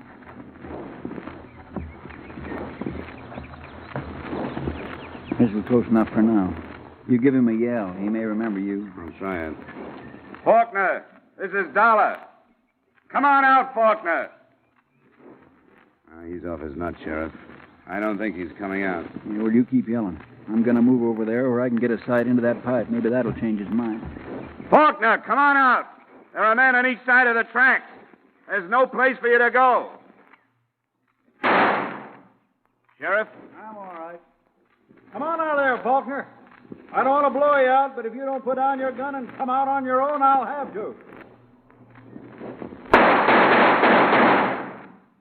All right. Okay, boys, stand clear on the other side of the tracks.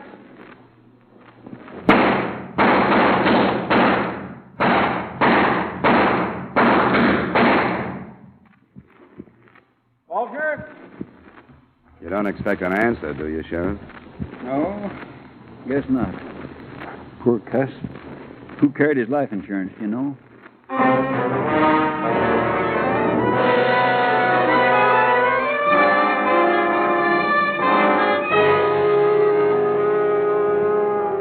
Expense account item 5, miscellaneous, $200. Item 6, same as item 1, transportation back to Hartford. Expense account total, $1,120.40. Remarks? Mrs. Faulkner collapsed when she received the news.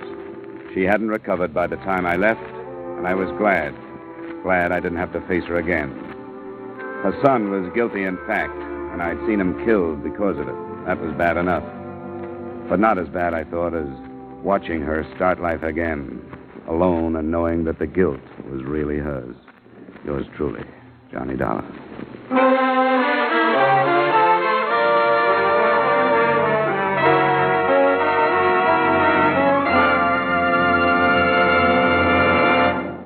Yours truly, Johnny Dollar, stars Edmond O'Brien in the title role and is written by Gil Dowd with music by Wilbur Hatch. Edmond O'Brien's latest picture is the Paramount Pictures production Warpath. Featured in tonight's cast were Parley Bear, Jeanette Nolan, Herb Butterfield, Lee Patrick, John Daner, Tim Graham, Virginia Gregg, Wilms Herbert, Victor Perrin, and Clayton Post. Yours truly, Johnny Dollar, is produced and directed by Jaime Del Valle. This is Dan Coverly inviting you to join us next week at this time when we will again bring you Edmond O'Brien as... Yours truly, Johnny Dollar.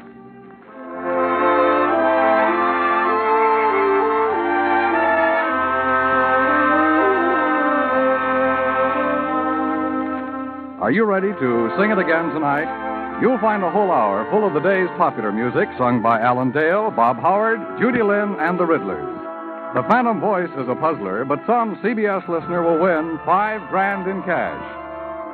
Now stay tuned for Von Monroe's Caravan, which follows immediately on most of these same CBS stations.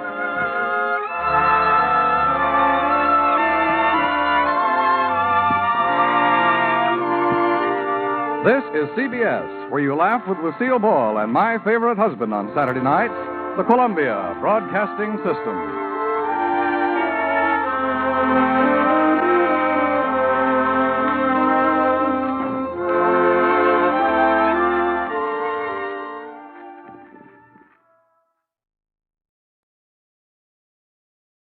From Hollywood, it's time now for Edmond O'Brien as...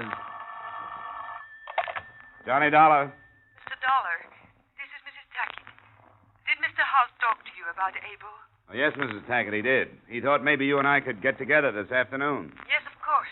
Please hurry. I certainly have a right to know if my husband is dead.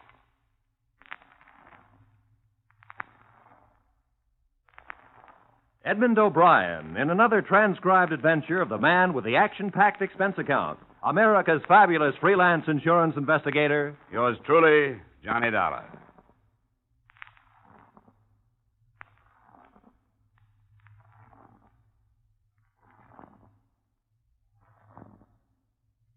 Expense account submitted by Special Investigator Johnny Dollar to Home Office, Corinthian Life Insurance Company, Hartford, Connecticut.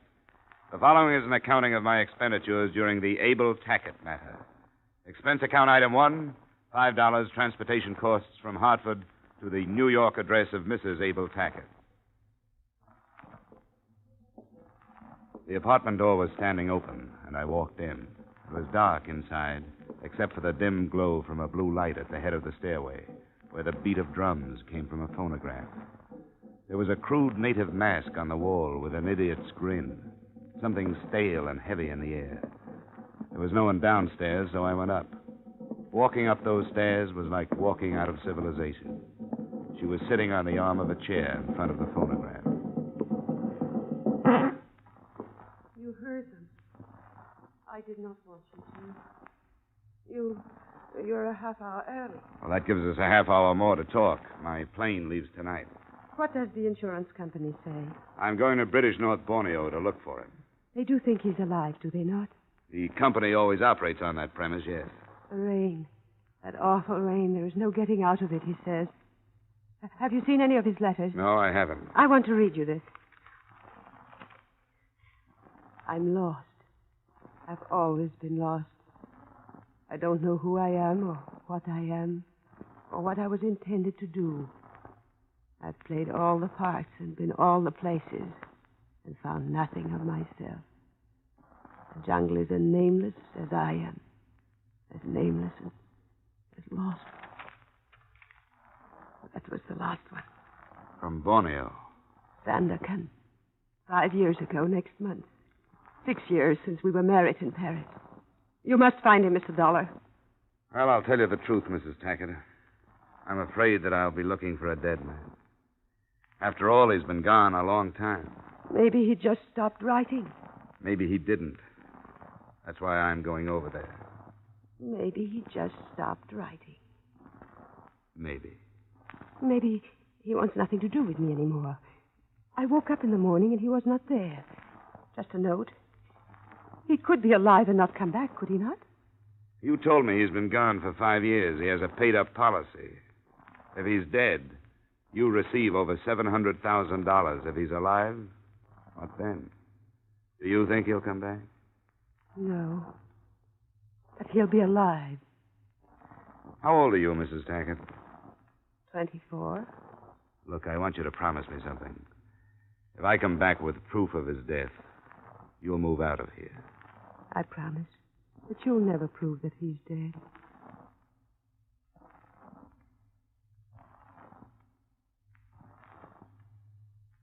Expense account item 2, $1,280.45 for the trip by air from New York to Chicago to San Francisco to Manila. Expense account item 3, $200 on the first ship to Sandakan. They called me supercargo. I ate with the captain in his cabin.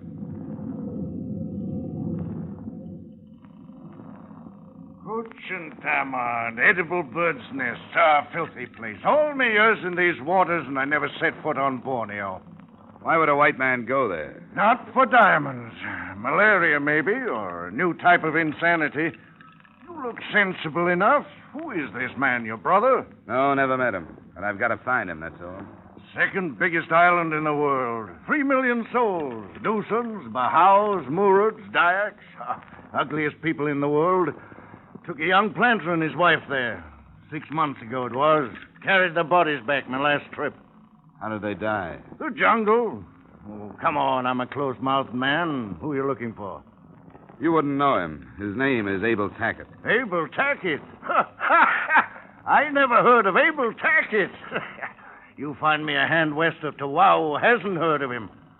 You knew him? Nobody knew him. He wasn't a man to know. He was a man to talk about. I want to show you something. Look here. That's a nasty scar. Right across the chest. Abel Tackett. If you find him, give him me love. How did that happen? In Manila. He did it slowly, as if he was enjoying it. Had a picture of a girl, and I said something. Coffee? No, thanks. Was it his wife? His wife, perhaps, or somebody else. Stuart! Hot coffee! Hot coffee! Hot coffee!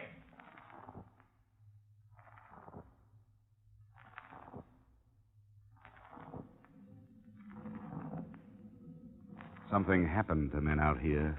Men that might have been easy and calm any place else in the world. Something happened to them. Hysteria, wild anger, madness. In the weakening heat, the sudden bursts of temper arose where men would kill over a matchbox. Channel fever, the crewmen called it. But perhaps there was another reason. The name of Abel Tackett. This is my dream. That some night I find him asleep. That it is very dark. That I slip my knife into his throat. That I feel his life going. That I hear him to cry out. Oh, I want to hear him cry out. What did he do to you? Unspeakable. Unspeakable.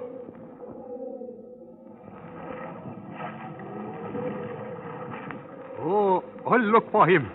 I'll find him. Oh, knife, shoot, kill, hate. Oh, tuck it, devil. Tuck it, devil.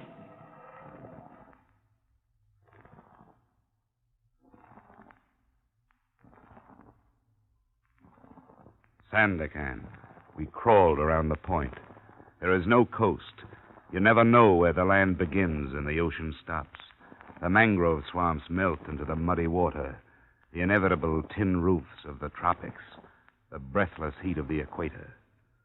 Sandakan. I found the British North Borneo Company office next to an exporter's shop. The secretary to the assistant district manager pointed me into a rattan chair and handed me a fly swatter. Oh, able Tackett. Oh, fabulous fellow. Great strength, drive, power, you know. Why are you looking for him? Well, we understand that he was dead. We hold a policy on him. Tackett dead? Oh, that's improbable. Oh, he's quite a man. I say, you didn't happen to bring any cigarettes, huh? American cigarettes? Sure. Here, here's a carton. Oh, no, please, you spoil me. What was he doing out here? Tackett? Oh, no one seems to know. Some say gold, diamonds, gutta percha. Escape, perhaps. He just popped in one day from Manila, got all the necessary papers, and headed into the interior residency. Not before he caused a bit of a ruckus in a native pub, however. I say, you haven't been to London lately, have you? About a year ago. Oh, not since then, eh? Oh, shame. What I wouldn't give for some swept ginger beer. Splendid for the tropics. Ordered a case and it never came. I had to settle for gin. Look, can't anybody tell me about this man, Tackett? What is this legend, this myth? What? Oh, it's a paradox, Mr. Dollar. A man of great strength and great weakness. Oh, like us all in a way. Looking for something. Always looking for something. But looking for what? Now, look, you're trying to solve this thing in American terms. This is the tropics, Mr. Dollar, and here we admit the inexplicable. But I've got to have answers, Mr. Kenyon. Oh, no, you don't understand, Mr. Dollar. Here, look at this map. You see here? Sandakan. Then you leave for the interior. 200 miles inland is Kwamut. Now, there's no trouble thus far. And he was reported to be there 8 months ago. From Kwamut, it's a different world. There's fever, reptiles of all sorts. It's not worth it, really. I mean, is it a large policy? $750,000. Oh, for a man living in Borneo, that must be a tremendously high premium. Well, $1 million couldn't get me out there, and 1,000 could take me home. How do I get to Coamat? Oh, by lorry. One of them goes up tomorrow with supplies for the garrison. We can fit you aboard, but... Oh, this is absurd, Dollar. Yeah, I know. Well, all right, then. I'll send you to Hargroves, our representative there. Oh, what I say, don't forget those cigarettes.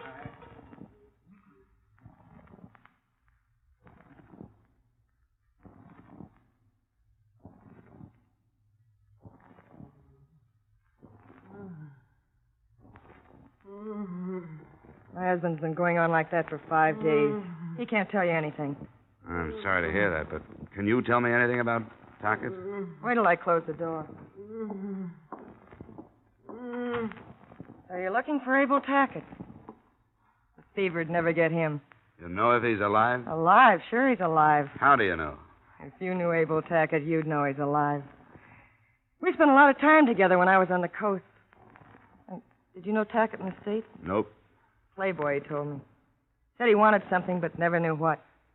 I told him what he wanted was love.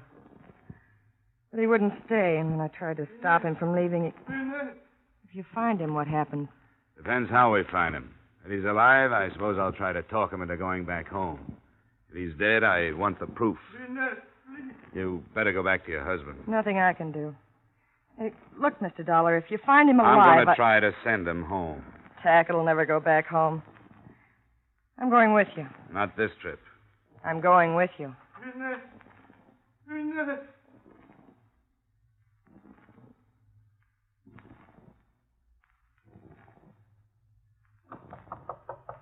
Come in. Mr. Dollar, I want to talk to you. I told you, Inez, I can't take you long. You better be getting back to your husband. He needs you. He's dead. I'm free now.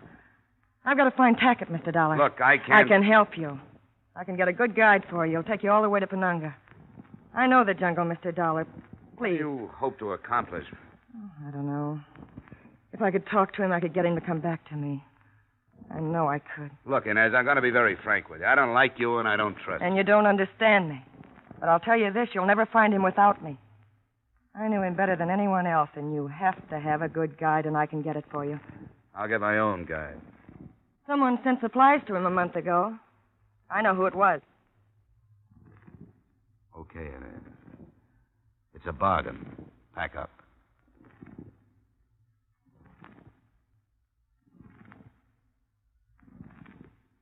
She took me to a trading post, and I met the owner, who operated under the obviously false name of George Brown.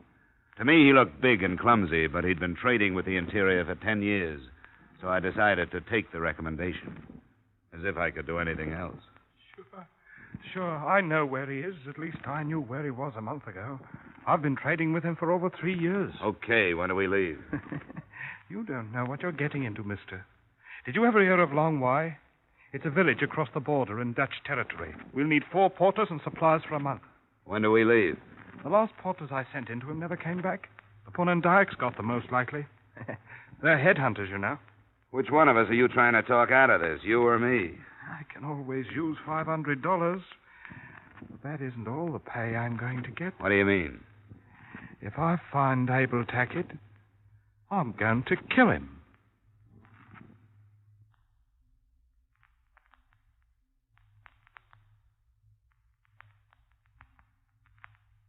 We will continue with yours truly, Johnny Dollar, in just a moment. But first, every Wednesday night, CBS brings you Groucho Marx with his wonderful quiz, You Bet Your Life.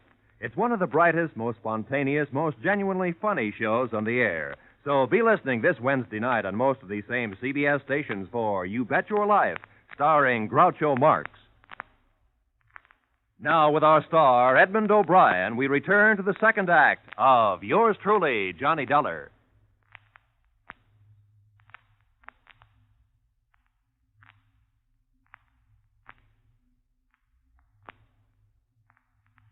Expense account item 5, $830, safari to Long Y, Dutch Borneo. One of the first things I learned about jungle travel was not to waste breath talking. Not until we made camp that night was there conversation. A slow day. The woman slows us down. Where is she? In her hammock. It couldn't be helped. It was a bargain. I didn't want her to come. I wonder why he picked Long Y. I wonder a lot of things. The easiest travel here is on the rivers. If he'd picked a river village, it would have been simple. This way we have to fight for every foot. What are you going to do when we find him? What do you mean? About my killing him. I'll decide when the time comes, if it does. Maybe I don't think you'll go through with it. You know, if you really wanted to, you wouldn't have waited for me to come along. I suppose it was in the back of my mind before then. I knew something had to be done, but I hadn't decided. Now, I had. What did he do to you? What does he do to everything? He spoils it. When the Pun and Dykes are peaceful, my trade is good. When they're not, my trade is... Oh, now look, Brown. You aren't going to tell me that this man is capable of stirring up a few thousand natives. That's ridiculous. Is it? Well, how does he do it? Why? How? By being there in their country. They hate him. They're afraid of him. And when the Dykes are trouble, they're dangerous. Why does he do it? I can't think of any reason. He makes no profit from it. He lives. He works a plot of ground. He hunts. I suppose it could be that he doesn't know he's doing it, but he is. He's got to be moved out. The only way to move Abel Tackett is to kill him. What? I'm going to turn in.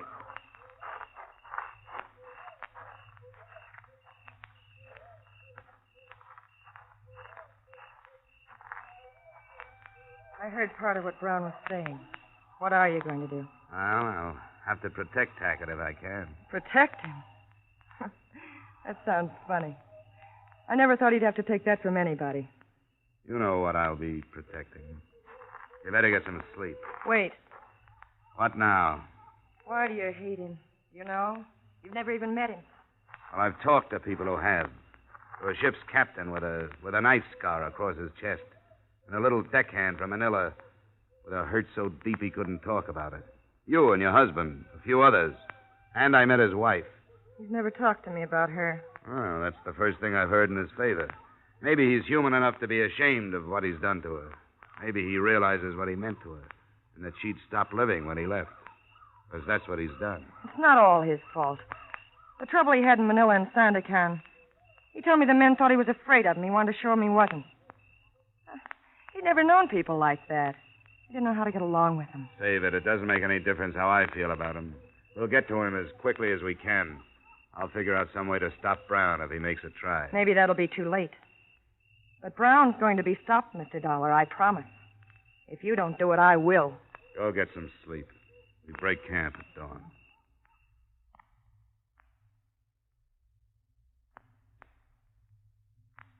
Lying in my hammock, looking up at the solid ceiling of foliage that hid the sky, and with the unaccustomed language of the jungle bothering my ears, I tried to get a fair perspective of the situation.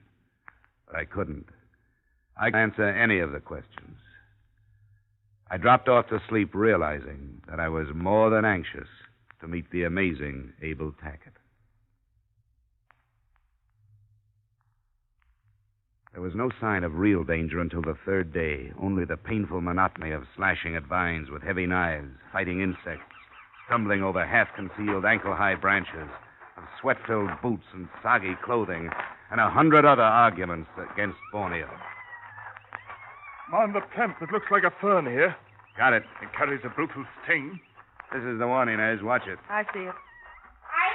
Hold up. Come on. What is it? I wondered about that. What did he say? Head hunting. They found a body on the trail. Coming along? Yeah. Better stay here, Inez. I wondered about that. It's been too quiet. We haven't spotted a Dayak since we started. This section is usually swarming with them.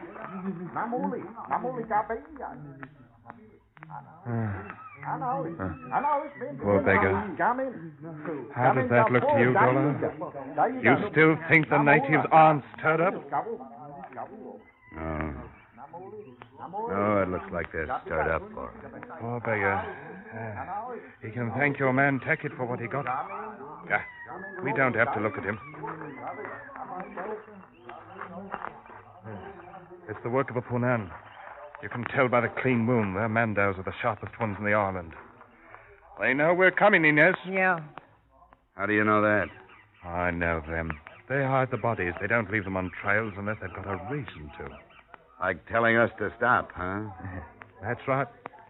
Look at those boys of mine. Waiting to see what I'll do. Waiting the chance to slip into the brush and head for home. Can you hold them? I can hold them. I'll shoot the first one that tries to leave, and they know it. Come on, but Tolhurst, a house! We'll have to make a camp here. They're great people for omens. I told them to start looking for good ones. Yeah, and I know them. It'll take the rest of the day and half the night to find enough to move them towards Long Y again. How do the omens look to you? I can't say yet. The headhunters know we're coming, but they don't know why. If they knew we were coming after Tackett, each in our own fashion, so to speak, I don't think there'd be any trouble from them. Well, they don't know, and there's no way to tell them. You're blaming Tackett for this? I am. You stupid fool! Do you really believe in this idiotic stand you've taken against him? Or is it a convenient answer for some mistake you made with the natives? I can't be quiet. Inez, stop it. Don't you believe it? You're lying. Make her shut up, Dollar. I'll shut up after you've answered me. Stop it. We've had enough. We don't need hysteria. Now be quiet, will you? You won't answer me, will you? They've been headhunters from the beginning. So tell me why Tackett is to blame for what you found on the trail. Tell me why. I will, if you'll shut up long enough to hear it. You've been in Borneo too long. I know what the tropics do to men like you. I know the people. For 10 years I've learned to know them. I understand about headhunting. To the Dayak, a head is the strongest magic in the world. Strong enough to bring rain, make things grow. Strong enough to protect the whole kampong from plague or anything else. Like enemies. You should have been born in one of their filthy huts. You think like one. Forget it, Brown. Forget it. She'll find out I'm right. Headhunting was almost stopped until Tackett came here. Then it started again. Because they hate him. Because they're afraid of him. That's why they're collecting heads again, and that's the truth. Blame everything on Abel Tackett. If you can't find another reason for something, blame it on Abel Tackett. Oh, I've had enough. Brown! What the devil's the matter with you? You heard her. I've been in Borneo too long.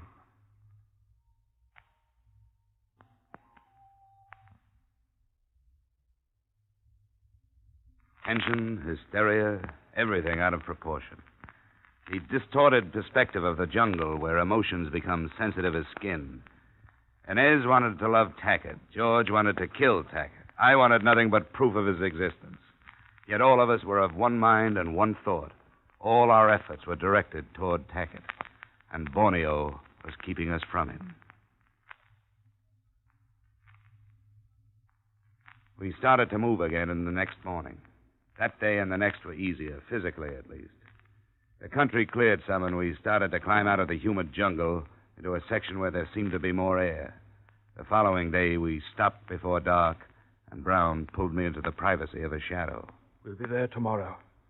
Oh, that close. What then, Brown? I was going to ask you the same thing. I've learned to like you, Dollar.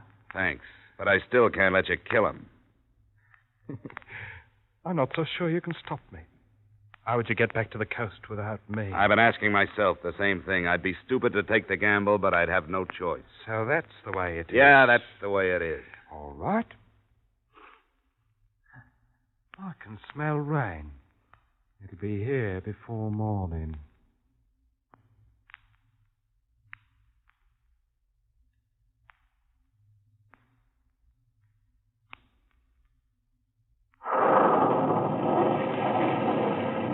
Our first sight of the village of Long Y was from a low hill.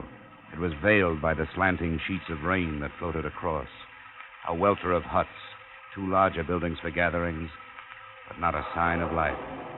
Abel Tackett's hut was barely visible, a mile or so down the shallow valley. We started down toward it.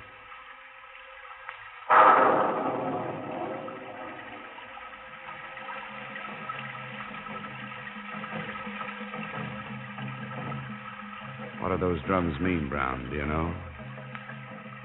Yes, I know. Mama Tolu. A happy little ceremony when the headhunters come home. It could turn sour if they knew we were here, but I think we can move across the clearing. Let's go. What are you going to do, Dollar? Aren't you even going to warn him? All right, if you won't, I will. Abel! Abel, be careful! Come on, take her. Keep her quiet. Come on, Dollar. I'm going inside. Wait a minute, Brown. We'll go in together.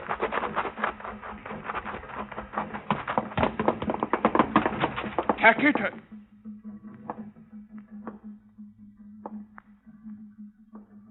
I came here for nothing. He's already dead. Is that Tackett? Must be. They stopped being afraid of him. I wonder how long it'll take to undo the trouble he's caused here. Abel Tackett. And he's dead.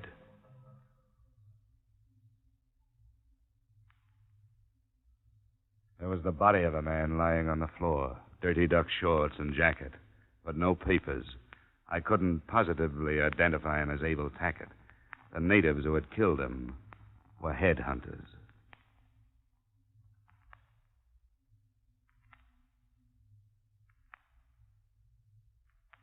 Expense account items 6 and 7, same as 2 and 3, transportation back to New York.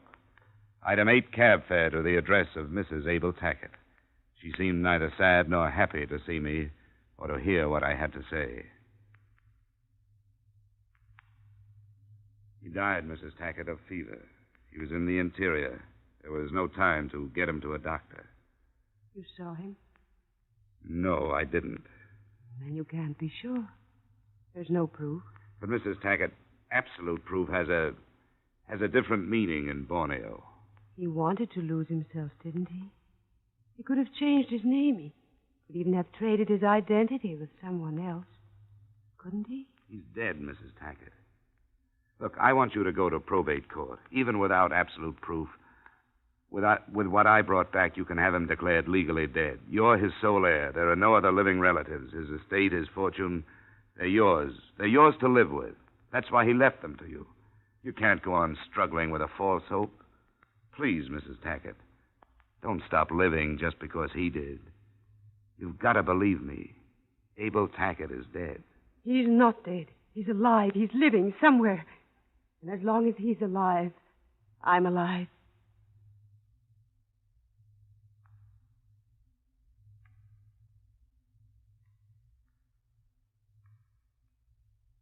There was nothing to do. I left her in the old house with her records and her dark walls and her old letters. I left a young woman dying there, and there was nothing I could do. I walked out into the clean, fresh air and went home. Expense account total, $4,075.80. And for what? The only constructive thing I can make out of it is that it made me an expert on pure, unadulterated frustration. Yours truly, Johnny Dollar.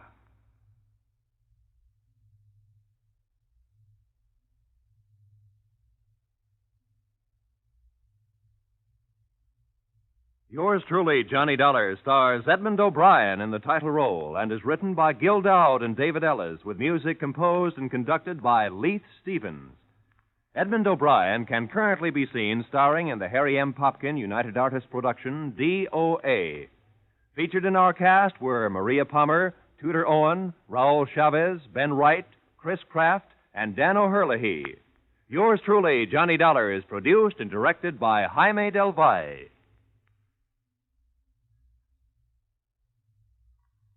Join us next week at this time when, from Hollywood, Edmond O'Brien returns in another transcribed adventure of... Yours truly, Johnny Dollar. From Hollywood, it's time now for Edmond O'Brien as... Johnny Dollar. Bob Redden, Johnny. Oh, yeah, Bob. What's this? You checking to see if I'm stalling on your case? Oh, nothing like that, Johnny. Well, in a way, I am. I traced one of the beneficiaries to Chicago, and I've been waiting all morning for a wire on it. We want you to drop the case. What? You capitulating? This is a bad week for Great Eastern. We want you to take another one. We carry a theft policy on a West Coast loan company. 3 of the branches in San Francisco were just robbed. Uh-oh. When? Just a matter of hours ago. You mean all of them? Yeah, all this morning. There was one other that wasn't ours. I got a phone call. I haven't even figured the loss yet, but it'll be way up. We'd like you to get right on it. Sure, Bob. I'll get a plane this evening.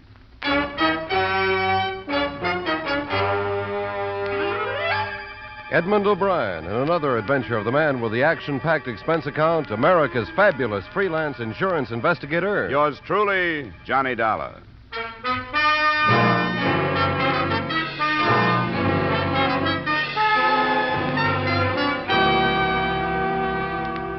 Expense account submitted by Special Investigator Johnny Dollar to the Great Eastern Insurance Company, Hartford, Connecticut. The following is an accounting of expenditures during my investigation of the Porter Cole matter. Expense account item 1, $180 airfare and incidentals between Hartford and San Francisco, California. At 11, after I'd found a hotel room and breakfast, I cabbed to police headquarters, where I was shown to robbery detail and the office of a harried Lieutenant Clark. I'm not making excuses. They put us off balance, that's all. We got the call from the place on Market Street at 9:15 yesterday morning, just a few minutes after they'd opened. While we were down there, the call came in from the Mission District. Same loan company, different branch. Then, not 40 minutes later, the other company was hit. Quite an operation. They hit the fourth one at 5 minutes of 11. I tell you, we had more officers on the streets than there were civilians. There hasn't been as much confusion since the quake and fire of 1906. And look here. This is your list of witnesses? Yeah. You can see only about 35 out of the 53 names are employees of these loan companies. They're the ones we're sure saw this bunch. What do they give you? You know how it goes. You have to make a sort of composite of the statements. Seems this bunch would come in, from 8 to 10 of them, all armed. 2 would take care of any customers that happened to be in the waiting room, kick them to the floor face down, and the rest would cover the office force and knock over the cashier. What kind of disguises? Well, some say none. Others think they saw makeup, stage makeup, you know, lines and the stuff to change the shape of the nose and so on. I'll go along with that. Yeah, that'd be some kind of disguise. What I got on the rest of their physical descriptions doesn't exactly hurt, but it doesn't help any either. Not even ages? What about voices? Only one did the talking in a high voice. Falsetto, not a woman. Pretty well-planned job, wasn't it? 4 in the space of 2 hours for $47,000? I'd say it was well planned. No prints, nobody spotted any cars, but they must have used at least 2, probably with a driver for each. What did the rest of these witnesses see? Oh, some of them are cranks. Some of them claim they saw the bunch come out of the buildings but didn't think anything about it until the news began to break on the robberies and so on. You know witnesses. I'm beginning to wish they'd sent another boy from Hartford. I wish I'd stayed in homicide. With a killing, you've at least got a stiff to work from. Yes? No, I don't want to talk to him. Tell him I'm grilling a hot suspect in Daly City. What a comedian. Who's that? The manager of that outfit you're interested in. Wants to know if I'm doing anything. The Port of Call Loan Company. That's a great name. Do you know what their motto is? Yeah, I saw it. When financial seas are troubled, make us your port of call. Now tell me, what self-respecting grifter could pass up an invitation like that?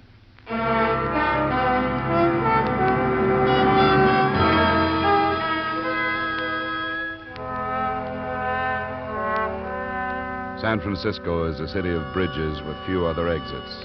All of these had been covered in less than an hour after the first robbery report had been phoned in. To double-check, the adjoining counties had been alerted and were swarming with men. San Francisco itself was being combed for known criminals. That left little for me to do but hang around robbery detail and wait for developments.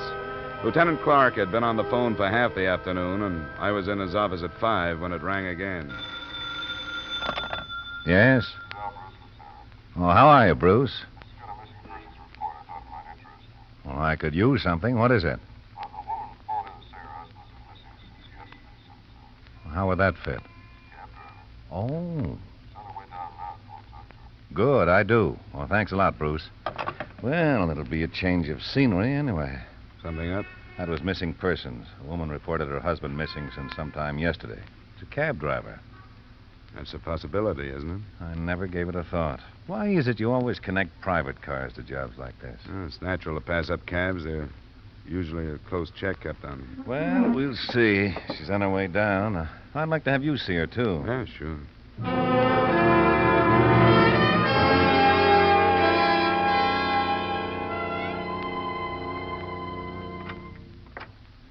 This is Mrs. Geyer, Lieutenant Clark. I've gotten her report and told her you wanted to talk to her. Oh, good. Thanks, Bruce. What do you want to talk to me for? Joe hasn't done nothing wrong, has he? Not that we know of, Mrs. Geyer. He wouldn't do nothing wrong. He never has. Who are you?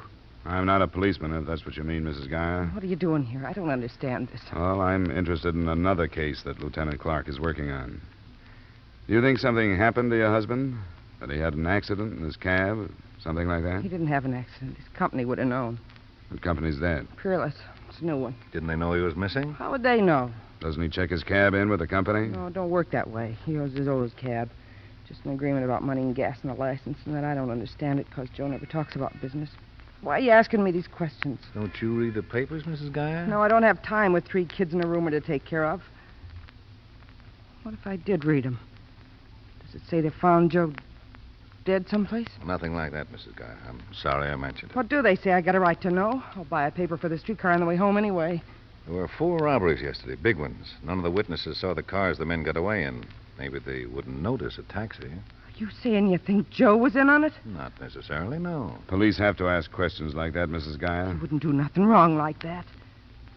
Even if he did, I'd know about it. And then do you think I'd come down here like this? Of course not. Doesn't your husband ever stay away from home this long? No, not without calling me from someplace. That's why I got to worrying and never called at all yesterday. What time did he leave yesterday morning? I told the other cop that. Why don't you tell us? It was right before 8. I think Mrs. Geyer can go now, don't you, Mr. Dollar? I think she should. Go home and don't worry, Mrs. Geyer. We'll find your husband. He's got to come back. I don't know how I'll manage with the kids if he don't. We'll find them.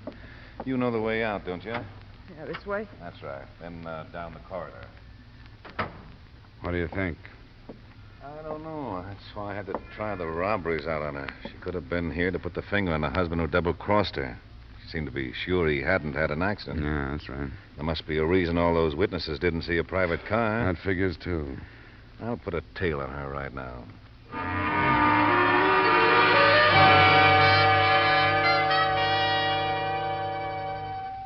A phone call to the Peerless Cab Company got the number and description of Joe Geyer's cab, and a police tracer was put out on that. I think the harried lieutenant beamed a little too graciously when I asked permission to check the other Peerless drivers myself. But I did, 75 of them. Only one hadn't been heard from in the past 28 or 9 hours. Paul Landini, with an address on Turk Street, an apartment house whose manager boarded some of the tenants, among them Landini. Who knows about Paul ever? He wasn't here for the meal last night, but what is that? Does he live alone here? Yes. I take it you mean he was off and away from home at dinner time. He had personality. He often goes someplace else to eat. Do you know if he came home at all last night? My tenants live their own lives. I don't run a girls' school here. Did you show me his apartment? Why should I? And I told you it might be very important. You didn't tell me what you mean. He might even be dead. Oh, not Paul. Why do you want to look in his apartment? I don't expect to find him there, but there's a chance of finding something else. What? I don't know. I told you this was police business. You want to cooperate or don't you? Oh, sure I do. I'll take you up.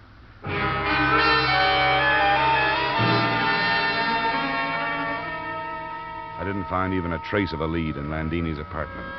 Lieutenant Clark, when I talked to him, had the same report to make on his tale of Mrs. Joe Gaia. By then, it was time to have a late dinner and go to bed, which is what I did.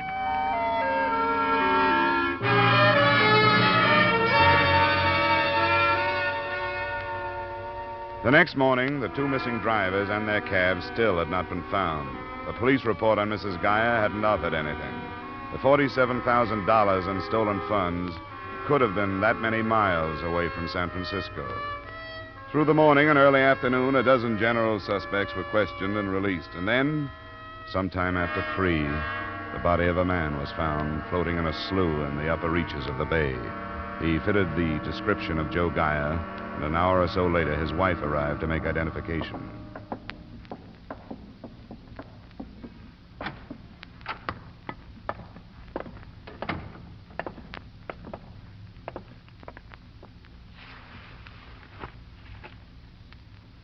Mrs. Gaia, could you swear that this body is that of your husband, Joseph Gaia? No. No, it's not Joe. Mrs. Gaia, he fits your description of your husband. I don't care. It's not Joe. You sure you aren't holding anything back from us? Yeah, I'm sure it's not Joe. I'd know my own husband, wouldn't I? Yes, you would, Mrs. Gaia. My husband was dead, and this was him. I'd tell you, wouldn't I? I hope so. I think you would. Why wouldn't I? It's not Joe. I don't know who it is. I never saw him in my whole life, and I can prove it. I swear it, I never saw this man in my whole life.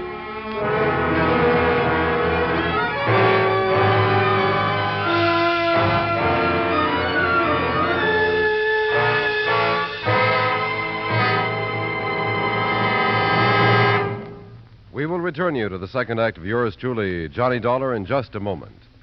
There's one married couple you can always depend on for fun on Saturday evenings, and to invite them over is as easy as staying tuned to CBS.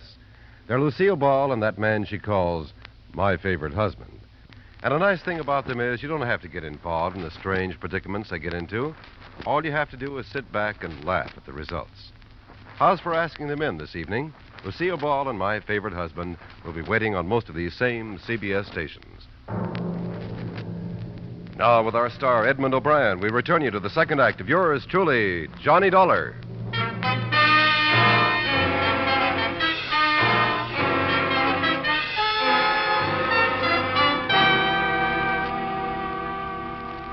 Mrs. Gaia was released not because we believed in her lack of identification, but because we thought there were better ways to approach her than hard police questioning.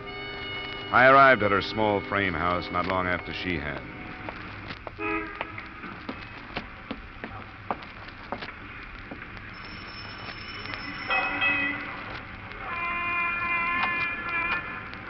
What do you want? I thought I'd better come and see you. You can't come in. I want to help you if I can. Should I need any help from you? I don't need any. Go away. Wait a minute. Get your foot out. You got no right to do this. Now, wait a minute. There are other ways to identify that body. Then you'll be in trouble, won't you? I don't care. It wasn't Joe. Open the door, Mrs. Gaia. You can't come in. Why did you get so upset if it wasn't your husband? You cried. I couldn't help it. I never saw a dead body before. I went to pieces thinking, what if it had been Joe? You know, the police think you're lying. I am not. Why should I? Joe hasn't done nothing wrong, and I haven't either. Now go away and leave me alone. I got ironing to do.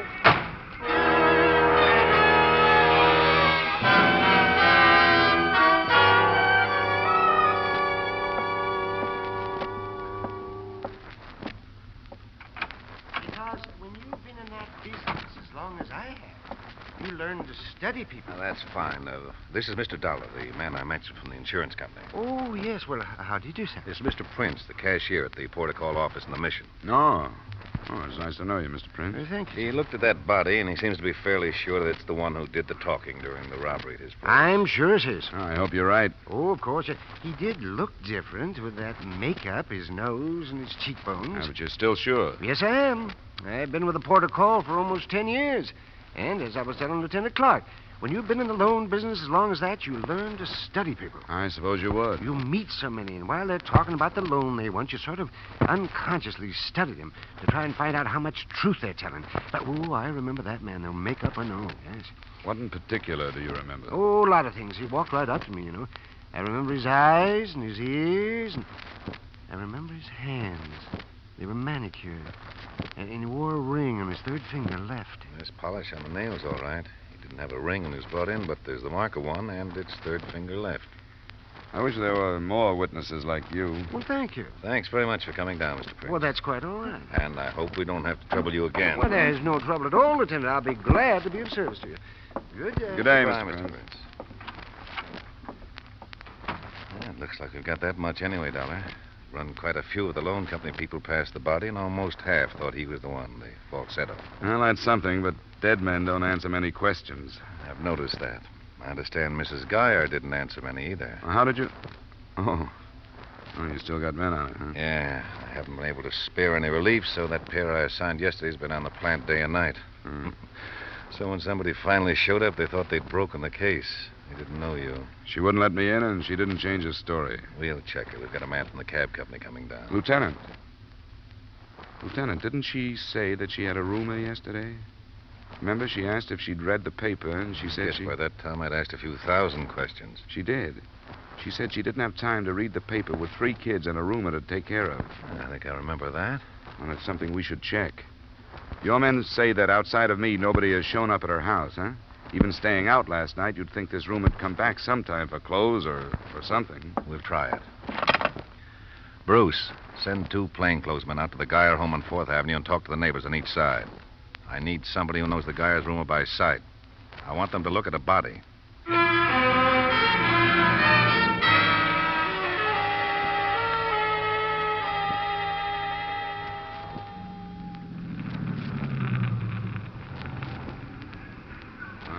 I guess she's home. Which one is it? One with the porch light. Sure turning into a nice night. Yeah. Lieutenant Clark? Huh? Oh, Pritchard. What are you doing out here, sir? I'm going to talk to the woman. A note from me relief? I'll have a relief out here in an hour. 9 o'clock. That's a promise. I'm sorry about the rain. Yes.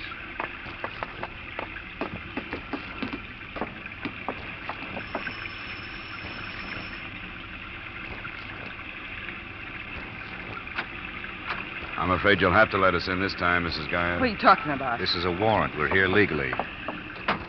I want you to tell me the truth. When did you last see the man who rooms here? I don't know. I don't remember. That isn't the truth. You saw him this afternoon. You saw him at the morgue and you didn't tell us who he was. Why not? Don't you wake up my kids. Answer my questions, Mrs. Geyer. I was afraid to tell you. Why were you afraid? Because with Joe gone like this, I thought something had happened. I know I should have told you, but I couldn't. He's my husband. What were you afraid had happened? Joe and me argued sometimes about Mr. Grace. Grace? What's his first name? I thought you knew about him. The neighbors identified his body, but they couldn't remember his name. His name was Ted Grace. Your husband was jealous of Grace, Mrs. Geyer? We argued sometimes. He was a salesman, and some weeks he'd have a lot of money, and I told Joe he ought to sell his cab and be a salesman, too. He got the wrong idea and thought I was falling for Mr. Grace. I wasn't. And I couldn't ever make him believe me all the way. Why did he let Grace live here if he felt that way? He needed the money. Do you think your husband killed Grace? I don't know. I'm afraid to tell you. I knew Mr. Grace for fear he did. That's what happened. He didn't kill him out of jealousy. Grace was mixed up in those robberies I told you about. Do you remember? I got the newspapers. That's what we're here to clear up. We want you to tell us everything you know about Grace. I never talked to him much. How do you know he was mixed up in it? You'll have to take our word for that. Come on, you must know something about him. How long has he been living here? About 6 months. You know where he came from? He never said. He must have had some friends. Didn't anybody come to see him? No.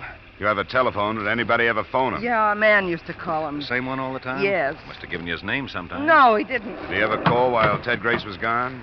Yeah, once in a while. What then? Didn't Grace leave a number or someplace where he could be reached? Usually a place called a Furlong over on Fulton. Why didn't you tell us that? Why do we have to drag these things out of you? What else are you holding back from us? Nothing. I just can't think. I just can't think of anything but where's Joe and why don't he come back? Wasn't there anything different the morning he left? No, nothing. Was Grace here at that time? He left, too. About the same time? Right after. Joe's mixed up in those robberies. It's my fault because I talk so much about money. Well, he can hate me for that, but what about the kids? He can't leave them for me to take care of alone, can he? You better take a look at Grace's room, don't you think, Lieutenant? Which one is it, Mrs. Geyer?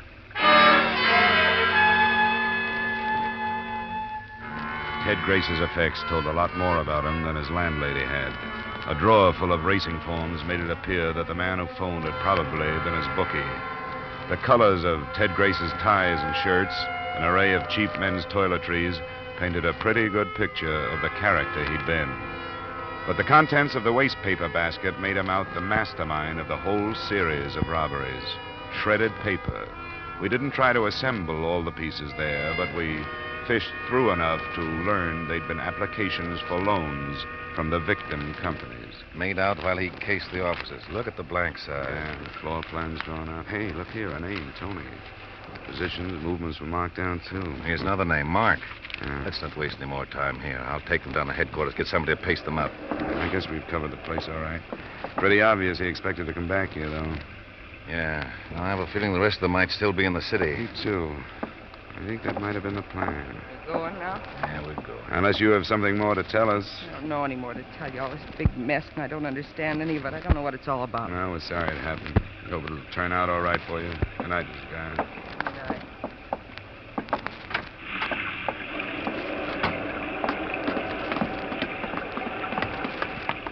Lieutenant Clark. Yes, Pritchard. The radio car stopped by with a message for you. But I didn't want to come in with a woman there. Her husband's dead. So's the other driver, Landini. Where were they found? In their cabs in the vacant garage out toward the beach. Who's on it? Lieutenant McMillan. All right, I'll contact him. And don't forget our release. I won't. Well, there goes Geyer and Landini. Elimination for more profit? That or cutting the links between the rest of the bunch and the only tangible things we've had, the cabs. That could be. Hey, if you want to drop me at that bar she mentioned, the Furlong, I'll see what I can pick up there. Sure, if you want to. I'll stay in my office till I hear from you.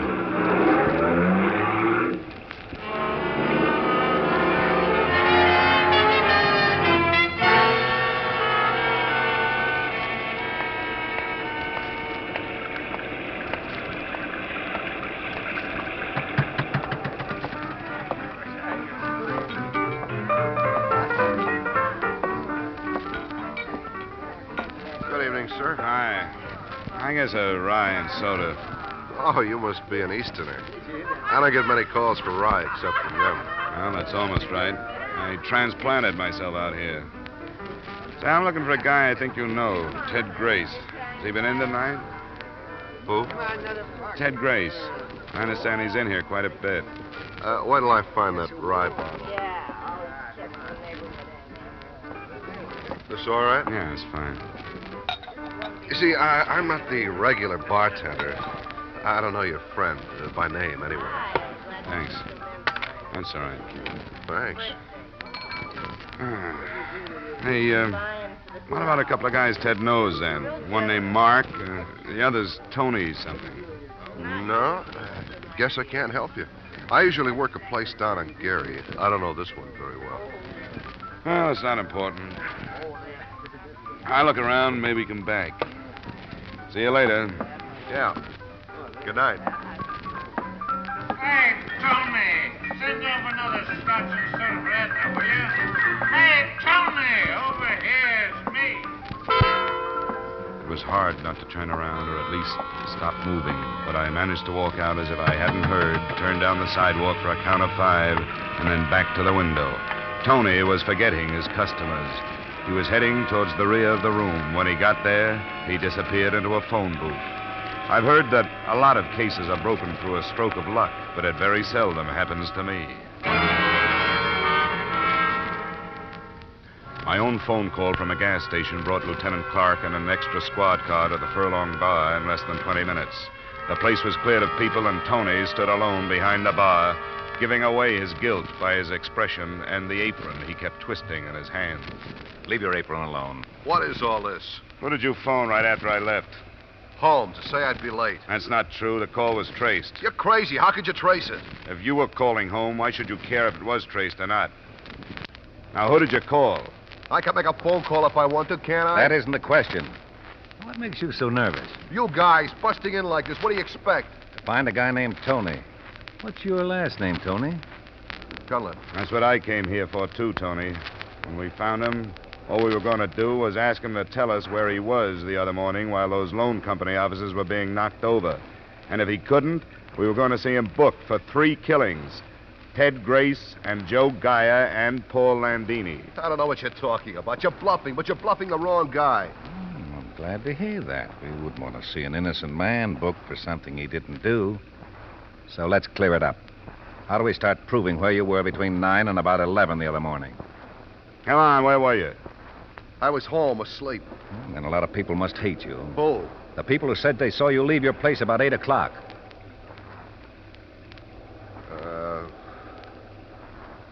What's the use?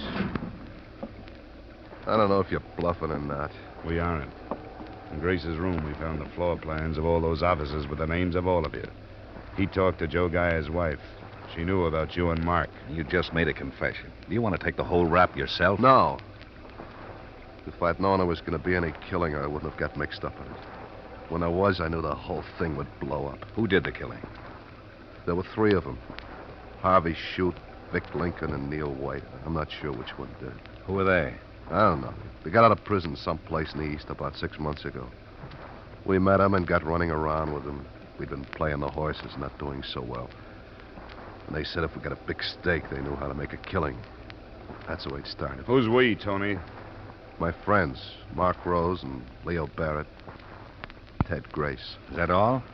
I'm giving you my friends. That's enough, isn't it? What about Joe Gaia? No, they just called him to get his cab to use instead of cars. He wasn't in it. That was Ted Grace's idea. I guess so. The smart guy. You were all pretty smart. What about Landini? He was called, too. I don't know what happened. They went crazy after we got the money. They were like different people that I didn't know. Could have killed all of us if we crossed them. Were they on narcotics? I don't know. I don't know much about that. They could have been. Where are they? Might as well tell you, I guess. The whole thing is blown wide open.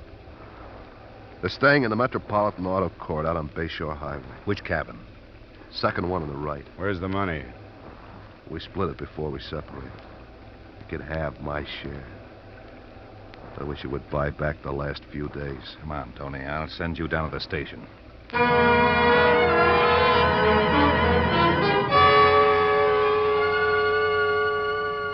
2 more squad cars had been added by the time we got started. No trouble was expected or had picking up the other 2 San Francisco men, Mark Rose and Leo Barrett.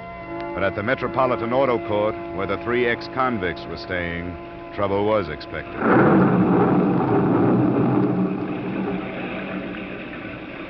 Well, I think that's about the best we can do. 2 exits. We've got both of them covered. The other people who might be staying here? Well, they'll be all right, even if there's firing, as long as we can keep these comedians inside, or at least just trying to get out. Well, that's your case.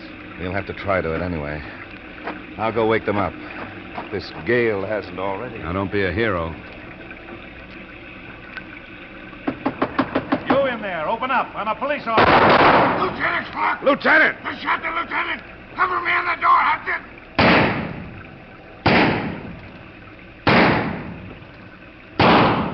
Watch the window! Get down, Sergeant!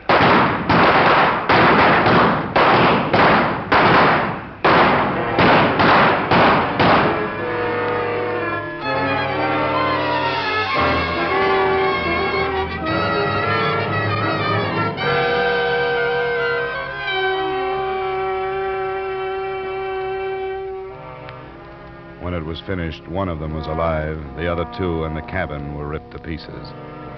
But that and the recovery of the money hardly paid for the loss of Lieutenant Clark, who died before he reached the hospital.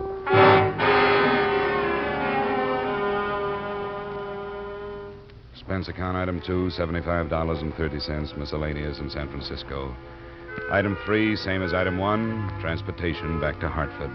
Expense account total, $450.60. Remarks? It probably isn't important, but there's an odd commentary to this. The gunfight and Lieutenant Clark's death made only a column on page 2 of the morning paper. The storm he died in grabbed the page 1 headlines. Yours truly, Johnny Dollar.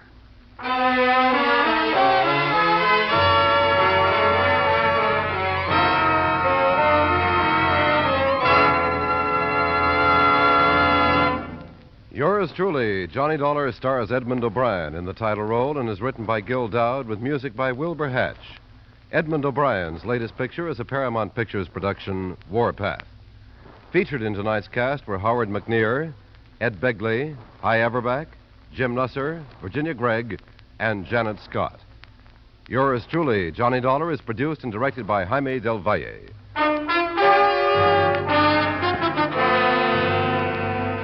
This is Dick Cutting, inviting you to join us next week at the same time when Edmond O'Brien returns as... Yours truly, Johnny Dollar.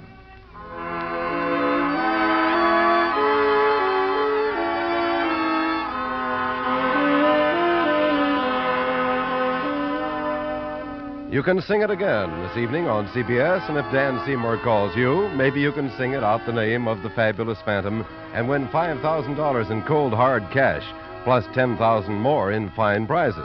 Worth it? You bet it is.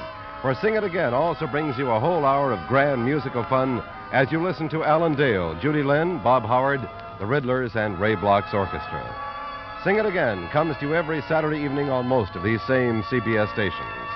Sing it again this evening, won't you? And now, stay tuned for Vaughn Monroe's Caravan, which follows immediately on most of these same CBS stations.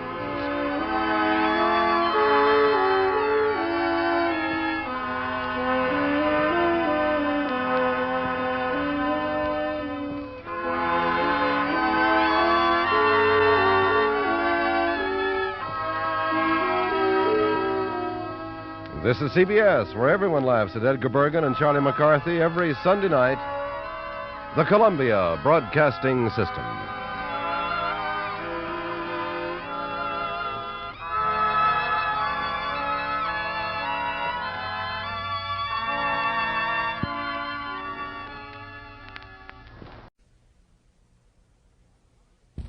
From Hollywood, it's time now for Edmond O'Brien as... Johnny Dollar. This is Mr. Lavery at Washington Life. Are you available for an assignment? Yes, I am, Mr. Lavery. Fine. You'll have to go to New Mexico, little town near Gallup. That's all right. What's the case? We want to look into the death of a Merrill Kent. It was generally accepted that his death was the result of an accident, and he was buried day before yesterday. On that same day, the police received information to the effect that he was murdered. Well, this kind of thing can be awkward. No autopsy, I suppose. No, arranging one will be your first job. If the man was murdered, we want to find out.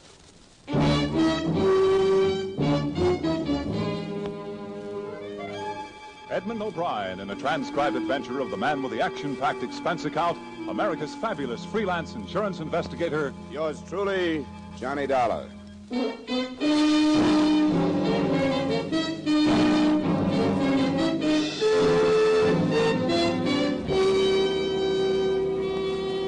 Expense account submitted by Special Investigator Johnny Dollar to Home Office, Washingtonian Life Insurance Company, Hartford, Connecticut. The following is an accounting of expenditures during my investigation of the Merrill Kent matter. Expense account item 1, $145, transportation via air, train, and finally rented car from Hartford to Fort Scott, New Mexico, which is a small village where the law is attended by a deputy sheriff named York. After I checked into a hotel, I met him in his cubbyhole of an office. Well, I don't know what to think about the darn thing. Get everything all settled, and then some blame fool riles it up again. Was it a local phone call? Local? Yeah. Oh, a month ago, I could have found out who made it just by asking the operator. Used to have their finger on everything in town, but, we got a dial system now. I didn't recognize her voice because she was, tricking it up. What did she say?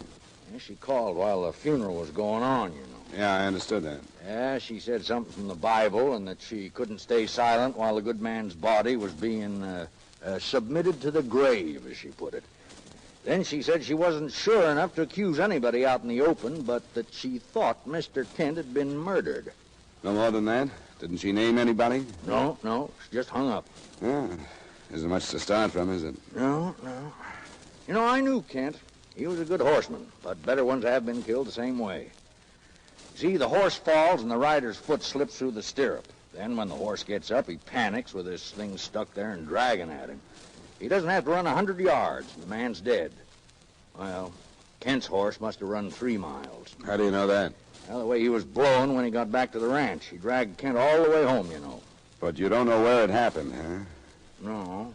Kent bred horses and was out all the time exercising them, so it could have happened any place. I just say the man had some hard luck. He's dead and buried, and as far as I'm concerned, that should be the end of it. Yeah, you're probably right. The insurance company has a sizable investment to protect if they can. They want an autopsy, so I guess we'll have to have one. Well, how do you figure on working that out? I know the widow won't okay one, and some survivor has to in this state. Have you talked to her about this? No, but she's been through enough as it is. Why should I want to open it up again? You'd think she'd want to know if her husband was murdered or not.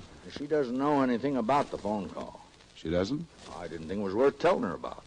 I'm afraid you'll have to be told, but I'll spare you the trouble. Small town like this, I know it's tough. Yeah, that's right, it is. Who was the doctor that was called, the one that signed the death certificate? His name's Snyder. Yeah, thanks. Where's his office? It's in his house down on Elm Street. 2nd Street just past the hotel. I'll find it. Thanks again, Sheriff. Sorry I have to stir things up. I'll do it as quietly as I can.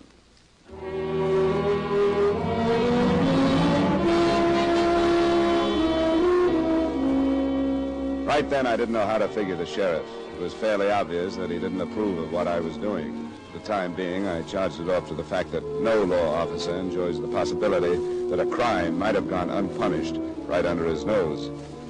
Dr. Hugo Snyder's shingle on a white fence identified the address on Elm Street. A side door led to his office waiting room. I was met there by a woman in a nurse's uniform.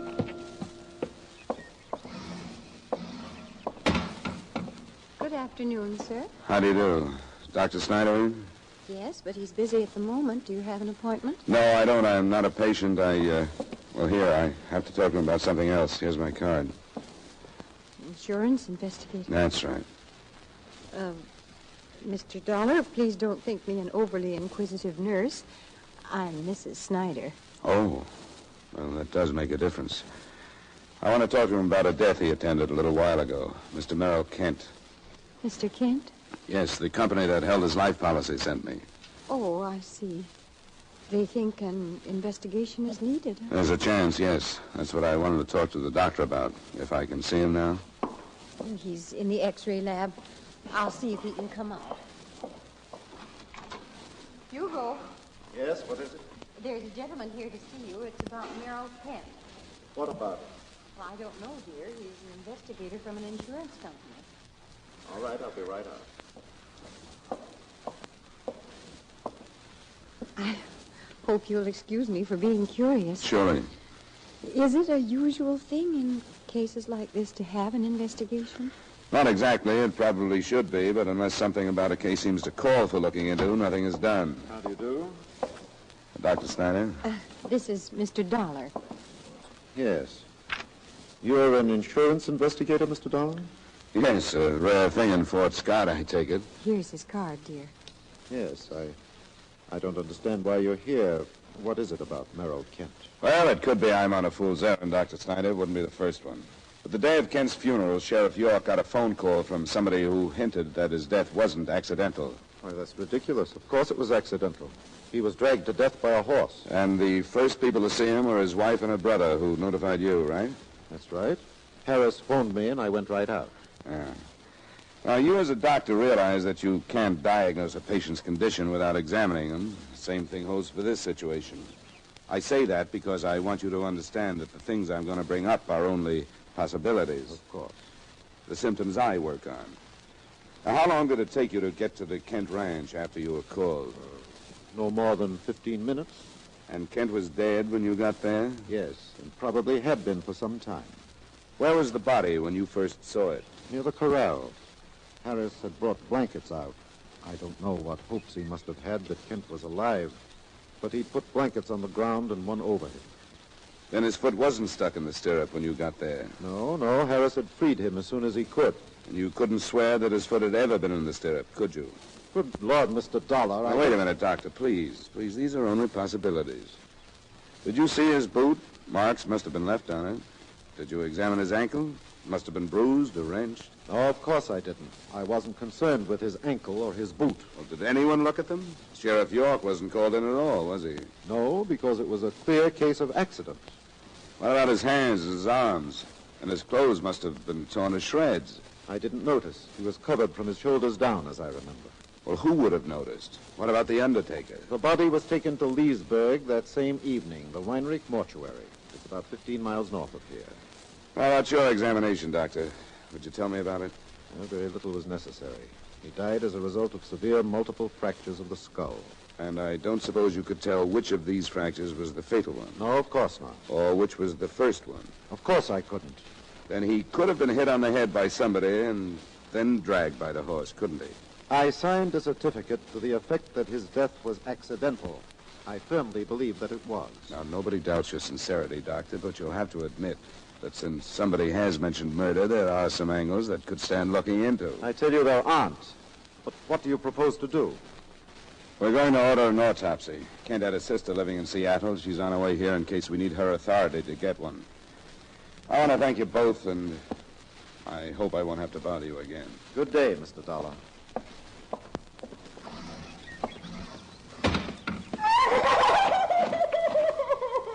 Hilda, what's the matter? Stop it. What's the matter with you?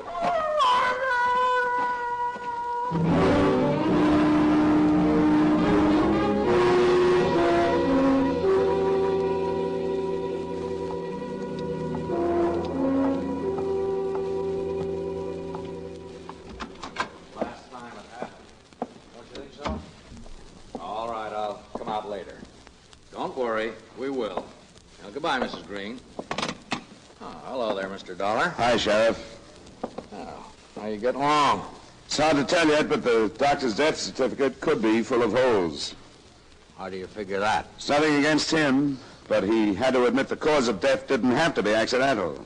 He said that? Yeah, so I want to find out everything I can about Kent before I see the widow. Assuming the possibility of murder for a minute, can you think of anybody that could have done it? No, I can't think of anybody. How'd he get along in town? Was he well-liked? Well, he didn't have much to do with the town. He was away a lot to horse shows and sales, things like that.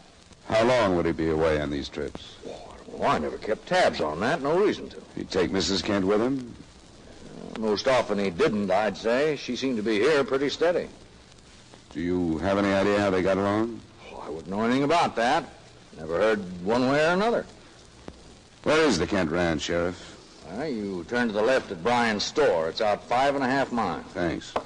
Oh, Mr. Dollar. Yeah? I know you think I'm acting kind of strange about this, and, well, I guess I am. These people are my friends, and you grow close together in a place this size. I told you I understood that. I guess I don't want any of them to turn out to be a killer. Have you remembered something that you want to tell me? No, it's nothing like that. I wouldn't lie to you. But it seems like you've got it in your mind that Maxine Kent might have had something to do with her husband dying. I didn't say that. Everybody likes her, Mr. Dollar. Loves her, I guess is more like it. She was born here. Now, if you're going to make it rough on her, I'd watch my step if I was you. Thanks for the advice, Sheriff. The way you seem to feel, I wonder that you reported that phone call at all. The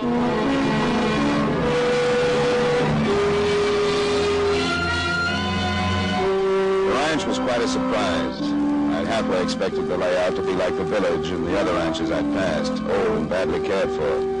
But the residence was chalk white with a tiled roof and long shaded verandas. Around it, the grounds were well-groomed, and behind it were a few low white outbuildings. A woman I assumed to be the widow was standing at the edge of the drive as I pulled up. She was strikingly beautiful, in her mid-20s with coal black hair and eyes, the kind of slim, almost boyish figure they write about, and the complexion and color put there by the sun. I could see why the town felt the way they did about her.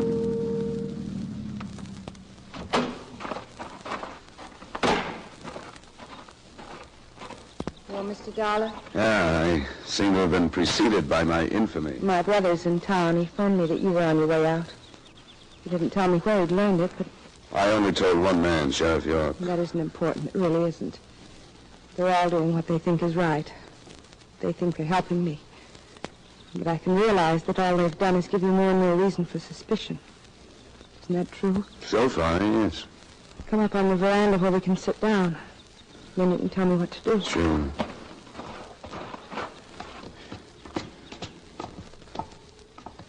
Have a chair? This is fine. I'd made up my mind that I wouldn't go to pieces, but if I do, you'll have to forgive me. How do I order an autopsy when everything... when the funeral... All that's needed is your signature, Mrs. Kent, on a form that says you're authorized one. I will. If it's the right thing to do, I'll do it. Is that all? As far as I'm concerned, yes. The rest of it will be up to the county. They'll ask if you suspect anyone. I don't. I don't suspect anyone. They'll ask who you suspect of calling the police. But I don't suspect anyone. Then it'll be up to the coroner's jury. Sorry, Miss Kent, I don't know if you can understand that because of the phone call, I couldn't do anything but press this. Don't understand. I don't understand any of it, but I'll do what's right. Unless there's something else, I wish you'd go now.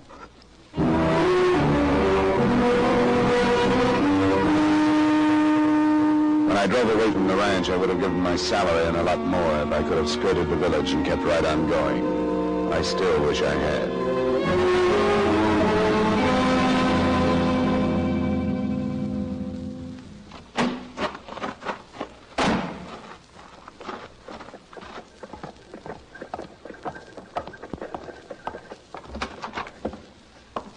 You the guy from the insurance company? That's right. Where's Sheriff York? He's over at Doc Snyder's. Just phoned and said if you showed up to get right over there. Why? Mrs. Snyder killed herself. She left a letter.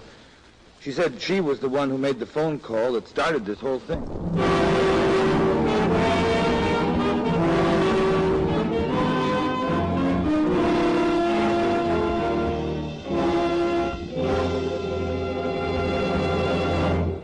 We will return you to yours truly, Johnny Dollar, in just a moment.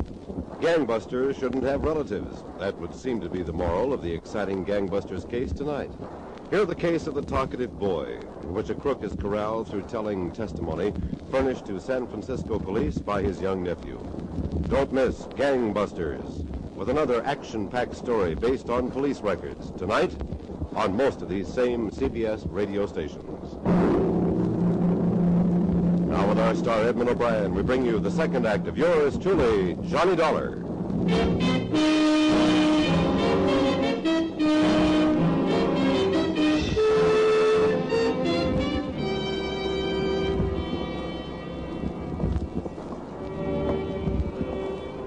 Sheriff York? Yeah, who is it? Oh. Well, I guess you got the news. Briefly, yeah. What's the story? Well, the doctor was in the office, and he called for Mrs. Snyder. She didn't answer, and when he came out to look for her, he found her in there, in the parlor. She was dead on the couch. The note. What else did it say except that she was the one that phoned you? It's there on the table. Something about there was nothing behind it but false suspicion and wrecking her life beyond repair. I don't know, it's kind of wandering. What kind of false suspicion? Her husband and Mrs. Kent? It looks that way. Come on, we'll go on in. You can read it yourself. Yeah. Where's the doctor? He's in his room. Alone? You're through here. Yeah, that's the way he wanted it. It's mighty busted up over it. Have you reported the county yet? I called him as soon as I got here. Some men are on the way. Well, there she is. I covered her up. You know, she never seemed like a person that'd kill herself. The note was addressed to whom it may concern. I won't attempt to quote it.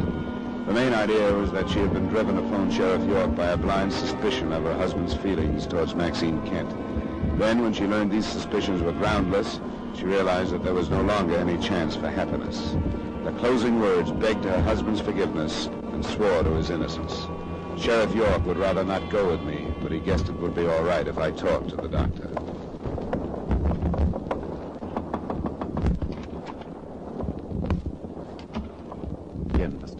Yes, things haven't cleared up very quickly, have they? No, Scott has accomplished a great deal. Suppose I was being too objective. I meant the 2 lives have been ruined since you arrived. Wives of my own. You didn't mean that I ruined them. Oh, no, of course not. Circumstance. Circumstance that should have been entirely harmless. Not even known. Misunderstand me. I'm not defense. See no reason to anymore. Those circumstances drove your wife to breaking the case open. With you in the middle? Our own version of them. I am in love with Maxine Kent. I have been. If I'd been selfish and divorced my wife, if Maxine had been the same, none of this would have had the meaning that it has now. But one doesn't do things like that in a small town unless one is prepared to leave. We weren't. Why not? The doctor's money is nothing. She had none. But we were intelligent people.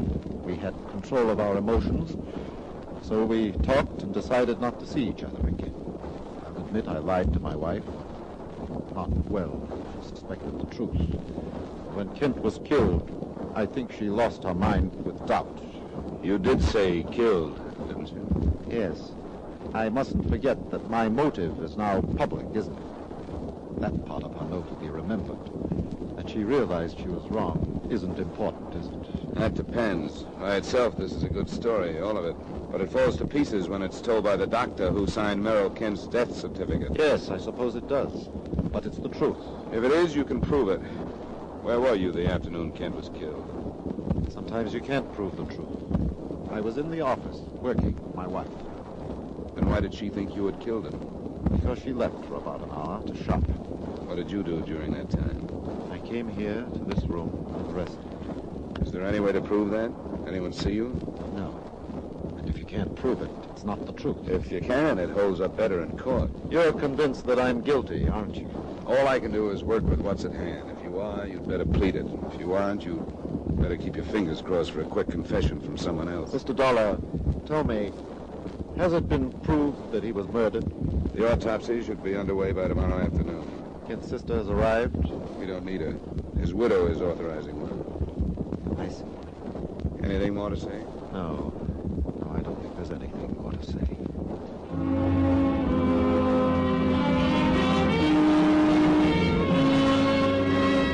The deputies from county headquarters arrived at 6:30 p.m. On their orders, Dr. Snyder was removed to the single cell of the Fort Scott jail. He wasn't questioned that evening, but the headquarters men quite pointedly had their doubts that his wife's death was due to suicide. When I'd given them everything I had, I drove back to the Kent ranch. This time, I wasn't met by the beautiful widow. A man stood waiting for me at the edge of the driveway. Hello. I saw your lights coming up the road. I came to see Mrs. Kent. Sorry, she's not here. Where is she? She had to go to Santa Fe. I'm her brother. Can I do anything for you? I don't need any help, thanks. We'll have the Santa Fe police pick her up. Wait a minute. Wait a minute. It's a pretty sudden trip to Santa Fe, wasn't it? No, she does this a couple times a month.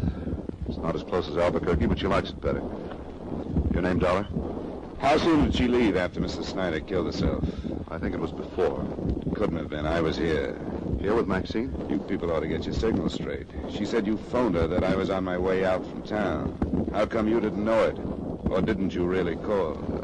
You're right. Things got confusing. I sure did. Where's your sister? It's true. She's in Santa Fe.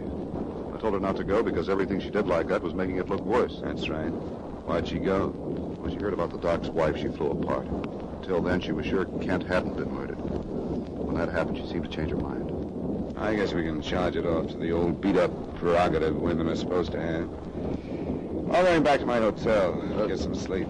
Wait just a second. I want to tell you this. Whatever happened, Maxine didn't have anything to do with it. What did happen? I don't know. I'm no expert. I was here when the horse dragged Kent in. I took his foot out of the stirrup and laid him down. Maybe I should have waited until the governor came. I don't know. Anyway, you took him down. To me, he was dragged to death. But you say he might have been hit on the head by somebody. I don't know. Doc Snyder? I don't know. Did you see him out here that afternoon? No. As far as I'm concerned, he quit coming out a couple of weeks ago. Before that, he kept after Maxine. She told me that. Then she made him stop. How'd she stop him? She told him she couldn't divorce Kent. You're trying to clear her, and that's natural. I'd like to see the truth come out. Well, let's work on that then. When was the last time your sister and Snyder were together? A couple of weeks ago. I didn't hear it, but I was here when she told him it had to stop. That was the last time he came out. Did she meet him any place? No, and I'm sure of that. I made it my business to find out where she went and who she saw. She never met him. Did he phone her? Yes, but it finally got to the point where I'd answer the phone and she wouldn't talk to him. Do you know if she ever phoned him? I don't think she did. I don't know why she should. What are you driving at? I want to find out if Snyder could have discovered that Kent was out riding that afternoon. If he could have found out where he was going and could have met him. My My sister couldn't have told him because she didn't know. You sure of that? She was in her room resting. I'm the only one who knew where he was going. Are you still protecting her? It's the truth. I talked to him just before he left. He was breaking this horse to shoot off of, and he went out toward McNeil Canyon to find some jackrabbits. They'd make better witnesses if they could talk. Have to have your sister picked up. How soon will that order go out? Why? I just thought she might get hold of herself and come back tonight. It'd be a break if you could wait till morning. She didn't ask for a break by leaving. I'll think it over, check back with you.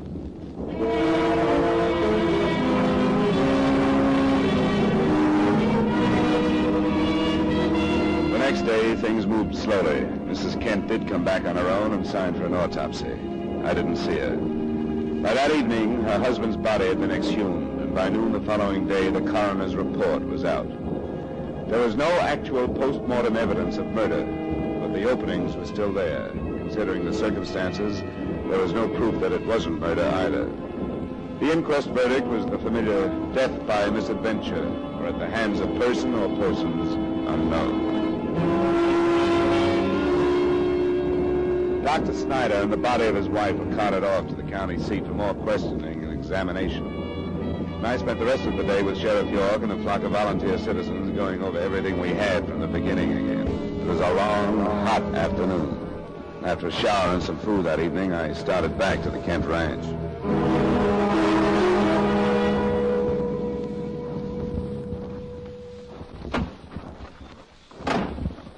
You again, Dollar?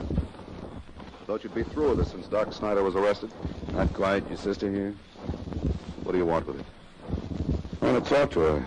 Give her my apologies. Apologies? I hadn't noticed the side of you that would bother with them. Is she here? She's too upset to be bothered. Ask Mr. Dollar in, Harris. Why are you acting that way? Thank you, Mrs. Kent. Please come in. Why'd you run out the other night, Mrs. Kent? I don't know. When Hugo's wife... I lost my head. She came back, didn't she? I'm glad she did. She had nothing to run away from. What do you mean? Well, we're satisfied now that your husband's death was accidental. You know this, Dollar? I was with Sheriff York. We went out toward McNeil Canyon. Found the spot where it happened. Your husband fired a rifle. We found it. His horse reared and fell. Marks in the ground show that. It was dragged from there. There are traces of that, too. It's over. It's over. No. No, they believe me now.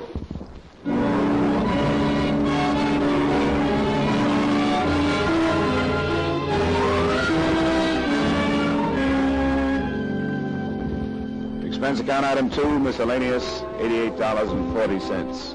Item 3, same as item 1, transportation back to Hartford. Expense account total, $378.40. Remarks?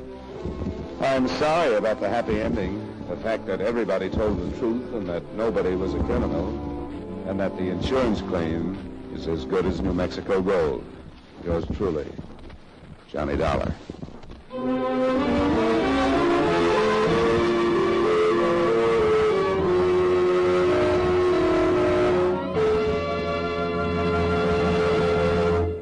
Yours truly, Johnny Dollar, stars Edmond O'Brien in the title role and is written by Gil Dowd with music by Wilbur Hatch.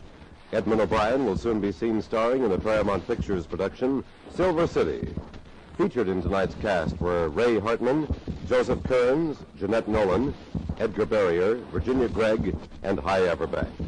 Yours truly, Johnny Dollar, is transcribed in Hollywood by Jaime Del Valle.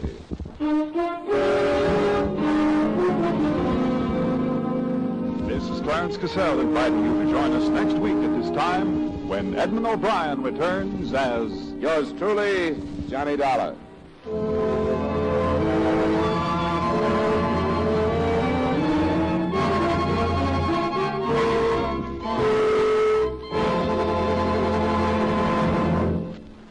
This is Edmond O'Brien again. I'd like to speak to you for a moment about one of the most important duties of American citizens. Today, every American has an opportunity to share in our common defense effort. And right now, this opportunity has become a duty for all of us. The armed forces of the United States need blood, our blood. The Korean campaign has gravely depleted the supply on hand, and this must be replenished if we are to afford our servicemen the protection they are giving us. No matter what your age, sex, or station in life, you can contribute to American defense by donating a pint of your blood to the men of your Army, Navy, Air Force, or Marines. Call your local blood donor center or Red Cross chapter today for an appointment. Remember, your donation of blood may save the life of a wounded serviceman. Give your blood today to save a life tomorrow.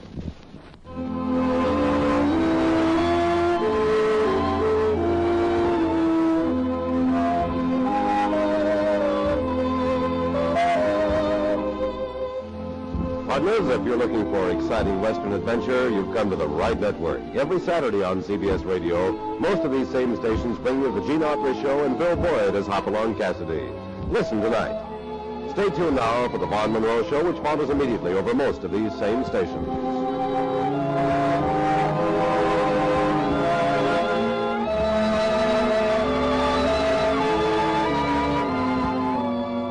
And remember, Gene Autry every Saturday evening on the CBS Radio Network.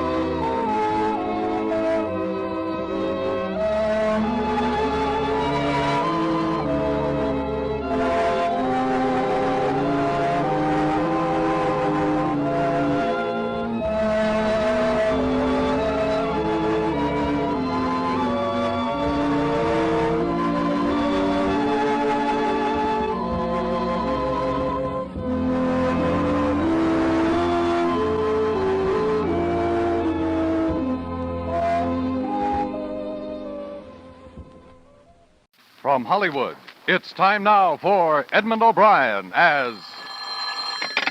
Johnny Dollar. Ralph waiting again, Johnny. I'm glad I caught you before you left. Well, it's almost 2 hours before my plane leaves. What's on your mind? Another cable just came in from Manila. The amount taken in the burglary is roughly $75,000. That's dollars and not pesos. Dollars, yeah. They mentioned that a clerk has dropped out of sight. Native? An American. Name's Blake. Daniel Blake. Blake, all right. Now, that's all so far. What's your hotel in Manila? Do you know yet? Yeah, the Hotel Tondo. Tondo, good. I'll get word to you there if I learn anything you can use. Well, good luck on the trip.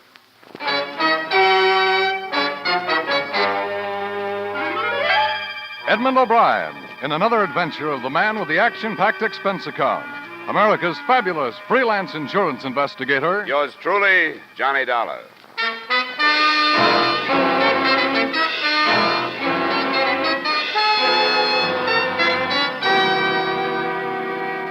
Expense account submitted by Special Investigator Johnny Dollar to Home Office, Columbia All Risk Insurance Company, Hartford, Connecticut. The following is an accounting of expenditures during my investigation of the Woodward, Manila matter. Expense account item 1, $1,850 airfare and incidentals between Hartford and Manila.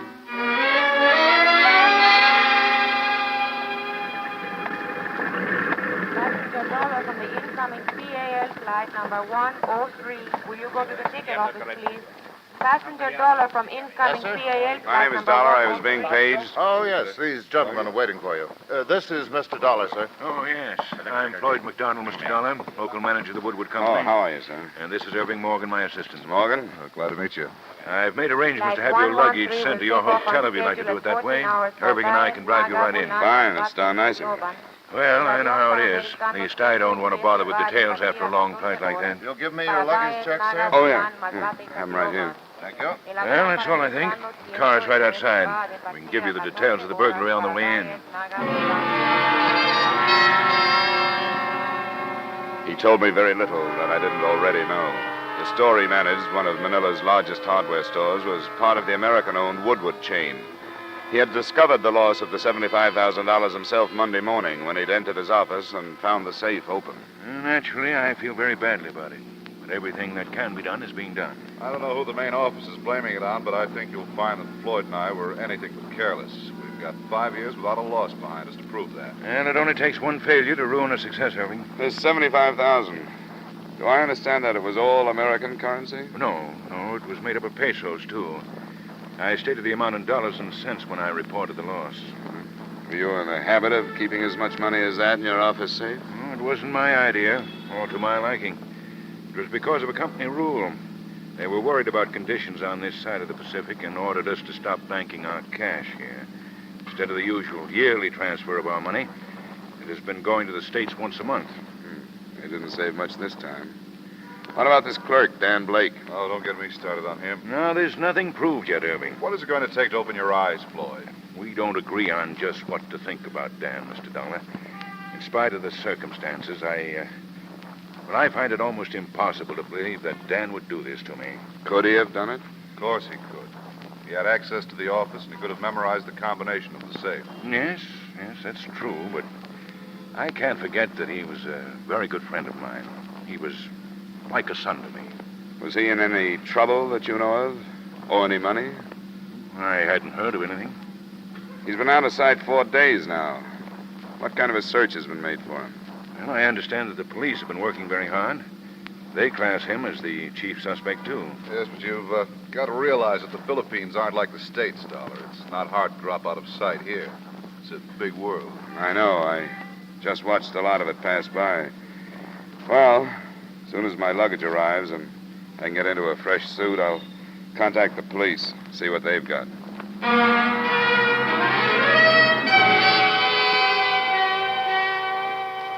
Expense account item 2, $350, including tip. A pitcher of gimlets delivered to my room. While I waited for my baggage to arrive, I relaxed in front of a window. My hotel was 2 blocks from Manila's Great Bay in a section called El Puerto. From my room, I could see enough of the Orient, the native craft working the harbor, to give even a common hardware store burglary an atmosphere of intrigue. Expense account item 3, 80 cents cab fare to police headquarters, where I was shunted into a side office to wait for the sergeant in charge of the Woodward case. He finally showed up. Sergeant Malvar, you wait for me? Yes, my name is Dollar. I know. You come to talk of my burglary. You are a policeman? Well, not quite. I've been hired by an insurance company to learn what I can about it. What do you wish to learn from me? Whether you've made any progress. You gotten any place with your search for Dan Blake? Dan Blake? No, I do not look for him now. Oh, you don't? No. I have captured the thief. Oh? Who is it? Miguel Nosaleda. You've recovered the money? He will not say where it is yet, but he will say. Tomorrow, maybe. What evidence do you have, Sergeant? He cannot say where he was that night of the burglary. Is that all? He's by profession a thief. He was arrested while he was robbing another store last night. Does he speak English? Oh, yes. Wonder if I could talk to him. Maybe he's afraid to confess to the police, and maybe I can get him to talk. All right. You come with me.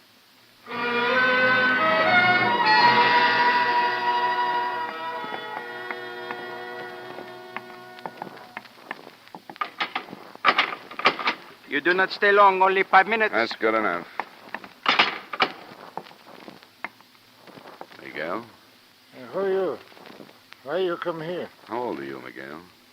50. Where do you work? No work. Get hurt in bombing, no work. You have any children? See, 2 daughters. Where do they work? Oh. Does either one work at the Woodward hardware store? Work in prison. Both work in prison. Sergeant Malvar says you stole some money from the Woodward store. No, Well, you'll make it easier for yourself if you tell the truth and give up the money. I don't got money. If I got money, then why I steal 5 pesos from other place? Why? You tell police why. If I got lots of money, why I steal a little more? Why? Because I don't got lots of money. It's good enough for me, Miguel. Sorry I took up your time. You do not stay long? I think he wants to sleep. What would he say to you? That he didn't do it. That if he had, you wouldn't have caught him stealing 5 pesos because he wouldn't have needed it. He need a kick in the head for his lying. Do you have any connection between him and the Woodward place? He tell you he got 2 daughters in prison? Yeah. He lies. They come out, but they do not go back to him because he steal their money. Oh? The daughters have connection with Woodward's? Connection? If we need connection, we find one all right. Tomorrow, maybe?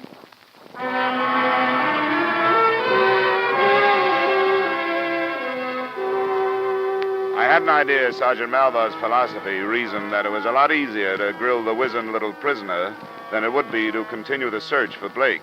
But I left him to his own devices and cabbed to the Woodward store. I was told that neither Floyd McDonald nor Morgan were in, but that a secretary would help me. Oh, how do you do, Mr. Dollar? I knew that you were coming out. My name is Charlotte Page. Floyd McDonald's my uncle. Oh, I didn't know that. He had to go out to Ermita with an order for a house that's being built there. Can I help you in any way? I wanted to look at the office, find out where the safe was. Oh, I can show you. I'll check this door first. Good stout lock. Have to have a key. This the only entrance? Well, the one window there, but it's in a blank wall. Mr. Dollar, I know you've been here only a little while, but have you learned anything? Not much, but all of it looks bad for Dan Blake. Can't believe it. I just can't believe that Dan would do a thing like this. How well did you know him? Evidently not well at all if he stole the money. We're the same age, found something in common working here together. I've had dinner with him occasionally, going to the beach. Know if he was in any kind of trouble, debts or anything? No, I thought he was very happy and comfortable here. He seemed to be. Where's this safe now? It's under the rug near the desk. You have to lift the corner of the rug. Did Dan Blake know where it was? Oh, yes. Everybody trusted him. He'd been here for years. Did he know the combination? No, I don't think so. Uncle Floyd handled the cash. Could he have memorized it? Well, I don't know that either. I hadn't given it a thought. I guess we can put the rug back. Oh, I forgot to get Blake's address from the police. You happen to know what it is? Oh, I've forgotten. It's somewhere on Sampaloc. I can find it on the payroll. It should be right here. It'd be too easy to find him there, wouldn't it, Mr. Dollar? Much too easy. Thought I might pick up a crumb or two. Oh, here it is. 307 Sampaloc Street. 307 Sampaloc. Thanks. Tell Mr. McDonald I was here, would you, please? And that I'll be in touch tomorrow.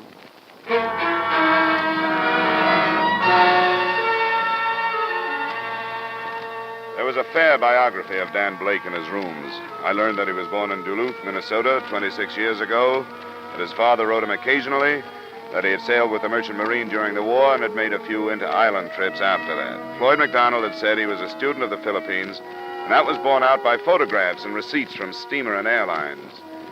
I made a list of the places he'd visited, but that was all I could do for that day. It wasn't until the next morning that I went to police headquarters and waited again for Sergeant Malvar. You come back again. We do very good without you, Earl. Well, pardon me, I don't want to butt in. I just wondered if you knew that Dan Blake spent a lot of time learning these islands. Oh? Did you know that he'd spent some time in San Jose, on Mindoro, on Marinduque, and in Palo and Leyte? I did not know. Well, it might pay you to check those places. There are more, too. From here, clear down to Mindanao. The search is finished. Huh? What do you mean? Dan Blake has been found. He was adrift in a dugout on Tayabas Bay. He was taken aboard a ship, and then he died. What killed him? He was shot many times. What about the money? It has not been found. Not yet. Sure, but maybe tomorrow.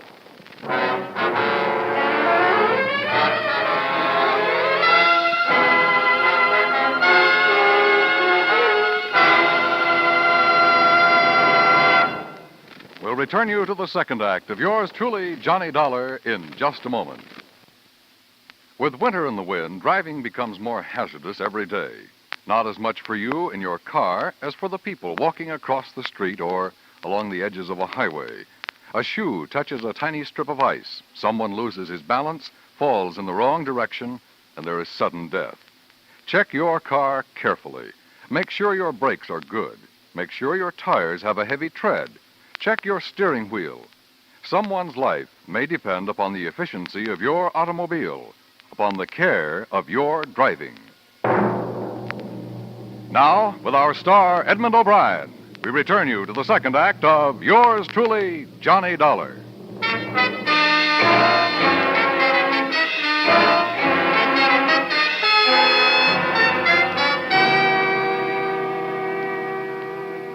Sergeant Malvar, Manila Police, was again taking his inimitable approach to a subject, believing what he wanted to believe. When I asked him how he knew the body was that of Dan Blake, he told me the ship captain who had picked him up said so. How did he know? The man had mentioned the name before he died. That was all, and it wasn't enough for me. I put in a call for Floyd McDonald, the Woodward Company manager. Mr. McDonald's office? This is Johnny Dollars. Mr. McDonald there? Oh, no, he stepped out for a moment. This is Charlotte. Is there anything I can do? I'm calling from police headquarters. They have a body down here. A body? Picked up by a ship someplace. They claim it's Dan Blake, but there wasn't any identification on him. You tell Mr. McDonald I want him to come and look at him? Yes. He should be back any minute. I'll tell him to come right down.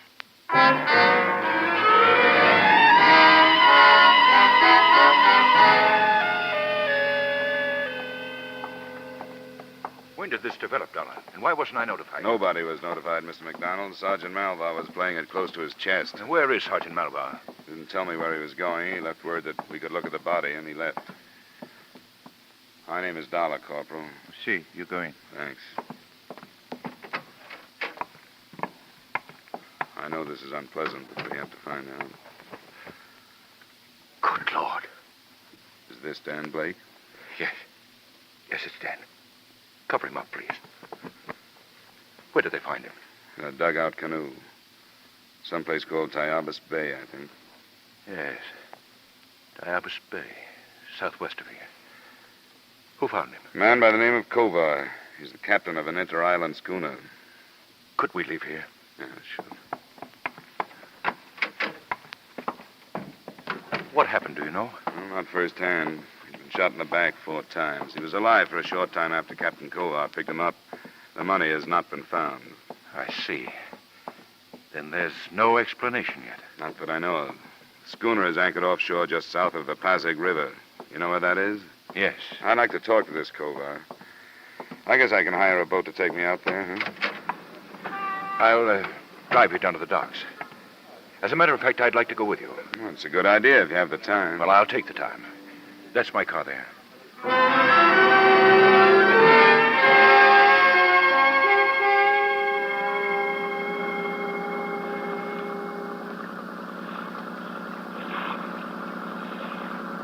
That must be the boat.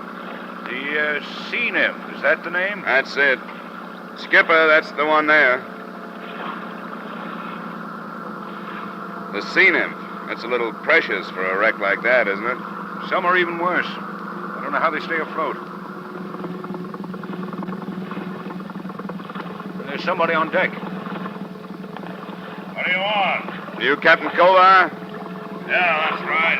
I want to talk to you about the body you brought in.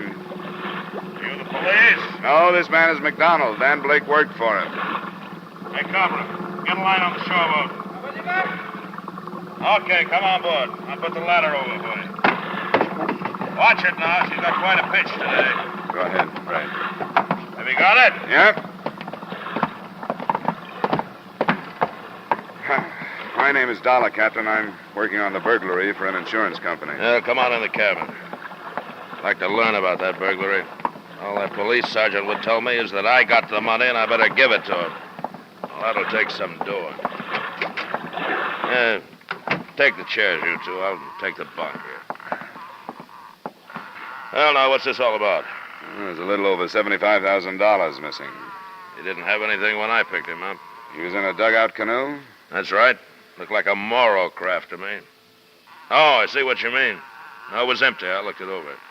How long did he live? Oh, 15, 20 minutes. Maybe not that long. I don't think taking him aboard did any good for him, but I didn't know. Did he say anything about the shooting? Nothing that I could understand. What did he say? I told you I couldn't understand. Just some noise. But you were able to understand his You're name. beginning to sound like that police sergeant, mister, and I don't like it. I thought I was doing right when I brought that boy Now, in. wait a minute, Captain. I wish I'd left him there. Police right now are getting papers to search my ship, and now you stop. I'm not making any accusations, but you were the last person to see him alive. I'm interested in what he said. Well, he said Blake. Blake. That's all I can understand. Tell you the truth, I wish I'd left him there. But you know what I think? What's that? If he went from Manila to someplace on Tayabas Bay where he had his dugout, plenty could happen. It's about 60 miles. You heard about our Hucks, our rebels? Yeah, I've read about them. They're a bunch of cutthroat scum, and they don't think twice when they get the chance to kill an American. $75,000, so much the better. What do you think, Mr. McDonald? Well, certainly a possibility. The Hucks are active. I guess there's not a chance of putting our finger on it if that's what happened. Not a chance. All right. Then let's leave that possibility until the last.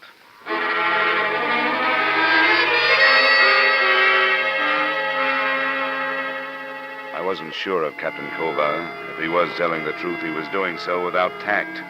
And if he was lying, he seemed to be doing that with complete confidence. I didn't bother questioning his crew. I knew that Sergeant Malva, if he hadn't already, would take care of them when he returned to search the schooner. I spent the rest of the morning and part of the afternoon in routine legwork on the case, and at 4 o'clock, I got the sergeant's report. There was nothing.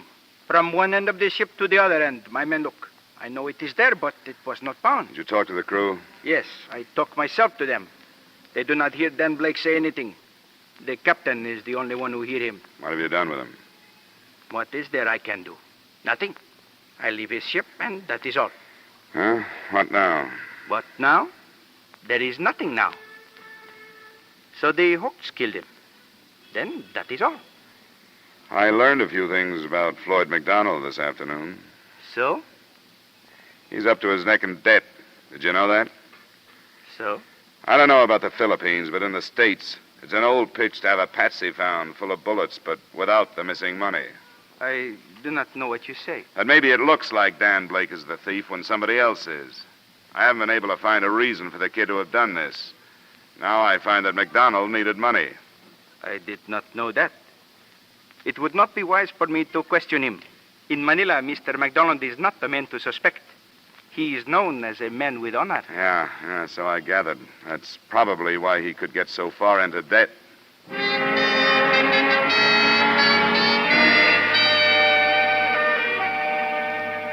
I didn't think it would be wise at that point for me to question Floyd McDonald either. I waited until his store closed that evening and until his assistant, Irving Morgan, had gotten to his home.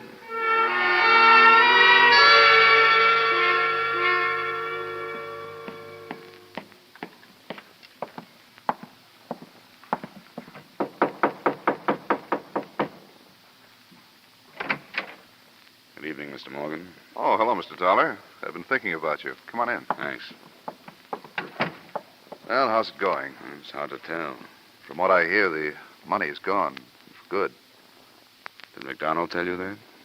Yeah, isn't that right? Maybe. I don't make it a habit to go around switching the values of national problems, but it's occurred to me that these Hucks could be pretty handy people to have around. I don't get you. Well, when a killing outside the city can't be explained any other way, it's marked off to the Hucks. Oh, you don't think they shot Blake? I'm not as sure of it as everybody else seems to be. Just what do you mean, Mr. Dollar? How much did you know about McDonald's personal life? Well, I see him socially, if that's what you mean. We're good friends. Does he owe you any money? Seems to me that's a very personal question. I have to ask that kind once in a while. I've learned that McDonald owes a lot of money to a lot of people. 1,000 here, 1,500 there. Loans, gambling debts. He'd be ruined if this became common knowledge, Mr. Dollar. He'd lose his position, everything. How far do you think McDonald would go to save himself? Are you telling me you think Floyd arranged this theft? Well, it's something to think about. And killed Blake to Oh, no, he didn't. You're sure of that? He couldn't have. He's not that kind of man. He might be desperate, yes, but he'd never do a thing like that. Would he be at home now? I don't think so. It's only 7. He usually has dinner at the club. What club? The Merchants Club. Mr. Dollar, don't question him down there. Wait until he gets home. All right. I can count on you not to tell him I'm waiting for him? You certainly can. I want to stay as far away from this thing as possible.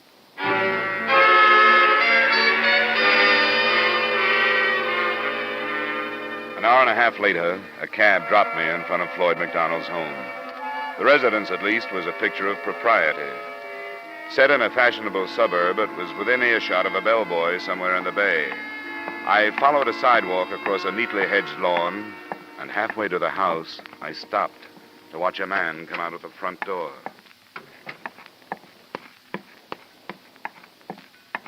Captain Culver. Who is it? What do you want? What are you doing here? Forget it. Oh, I can't. What's your part in this? Never mind. Forget you saw me. Come here. Culver. Get off. Get off. Culver. Culver.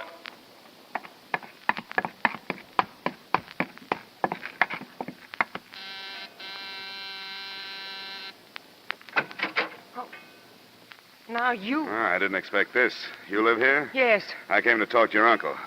Is he here? No. And Captain Culver was with you. Yes, Captain Culver was with me. You're hurt. What did he do to you? He hit me. Why? Because he's insane. He thought he had to hit me. He wanted the money. Gave it to him. You gave him the money? Yes, all of it. Every penny of it. I didn't want it anymore. That's not what I mean. You were holding the money for Dan Blake. For us. We were in it together. Culver learned it from Dan before he died. Yes. Dan kept calling for me while he was dying. So this Culver thought he could blackmail me. He thought I gave him the money to keep him quiet. Dan and I were trying to get away from this place. Have a life of our own. We tried. Now I don't care what happens to me. Where's the telephone? Through that door, but you don't have to call. I'll go to the police by myself. I just wanted to wait till Uncle Floyd got home. I'm not worried about your personal problems, Charlotte. That's not my job. Culver and that $75,000 is all I want.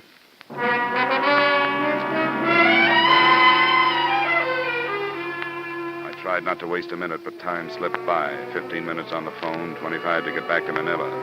When Sergeant Malva finally arrived at the harbor police dock, a boat was ready for us. Come as quick as I can. His ship is not at anchor? I checked it. He moved out about 20 minutes ago. We go then. Kami ay handa na. It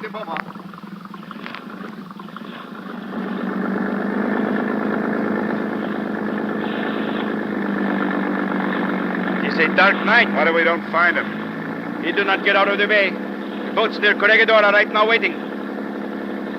The girl, she was an accomplice? She held the money, so if he was picked up, you couldn't prove possession. She was going to meet him later. The hooks shot him? That's what Culver told her. So? But the hooks do not kill him. What's that? Police doctor. He say bullets do not kill Blake. Blake choked to death. Kova choked him to learn the secret. I think we can prove that, Sergeant. We get any more speed out of this thing? Come on, let's get inside out of the spray.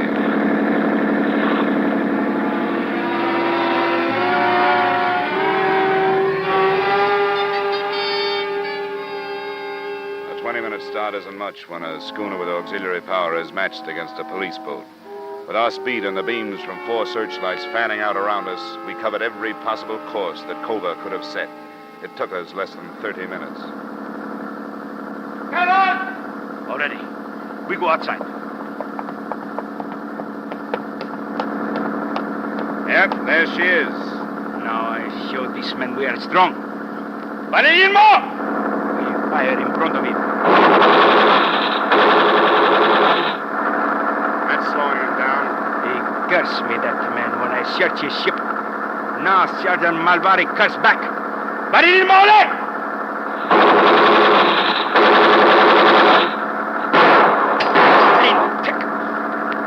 Crazy? Got one of our lights. You'd better douse the others before he smashes them. Patayimo! Anguila! It's crazy. That depends on whether the darkness works for him or not. All I can see is his wake now. Do not get away. Tayo pamanik sa barko nila! We move in right now. Go on board. That engine started. He's shouting something. Captain, come on! There is no use to fight.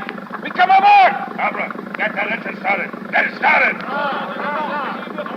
The crew's turning on him. You won't, won't you? All right, you won't.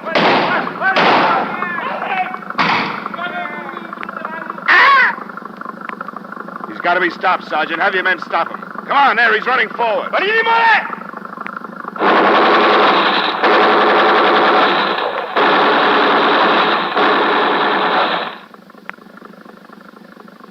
You are my witness. The officials do not like the killing of accidentals. I'm your witness. Now, if you'll put me aboard, I'd like to find that stolen money.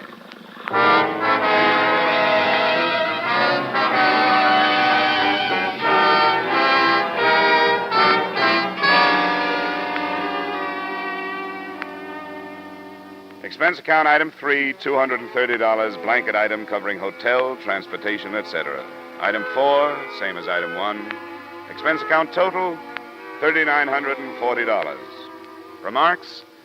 After the arrest of Charlotte Page, the stolen funds were counted in front of witnesses, and the amount was not as large as was claimed by McDonald.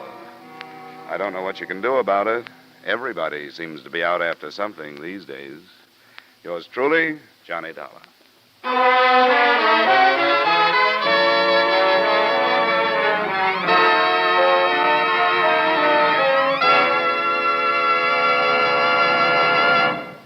Yours truly, Johnny Dollar, stars Edmond O'Brien in the title role and is written by Gil Doud with music by Wilbur Hatch. Edmond O'Brien's latest picture is the Paramount Pictures production, Warpath.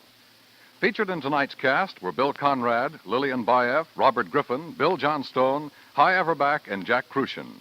Yours truly, Johnny Dollar, is produced and directed by Jaime Del Valle.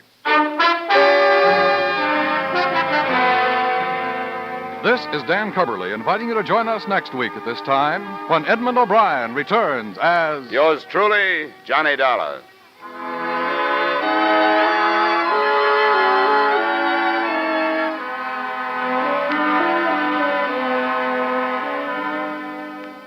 You can sing it again on CBS tonight for a whole hour of fun-packed, music-packed entertainment.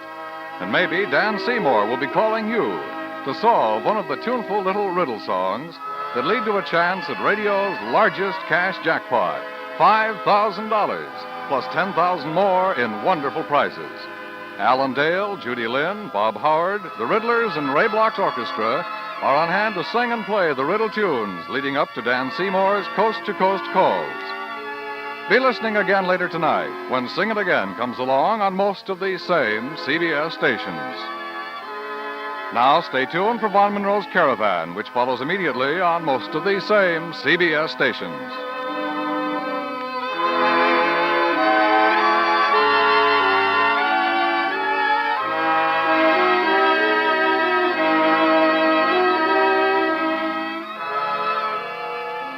This is CBS, where you laugh with Lucille Ball and My Favorite Husband on Saturday nights, the Columbia Broadcasting System.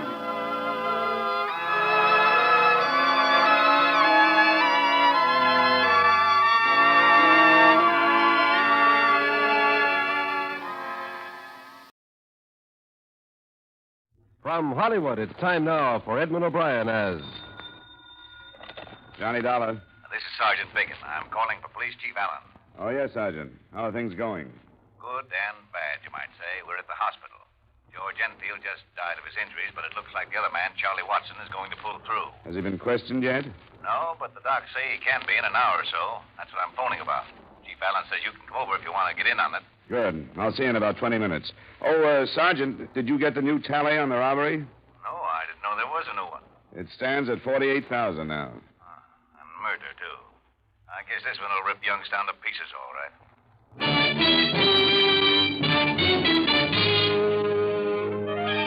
Edmond O'Brien in a transcribed adventure of the man with the action-packed expense account, America's fabulous freelance insurance investigator. Yours truly, Johnny Dollar.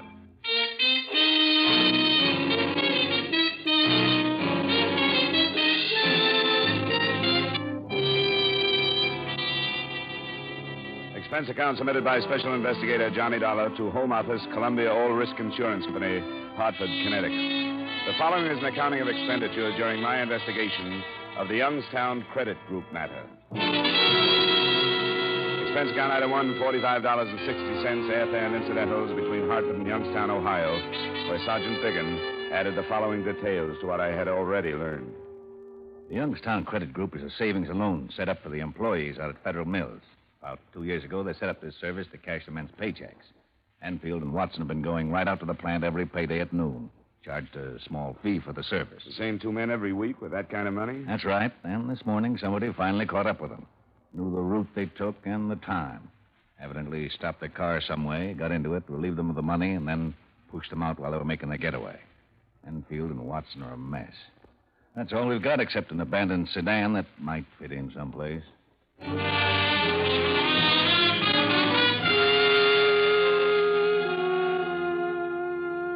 It was a couple of hours later when I was told that one of the victims, George Enfield, had died as a result of being thrown from the speeding car. I went to the hospital and there met Chief Edward J. Allen, a man I'd read about and admired as the police officer who had led the fight that finally forced Detroit's Purple Gang out of Youngstown. I was surprised at his being on hand so early in a case and said so. Because I haven't gotten used to not being a sergeant, I guess. I answer a call with the boys anytime I can. We won't be able to press Watson too far. He'll be in pretty bad shape from the sedatives. Yeah. Does he know about his partner being dead? Not yet. And we'd better hold it back. Here. Oh, Watson. Feel like talking about what happened? Sure. I'll try. Thanks. This is Mr. Dollar. He's an insurance investigator. You've had some rough going, Watson. I'm Chief Allen. Yes, sir. You tell us when you want us to leave, Watson, and we will. But we want to get on this as fast as we can, and the more you can tell us now, the better it'll be. I will. They stopped us just after we crossed Spring Common Bridge. Were they waiting, or did they follow you from town? Followed us. They started to pass us and forced us off the road. You didn't suspect that you were being followed? I didn't think about it. How many men were there? 4. They had white handkerchiefs over their faces. Well, can you give us any kind of a description? I couldn't swear to anything. What about clothes? Can you remember if they wore overcoats, hats? Hard to remember. They all seem to look alike now. Mm-hmm. Yeah, they wore hats, all of them, and overcoats. Were they armed? Yes, sir. All of them were armed. Well, what can you give us on the type of weapons? I don't know very much about guns. Enough to know if they were automatics or cylinder type? The man that took me had an automatic. I remember that. Oh, would you say it was a large gun or a small one? I don't know how to answer it. Didn't look either way. Or was it nickel-plated or blue steel? It was dark, I think. Blue steel. How tall are you, Watson? 5'9.5". Was this man as tall as you? A little taller, sir. Was he heavier? No. Thinner, I'd say. I weigh 170. Yeah, you're doing fine, Watson. Just a few more questions. Did this man say anything to you? Just get out. He held the gun on me and said, get out. At the same time, another one was taking Enfield out. Enfield was driving? Yes, sir. It was his car. That was a blue 1948 Plymouth sedan, huh? Yes, sir. They made us get in the back seat on the floor, kneeling with our heads down. Where did you have the money, Watson? In the trunk. Locked in the trunk? Yes, sir. In a briefcase. They must have known that. No. How did they operate then, Watson? Well, they made us stay on the floor. They left their car and got in Enfield's, all of them. Then later, maybe 15 minutes, they pushed me out, and that's all I remember. They say anything? Just a word or two to keep us on the floor. Watson, see if you can help us with this. Somebody knew an awful lot about the way you and Enfield operated, even to the point of knowing they'd have to take the car because you carried the money in the trunk. Who would have known all that? Quite a few, sir, but I think I would have recognized him. They wouldn't have to be there, Watson. Somebody who could have given the information to the 4 men. Well, I can't think of anybody who'd do that, sir. Well, give us the names of as many as you can remember right now. That bunch had to get the information from somebody. The names he listed included those of men in the Youngstown Credit Group, a man or two at Federal Mills, and from the bank where they drew the money each week, 3 employees who would have known the time they left and that they locked the money in the trunk of the car. There were 12 all told, but instead of our following them up, some officers were assigned to check their movements for anything that might lead us someplace. An alarm on the Plymouth sedan and the description of the man with the glasses was broadcast, and while Chief Allen waited for results at headquarters, I went out to the east side to talk with Enfield's widow. All I can think is he's gone, and I don't know what I'm going to do. I don't know. I don't know how to tell the kids that he's gone. Do you have anybody to help you, Mrs. Enfield? Nobody. I don't want anybody. I want to be let alone. Nothing has ever been good. Nothing. He scraped and did without and never got ahead, and now it ends like this. I don't know what I'm going to do. Why do you have to bother me? Because somebody who knew a lot about your husband, or Watson, is to blame for all this. I don't hardly know what you're saying to me. I just keep thinking, I've got to tell the kids. I'm sorry, Mrs. Enfield. I hoped you could help us find the man who did this thing. How could I help anybody? By telling me if there was some acquaintance of your husband's you think might have known his routine when he went to Federal Mills. Somebody who could have taken advantage of what he knew. He wouldn't talk about that. Why should he? Who are some of his friends, Mrs. Enfield? I didn't know many of his friends. He never told me much about what he did. Never brought them here. Where would he have met them then? Downtown, someplace, I'm not sure. It could be important. He used to bowl, but I never went with him. I couldn't say where. Why do you make me talk about things he did? He won't do them no more. Not right you're bothering me like this. Not now.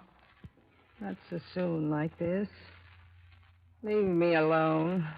All right, Mrs. Enfield. Believe me, I wouldn't have come if it weren't so important to learn as much as we can, as quickly as we can.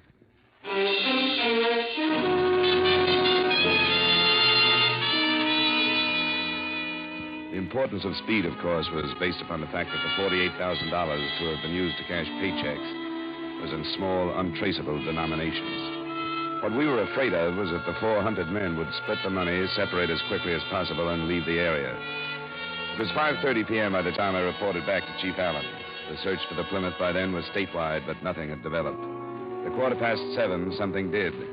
The owner of a farm a few miles from town called in a tip. A few minutes later, we pulled up in front of his house. I didn't think anything about it till I got the paper this evening. I read how the police were looking for a Plymouth sedan. I said to my wife, wonder if that could be the one. She said, don't seem likely, but I made up my mind to call you anyway. Well, I'm glad you did, Mr. Long. Well, there's a Plymouth like that down there at the edge of my land. It's there now? Well, it was at nightfall, and what's more, I was fixing some drift fence down that way when it drove in. I remember now, there was 4 men got out of it. Now, what time was that? About noon. Did you get a good look at these men? I didn't pay much attention till another car come and turned around. Then they all got into that one and drove off. Were they carrying anything? A briefcase? No, I didn't notice. Now, which way did they go? Well, toward the city, same way both cars come from. Now, what kind of a car was it? Well, these blame new models all look the same to me. I couldn't say. It was blue, though. What about the men? Is there a chance you'd recognize any of them? Oh, I couldn't be sure. I don't pay much attention to people. Well, thanks very much, Mr. Long. We'll go take a look at that Plymouth. Just drive down the end of my fence there. You'll see a turnoff. It's not a real road, sort of a lover's lane like.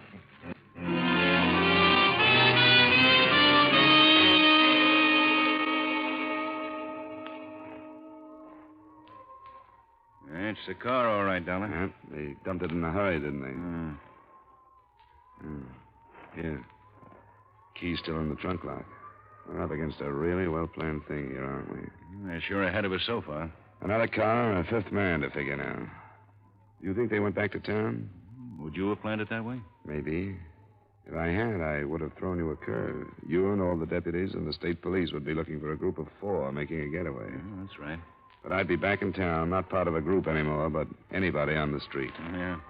With a drawer full of unmarked bills someplace. Well, we'll get the sedan in and see if it'll give us anything. I can drive it if you want without messing up too many prints. Yeah, that would save some time. Hey, come here. What have you got? Look at the stain on the floor there. Could that be blood? It's hard to tell with just a flash. Let's get this thing in and put somebody to work on it.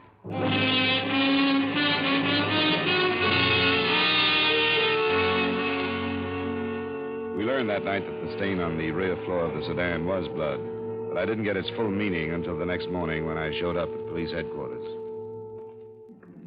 Good morning, Mr. Dollar. Hi, Sergeant. Chief in? He's been here since dawn. Go on in. Thanks.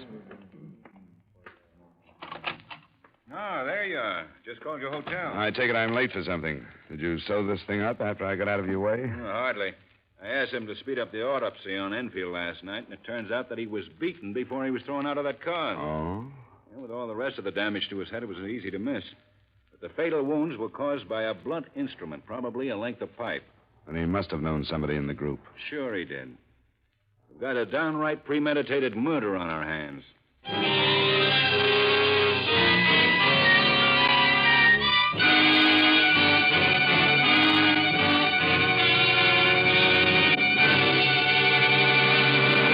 We will return you to yours truly, Johnny Dollar, in just a moment. One of the most informative and forceful campaigns for freedom is being scheduled by the Voice of America during the last week of December. Special dramatic programs, news roundups, and musical programs will be beamed around the world by this great organization. You are urgent